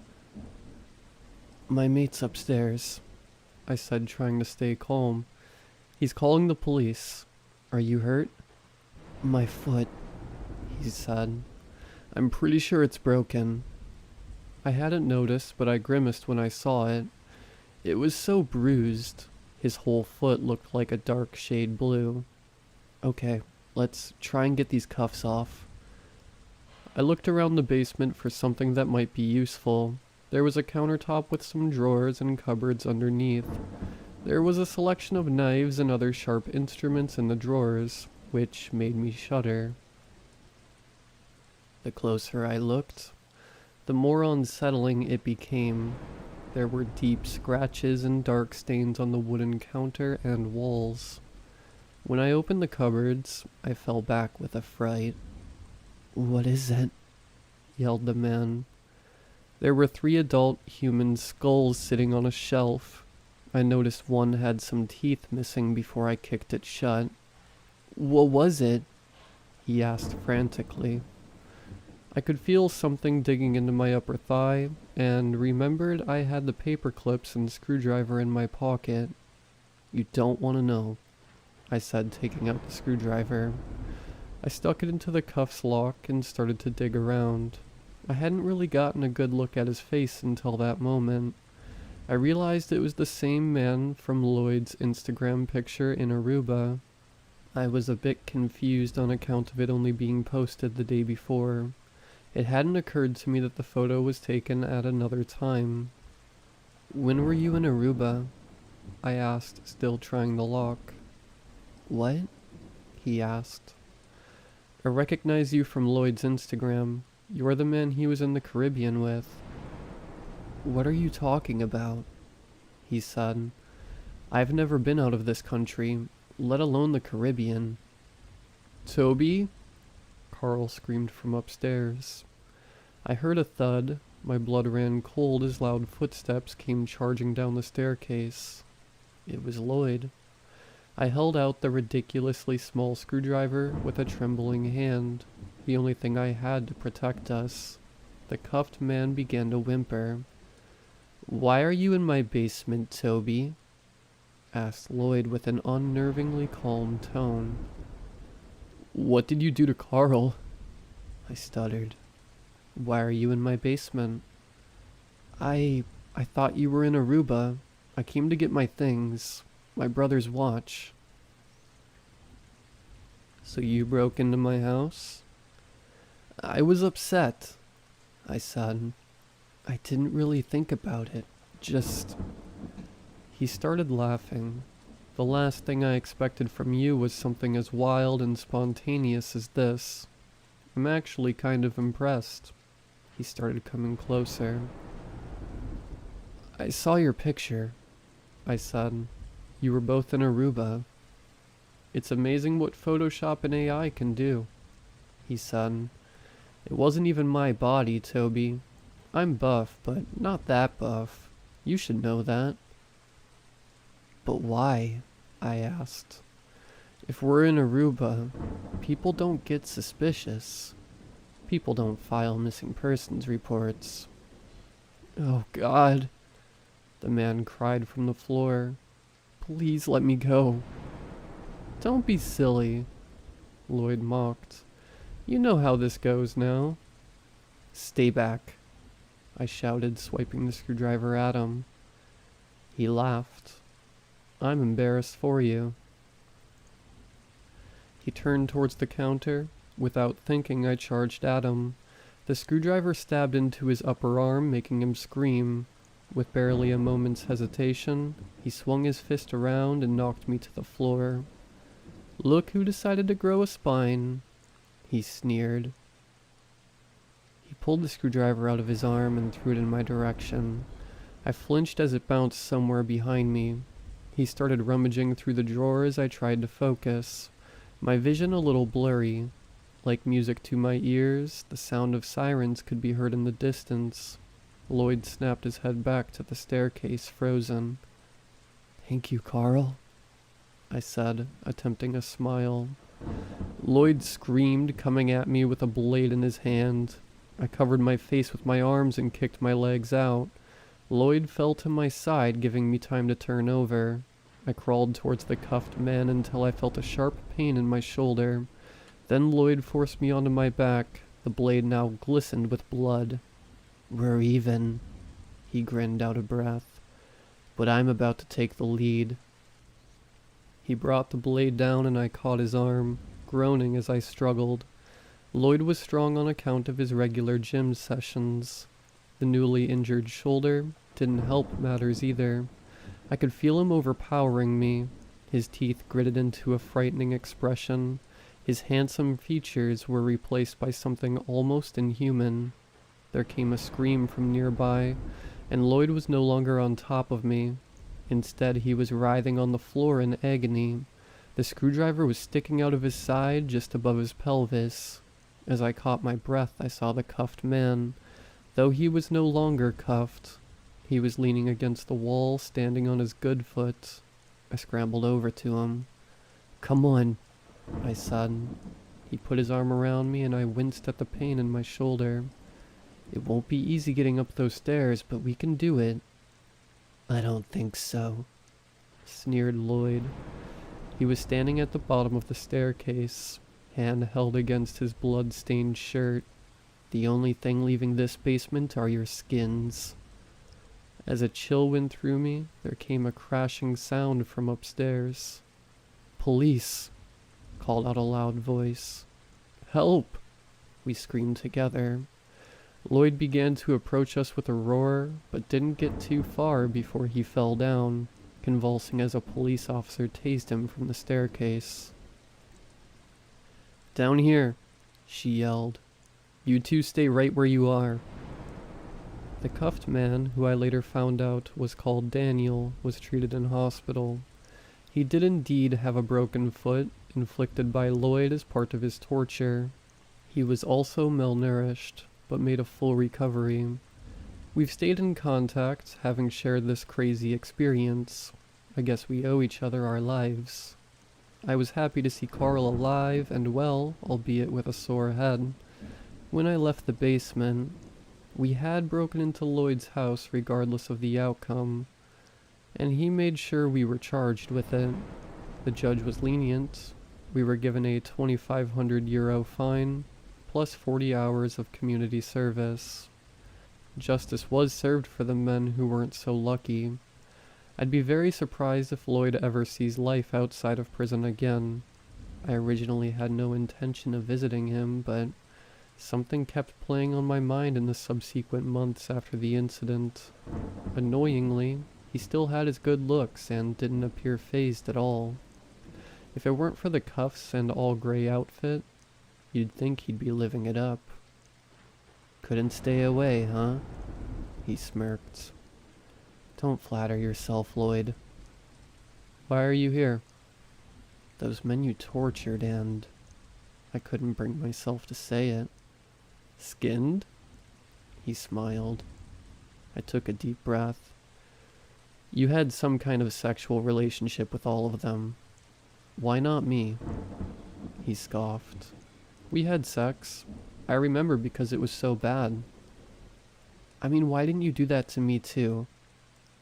"Oh, Toby," he said pitifully. "Look at yourself. You were never good enough for me."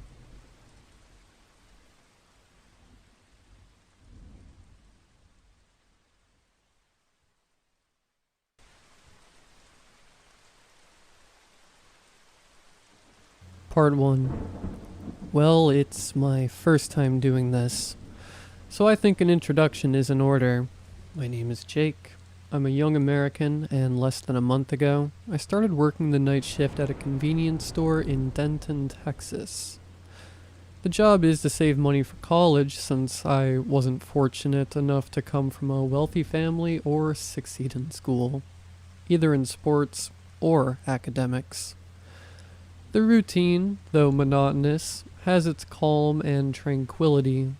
I organize shelves, attend to sporadic customers, and, of course, take the opportunity to study between customers.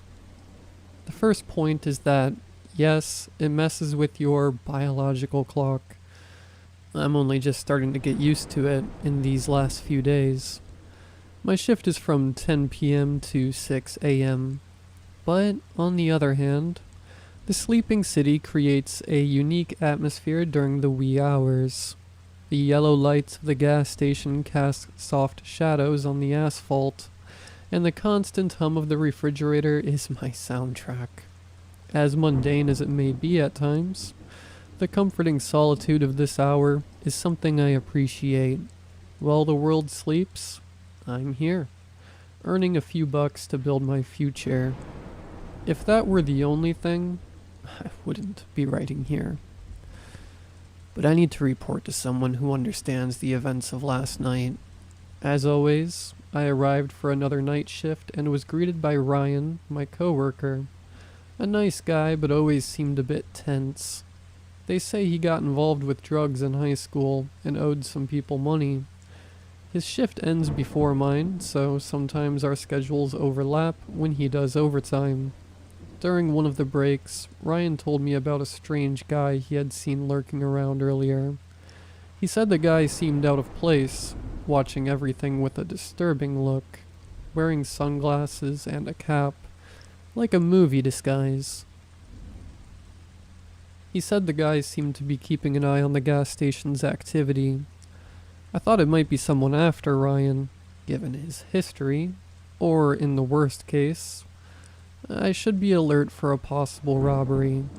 Just to be safe, we decided to inform Mr. Gonzalez, our boss. He's an elderly Mexican man who is well respected in the town, said to be one of the oldest residents. He usually keeps a gun under the counter, in addition to the one he carries with him.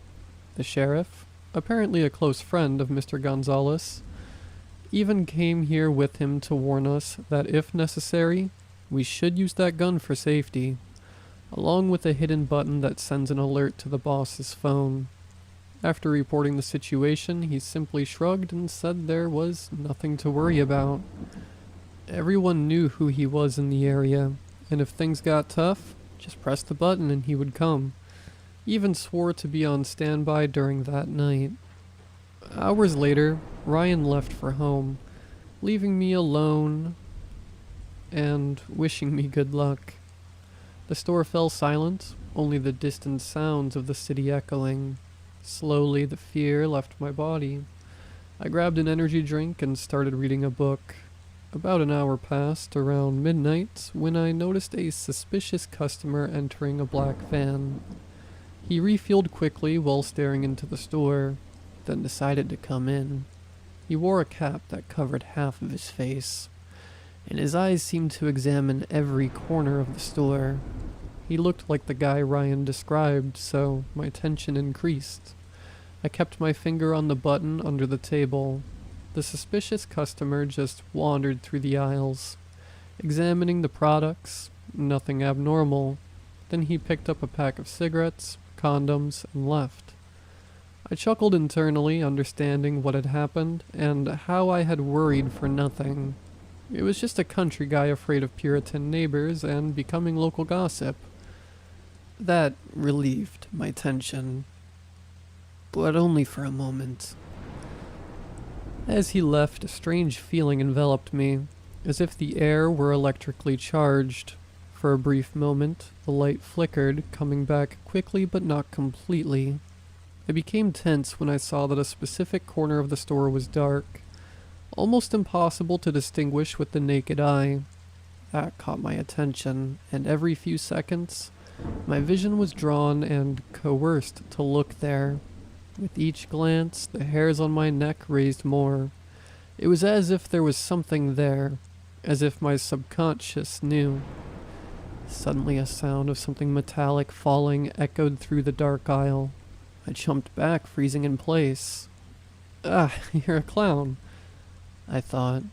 It's just a poorly placed can on the shelf. Don't let Ryan's paranoia get to you. I took the first step to move to the aisle when suddenly another noise began, this time more constant.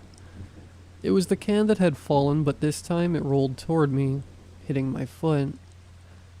I looked at it as it stopped and it was open. There was someone inside the damn store.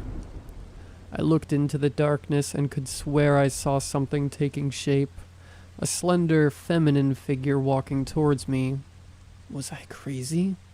I hoped so. But that thing started to approach, methodically and rhythmically. I didn't want to reach for the gun.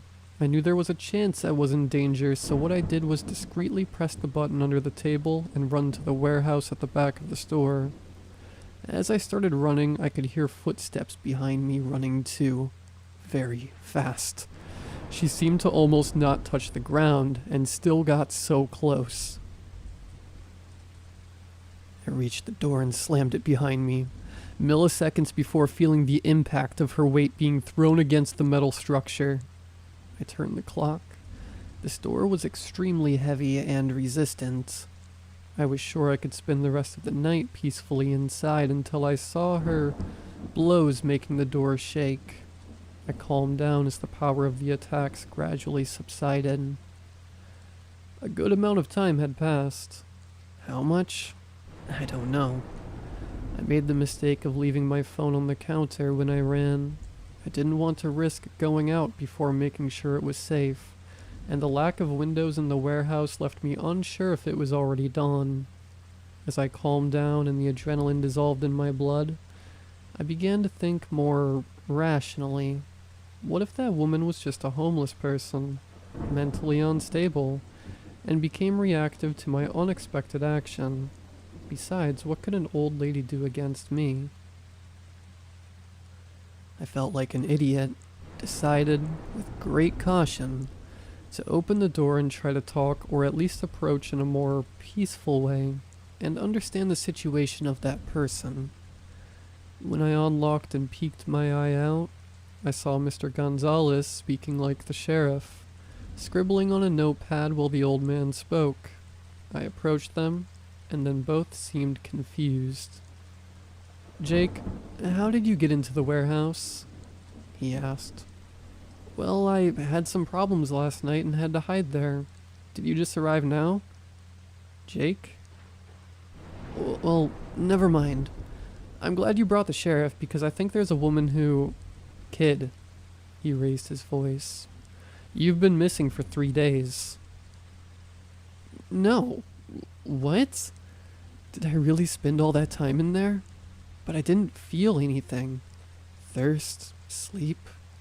What's going on here?" "Jake, you didn't spend the whole time in there, because the warehouse was the first place we checked when we arrived." I was stunned and disoriented. After a glass of water and sitting for a while, I finished telling them what had happened. "Look, young man, I heard the alarm when you pressed it and I ran here. Maybe 15 minutes at most. The store was deserted. I searched the warehouse, the bathrooms, everywhere, and nothing. Neither you nor Ryan, actually. Do you have any information about him?" "No, he left before all of this happened. Long before. He was all paranoid. You know how he is." "Usually, the season is not that time of year," the sheriff murmured. "What?" I asked.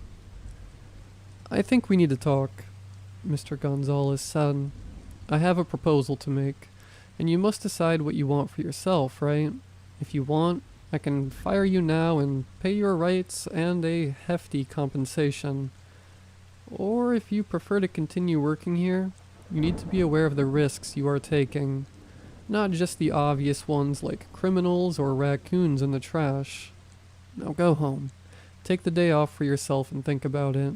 If you want to leave and put this behind you, which I completely understand, just send me a message and the money will soon be in your account.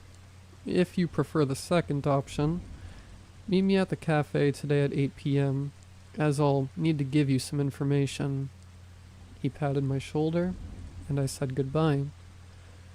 I ended up spending a good time responding to friends and family, modifying the story a bit, talking about a nighttime intruder, a physical confrontation, and how I ended up disoriented in the middle of the fight. Most didn't ask more questions and wished me well. Now what occupies my mind most of the time is the proposal I received. I really don't know if by continuing to work there, I'll be sinking deeper into this quagmire or saving myself. Saving myself from what? You might be wondering. Well, after a restless sleep on the couch, I woke up to a single knock on the door. I peeked through the peephole without seeing any trace of anyone, but when I opened the door and saw what was there, my stomach churned. A can like the one from last night, open and almost empty, with some sticky remnants at the bottom. The disturbing part, however, was the strange label, from a brand I've never heard of. On a vibrant yellow background, red letters announced, Canned Ryan. I felt nauseous instantly, locked myself in the house and refused to even look out the window. I've been in front of the computer ever since, writing this, and would like some advice. Should I accept the proposal to continue working the night shift? Part 2. As some of you suggested in the comments, I decided to face the unknown and talk to Mr. Gonzalez about the unexplainable events at the convenience store, since if he has been alive in the store for so long, he must know at least how to protect himself. I quickly packed my things, locked the door of my house with a mix of apprehension and distrust, put the Ryan can in a black bag, and took it with me as I headed to the cafe where we arranged to meet. Upon arrival, I found Mr. Gonzalez in a corner, fiddling with a cup of what looked like coffee, and upon closer inspection, turned out to be brandy. I sat down, greeting him, and he placed the cup on the table, giving me a consoling look. Jake, I'm glad you decided to come. Your courage is remarkable, and we need someone willing to face the unknown, Mr. Gonzalez said. And of course, I also bet $20 with the sheriff that you would come, so thanks for the money too. He chuckled. I thanked him for the opportunity. The joke had eased the tension a bit, but every time I remembered what was in the bag in my hands, I trembled. I wanted answers. I wanted to understand what was happening in that store. Gonzalez seemed to sense my unease and began to explain. Here, Jake. We've been dealing with something ancient, something rooted in the depths of the store. For years, even before I took over, strange things happened here at night. Shadows, whispers, things that defy logic. But we've learned a basic rule. Ignore the thing, and it ignores us. Strange things? I asked. And why didn't you warn us? Did Ryan know about this? Well, Jake, the thing only really shows up after a certain time, when a new employee comes. They are left in peace for a while. Usually it's 2 or 3 months before things start getting weird. That's why we hired someone around this time of year. The thing manifests itself in the dead of winter, and you can probably figure out why. Less movement, more tranquility, especially at night. And no, Ryan didn't know about this. This only increased my perplexity. Mr. Gonzalez was playing with lives here. I couldn't hold back and pulled the can out of the bag, placing it on the table. You knew? All along? Knew that negligence caused this? I pointed to the can. He seemed taken aback. His eyes widened, and he made the sign of the cross. Jake, I didn't know that this could happen. Sweat started to bead on his forehead. But if I can at least defend myself. I decided not to tell you because things only start when you're aware of them, at least within the time frame I set. 3 months is the maximum it takes for it to manifest, and 2 months is the minimum. Usually it's during this period that I call new employees to explain more. Maybe Ryan found out on his own. Did he tell you anything? He seemed haunted lately. I remembered his paranoia. Yeah, he seemed frantic, but nothing much different from his usual conspiracy rants. I believe this time it was worse. He might really have found out, and I genuinely feel sorry for it, kid. He put his hand on my shoulder.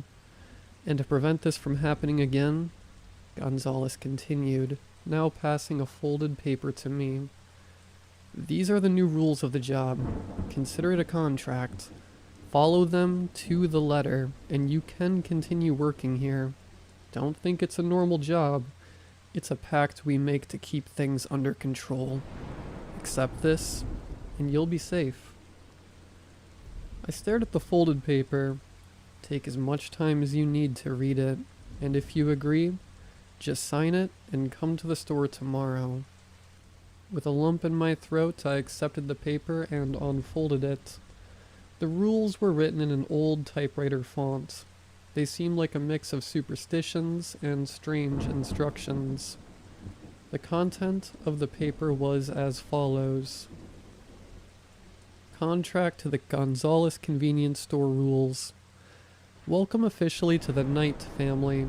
Firstly, we congratulate you on your courage in accepting this peculiar job. Here you are not just serving customers but dealing with forces beyond human understanding. Please read the rules below carefully as they are essential for your safety and maintaining harmony in this establishment. 1. Greetings. By accepting this contract, you agree to keep sensitive store data confidential, namely address, inventory reports, cash in/out, names and social media of the establishment or employees without express authorization. Disclosing information will compromise not only your safety but the safety of everyone around you. As for strange events, nothing will prevent you from sharing, but be aware that it may attract unwanted attention. 2. Nature of the store. Understand that the store is linked to a supernatural presence. It has existed for decades, and the exact nature of this entity is unknown. We ignore its existence, and in turn, it leaves us in peace. Don't try to understand it, just accept it. 3. Lighting. Always keep the lights on. Avoid dark areas as much as possible, as the creature seems to be drawn to darkness. Light is your ally. 4. Closed compartments. When entering any rooms such as bathrooms or storage rooms, do not close the door. The creature seems to have a control that we don't understand when you are in a closed room. Keeping doors open reduces risks. 5. Never-ending night. Remember, the night in this store does not follow the common pattern. Time may seem stretched or reduced, and the line between reality and the supernatural may become blurred. Stay calm and continue with your tasks. 6. The offering. Upon arriving at the store, start your work as usual, but remember that at exactly 11:59 p.m., place a plate of raw meat in the office and lock it from the outside. Usually we ask the afternoon employee to prepare the meat and leave it aside, but if they are off or forgot, you can use one of the available meats in the store. It won't be deducted from your salary. 7. The meat corridor. Pay special attention to the lights in the refrigerated corridor where we store meats and cold cuts. If the lights there go out, try to quickly illuminate the corridor for the next 2 minutes. This usually happens when you don't follow the previous rule. If you can't illuminate it, see Rule 9. 8. Night customers. Serve night customers as usual, but avoid prolonged contact or excessive questions. Some of them may feel uncomfortable or not be what they seem. 9. The weapon and emergency button. Have the weapon under the counter and the emergency button always at hand. Use them wisely. They are your last resorts. 10. Special coffee. Always keep a fresh coffee available on the checkout counter. Some night customers have a preference for drinking something fresh at night, and if it's not coffee, they gladly accept to drink your blood. 11. Ignorance of customers. If any customers report a strange event, an appearance, or any of the elements mentioned here, just tell them it's nothing. Deny seeing anything, even if you did see something. Their ignorance protects them from the entity. 12. Your ignorance. Likewise, if you hear whispers, something tapping on your shoulder, footsteps behind you, or any of these lures, ignore them. If the creature knows that you know it's there, it won't have a reason to hide anymore and will become stronger. 13. Breaking the contract. Any attempt to break or disrespect this contract will result in unknown consequences. The responsibility falls on the signatory. By signing this document, you agree to strictly follow these rules. Remember, you are now bound to something beyond human understanding. Good luck, and may your stay at the convenience store be long and safe. Employee's signature. I stared at the paper for a while, trying to understand.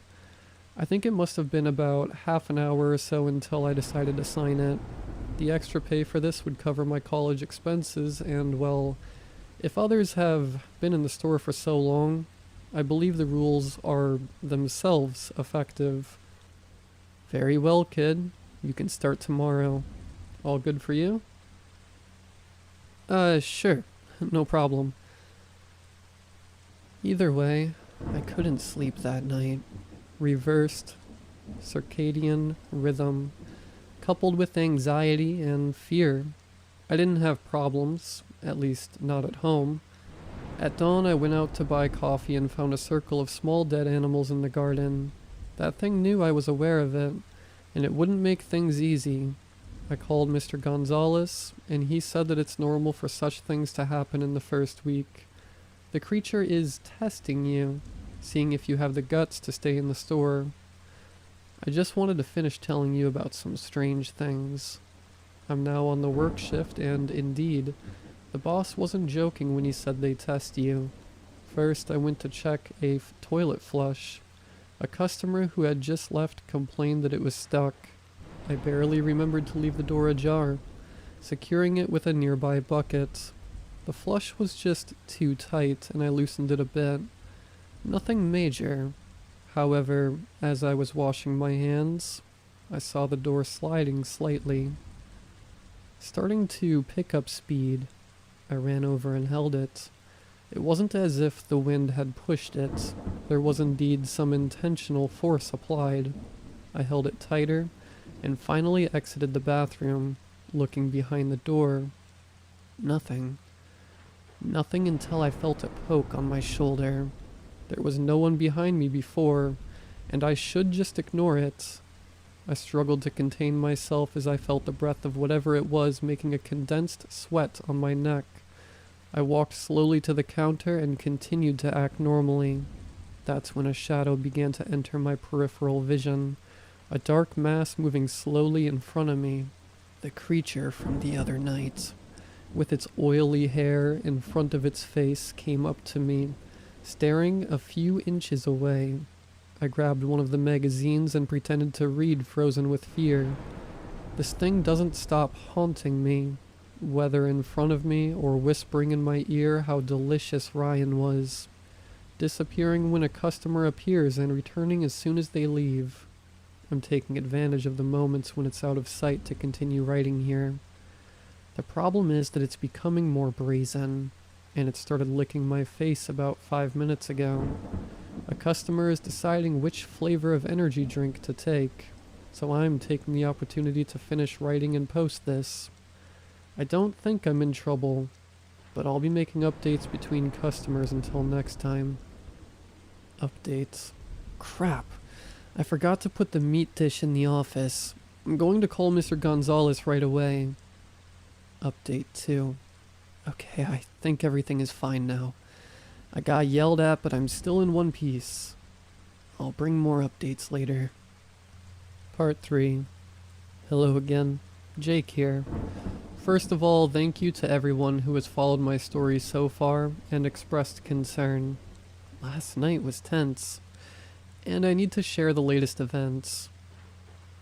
After the incident with the meat dish, I quickly pressed the button under the counter, summoning Mr. Gonzalez, expecting the worst. It felt like an eternity until he finally called me, making me jump back in fear at the ringing of the phone. His voice on the other end sounded calm, but I could sense the tension. "You forgot the dish, didn't you, boy?" he said straight to the point. Yeah, Mr. Gonzalez. I don't know how it happened. I only noticed when things became more insistent. My voice betrayed my anxiety. Happens to the best of us, Jake. The creatures like to test, see how far you can follow the rules. However, you need to be more careful. A breach in the contract can have unexpected consequences, and failures like this will not be tolerated. And I don't mean tolerated by me, if you catch my drift. Put the dish there, maybe it'll be in a huff and won't accept it, so keep an eye on the meat aisle. He hung up before I could thank him or ask more questions. I returned to work, still tense, keeping a close watch on every move, making sure not to make any more mistakes. The night continued. Customers came and went, and I kept the lights on, following the rules precisely. It seemed like the air around me was calmer, less aggressive. Even the creature that had licked my face had disappeared. Maybe it was satisfied with my discomfort and decided to retreat. I just hoped everything would go back to normal, until around 3 a.m. The lights started flickering frantically, and a whispering voice echoed throughout the store. Indistinct words that I didn't even know in what language they were. Shelves shook. The objects were thrown off their shelves. A sinister presence hung in the air, making me cower on the floor. Terrified, I looked around, searching for something, and I realized the darkness spreading in the meat aisle. It was as if something prevented the light itself from entering there. I swallowed hard and quickly grabbed my flashlight. My hand started shaking as, shining the light into the darkness, I saw those dreadful eyes staring at me, along with a mouth where a piece of chicken lay. I kept the light strong on the aisle, barely holding on to the flashlight, and slowly, the presence dissipated. I couldn't see the creature anymore when the front door opened, and I jumped, pointing the flashlight right at the face of the entering customer. "Oh, sorry, sir," I said, turning off the light. He seemed unfazed. That's when I noticed him, a distinctly peculiar man. He wore a pulled-down hat and sunglasses, even at night, had long, graying hair, and a stubbled beard. His furtive manner raised my suspicions, and I felt a shiver down my spine. He approached the counter, but something about him made me uneasy. His movements were calculated, and his eyes seemed to penetrate my soul. "What do you want?" I asked, keeping my voice steady. He smiled, a smile that didn't reach his eyes, remaining cold and expressionless. "I'm looking for something special," he murmured, looking around the store. As he examined the aisles, I noticed his shadow moving. It didn't seem to belong to him, but rather followed him silently, with slightly different, slightly delayed movements. A wave of discomfort ran through my body. The customer finally approached the counter with a vacant look. "Do you believe in secrets, Jake?" He whispered, looking both ways. "How do you know my—" I began, now more uncomfortable than ever. "Secrets hidden from you? Things that happen when you're looking the other way?" I still don't quite understand what you're getting at. He put his hand in his coat and pulled out a black and white photo. To give you context, during the slavery period, there were a series of revolts known as the Texas Troubles, where slaves and abolitionists were pursued and later hanged. The photo in question depicted one of these situations. 2 bodies were tied to a tree hanging by their necks, and below next to them, a man with a thick mustache posed with his rifle, as if boasting about a successful hunt. The thing is, a few seconds later I realized something. The man in question with the rifle was our sheriff, Butch Cornwell. But how?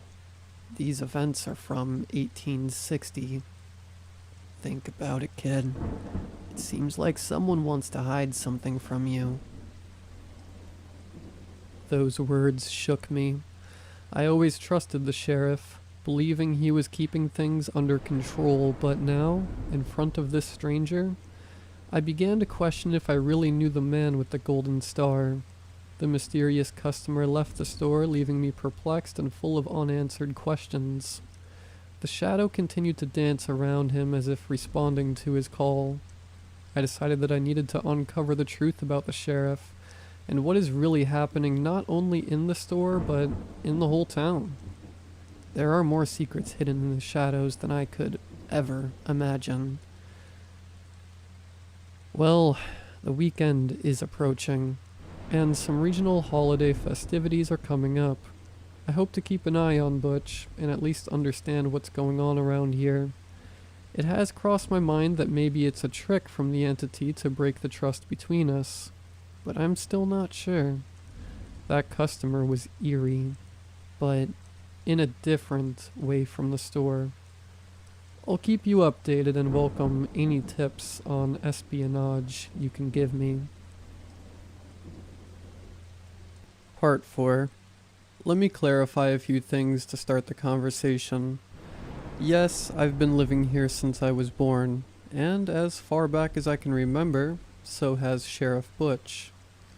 Asking my mom, she mentioned that Butch comes from a long line of law enforcement officers, starting with his great-grandfather, the Cornwell Patriarch, who already wore the badge back in his time, and apparently they're stubborn about it, as both Butch's great-grandfather and grandfather died tragically in service, in a barn fire during an operation and in a car accident respectively.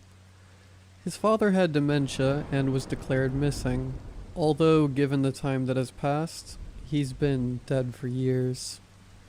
That said, our little town is getting ready for a party that promises to shake things up around here. The main street is adorned with colorful lights, and local merchants are setting up stalls for the celebration. It's a typical festival called Robistelio, in anticipation of year-end and Thanksgiving festivities. We usually gather on the street and share food, drinks, and games. Mr. Gonzalez is an enthusiast for the celebration, and, of course, being a good employee, I was tasked with getting some items from the store for the party. I was off that day, and I have to confess it's pretty weird to go out there without being on duty. Upon entering, I found the other employee, Dave, behind the counter. Dave is a middle-aged guy with graying hair and an expression that oscillates between exhaustion and cynicism. Hey Dave, preparations for the party? Yeah, for Robistelio. Tell me, what do you need? Some drinks, some snacks. The town is going to be lively tonight. I'm sorry I can't cover this night. It must be tough to be here alone. I'll bring you a drink after your shift, I promise. It's okay. I enjoy being here when there's no one. It's therapeutic. Dave started sorting the goods and the conversation inevitably turned to the store and its idiosyncrasies. Dave was the new employee who replaced Ryan. Hey Dave, I commented, simulating a casual and ordinary conversation. Have you noticed anything strange in the convenience store? Dave. The old Gonzalez convenience store. Sure, I've heard of some bizarre things happening, but every place has its secrets, right? Legends circulate through the streets, but so far, nothing has happened. Except for the animals rummaging through the trash bins. Me. Well, can you check one more thing for me, please? I think I need that beer brand Gonzalez likes. It's in the back of the store. Dave. Sure, man. Be right back. I took advantage of Dave's departure to grab a thick slice of meat and put it on the office plate. I know, I didn't receive instructions for that, but I didn't want to risk encountering a canned Dave in the morning. A few hours later, the party was in full swing. The street was filled with laughter, lively music, and the tempting smell of street food. Kids ran around and stalls offered prizes. The smell of cotton candy filled my nostrils as I salivated. I decided to take a walk to see if I could find someone I knew. In the midst of the crowd, I spotted Sheriff Butch Cornwell and Mr. Gonzalez, both standing near a beer stand. I approached unconsciously, remembering what the stranger had told me a few nights before. "Hey, Sheriff, Mr. Gonzalez?" "Gonzalez. Jake, my boy. How's it going at the store?" "I'm surviving, Mr. Gonzalez. The night seems to be lively. Are you sure it's a good idea to leave Dave alone at the store?" Gonzalez.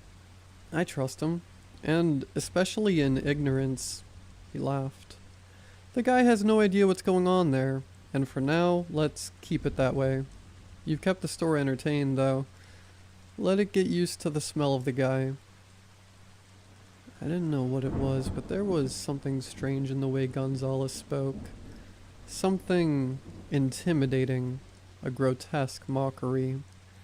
I don't know, maybe it was the beer.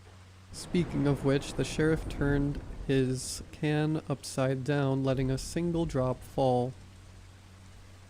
Butch. Damn, just when I was starting to have fun. He scratched his head for a moment. "Jake, come with me. I need someone strong and more sober than me to help me get the beer stock. Can you give me a hand? I have more at home." The idea of going to the sheriff's house made me a little nervous, but I didn't want to refuse. We crossed some streets while the sound of music and laughter faded, muffled, as if the world had its volume muted. We arrived at the sheriff's old colonial house, a property with a classic style but in perfect condition. Large pointed spears rose at the gates while the moon reflected its light through crystal clear windows. He stopped and searched for the keys, struggling for a few seconds until he found and unlocked the door. The house had a strong smell. It wasn't a stench, but something more chemical. It resembled the smell of a hospital or maybe a solvent factory. "Butch, there's a freezer in the basement. Can you grab a few packs in there? I have to deal with something upstairs." He started climbing the stairs. Well, I know you might be thinking it was foolish to go down to his basement despite my suspicions, but he was still the sheriff I had always known.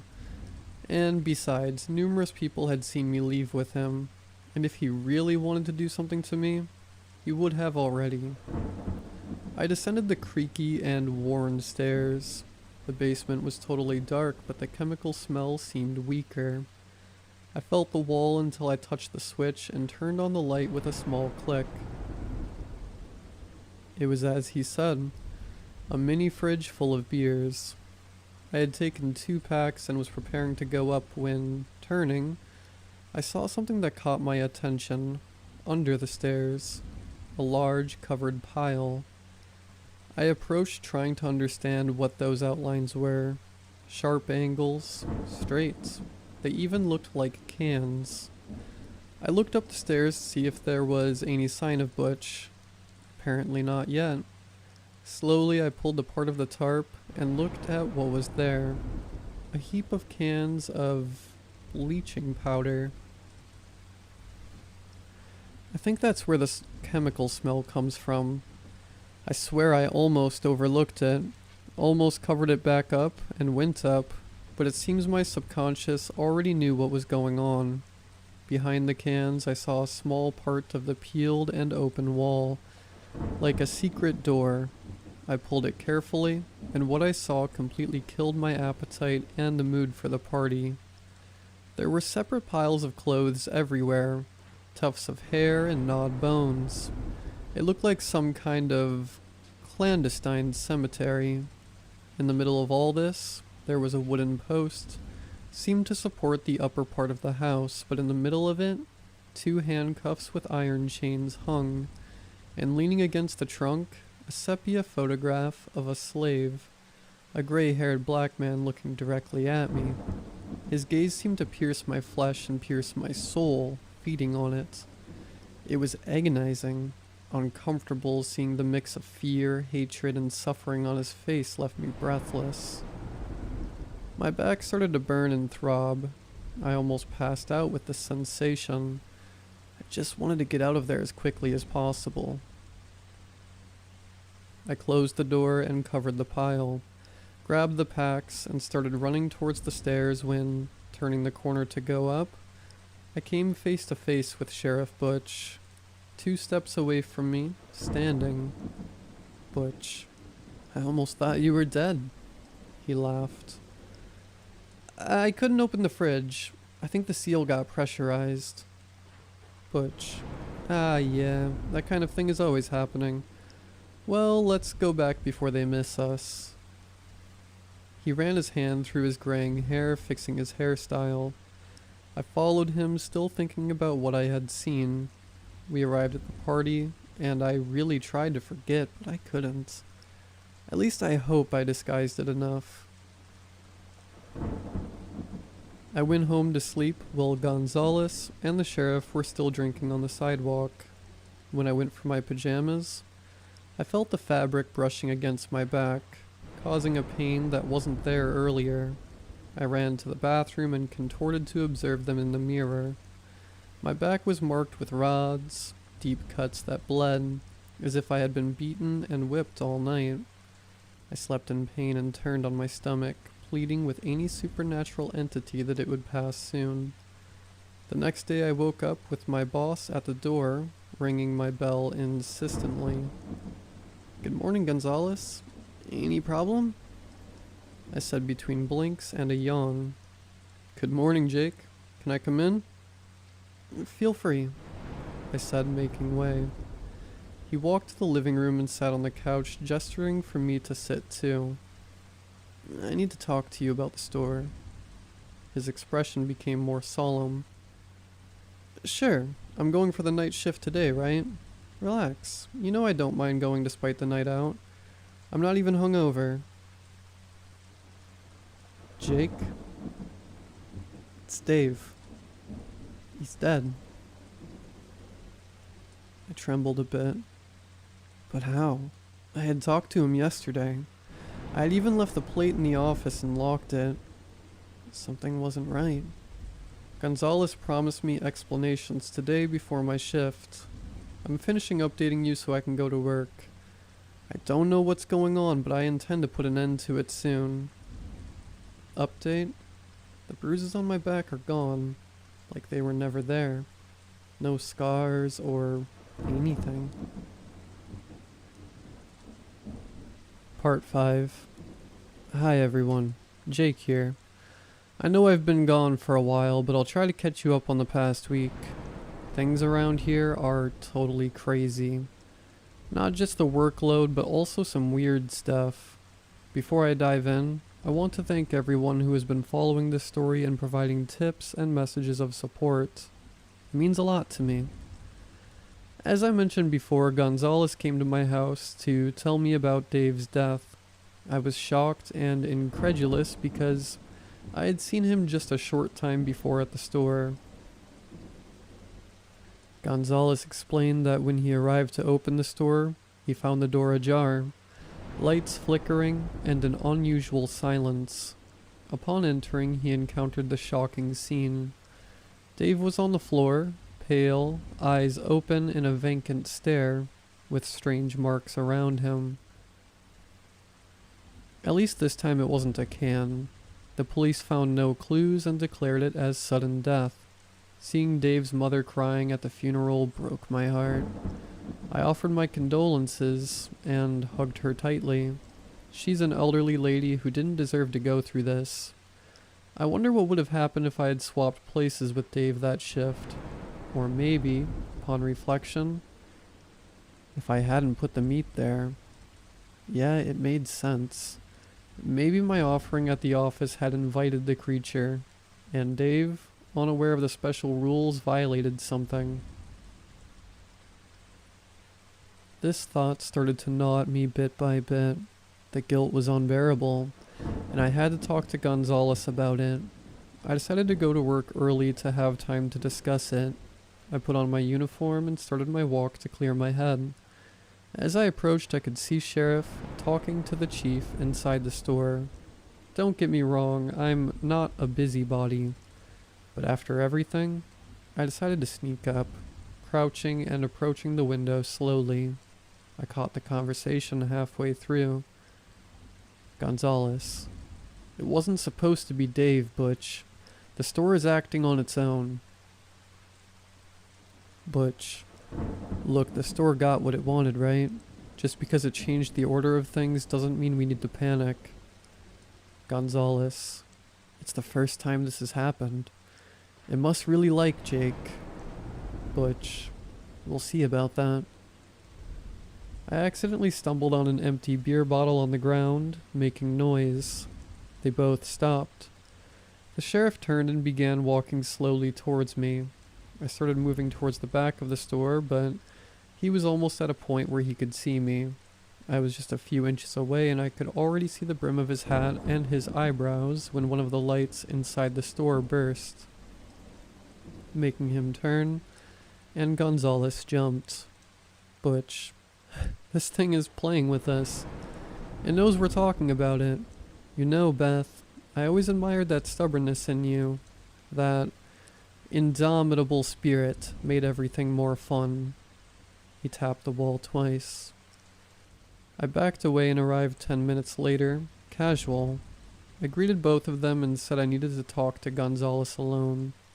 Gonzalez. You can speak up, young man. I have nothing to hide from old Butch. Me. Well, it's about Dave. I put meat in the office that night. Thought I was protecting him. Butch approached me, chewing tobacco, and got so close I could smell the smoky scent coming from his mouth. Butch. Look, Jake, it's not your fault. The store is sometimes mysterious. Don't worry about it. He put his hand on my shoulder. Butch. You've got potential. Maybe when old Gonzalez retires, you could even take his place. Me.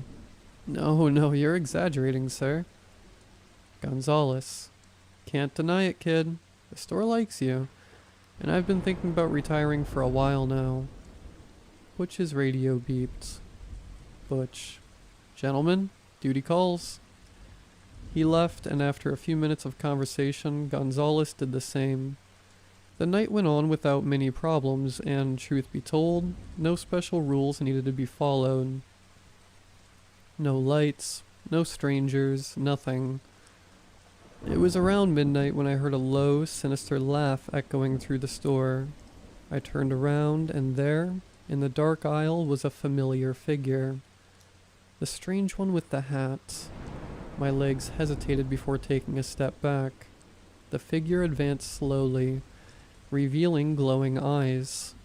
His hair looked even more unkempt, and he ran his hand over his stubble. His shadow danced with joy, moving from one shelf to another, now completely independent of his body.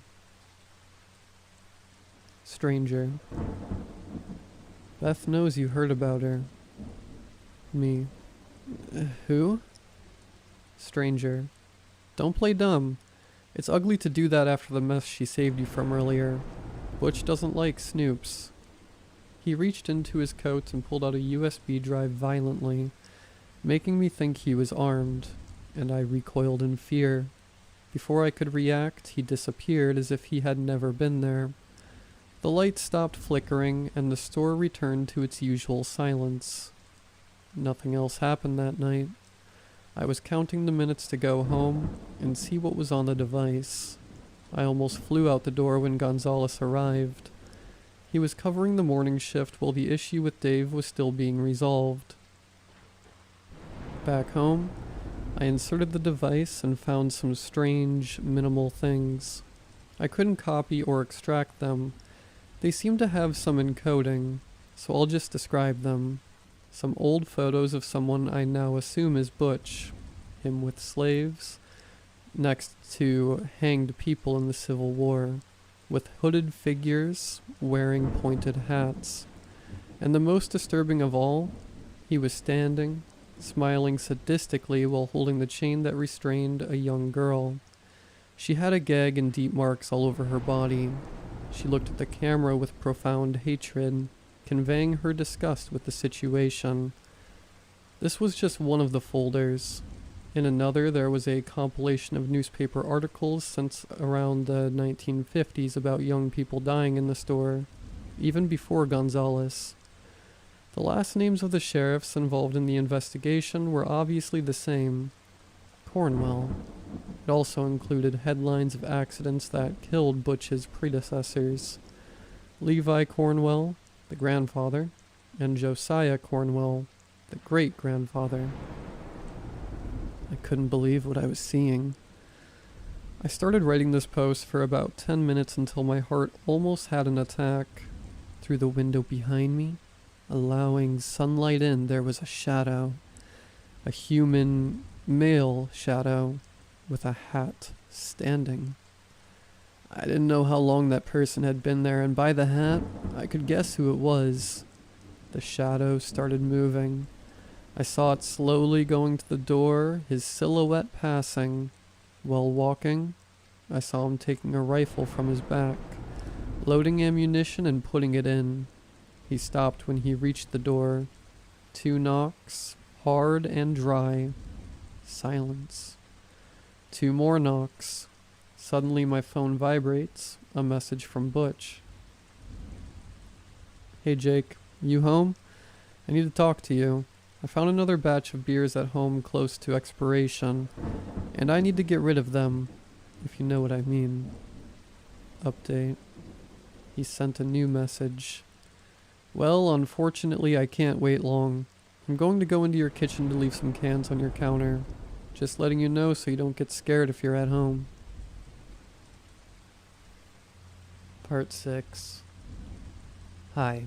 I'm writing this in a hurry, so please forgive any mistakes. Anyway, I think you remember how things were in the last part. Butch remained at the door, a menacing figure under the brim of his hat, holding a rifle. The sun was beginning to set, casting long shadows across the room. A tense silence hung in the air as I, with a racing heart, tried to make sense of everything that was happening. Did it have any connection to today's conversation? Butch. Jake, are you going to open the door, or should I come in? I choked at the moment. The words were laden with intent, and a sense of desperation seized me. Quickly I grabbed my notebook and headed upstairs, seeking refuge in the bedroom. With every step, the creaking sound of the floor echoed, alerting Butch to my escape. Butch. Jake, don't make this harder than it needs to be. Open the door. I ignored the plea and reached the room. Irregular breathing was the only sound in the room as I hid in the corner, contemplating what to do with the data. Perhaps I should release it, in case something happens to me. The door creaked open slowly, interrupting my thoughts. I began to hear the sound of boots ascending the stairs as I locked the bedroom door. Butch. Jake, it doesn't have to be like this. Open the door and we'll talk. He called my name with apparent calmness, but beneath it, the tone of his voice carried a grim determination.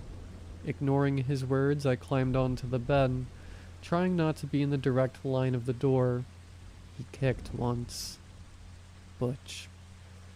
If you want to do this the hard way. Another kick, and the door gave way, almost falling against the wall. Desperation grew within me, and my gaze fixed on the window, the only escape route. Without thinking twice, I opened it and prepared to jump. Butch noticed my intention and took a few hurried steps in my direction. Butch, you're not getting away. The moment he raised the rifle, I jumped through the window, landing on the lawn below. The impact was harsh, but adrenaline blurred the pain, and my notebook cushioned the fall. I think, unfortunately. It broke in the process. As I got up, I heard shots echoing in the night, but the shadows helped me escape as I ran towards the forest, seeking refuge. The shots failed to find their target, and the pursuit was just beginning. I disappeared into the shadows of the forest, determined to uncover the truth behind Butch's threats and find a way to stop it all. The forest was too silent, its twisted branches and dancing shadows amplifying the atmosphere. I ran, breathing heavily, trying to get as far away as possible from the threat following my every step. In the distance, I began to hear the hoarse and steady rumble of a jeep approaching. It was Butch. I left the main road and threw myself into the midst of the trees, lying face down in the middle of the dense bushes. Shortly after, the car parked a few meters away from me. Butch got out. I couldn't see him, but I heard his steps getting closer. And was he sniffling? "Look, kid, I can see you, and you're in serious trouble. Come with me to the station to sort things out, and I promise to go easy on you. Otherwise, I won't have any choice but to." I heard the rifle being prepared for a shot. "Come on, I'll count to 3. I didn't know what to do. Run or surrender. 1. Was he bluffing? 2. Well, if he wanted to. 3. He fired upwards. Some birds flew and small animals scurried away. He kicked the car's body and got in, accelerating. I made the right bet. If he had seen me, he would have shot without saying anything. I waited a few minutes before continuing. At this hour of the night, moonlight fractured through the dense tree leaves, creating ethereal patterns on the ground covered with dry leaves. With every step, fear grew, fueled by the uncertainty of what awaited in the depths of the forest. My body felt a tension of strong emotions. My joints ached and my body was feverish, but an urgency propelled me forward. The night sounds of the forest became sharper as I approached the town's perimeter. Broken branches under my feet echoed like gunshots, a sinister soundtrack for my escape. On the horizon, the familiar silhouette of the store rose like a shadow, a beacon of salvation, or perhaps my final destination. The moon cast its light on the store's parking lot, creating a surreal view of the place that, not long ago, seemed like just an ordinary market. The facade was quiet and dark, but the echo of my footsteps seemed to fill the void with palpable tension. The fear of being followed persisted. I looked in every possible direction as many times as I could. I approached the entrance hesitantly, as if the sheriff would jump from the heavens and kill me with his own hands. The door creaked as I pushed it, making the bell ring, revealing the silent and unexplored interior. You might think it was reckless to come to my workplace, but you see, since Dave's incident, we hadn't found a replacement. I knew the other employee who worked in the morning, a college student who couldn't wait to leave the store, whose boyfriend promptly picked her up. The store would either be empty or occupied by someone with no desire to work, and unaware of what was happening. I entered slowly and surveyed the empty interior. Most lights were off, creating dancing shadows, and the characteristic smell of dusty products filled the air. A shiver ran down my spine when I realized I wasn't alone. The figure I saw on my first night, the woman with hair over her face, emerged from the shadows, a slender and threatening figure. But this time, it was different. I felt no fear. She floated calmly, not projecting herself towards me. In fact, it was as if she waited for my arrival. That mysterious visitor came from one of the shelves talking. He had no shadow. "Jake, you're finally here. I'm sorry for how things unfolded." Me. "What's happening? Who are you? Why is Butch trying to kill me?" "Butch is just fulfilling an ancient agreement, settling the debt with the store. Do you have time to hear a story?" His deeply wrinkled eyes carried a seriousness that conveyed a long and dark tale. "Well, the well-known sheriff, Butch Cornwell, is actually older than any of you. He was an overseer on one of the slave farms in this region about 2 centuries ago. I suppose you suspected, right? He showed the photo he had given me when we first met. He wasn't just another overseer. He truly reveled in it, like hunting animals, he said. There were tumults during the abolition period, revolutionaries, reformists, rebellions, and repression. There was a young woman named Beth. She was a slave. She fell in love with a man who was born a slave but bought his freedom. He raised his hands, bringing them together in front of his body, causing the sleeves of his coat to retreat and reveal shackle marks on his wrists. I was the young man, Kenway, at your service. He bowed with his hat. Kenway. But you see, I fell in love with Beth. I wanted to marry her. We spoke with Reverend Bates. He was an abolitionist who had agreed to perform our marriage, which, by right, would make her no longer belong to her former owner. She would be married to a free man, and therefore free. But that's when conflicts erupted. Butch was never sympathetic to it, and when he found out, he incriminated us. Claimed we were planning to release all the slaves and take over the town. With that, taken to a mob trial, we were condemned. The Reverend was hanged shortly after. We weren't as fortunate.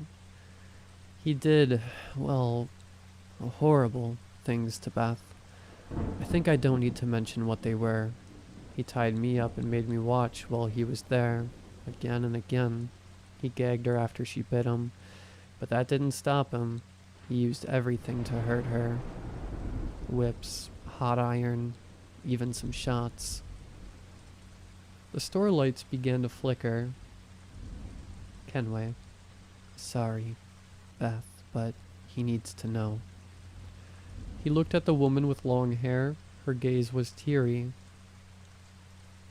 Kenway.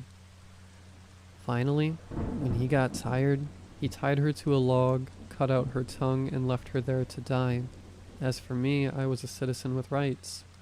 I couldn't be treated that way, so he put me at her feet and shot me, forbidding my body to be buried until Beth died too. He wanted her to see me rot.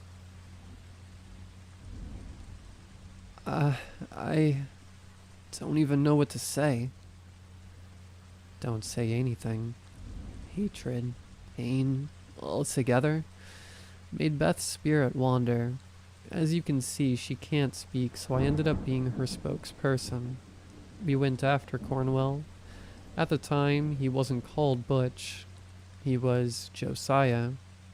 He evaded us for a while, until we thought he had died in an accident. But no, it turns out the curse caught up with him too. He doesn't die until Beth kills him, but after so many escapes, he found a way to continue his life. The store. The store? What do you mean? Well, the store was built on the site of our death. We need to stay nearby, or we could lose strength and even fade away. So he proposed the following deal. He would bring people here, like store workers, and Beth could feed on them to quench her thirst. He would cover up the deaths. I'm sorry for this, but when Beth goes into her frenzy for blood, she becomes much more aggressive. I can't even manifest myself here because of how strong her presence is. That night, it should have been you, but for some reason, Beth liked you. She saw potential in you to help us end Cornwell. She doesn't want to do this anymore. He looked at her and held her hands. We don't want this anymore. But why didn't you just end Butch? Just feed on him? We would have done that a long time ago, but he's cautious. He avoids the store at night, where we are stronger, and anyway, he walks around with a protection amulet. Amulet? Yeah, it's bizarre, but he always carries a bone from each of us tied to his body. He found out about it and managed it over a century ago. Since then, we can't even get close to him anymore. That's why we guided you. so that he could follow you here. Follow me? Tire sounds echoed from the parking lot as the Jeep parked carelessly. Cornwell got out with red eyes and his rifle in hand, walking with strong steps. I could hear him shout, "Get out of there, you coward!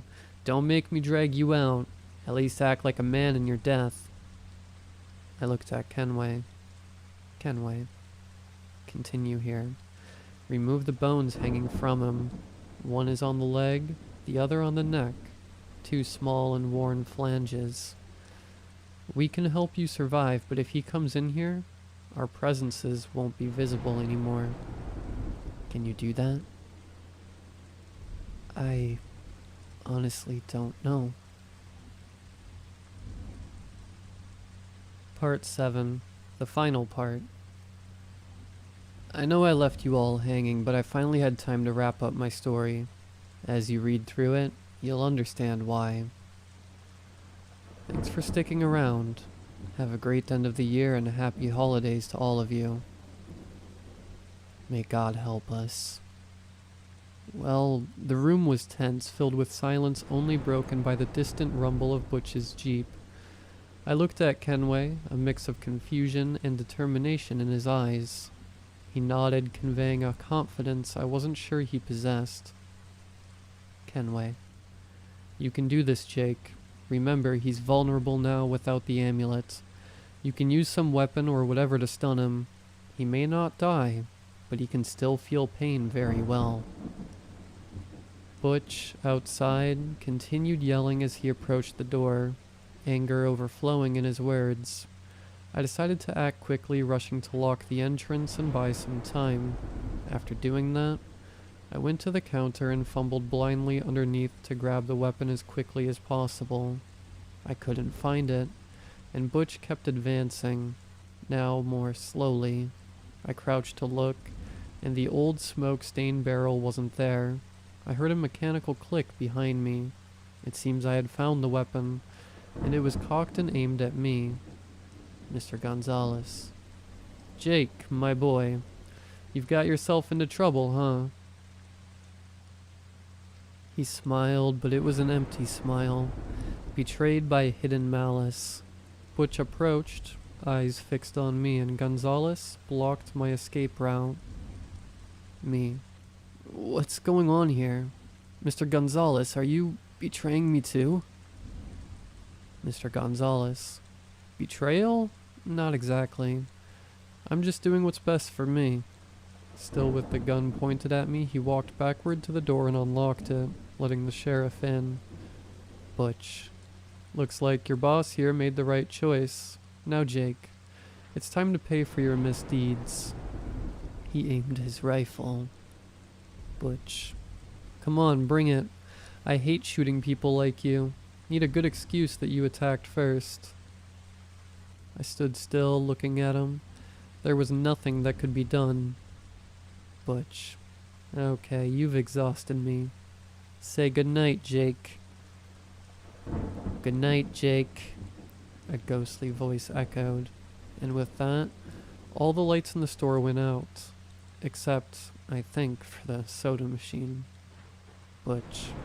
"What the hell, Gonzalez? Quickly, find the circuit breaker." I felt like a guiding hand, an intuitive force showing me where and how Butch was. I lunged at him, turning his gun away, just seconds before Gonzalez lit the light. We were then in this body-to-body game to try to take the gun from each other, when a sharp crack whizzed by my ear, making me deaf for a while. Gonzalez almost shot me. Mr. Gonzalez. "Don't make things harder. Be a good collaborator, Jake, as you always were." Butch tried to push me into the line of fire. I was lost. That's when, over his shoulder, I saw the office open. Under his desk, an empty meat plate. Would I die? Maybe, but it was a necessary risk. I grabbed the gun more tightly and pushed Butch with my shoulder. He grabbed my shirt and pulled me along, the gun flying from my hands and landing at the feet of my now ex-boss. I quickly locked the door when we entered. It was time for the nightly snack. And if I had to send this damn racist to the devil, God, I would be part of the feast with pleasure. The sheriff clung to the bones like talismans, and now that I could see them clearly, it was a few seconds of silence and tension, but nothing. Suddenly outside, a noise started. It was Gonzalez. It started with shouts that seemed like fear, then panic, and finally, pain and suffering. He begged to die 2 or 3 times before falling silent again. Wet noises of things breaking and swallowing filled the air. Butch and I didn't even react for that moment until, suddenly, I jumped on one of the bones, untying its knot skillfully. Butch, you damn traitor. What's happening here? He said, regaining his senses and advancing towards me. I put my full weight on the ground and pushed him up, giving a kick with all I had. He flew backward, hitting his back on a filing cabinet and falling. I ran to the door and opened it, ready to see a sea of blood. However, nothing. Just one of the guns, a standard deputy's rifle. I quickly ran to the gun while already hearing Butch approaching. I threw myself on the ground to grab it, and when I turned, he was almost on top of me. I saw his expression change when he saw the gun, and realized I was about to shoot. I pulled the trigger, and I watched as the quick fragments opened spots leaking red all over his shirt. He fell, and without wasting time, I stood up and gave 2 more shots, one of them in his face. I checked for a moment his vital signs. He was dead, but I knew not for long. I looked at the amulet in his hand. It was loose, almost hanging. I ran my fingers over it. Instantly, like a contraction, his fingers closed and his hand became a fist hitting my face. I fell backward, seeing stars as he took the rifle from my hand. I walked back helplessly as he pointed the barrel at me, about to shoot. The empty click echoed 1, 2, 3 times. There were no more bullets. Butch, no problem. He took the gun as if it were a bat and hit my stomach. I fell, unable to breathe. Butch, it's going to be more fun. I grabbed a can from the bottom shelf and hit his face, now decayed but quickly taking its original form again. He howled as I struck the rough-edged metal on his nose, still without skin. I gave another blow, breaking the thin aluminum can. He, however, held my hands. He squeezed my fist into a closed shape, causing one of the fragments of the can to pierce my palm with more and more force.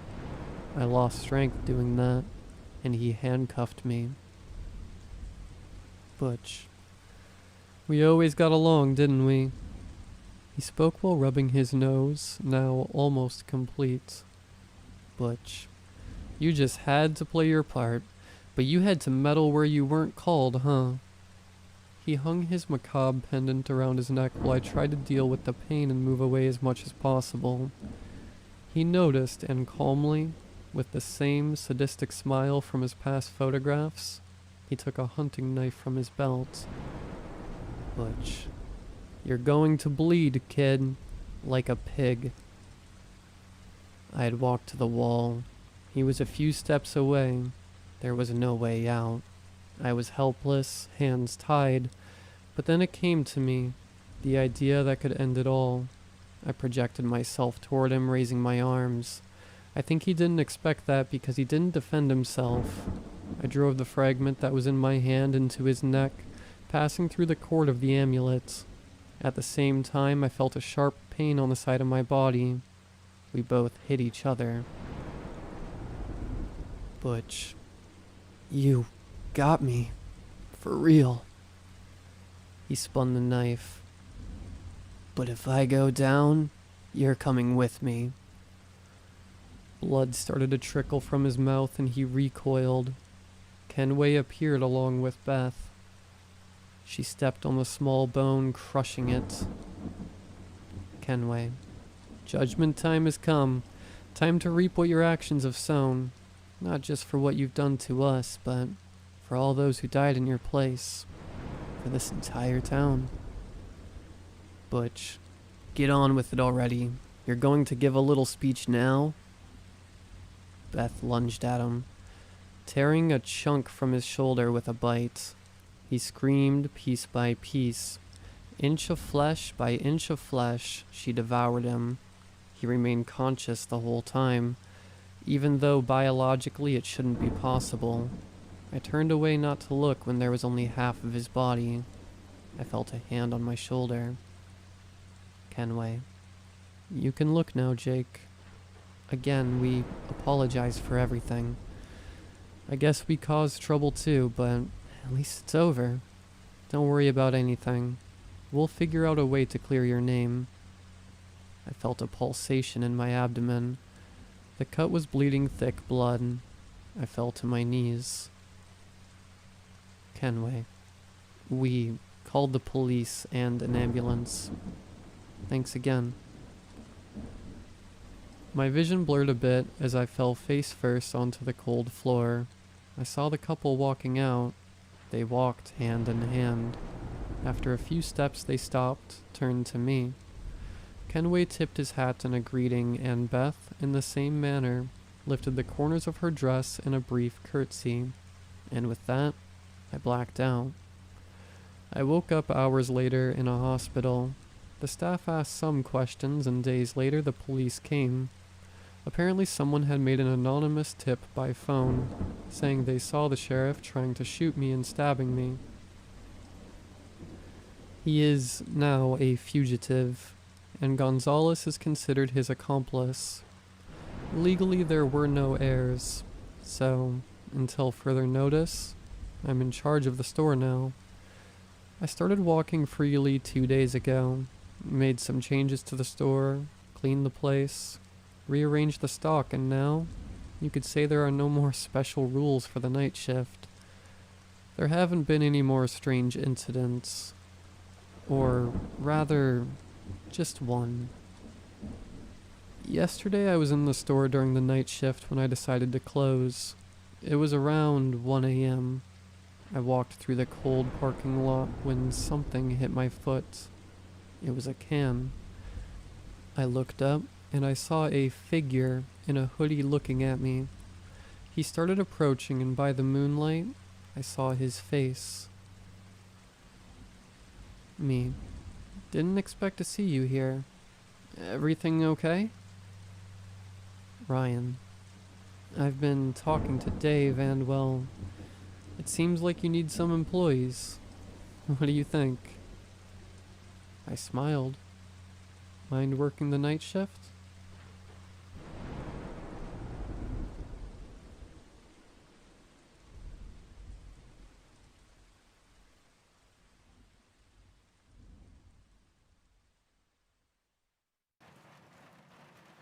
Okay, so never done one of these before, so bear with me. My thoughts are kind of scattered. This happened a few months ago, though, so I've had some time to figure out how to explain this. But let me give some background. Me and my friend group from high school go on a trip every summer to some place. One year we got a lake house for a week, the next a penthouse in the city. But this year we got a beach house in North Carolina. I changed the names, but there's me, Griffin, DJ, and then there's Kylie, Maddie, and Claire. We all sort of went our own ways in college, grew up a bit, and changed. This trip every summer always brought us back together. So this was our third trip, and we just finished our junior year of college. We got to the house, and it was sick. We practically had our own beach because the closest houses were like half a mile on either side. It was a super awesome spot, and we were all excited that we didn't have to worry about noise complaints or anything. We promptly got changed and made our way to the beach. Griffin and Maddie hung back to make us frozen drinks. We're pretty sure they're hooking up. Not important. I just wanted to add it because Griffin sometimes reads this kind of stuff. But yeah, they hung back, and when they came down to the beach, we got plastered. Looking back, putting the frat boy and party girl in charge of making us drinks wasn't a good call, but dang, were those drinks strong. So we all got super drunk and had a pretty solid day at the beach. About an hour or two into chilling, DJ goes, "Wanna grab the spike ball?" "Why? You want me to give you the smoke?" Griffin said this, then spilled his drink while laughing at his own joke. "Ah, shit, it's on my pants." Then he ran in the ocean. DJ and I went back to the house to grab the lacrosse sticks he brought and the spike ball net. We got to the house and grabbed the sticks and stuff from the car. That's when we heard the most blood-curdling scream we've ever heard. I know it's cliche, but I genuinely felt the hairs on my arms stand up straight. DJ and I looked at each other and he started in a full-on sprint to the beach. I guess he assumed it was one of the girls and wanted to see what happened in case something went down. I followed. Once we got over the dunes, we saw Griffin running to us. DJ asked, "Bro, what happened?" "What do you mean? That wasn't you guys?" Griffin asked, confused. "No, we thought it was you guys." We all just sort of stood there and scanned the area. After walking around the perimeter for a bit, we went back to the beach and tried to play it off, but we made sure to keep an eye out for whatever made that noise. We ended up chalking it up to being a fox or something. DJ was a hunter, and said it was plausible, so that's all the explanation we needed, and we got right back to drinking and messing around. It did kind of kill the vibe though, so we packed up after 30 or so minutes, and went back to the house. We all went to our respective beds / couch for post-beach and drinking naps. We woke up an hour or two later and continued our day. Honestly, the rest of the night was pretty normal. We just sort of hung out, played some drinking games, and hung out. But when we woke up the next morning, we realized we wouldn't be able to have another beach day, as it was torrential downpouring outside. All that really meant was the drinking and smoking would be taking place inside today. We were pretty much split half and half. Me, Griffin, and Maddie were drinking while DJ, Claire, and Kylie were getting high. As the day went on, the rain got worse, and we got more messed up, which is why when Claire and Kylie said they heard something outside, we figured it was just them being paranoid and freaked out from the storm. But after they insisted on it not being the weed or rain, we set our designated tough guys, Griffin and DJ, to check it out. After about 10 or so minutes, they came back soaking wet and out of breath. We asked them if they saw anything, and then they explained that they were just doing a lap around the house and talking shit when they saw something moving by the dunes. They called out, but whatever it was just went deeper into the dunes. So they head over, but when they got there, they couldn't find whatever it was. So after looking for a bit, they gave up and came back. This sort of creeped us out, but they assured us it was fine, and it was probably just an animal or the wind or something. Everyone else relaxed a bit, but I was more skeptical. After 8+ years of friendship, you pick up on subtle speech patterns and stuff like that. And I could tell when DJ said this, he was trying to make us calm down. I pulled DJ aside and asked him about it alone, but all he said was, "Listen, man, I don't know what it was, but we're all good. Odds are it was just a deer and Griffin just had one too many." I honestly agreed. Griffin, while I love him, is not the most reliable source, especially while drunk. As the day went on, we just hung out and tried to wait out the rain, which didn't work because it went on until it was dark out. We ended up playing a drinking game in the living room. It was something called spoons, but that's not important. What is important is that after playing for a bit, we heard what we thought were people outside. It sounded like they were playing music and talking and all that. It was like they were having a party. We all looked at each other confused.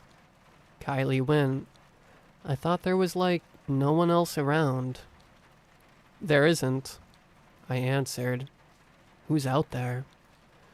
Griffin and DJ stood up. DJ grabbed a lacrosse stick, and Griffin grabbed a flashlight.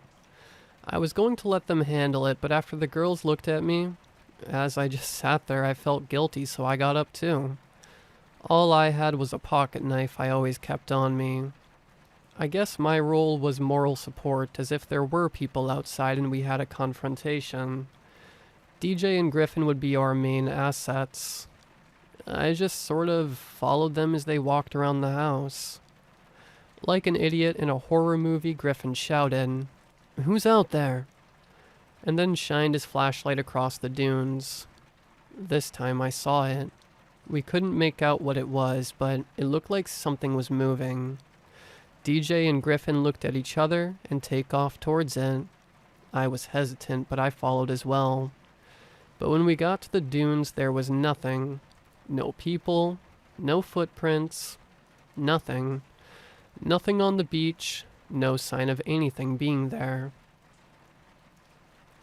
We looked around for a bit but couldn't find anything, so we went back to the house and locked the doors, and turned on all the outside lights. We slowed down on the drinking and all just sort of sat there. The girls kept asking what was out there, but just had to explain there was nothing, which they found annoying. What was weird is how this affected the vibe. We never had any problems, hardly had any fights in our group, but now everyone was on edge. Kylie and Maddie, who have been best friends since they were 6, weren't talking. Claire, who is our resident chill stoner, was paranoid as heck. So I figured the girls were just freaked out, but when Griffin was acting off too, I knew something was wrong. Griffin was one of the nicest guys I've ever met. Always cracking jokes, always smiling. He was stone cold. Looking out the window, at nothing, fists balled like he was ready to fight. DJ, on the other hand, was drinking. Way more than usual. I was also distant, just not involved in what was happening. Like everything was in a fog and I couldn't connect to the conversation. I figured it was best for me to bring this up. I'm not usually one to speak up about stuff, but I just had to say something. Guys, we gotta stop. There's nothing out there. Let's just relax, okay? Have some fun? They all just looked at me, and like that, they snapped out of it. Like nothing had even happened. It's like they came out of a trance or something, and then bam, we were having fun again. We quickly got back into the swing of things and kept drinking. But there was still some tension between everyone. I decided to throw on some music to hopefully alleviate the awkwardness. This actually did help a bit. The mood was a bit better. Griffin started cracking jokes again. The girls were talking again. It was going pretty well. Sadly, because of how well things were going, we didn't realize that DJ had left. He just up and walked out. We were lost in our conversations until we were all cut off by another blood-curdling scream. We all went silent. We were frozen. Something was different about this scream. It was closer. That's when Claire broke the silence. Wait, where's DJ? We all looked around the room. Nothing. We ran through the house. Nothing. Then all of a sudden, Griffin went into superhero mode. He grabbed one of the lacrosse sticks left on the table and practically ran through the door. He didn't seem to care about the potential danger. I, on the other hand, was more scared of what could be out there. But I couldn't just let Griffin go out there by himself, so I grabbed a flashlight and followed. We ran for only 30 or so seconds, yelling out for DJ. We didn't get a response. Only thing out there was the beach and the ocean. We made it to the beach, but were stopped in our tracks by a low, deafening sound. The closest thing I could relate to it would be like a tugboat horn. It felt like how it feels when you hear fireworks and get that hit to your chest. It lasted only 10 or so seconds, but those 10 seconds blew. I shined my flashlight out into the ocean, but we didn't see anything besides a buoy floating 50 or so yards out. I looked at Griffin. He was mad. Stick close to me. Then he breaks off in a jog down the beach. He's scanning back and forth looking for any sign of DJ. We made it to another set of dunes, then he stopped. I stopped too and looked at him. He went from pissed to terrified. Turn off the light. I'm obviously pretty confused, but then I follow his gaze and see it. I don't really know how to describe it. It was like a giant moving mound of sand or something. It was shaped like someone made a sculpture of a human out of sand. I honestly don't know. It had 2 arms, 2 legs, had a head-like thing, but it was more of a dome that sat on top. And it was covered with scattered rocks and seaweed. I fell back in fear. I genuinely couldn't move. I wanted to scream, but I couldn't. The flashlight got buried in the sand, and that just made it harder to make out what this thing was. I don't think I really understood how big this thing was. I was just mesmerized by it. And more accurately, terrified. Then I realized it was getting closer to us. Griffin stood there motionless. He followed it with his eyes, but he too was frozen. While it was getting closer, it wasn't walking towards us. It was walking past us with no purpose or urgency, like it was just going for a stroll on the beach. It walked sluggishly, like it was dragging its legs in the sand. It wasn't until it was right next to us, I mean like 15 or so feet away from us, that I realized how big it was. Griffin is just over 6 feet tall and is pretty built. He looked like a child next to this thing. It had to be almost double his height and twice as wide. It dwarfed him. Then it looked at us. I could tell because it turned its head towards us where I saw 2 divots in the sand. I'm guessing those were its eyes. That was when a mouth formed. It opened up like a puppet and out came a muffled and echoed, "Why? You want me to give you the smoke? Oh shit, it's on my pants." It was Griffin's voice. I looked up at Griffin and saw that tears began to roll down his face, but he still couldn't move. "What?" These words were broken up by Griffin trying not to burst out in a sobbing, crying fight. The thing kept walking past us. Then another voice came out of it. It was DJ. "Calm down, man. You're good. Just relax. You're fine. Just breathe." This must have provoked Griffin enough that he could muster up all the courage to speak. Quietly, I heard him ask, Where is he?" The sand thing turned and looked at us. It then lifted one of its arms in the direction it came from as if it was pointing. Then it continued walking. We didn't move. It just kept playing these sounds. There were seagulls, waves crashing, rain, anything you could think of that you might hear on the beach it had copied and was just repeating. I also noticed that despite it dragging its feet in the sand, it didn't leave a trail. The only thing it left behind was the occasional piece of seaweed or rock that fell off its body. We watched it go to the dune, grab a handful of grass and shove it in its mouth, then keep walking. Eventually, after it was over 100 or so feet away, I slowly got up and approached Griffin. He was still messed up, but snapped out of it when I said, "We've got to go find DJ." We wandered down the beach, and eventually, after looking for 10 minutes, we found him unconscious in the sand. He didn't seem to be hurt, no bruises or anything like that. So me and Griffin picked him up and carried him back to the house. We were pretty cautious not to run into that thing again, despite it not actually doing anything to us. We didn't want to risk it. We made it back to the house and put DJ down on the couch. Then we had to explain what just happened to the girls. I honestly wasn't sure where to start, and Griffin didn't even really want to talk about it. But we really didn't have to because DJ woke up. And the first thing he said was, Was that real?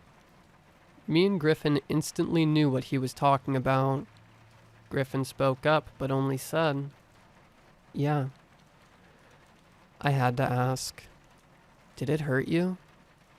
DJ was shaken and trying to collect his thoughts. Can't blame him. He went, "No. I went for a walk to try and calm down. Then that thing showed up and, waved at me." "What thing?" Claire was getting annoyed. We didn't care and kept listening to DJ. Then it offered me a bunch of seaweed. That's pretty much all I remember. "What are you guys talking about?"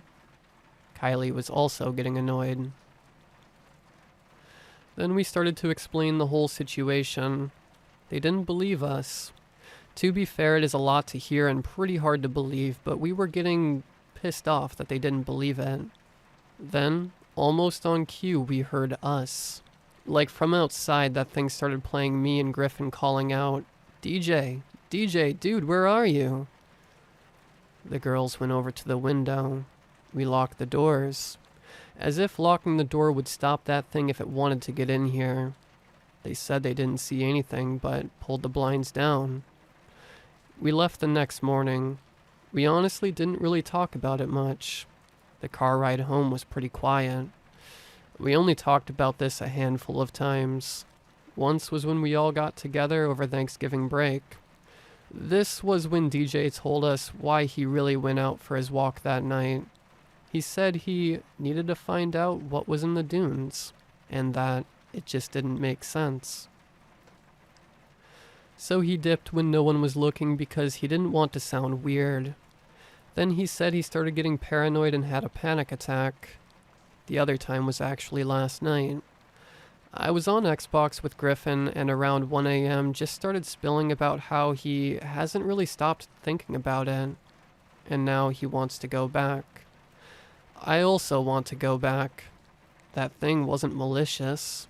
It almost seemed helpful from what we saw and what DJ said. If we go back, I'll update you guys, but yeah, I just wanted to tell someone about it because right now, it's pretty much just our group that knows.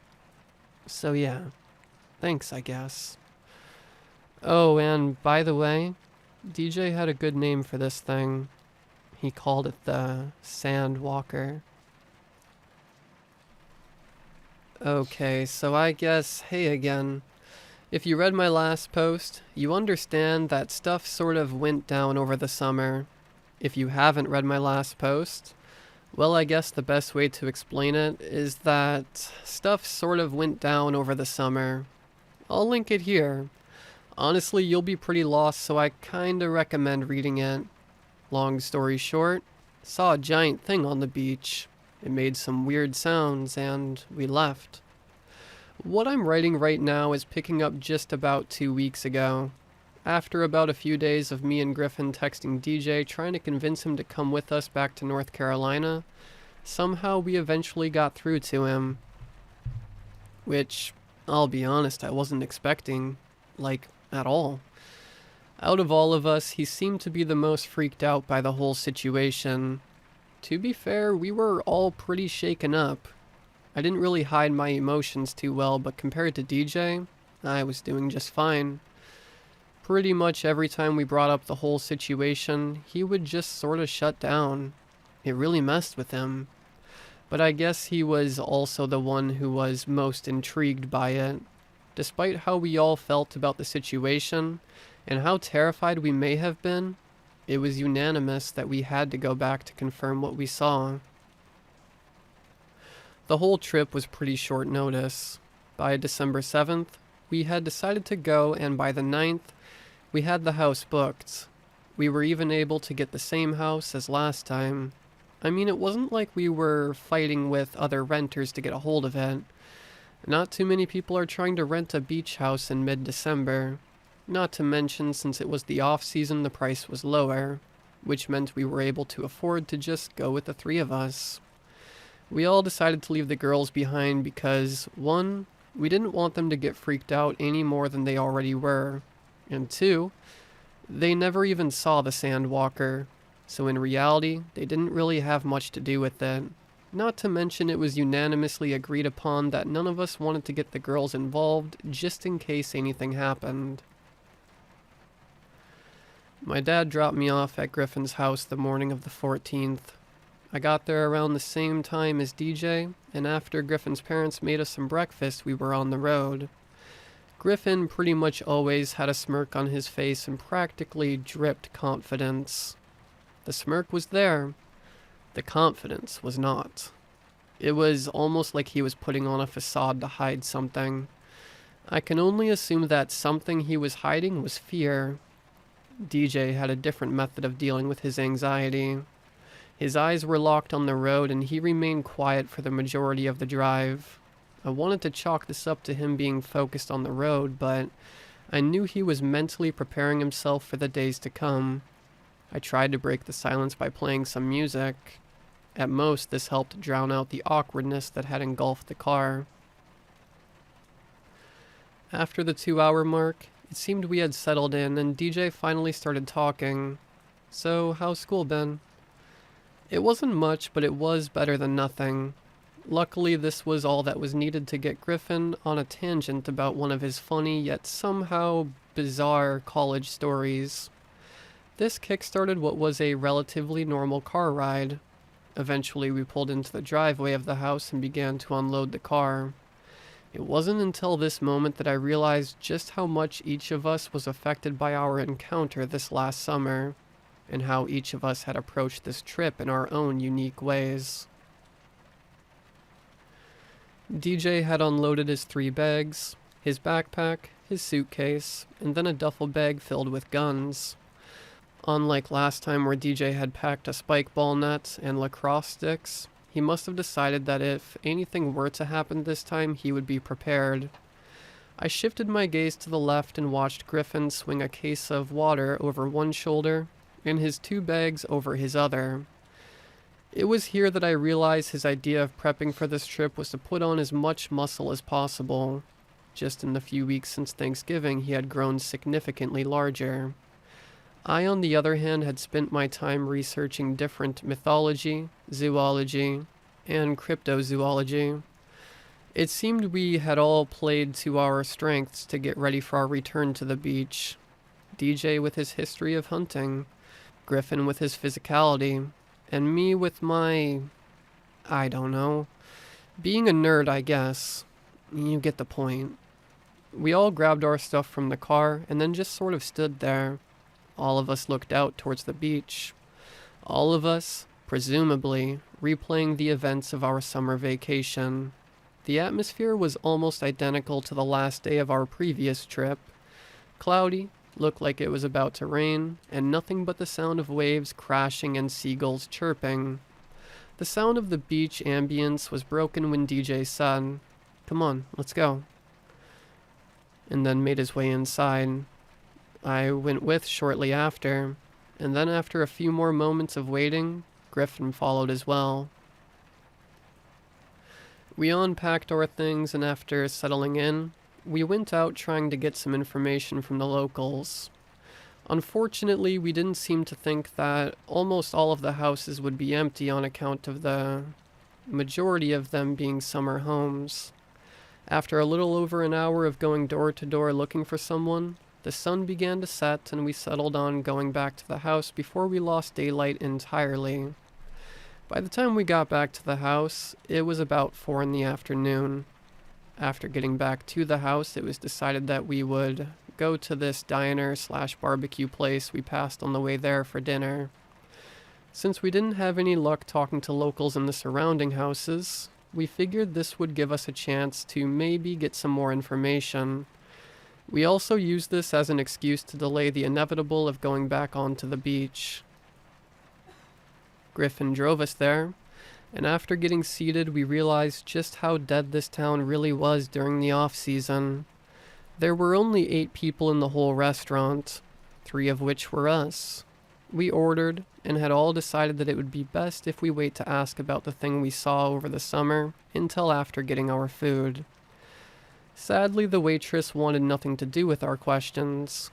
I guess she disliked the topic so much it prompted her to bring out the busboy to make sure after finishing our food, and paying, we got out immediately. So we ate our food, left the cash on the table, and were escorted out. Before practically throwing us from the barbecue joint, the busboy, who was more of a bus man, standing about a foot over myself, said a bit of information that actually was of some value. "Listen, I know what you boys are talking about. Just drop it. It ain't worth the trouble you're gonna get in." I don't think those were his exact words, but this is close enough. The weird thing is, he didn't say this as a threat. He said it as advice. Like he was looking out for us. Like this has happened before. After returning to the house, we contemplated what to do. It was eventually decided that we would ignore the man's advice and continue on with what we came to do. We rested for only about an hour. Then as we all sat there in the living room, I watched as the clock went from 8:59 to 9. It was officially as dark as it was going to get, with only the moon lighting up the beach. I looked up at Griffin and DJ. They were just sitting there staring at the guns on the table. I guess I had to be the one to initiate stuff now.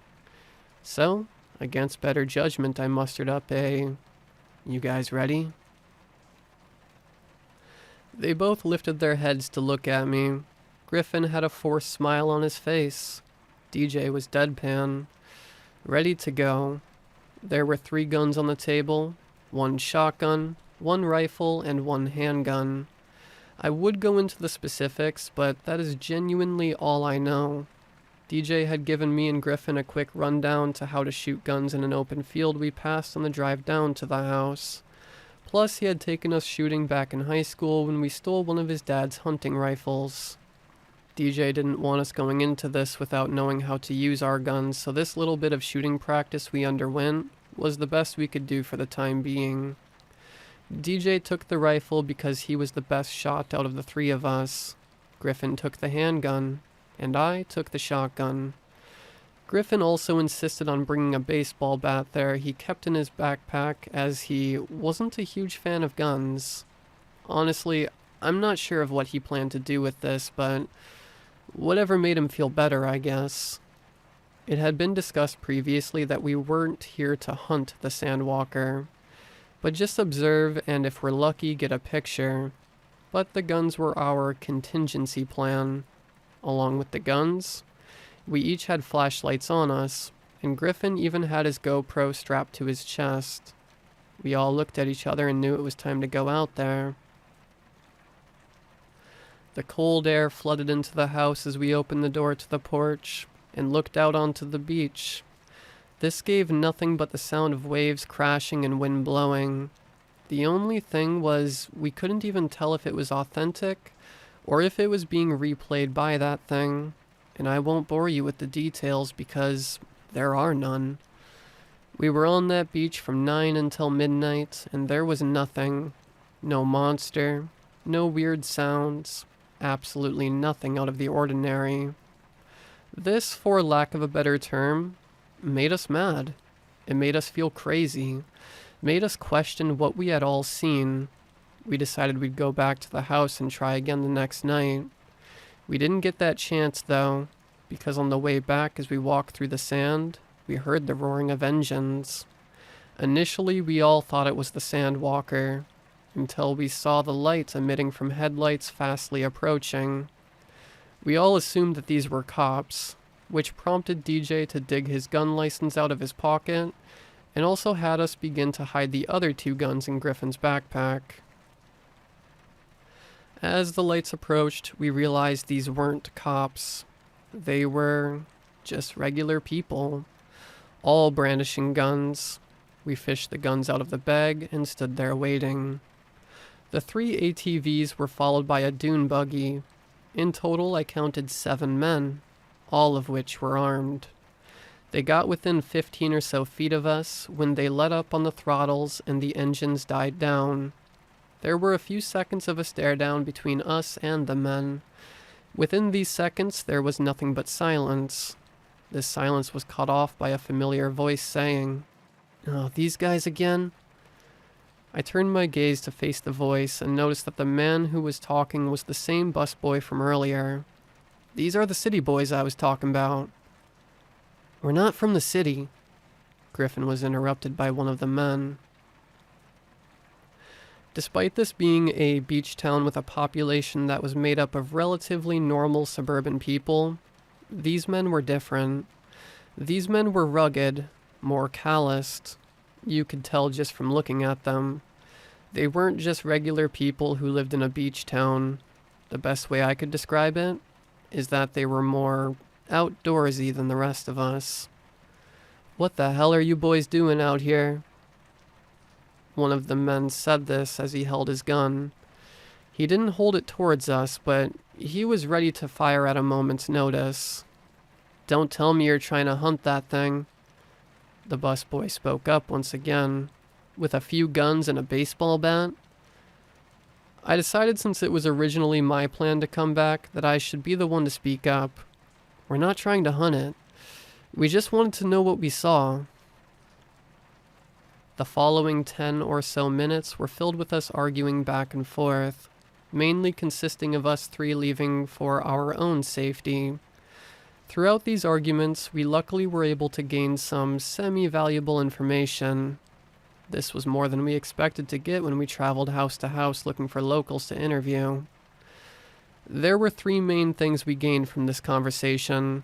The first was that every year, this thing procreates, and that their litters can consist of anywhere between 10 to 20 pups.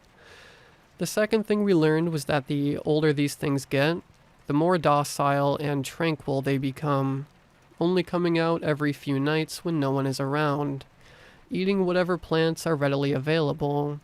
The third thing we learned was more disturbing. The sandwalker, well docile in its older age, is incredibly hostile and aggressive in its younger years. While its more mature counterpart is herbivorous, the diet in their earlier years consists of anything they can get their hands on, including animals, and in the rare case, people.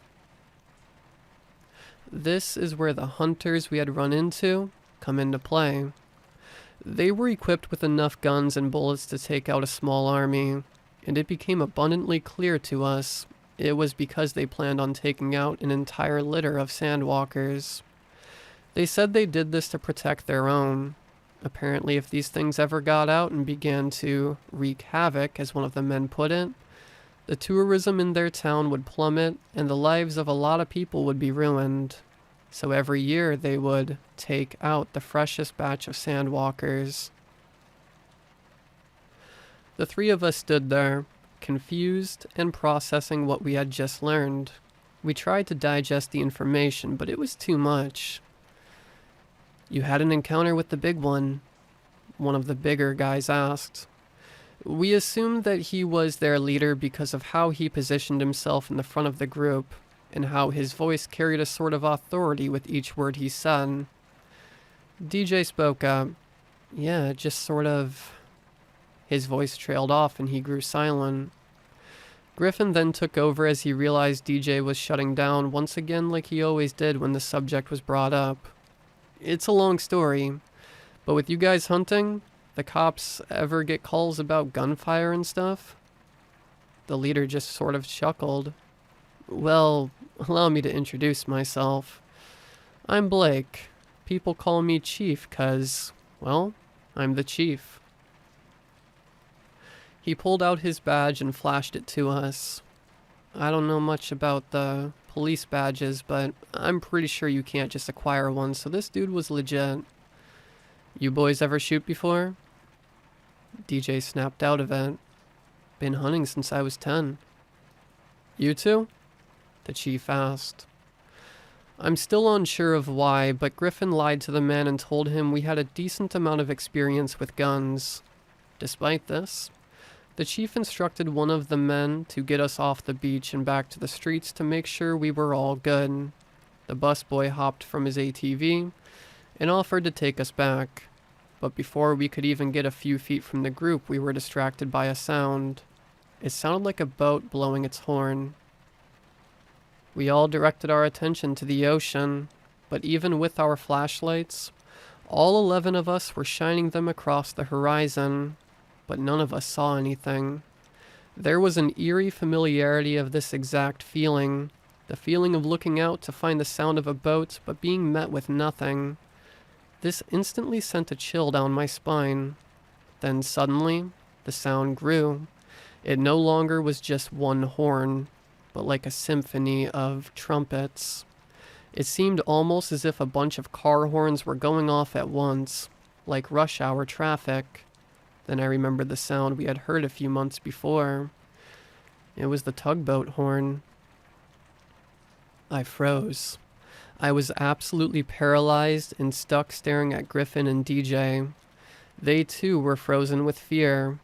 The mental prepping, the gun collecting, the muscle building, the monster research, everything we had all done to get ready for this trip seemed futile.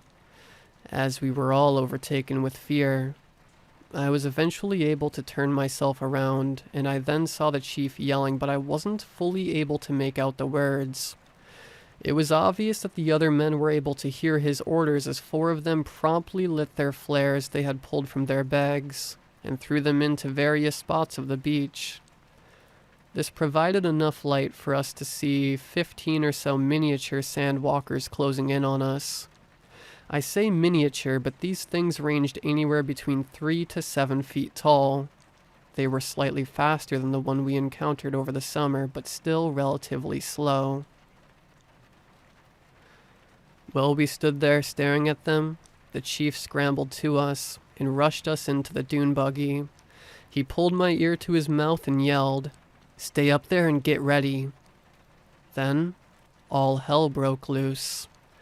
Each one of them opened fire. The flares resting in the sand grew obsolete because of how much the muzzle fire lit up the beach. The sound of the tugboat horn switched from a low rumble to a more screeching cry.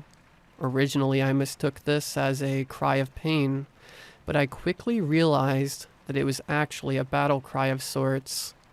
DJ hopped off the buggy and began to do what he could in order to help. Me and Griffin, on the other hand, were still in total shock. I guess DJ's experience with hunting had prepared him for this kind of stuff because he had some sort of instinct neither Griffin nor I possessed. I still could barely move. My hands shook with fear and my palms were cold with sweat. I turned my head to Griffin, whose mouth was hung open and eyes wide with awe. My gaze then shifted to DJ, whose face displayed a different kind of expression. His eyes narrowed and his teeth were gritted.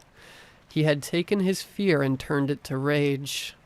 I tried to keep count on how many bullets it took to take just a single one of them down. The most I counted was around 50. The least I counted was around 20. There was the rare occasion where one of the pups got too close to one of the men, and they would all shift their fire to focus the approaching threat. Their synchronized fire and organized demeanor made it obvious that they had done this many times previous to tonight.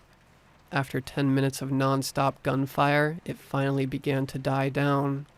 Once muzzle fire stopped, the beach became illuminated by the low red glow produced by the flares that had now become slightly suppressed by sand that had been kicked up from stray bullets. With a call from the chief, 4 of the men then began gathering the bodies and dragging them to form a pile. They did this while the busboy doused them in gasoline.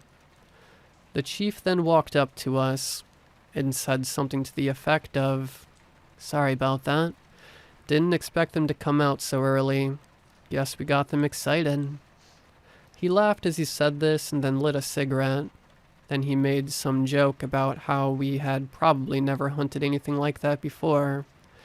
Honestly, I don't know what exactly happened because of how my eardrums were filled with what I can only describe as the roar of war. It was the gunfire, the screaming, the sound of the battle that had just been fought. The strangest part about all this sound was that it somehow managed to be even louder than before.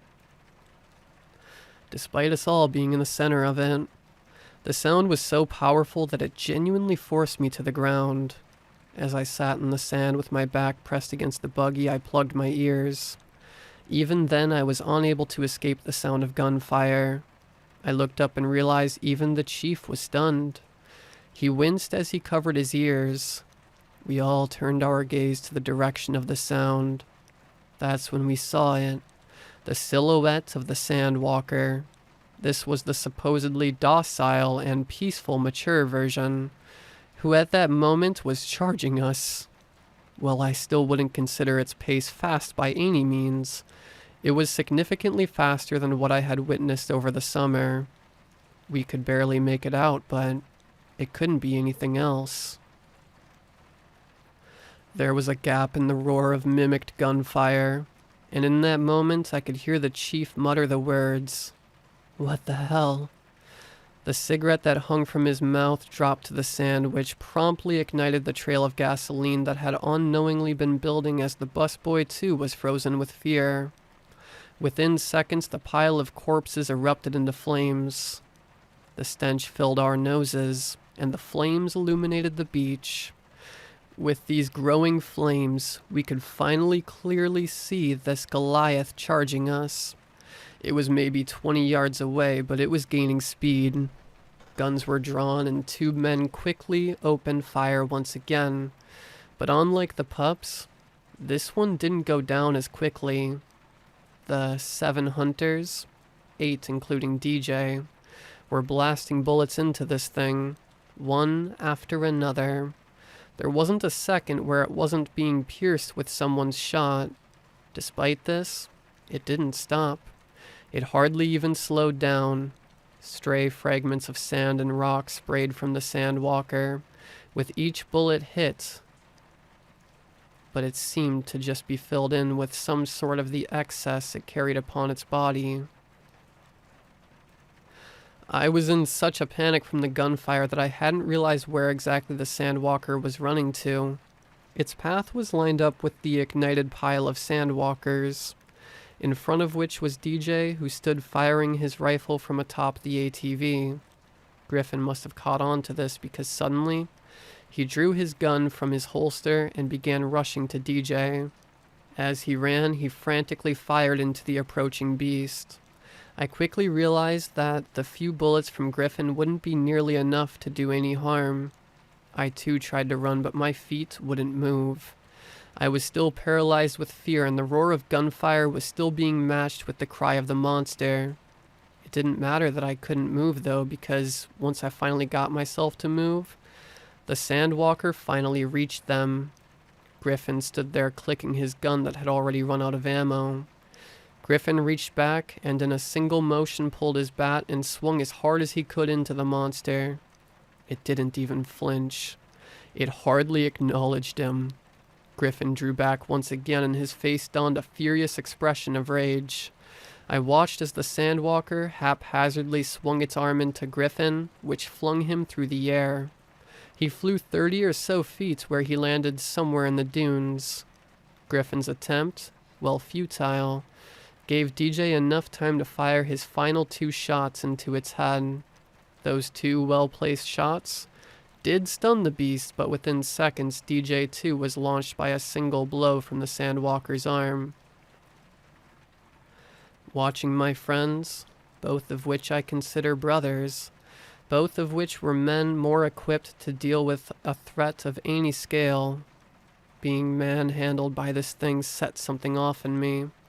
It was only at this moment that I realized we really could be killed by this thing, and that prompted me to open fire.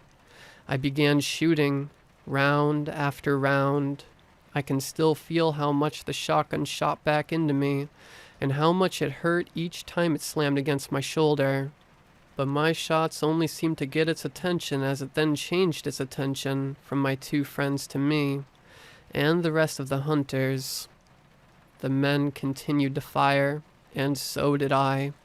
After the butt of the shotgun stopped firing back into my body, I realized I had run out of bullets and began stumbling backwards away from the approaching beast. I hadn't been keeping count, but at this point, 100 rounds had to have been fired into it. Luckily, in its frenzy, The sandwalker had stumbled into the flames, which distracted it momentarily and allowed for a few of the men to get a couple clean shots. This must have inflicted enough damage to provoke some sort of fight or flight within it, which forced it to retreat. As it then began moving down the beach, all of the men stood there, eyes wide, and guns following the trail left as it ran. What I just described may seem like it was a lengthy ordeal, but in reality, I imagine it lasted no more than 30 seconds from the time we saw the grown sandwalker charging us to the time it began to retreat. As we all stood there, Griffin came stumbling down the dunes, clutching his stomach in pain. Hanging loosely from his torso was his now shattered GoPro. Two of the hunters ran to DJ and helped him to the dune buggy as he too clutched his torso. Nobody said anything. It was silent for minutes as we all tried to collect our thoughts on what just happened. The smell of the burning corpses was now replaced with the scent of gunpowder. The flares that once lit the beach were now almost completely buried by sand. We could only see what the fire and the lights of the ATVs illuminated. We didn't wait for the sun to rise. After a few words with the men, we just packed our stuff and left. The ride back was quiet, even more so than the ride there. I drove this time as DJ lied in the back seat. Griffin and I let him sleep as he seemed to catch the brunt of the damage. Luckily, the only injuries we sustained were a few bruised ribs for DJ, the wind knocked out of Griffin, and the bruise on my shoulder. I pulled over at a rest stop to grab some drinks and used the bathroom about 2 hours into the drive. When I entered the bathroom after paying for my water, I caught a glimpse of Griffin staring at himself in the mirror.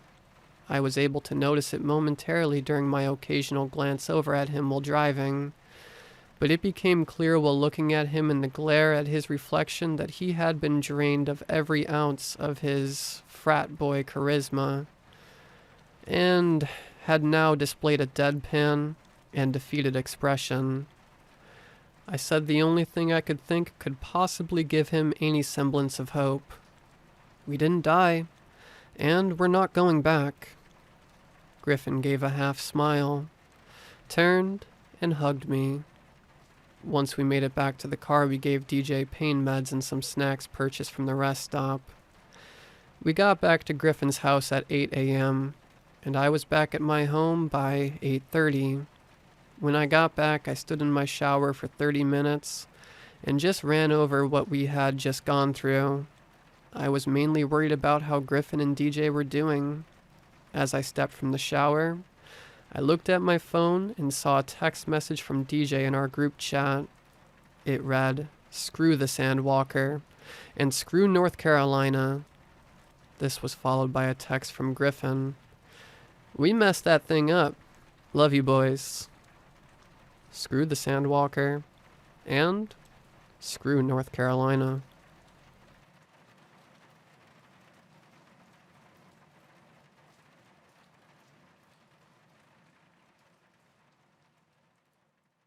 Three years after graduating college, I decided I needed a break from the corporate grind.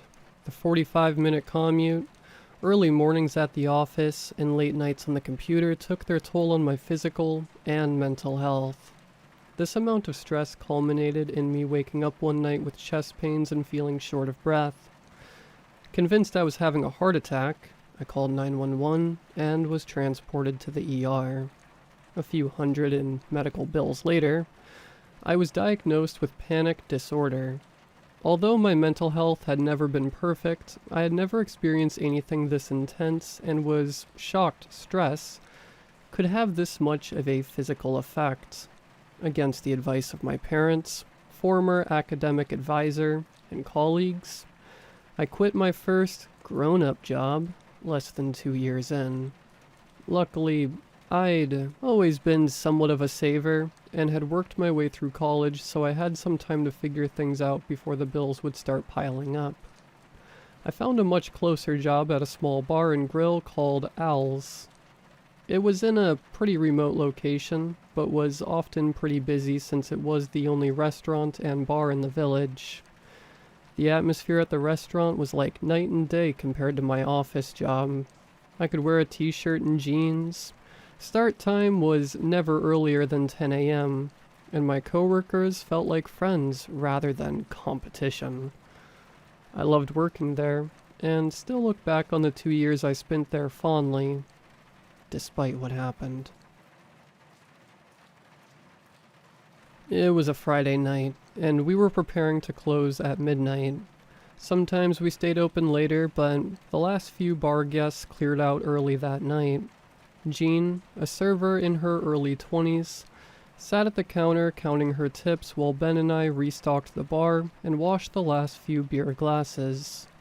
"Better hurry up before that fog spreads," Jean said in a joking voice. "You know, I'm staying across the street tonight." Ben responded, sounding annoyed. Ben's parents lived just down the street from the restaurant, and he would sometimes stay there if he was too tired or too intoxicated to drive home from the late shifts. I glanced outside. It didn't look too bad in the village, but out towards the main road leading back to where I lived, the fog was so thick the road disappeared. "Driving through that's gonna be really bad," I said, shaking my head. Suddenly, Ben and Jean looked up from what they were doing. They exchanged tense-looking glances. "Where do you live?" asked Jean. "Warlington," I answered. Jean looked pale. "You realize you can't drive all the way back tonight, right?" she asked. "They should have let you go earlier before it got bad." "I mean, I have to," I said, confused. "Where else would I stay?" "You don't know anyone in town?" Jean asked. I shook my head. "Then you can stay with me if you need to. You can crash on the couch, just don't go out in the fog at night, especially on 23. It's dangerous. There's so many accidents already with normal visibility. Imagine how dangerous it is when you can't see 10 feet in front of you." She wasn't wrong. 23 was notorious for deadly accidents, being a rural yet busy 2-lane highway with a ton of sharp turns. I'd had a few close calls driving to and from Al's already. I was still shocked she offered to let me stay at her place. We were friendly, but she'd never given any indication she was interested in anything more. But her offering to let me stay over to avoid some minor driving conditions seemed extreme. It wasn't like it was a snowstorm. I agreed to stay the night both for reasons of safety and being curious to see if she did see me as more than a friend. I had to help Ben put away a few things in the walk-in, so Jean said I could meet her outside and follow her to the apartment when I was done. "Hey, do you think Jean's into me or something?" I asked Ben once we were done. "I'm surprised she actually invited me to stay over." Ben shrugged. "Maybe," he said. Ben wasn't his usual self tonight. He was usually outgoing and boisterous. On the slower weekend nights, he was known to sneak some drinks back to the break room, but tonight he had been fairly quiet and remained completely sober. We got our closing tasks completed for the night, and I was getting ready to walk out the door when Ben stopped me. "Hey man, seriously, don't drive in that fog tonight. I don't care what happens at Jean's, just wait until morning to head back." This was out of character for Ben. He didn't have a reputation of being a safe driver. He regularly drove under the influence and wasn't opposed to street racing. I wanted to know why this was such a big deal to him, but was exhausted and knew Jean was outside waiting for me. I nodded. "No worries. I'll see you tomorrow," I said, waving to Ben. It was less than a 5-minute drive to Jean's apartment. She lived in an older duplex. She grabbed some blankets and a pillow from the closet and put them on the couch for me. I thanked her.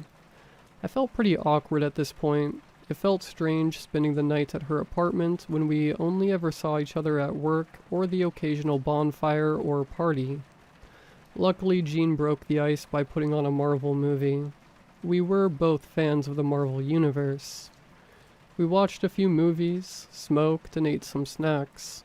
It was starting to be clear to me that she didn't have any interest in me romantically, but I was okay with that. She was still a good friend, and I really enjoyed her company. After a while, my mind drifted back to Ben's strange demeanor tonight. Did you notice how Ben was tonight? He was quiet and didn't have a single beer. Yeah, don't worry about it. He always gets like that when it's foggy out.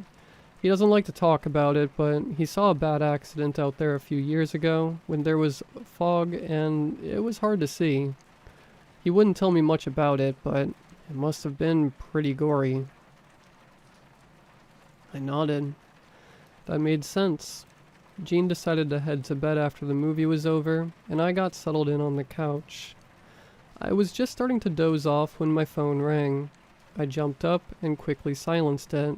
It was my roommate, David. I figured whatever he was calling about could wait until morning and tried to go back to sleep. Then I saw a text. "Call me now." It read in all caps. Annoyed, I got up and stepped out onto the porch to avoid waking Jean up. I called David back. "What's so important you need to call me at 2 a.m.? I asked. "Our house got broken into," responded David. "Are you kidding me?" I asked. "No, I just called the police and they're on their way. I just got home from Jenny's and it looks like the back door was kicked in. The lock's broke, the place is totally ransacked, and our TV's gone." "What about my Xbox?" I asked nervously. "Sorry, man, I don't see it here," David responded. "I'm on my way," I said and quickly hung up. I quickly gathered up my things and folded up the blanket. I decided to leave quietly and text Jean in the morning to let her know what happened. I didn't see the point in waking her up, and I wasn't in the mood to be talked out of going to see what all had been stolen. I was getting angrier by the second. I hated how rampant theft was in Warlington, and was even angrier remembering how many hours I spent at a job that almost killed me to earn everything I owned. I texted David to let him know I may take longer than usual to get home, since I would have to go slow to get through the fog on 23. Once I got onto the highway and realized how thick the fog was, my rage subsided a bit. I knew I'd have to stay fully focused on driving. I was pretty tired, so I turned on the radio to help me stay alert. I drove 25 despite the 55-mile-per-hour speed limit. I couldn't see anything. The fog was the worst I'd ever seen, even worse than snow blindness. Almost every station on the radio was breaking up. The only station I could get a signal on was from some folky-sounding country station. I eventually gave up and turned it off, annoyed. I started to see some light through the fog, so I slowed down a bit. I quickly realized there was a pickup truck on the side of the road with the hazard lights on. I slowed to a stop behind it and got out. There was a man who looked like he was in his 50s sitting in the driver's seat with the door open. He was mumbling and crying, head in his hands. Sir? Are you okay?" I asked. He continued to mumble and sob at the same time. "Do you need help? I can call someone," I said. He looked up, appearing very distressed, and his face was very red. "The phones don't work out here. We're screwed, we're screwed. We're dead," he said as he began to hyperventilate. "What's going on? I can help you." I tried. "They messed with my truck. I looked away for 1 minute and my truck won't start," he stammered. "Look, man, it's okay. I'll call a tow truck for you and the police if you need me to. It'll be fine." He continued to sob and hyperventilate while I pulled out my phone and dialed 911. I tried 3 times and the call wouldn't go through because of bad service. I knew this area didn't have the best reception, so I told him I was going to walk up the road a ways to try to get service. "It's no use. It's no use," he kept repeating. I started to feel like I was a little out of my element. I didn't know how to calm down someone who was hysterical and had no idea how his truck was damaged since it looked fine from the outside. If someone really did mess with his truck, were they still out here? I walked about 50 feet away from where we were parked and again tried to call 911. Still no service. I cursed Verizon's coverage and walked back to the man in the truck. Hey, I'm not having any luck right here, but if you want to come up with me to the gas station, we can call for help from there. No, he snarled. You're one of them. He began mumbling things under his breath that didn't make sense. I've been out here for 6 hours. Nothing's real. The road should have ended miles ago. I started to fear this may be a mental health issue rather than a car issue. It's okay. You're safe now. I can take you up the road and everything will be fine. The man didn't take this well and began fumbling around for something in the glove compartment. To my horror, he pulled out a shotgun. I stepped back. I'm sorry, I wasn't trying to hurt you. It's fine, I'll go. He continued to point it at me until I was out of sight. I ran to my car, slammed the door, and peeled out of there. My heart was beating into my chest while I sped over the foggy road. When I couldn't see the truck headlights anymore, I slowed down knowing I couldn't keep going this fast. I had trouble regulating my breathing, so I dug into my bag, trying to retrieve my anti-anxiety meds. I decided I was probably far enough away to pull over, so I did, and was luckily able to take my meds. I was sitting there trying to get my bearings when my phone rang.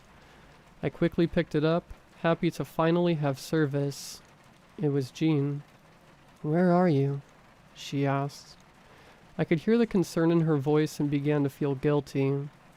I had to drive home. I'm sorry. It was an emergency, I explained. Where are you now? She asked. I'm still on 23, about halfway to Warlington. I'm pulled over. I just had some weird stuff happen and it scared the heck out of me. You can't be alone out there like that, Owen. It's really dangerous in ways you don't understand. I'm coming to get you. No, Jean, there's no reason for you to risk driving all the way out here. I just saw some paranoid dude and it freaked me out. It's not a big deal. I realized she hung up and tried to call her back. The call would not go through no matter where I moved my phone. I yelled, slamming my hands on the steering wheel. I didn't feel like I could leave because she knew where I was and was coming out here, but I also didn't want to sit parked on the side of a dangerous highway in the middle of fog. After about 10 minutes, I walked out into the woods to pee and try to get better cell reception. As I was heading back to the car, I saw a faint light in the woods. I squinted and was able to see the silhouette of a person holding a lantern. The person looked heavy and somewhat tall, kind of like the man in the truck. I didn't want to stick around to see if it was him, so I booked it back to my car. The fog was thick in the woods as well, and it made it hard to see around the many trees. All of a sudden, I ran into something. It knocked the wind out of me and bloodied my nose. I jumped back, then looked up. Owen? Said Jean. Jean, are you okay? Yeah, but walk much? She joked. You shouldn't have come out here. It's impossible to see, and there's some delusional dude out here with a gun. I didn't want to leave you out here alone. We need to go before the fog gets worse, she said, following me back to the car. I didn't see how it was possible for the fog to get any worse. I'd driven in fog many times over the years and had never seen anything like this. It was like trying to see through milk. Do you want me to drive? Asked Jean. I've seen this before and I think I can do it. I nodded. It felt weird having her drive my car, but I was pretty shook up and she sounded confident. We continued on, albeit at a faster speed than I was comfortable with. I did suggest she slow down a few times and she would initially agree, but would quickly come back up to speed. I had no idea how she was able to see the road, let alone any other cars. Not that there were any on the road.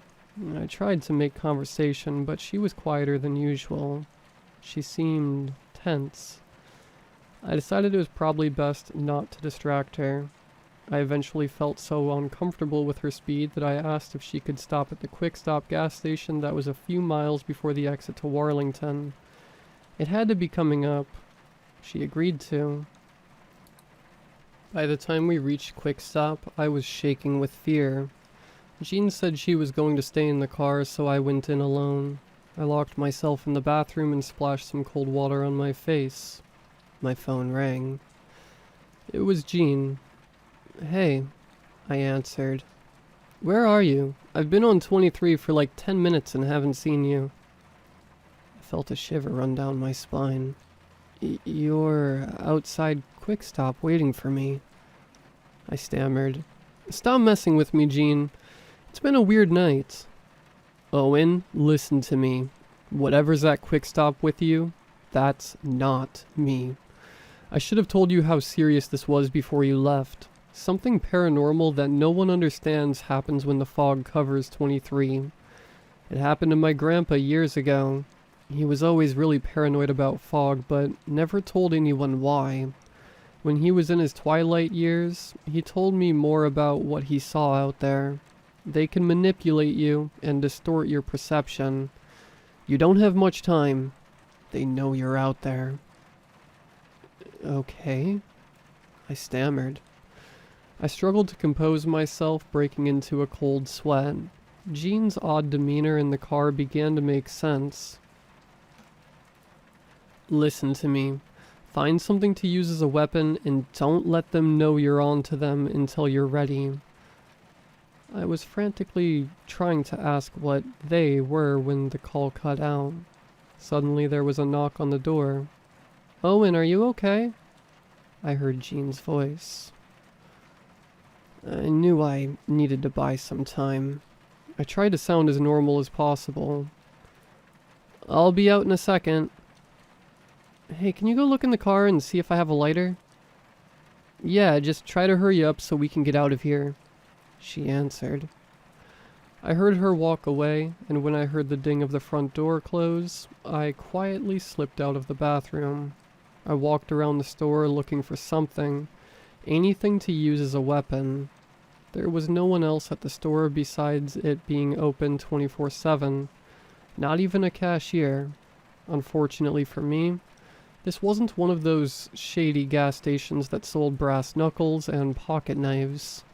I glanced outside and noticed whatever was posing as Jean was standing off to the side of my car. If I could get in the car before her, I could take off. Seeing few other options, I made a break for it. The being posing as Jean must have picked up on my determination as she frantically tried to get back in the car. She was halfway in when I shoved her out as she screamed. Next thing I knew, she was in front of the car, and before I could hit my brakes, I felt the thrust of my car hitting something. I quickly threw my car in reverse and took off. I knew I had to get out of here. I sped up despite having no visibility. I called Jean back, and on the third try, the call finally went through. "Are you okay?" she asked. "Yeah, but what's happening?" I yelled. "It's too much to explain right now. Just focus on getting out. If you're past Quick Stop, it shouldn't be much longer. Just don't trust any interaction you have on 23 tonight. They're out." "Who's they?" I demanded. "No one knows what they're called. They can shape-shift and distort things. Just get off the road as soon as you can." I continued driving at a slow but steady pace and was hopeful I would start to see the lights of Warlington ahead. However, to my horror, I noticed two blinking lights just feet away from me. I swerved to avoid hitting the car. A man ran up beside me and started to pound on my window. It was the guy from earlier in the truck. I wasn't sure if he was a regular guy or one of them, but I didn't want to take any chances. I tried to speed up to get around him, but the loose gravel slowed me down. "Please, man, I'm sorry about earlier. I have a wife and 2 kids at home. I need to get out of here. Please help. Against my better judgment, I unlocked the door, and he got in. I wasn't sure why I took this risk, besides the fact that he did try to warn me earlier. That, and he has a gun that may be needed at some point. Where's the gun? I asked. He sat it on the middle seat. It'll stay right there. I won't touch it, he promised. I took off, unsure if I made the right decision. I learned that the guy's name was Josh and that he lived on the other side of Warlington. He seemed like a very normal guy, and I began to feel more at ease as the drive continued. What brought you to 23 tonight? I asked casually. He chuckled and looked out the window. This seemed strange, and I suddenly had a bad feeling. I kept a close eye on him. He glanced over, and I caught a look into his eyes. They were gray with no visible pupil. I remembered him having brown eyes when I saw him by his truck. This wasn't him. I slammed on the brakes, and at the same time we both reached for the gun. He lunged at me in an attempt to grab it out of my hands. We struggled for a moment over the gun. I was able to grab it and pulled the trigger as he lunged at me. The shot made my ears ring. I began to panic as I had to pull him out of the car, then I tossed the gun into the woods. Luckily my car wasn't hit by the bullet since his window was open. I was shaking, speeding off into the night. I felt like I'd been on this road for hours. I tried to call Jean several more times. The call dropped a few times, then rang. "Are you okay?" I asked frantically. "Yeah, I had to turn around. It was getting too dangerous. I'm sorry I couldn't help," Jean said through tears. "It's okay. Another one tried to get me, but I'm almost out," I told her. We stayed on the phone until Jean arrived home safely.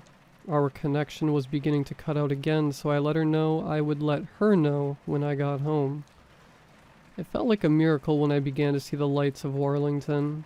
The fog rapidly thinned out as I turned off of 23. Breathing a sigh of relief, I sped home, still shaking and sweating. When I arrived home, David greeted me. "What did the police say?" I asked, trying to sound as normal as possible. At this point, a break-in was the least of my worries. An expression of genuine confusion crossed David's face.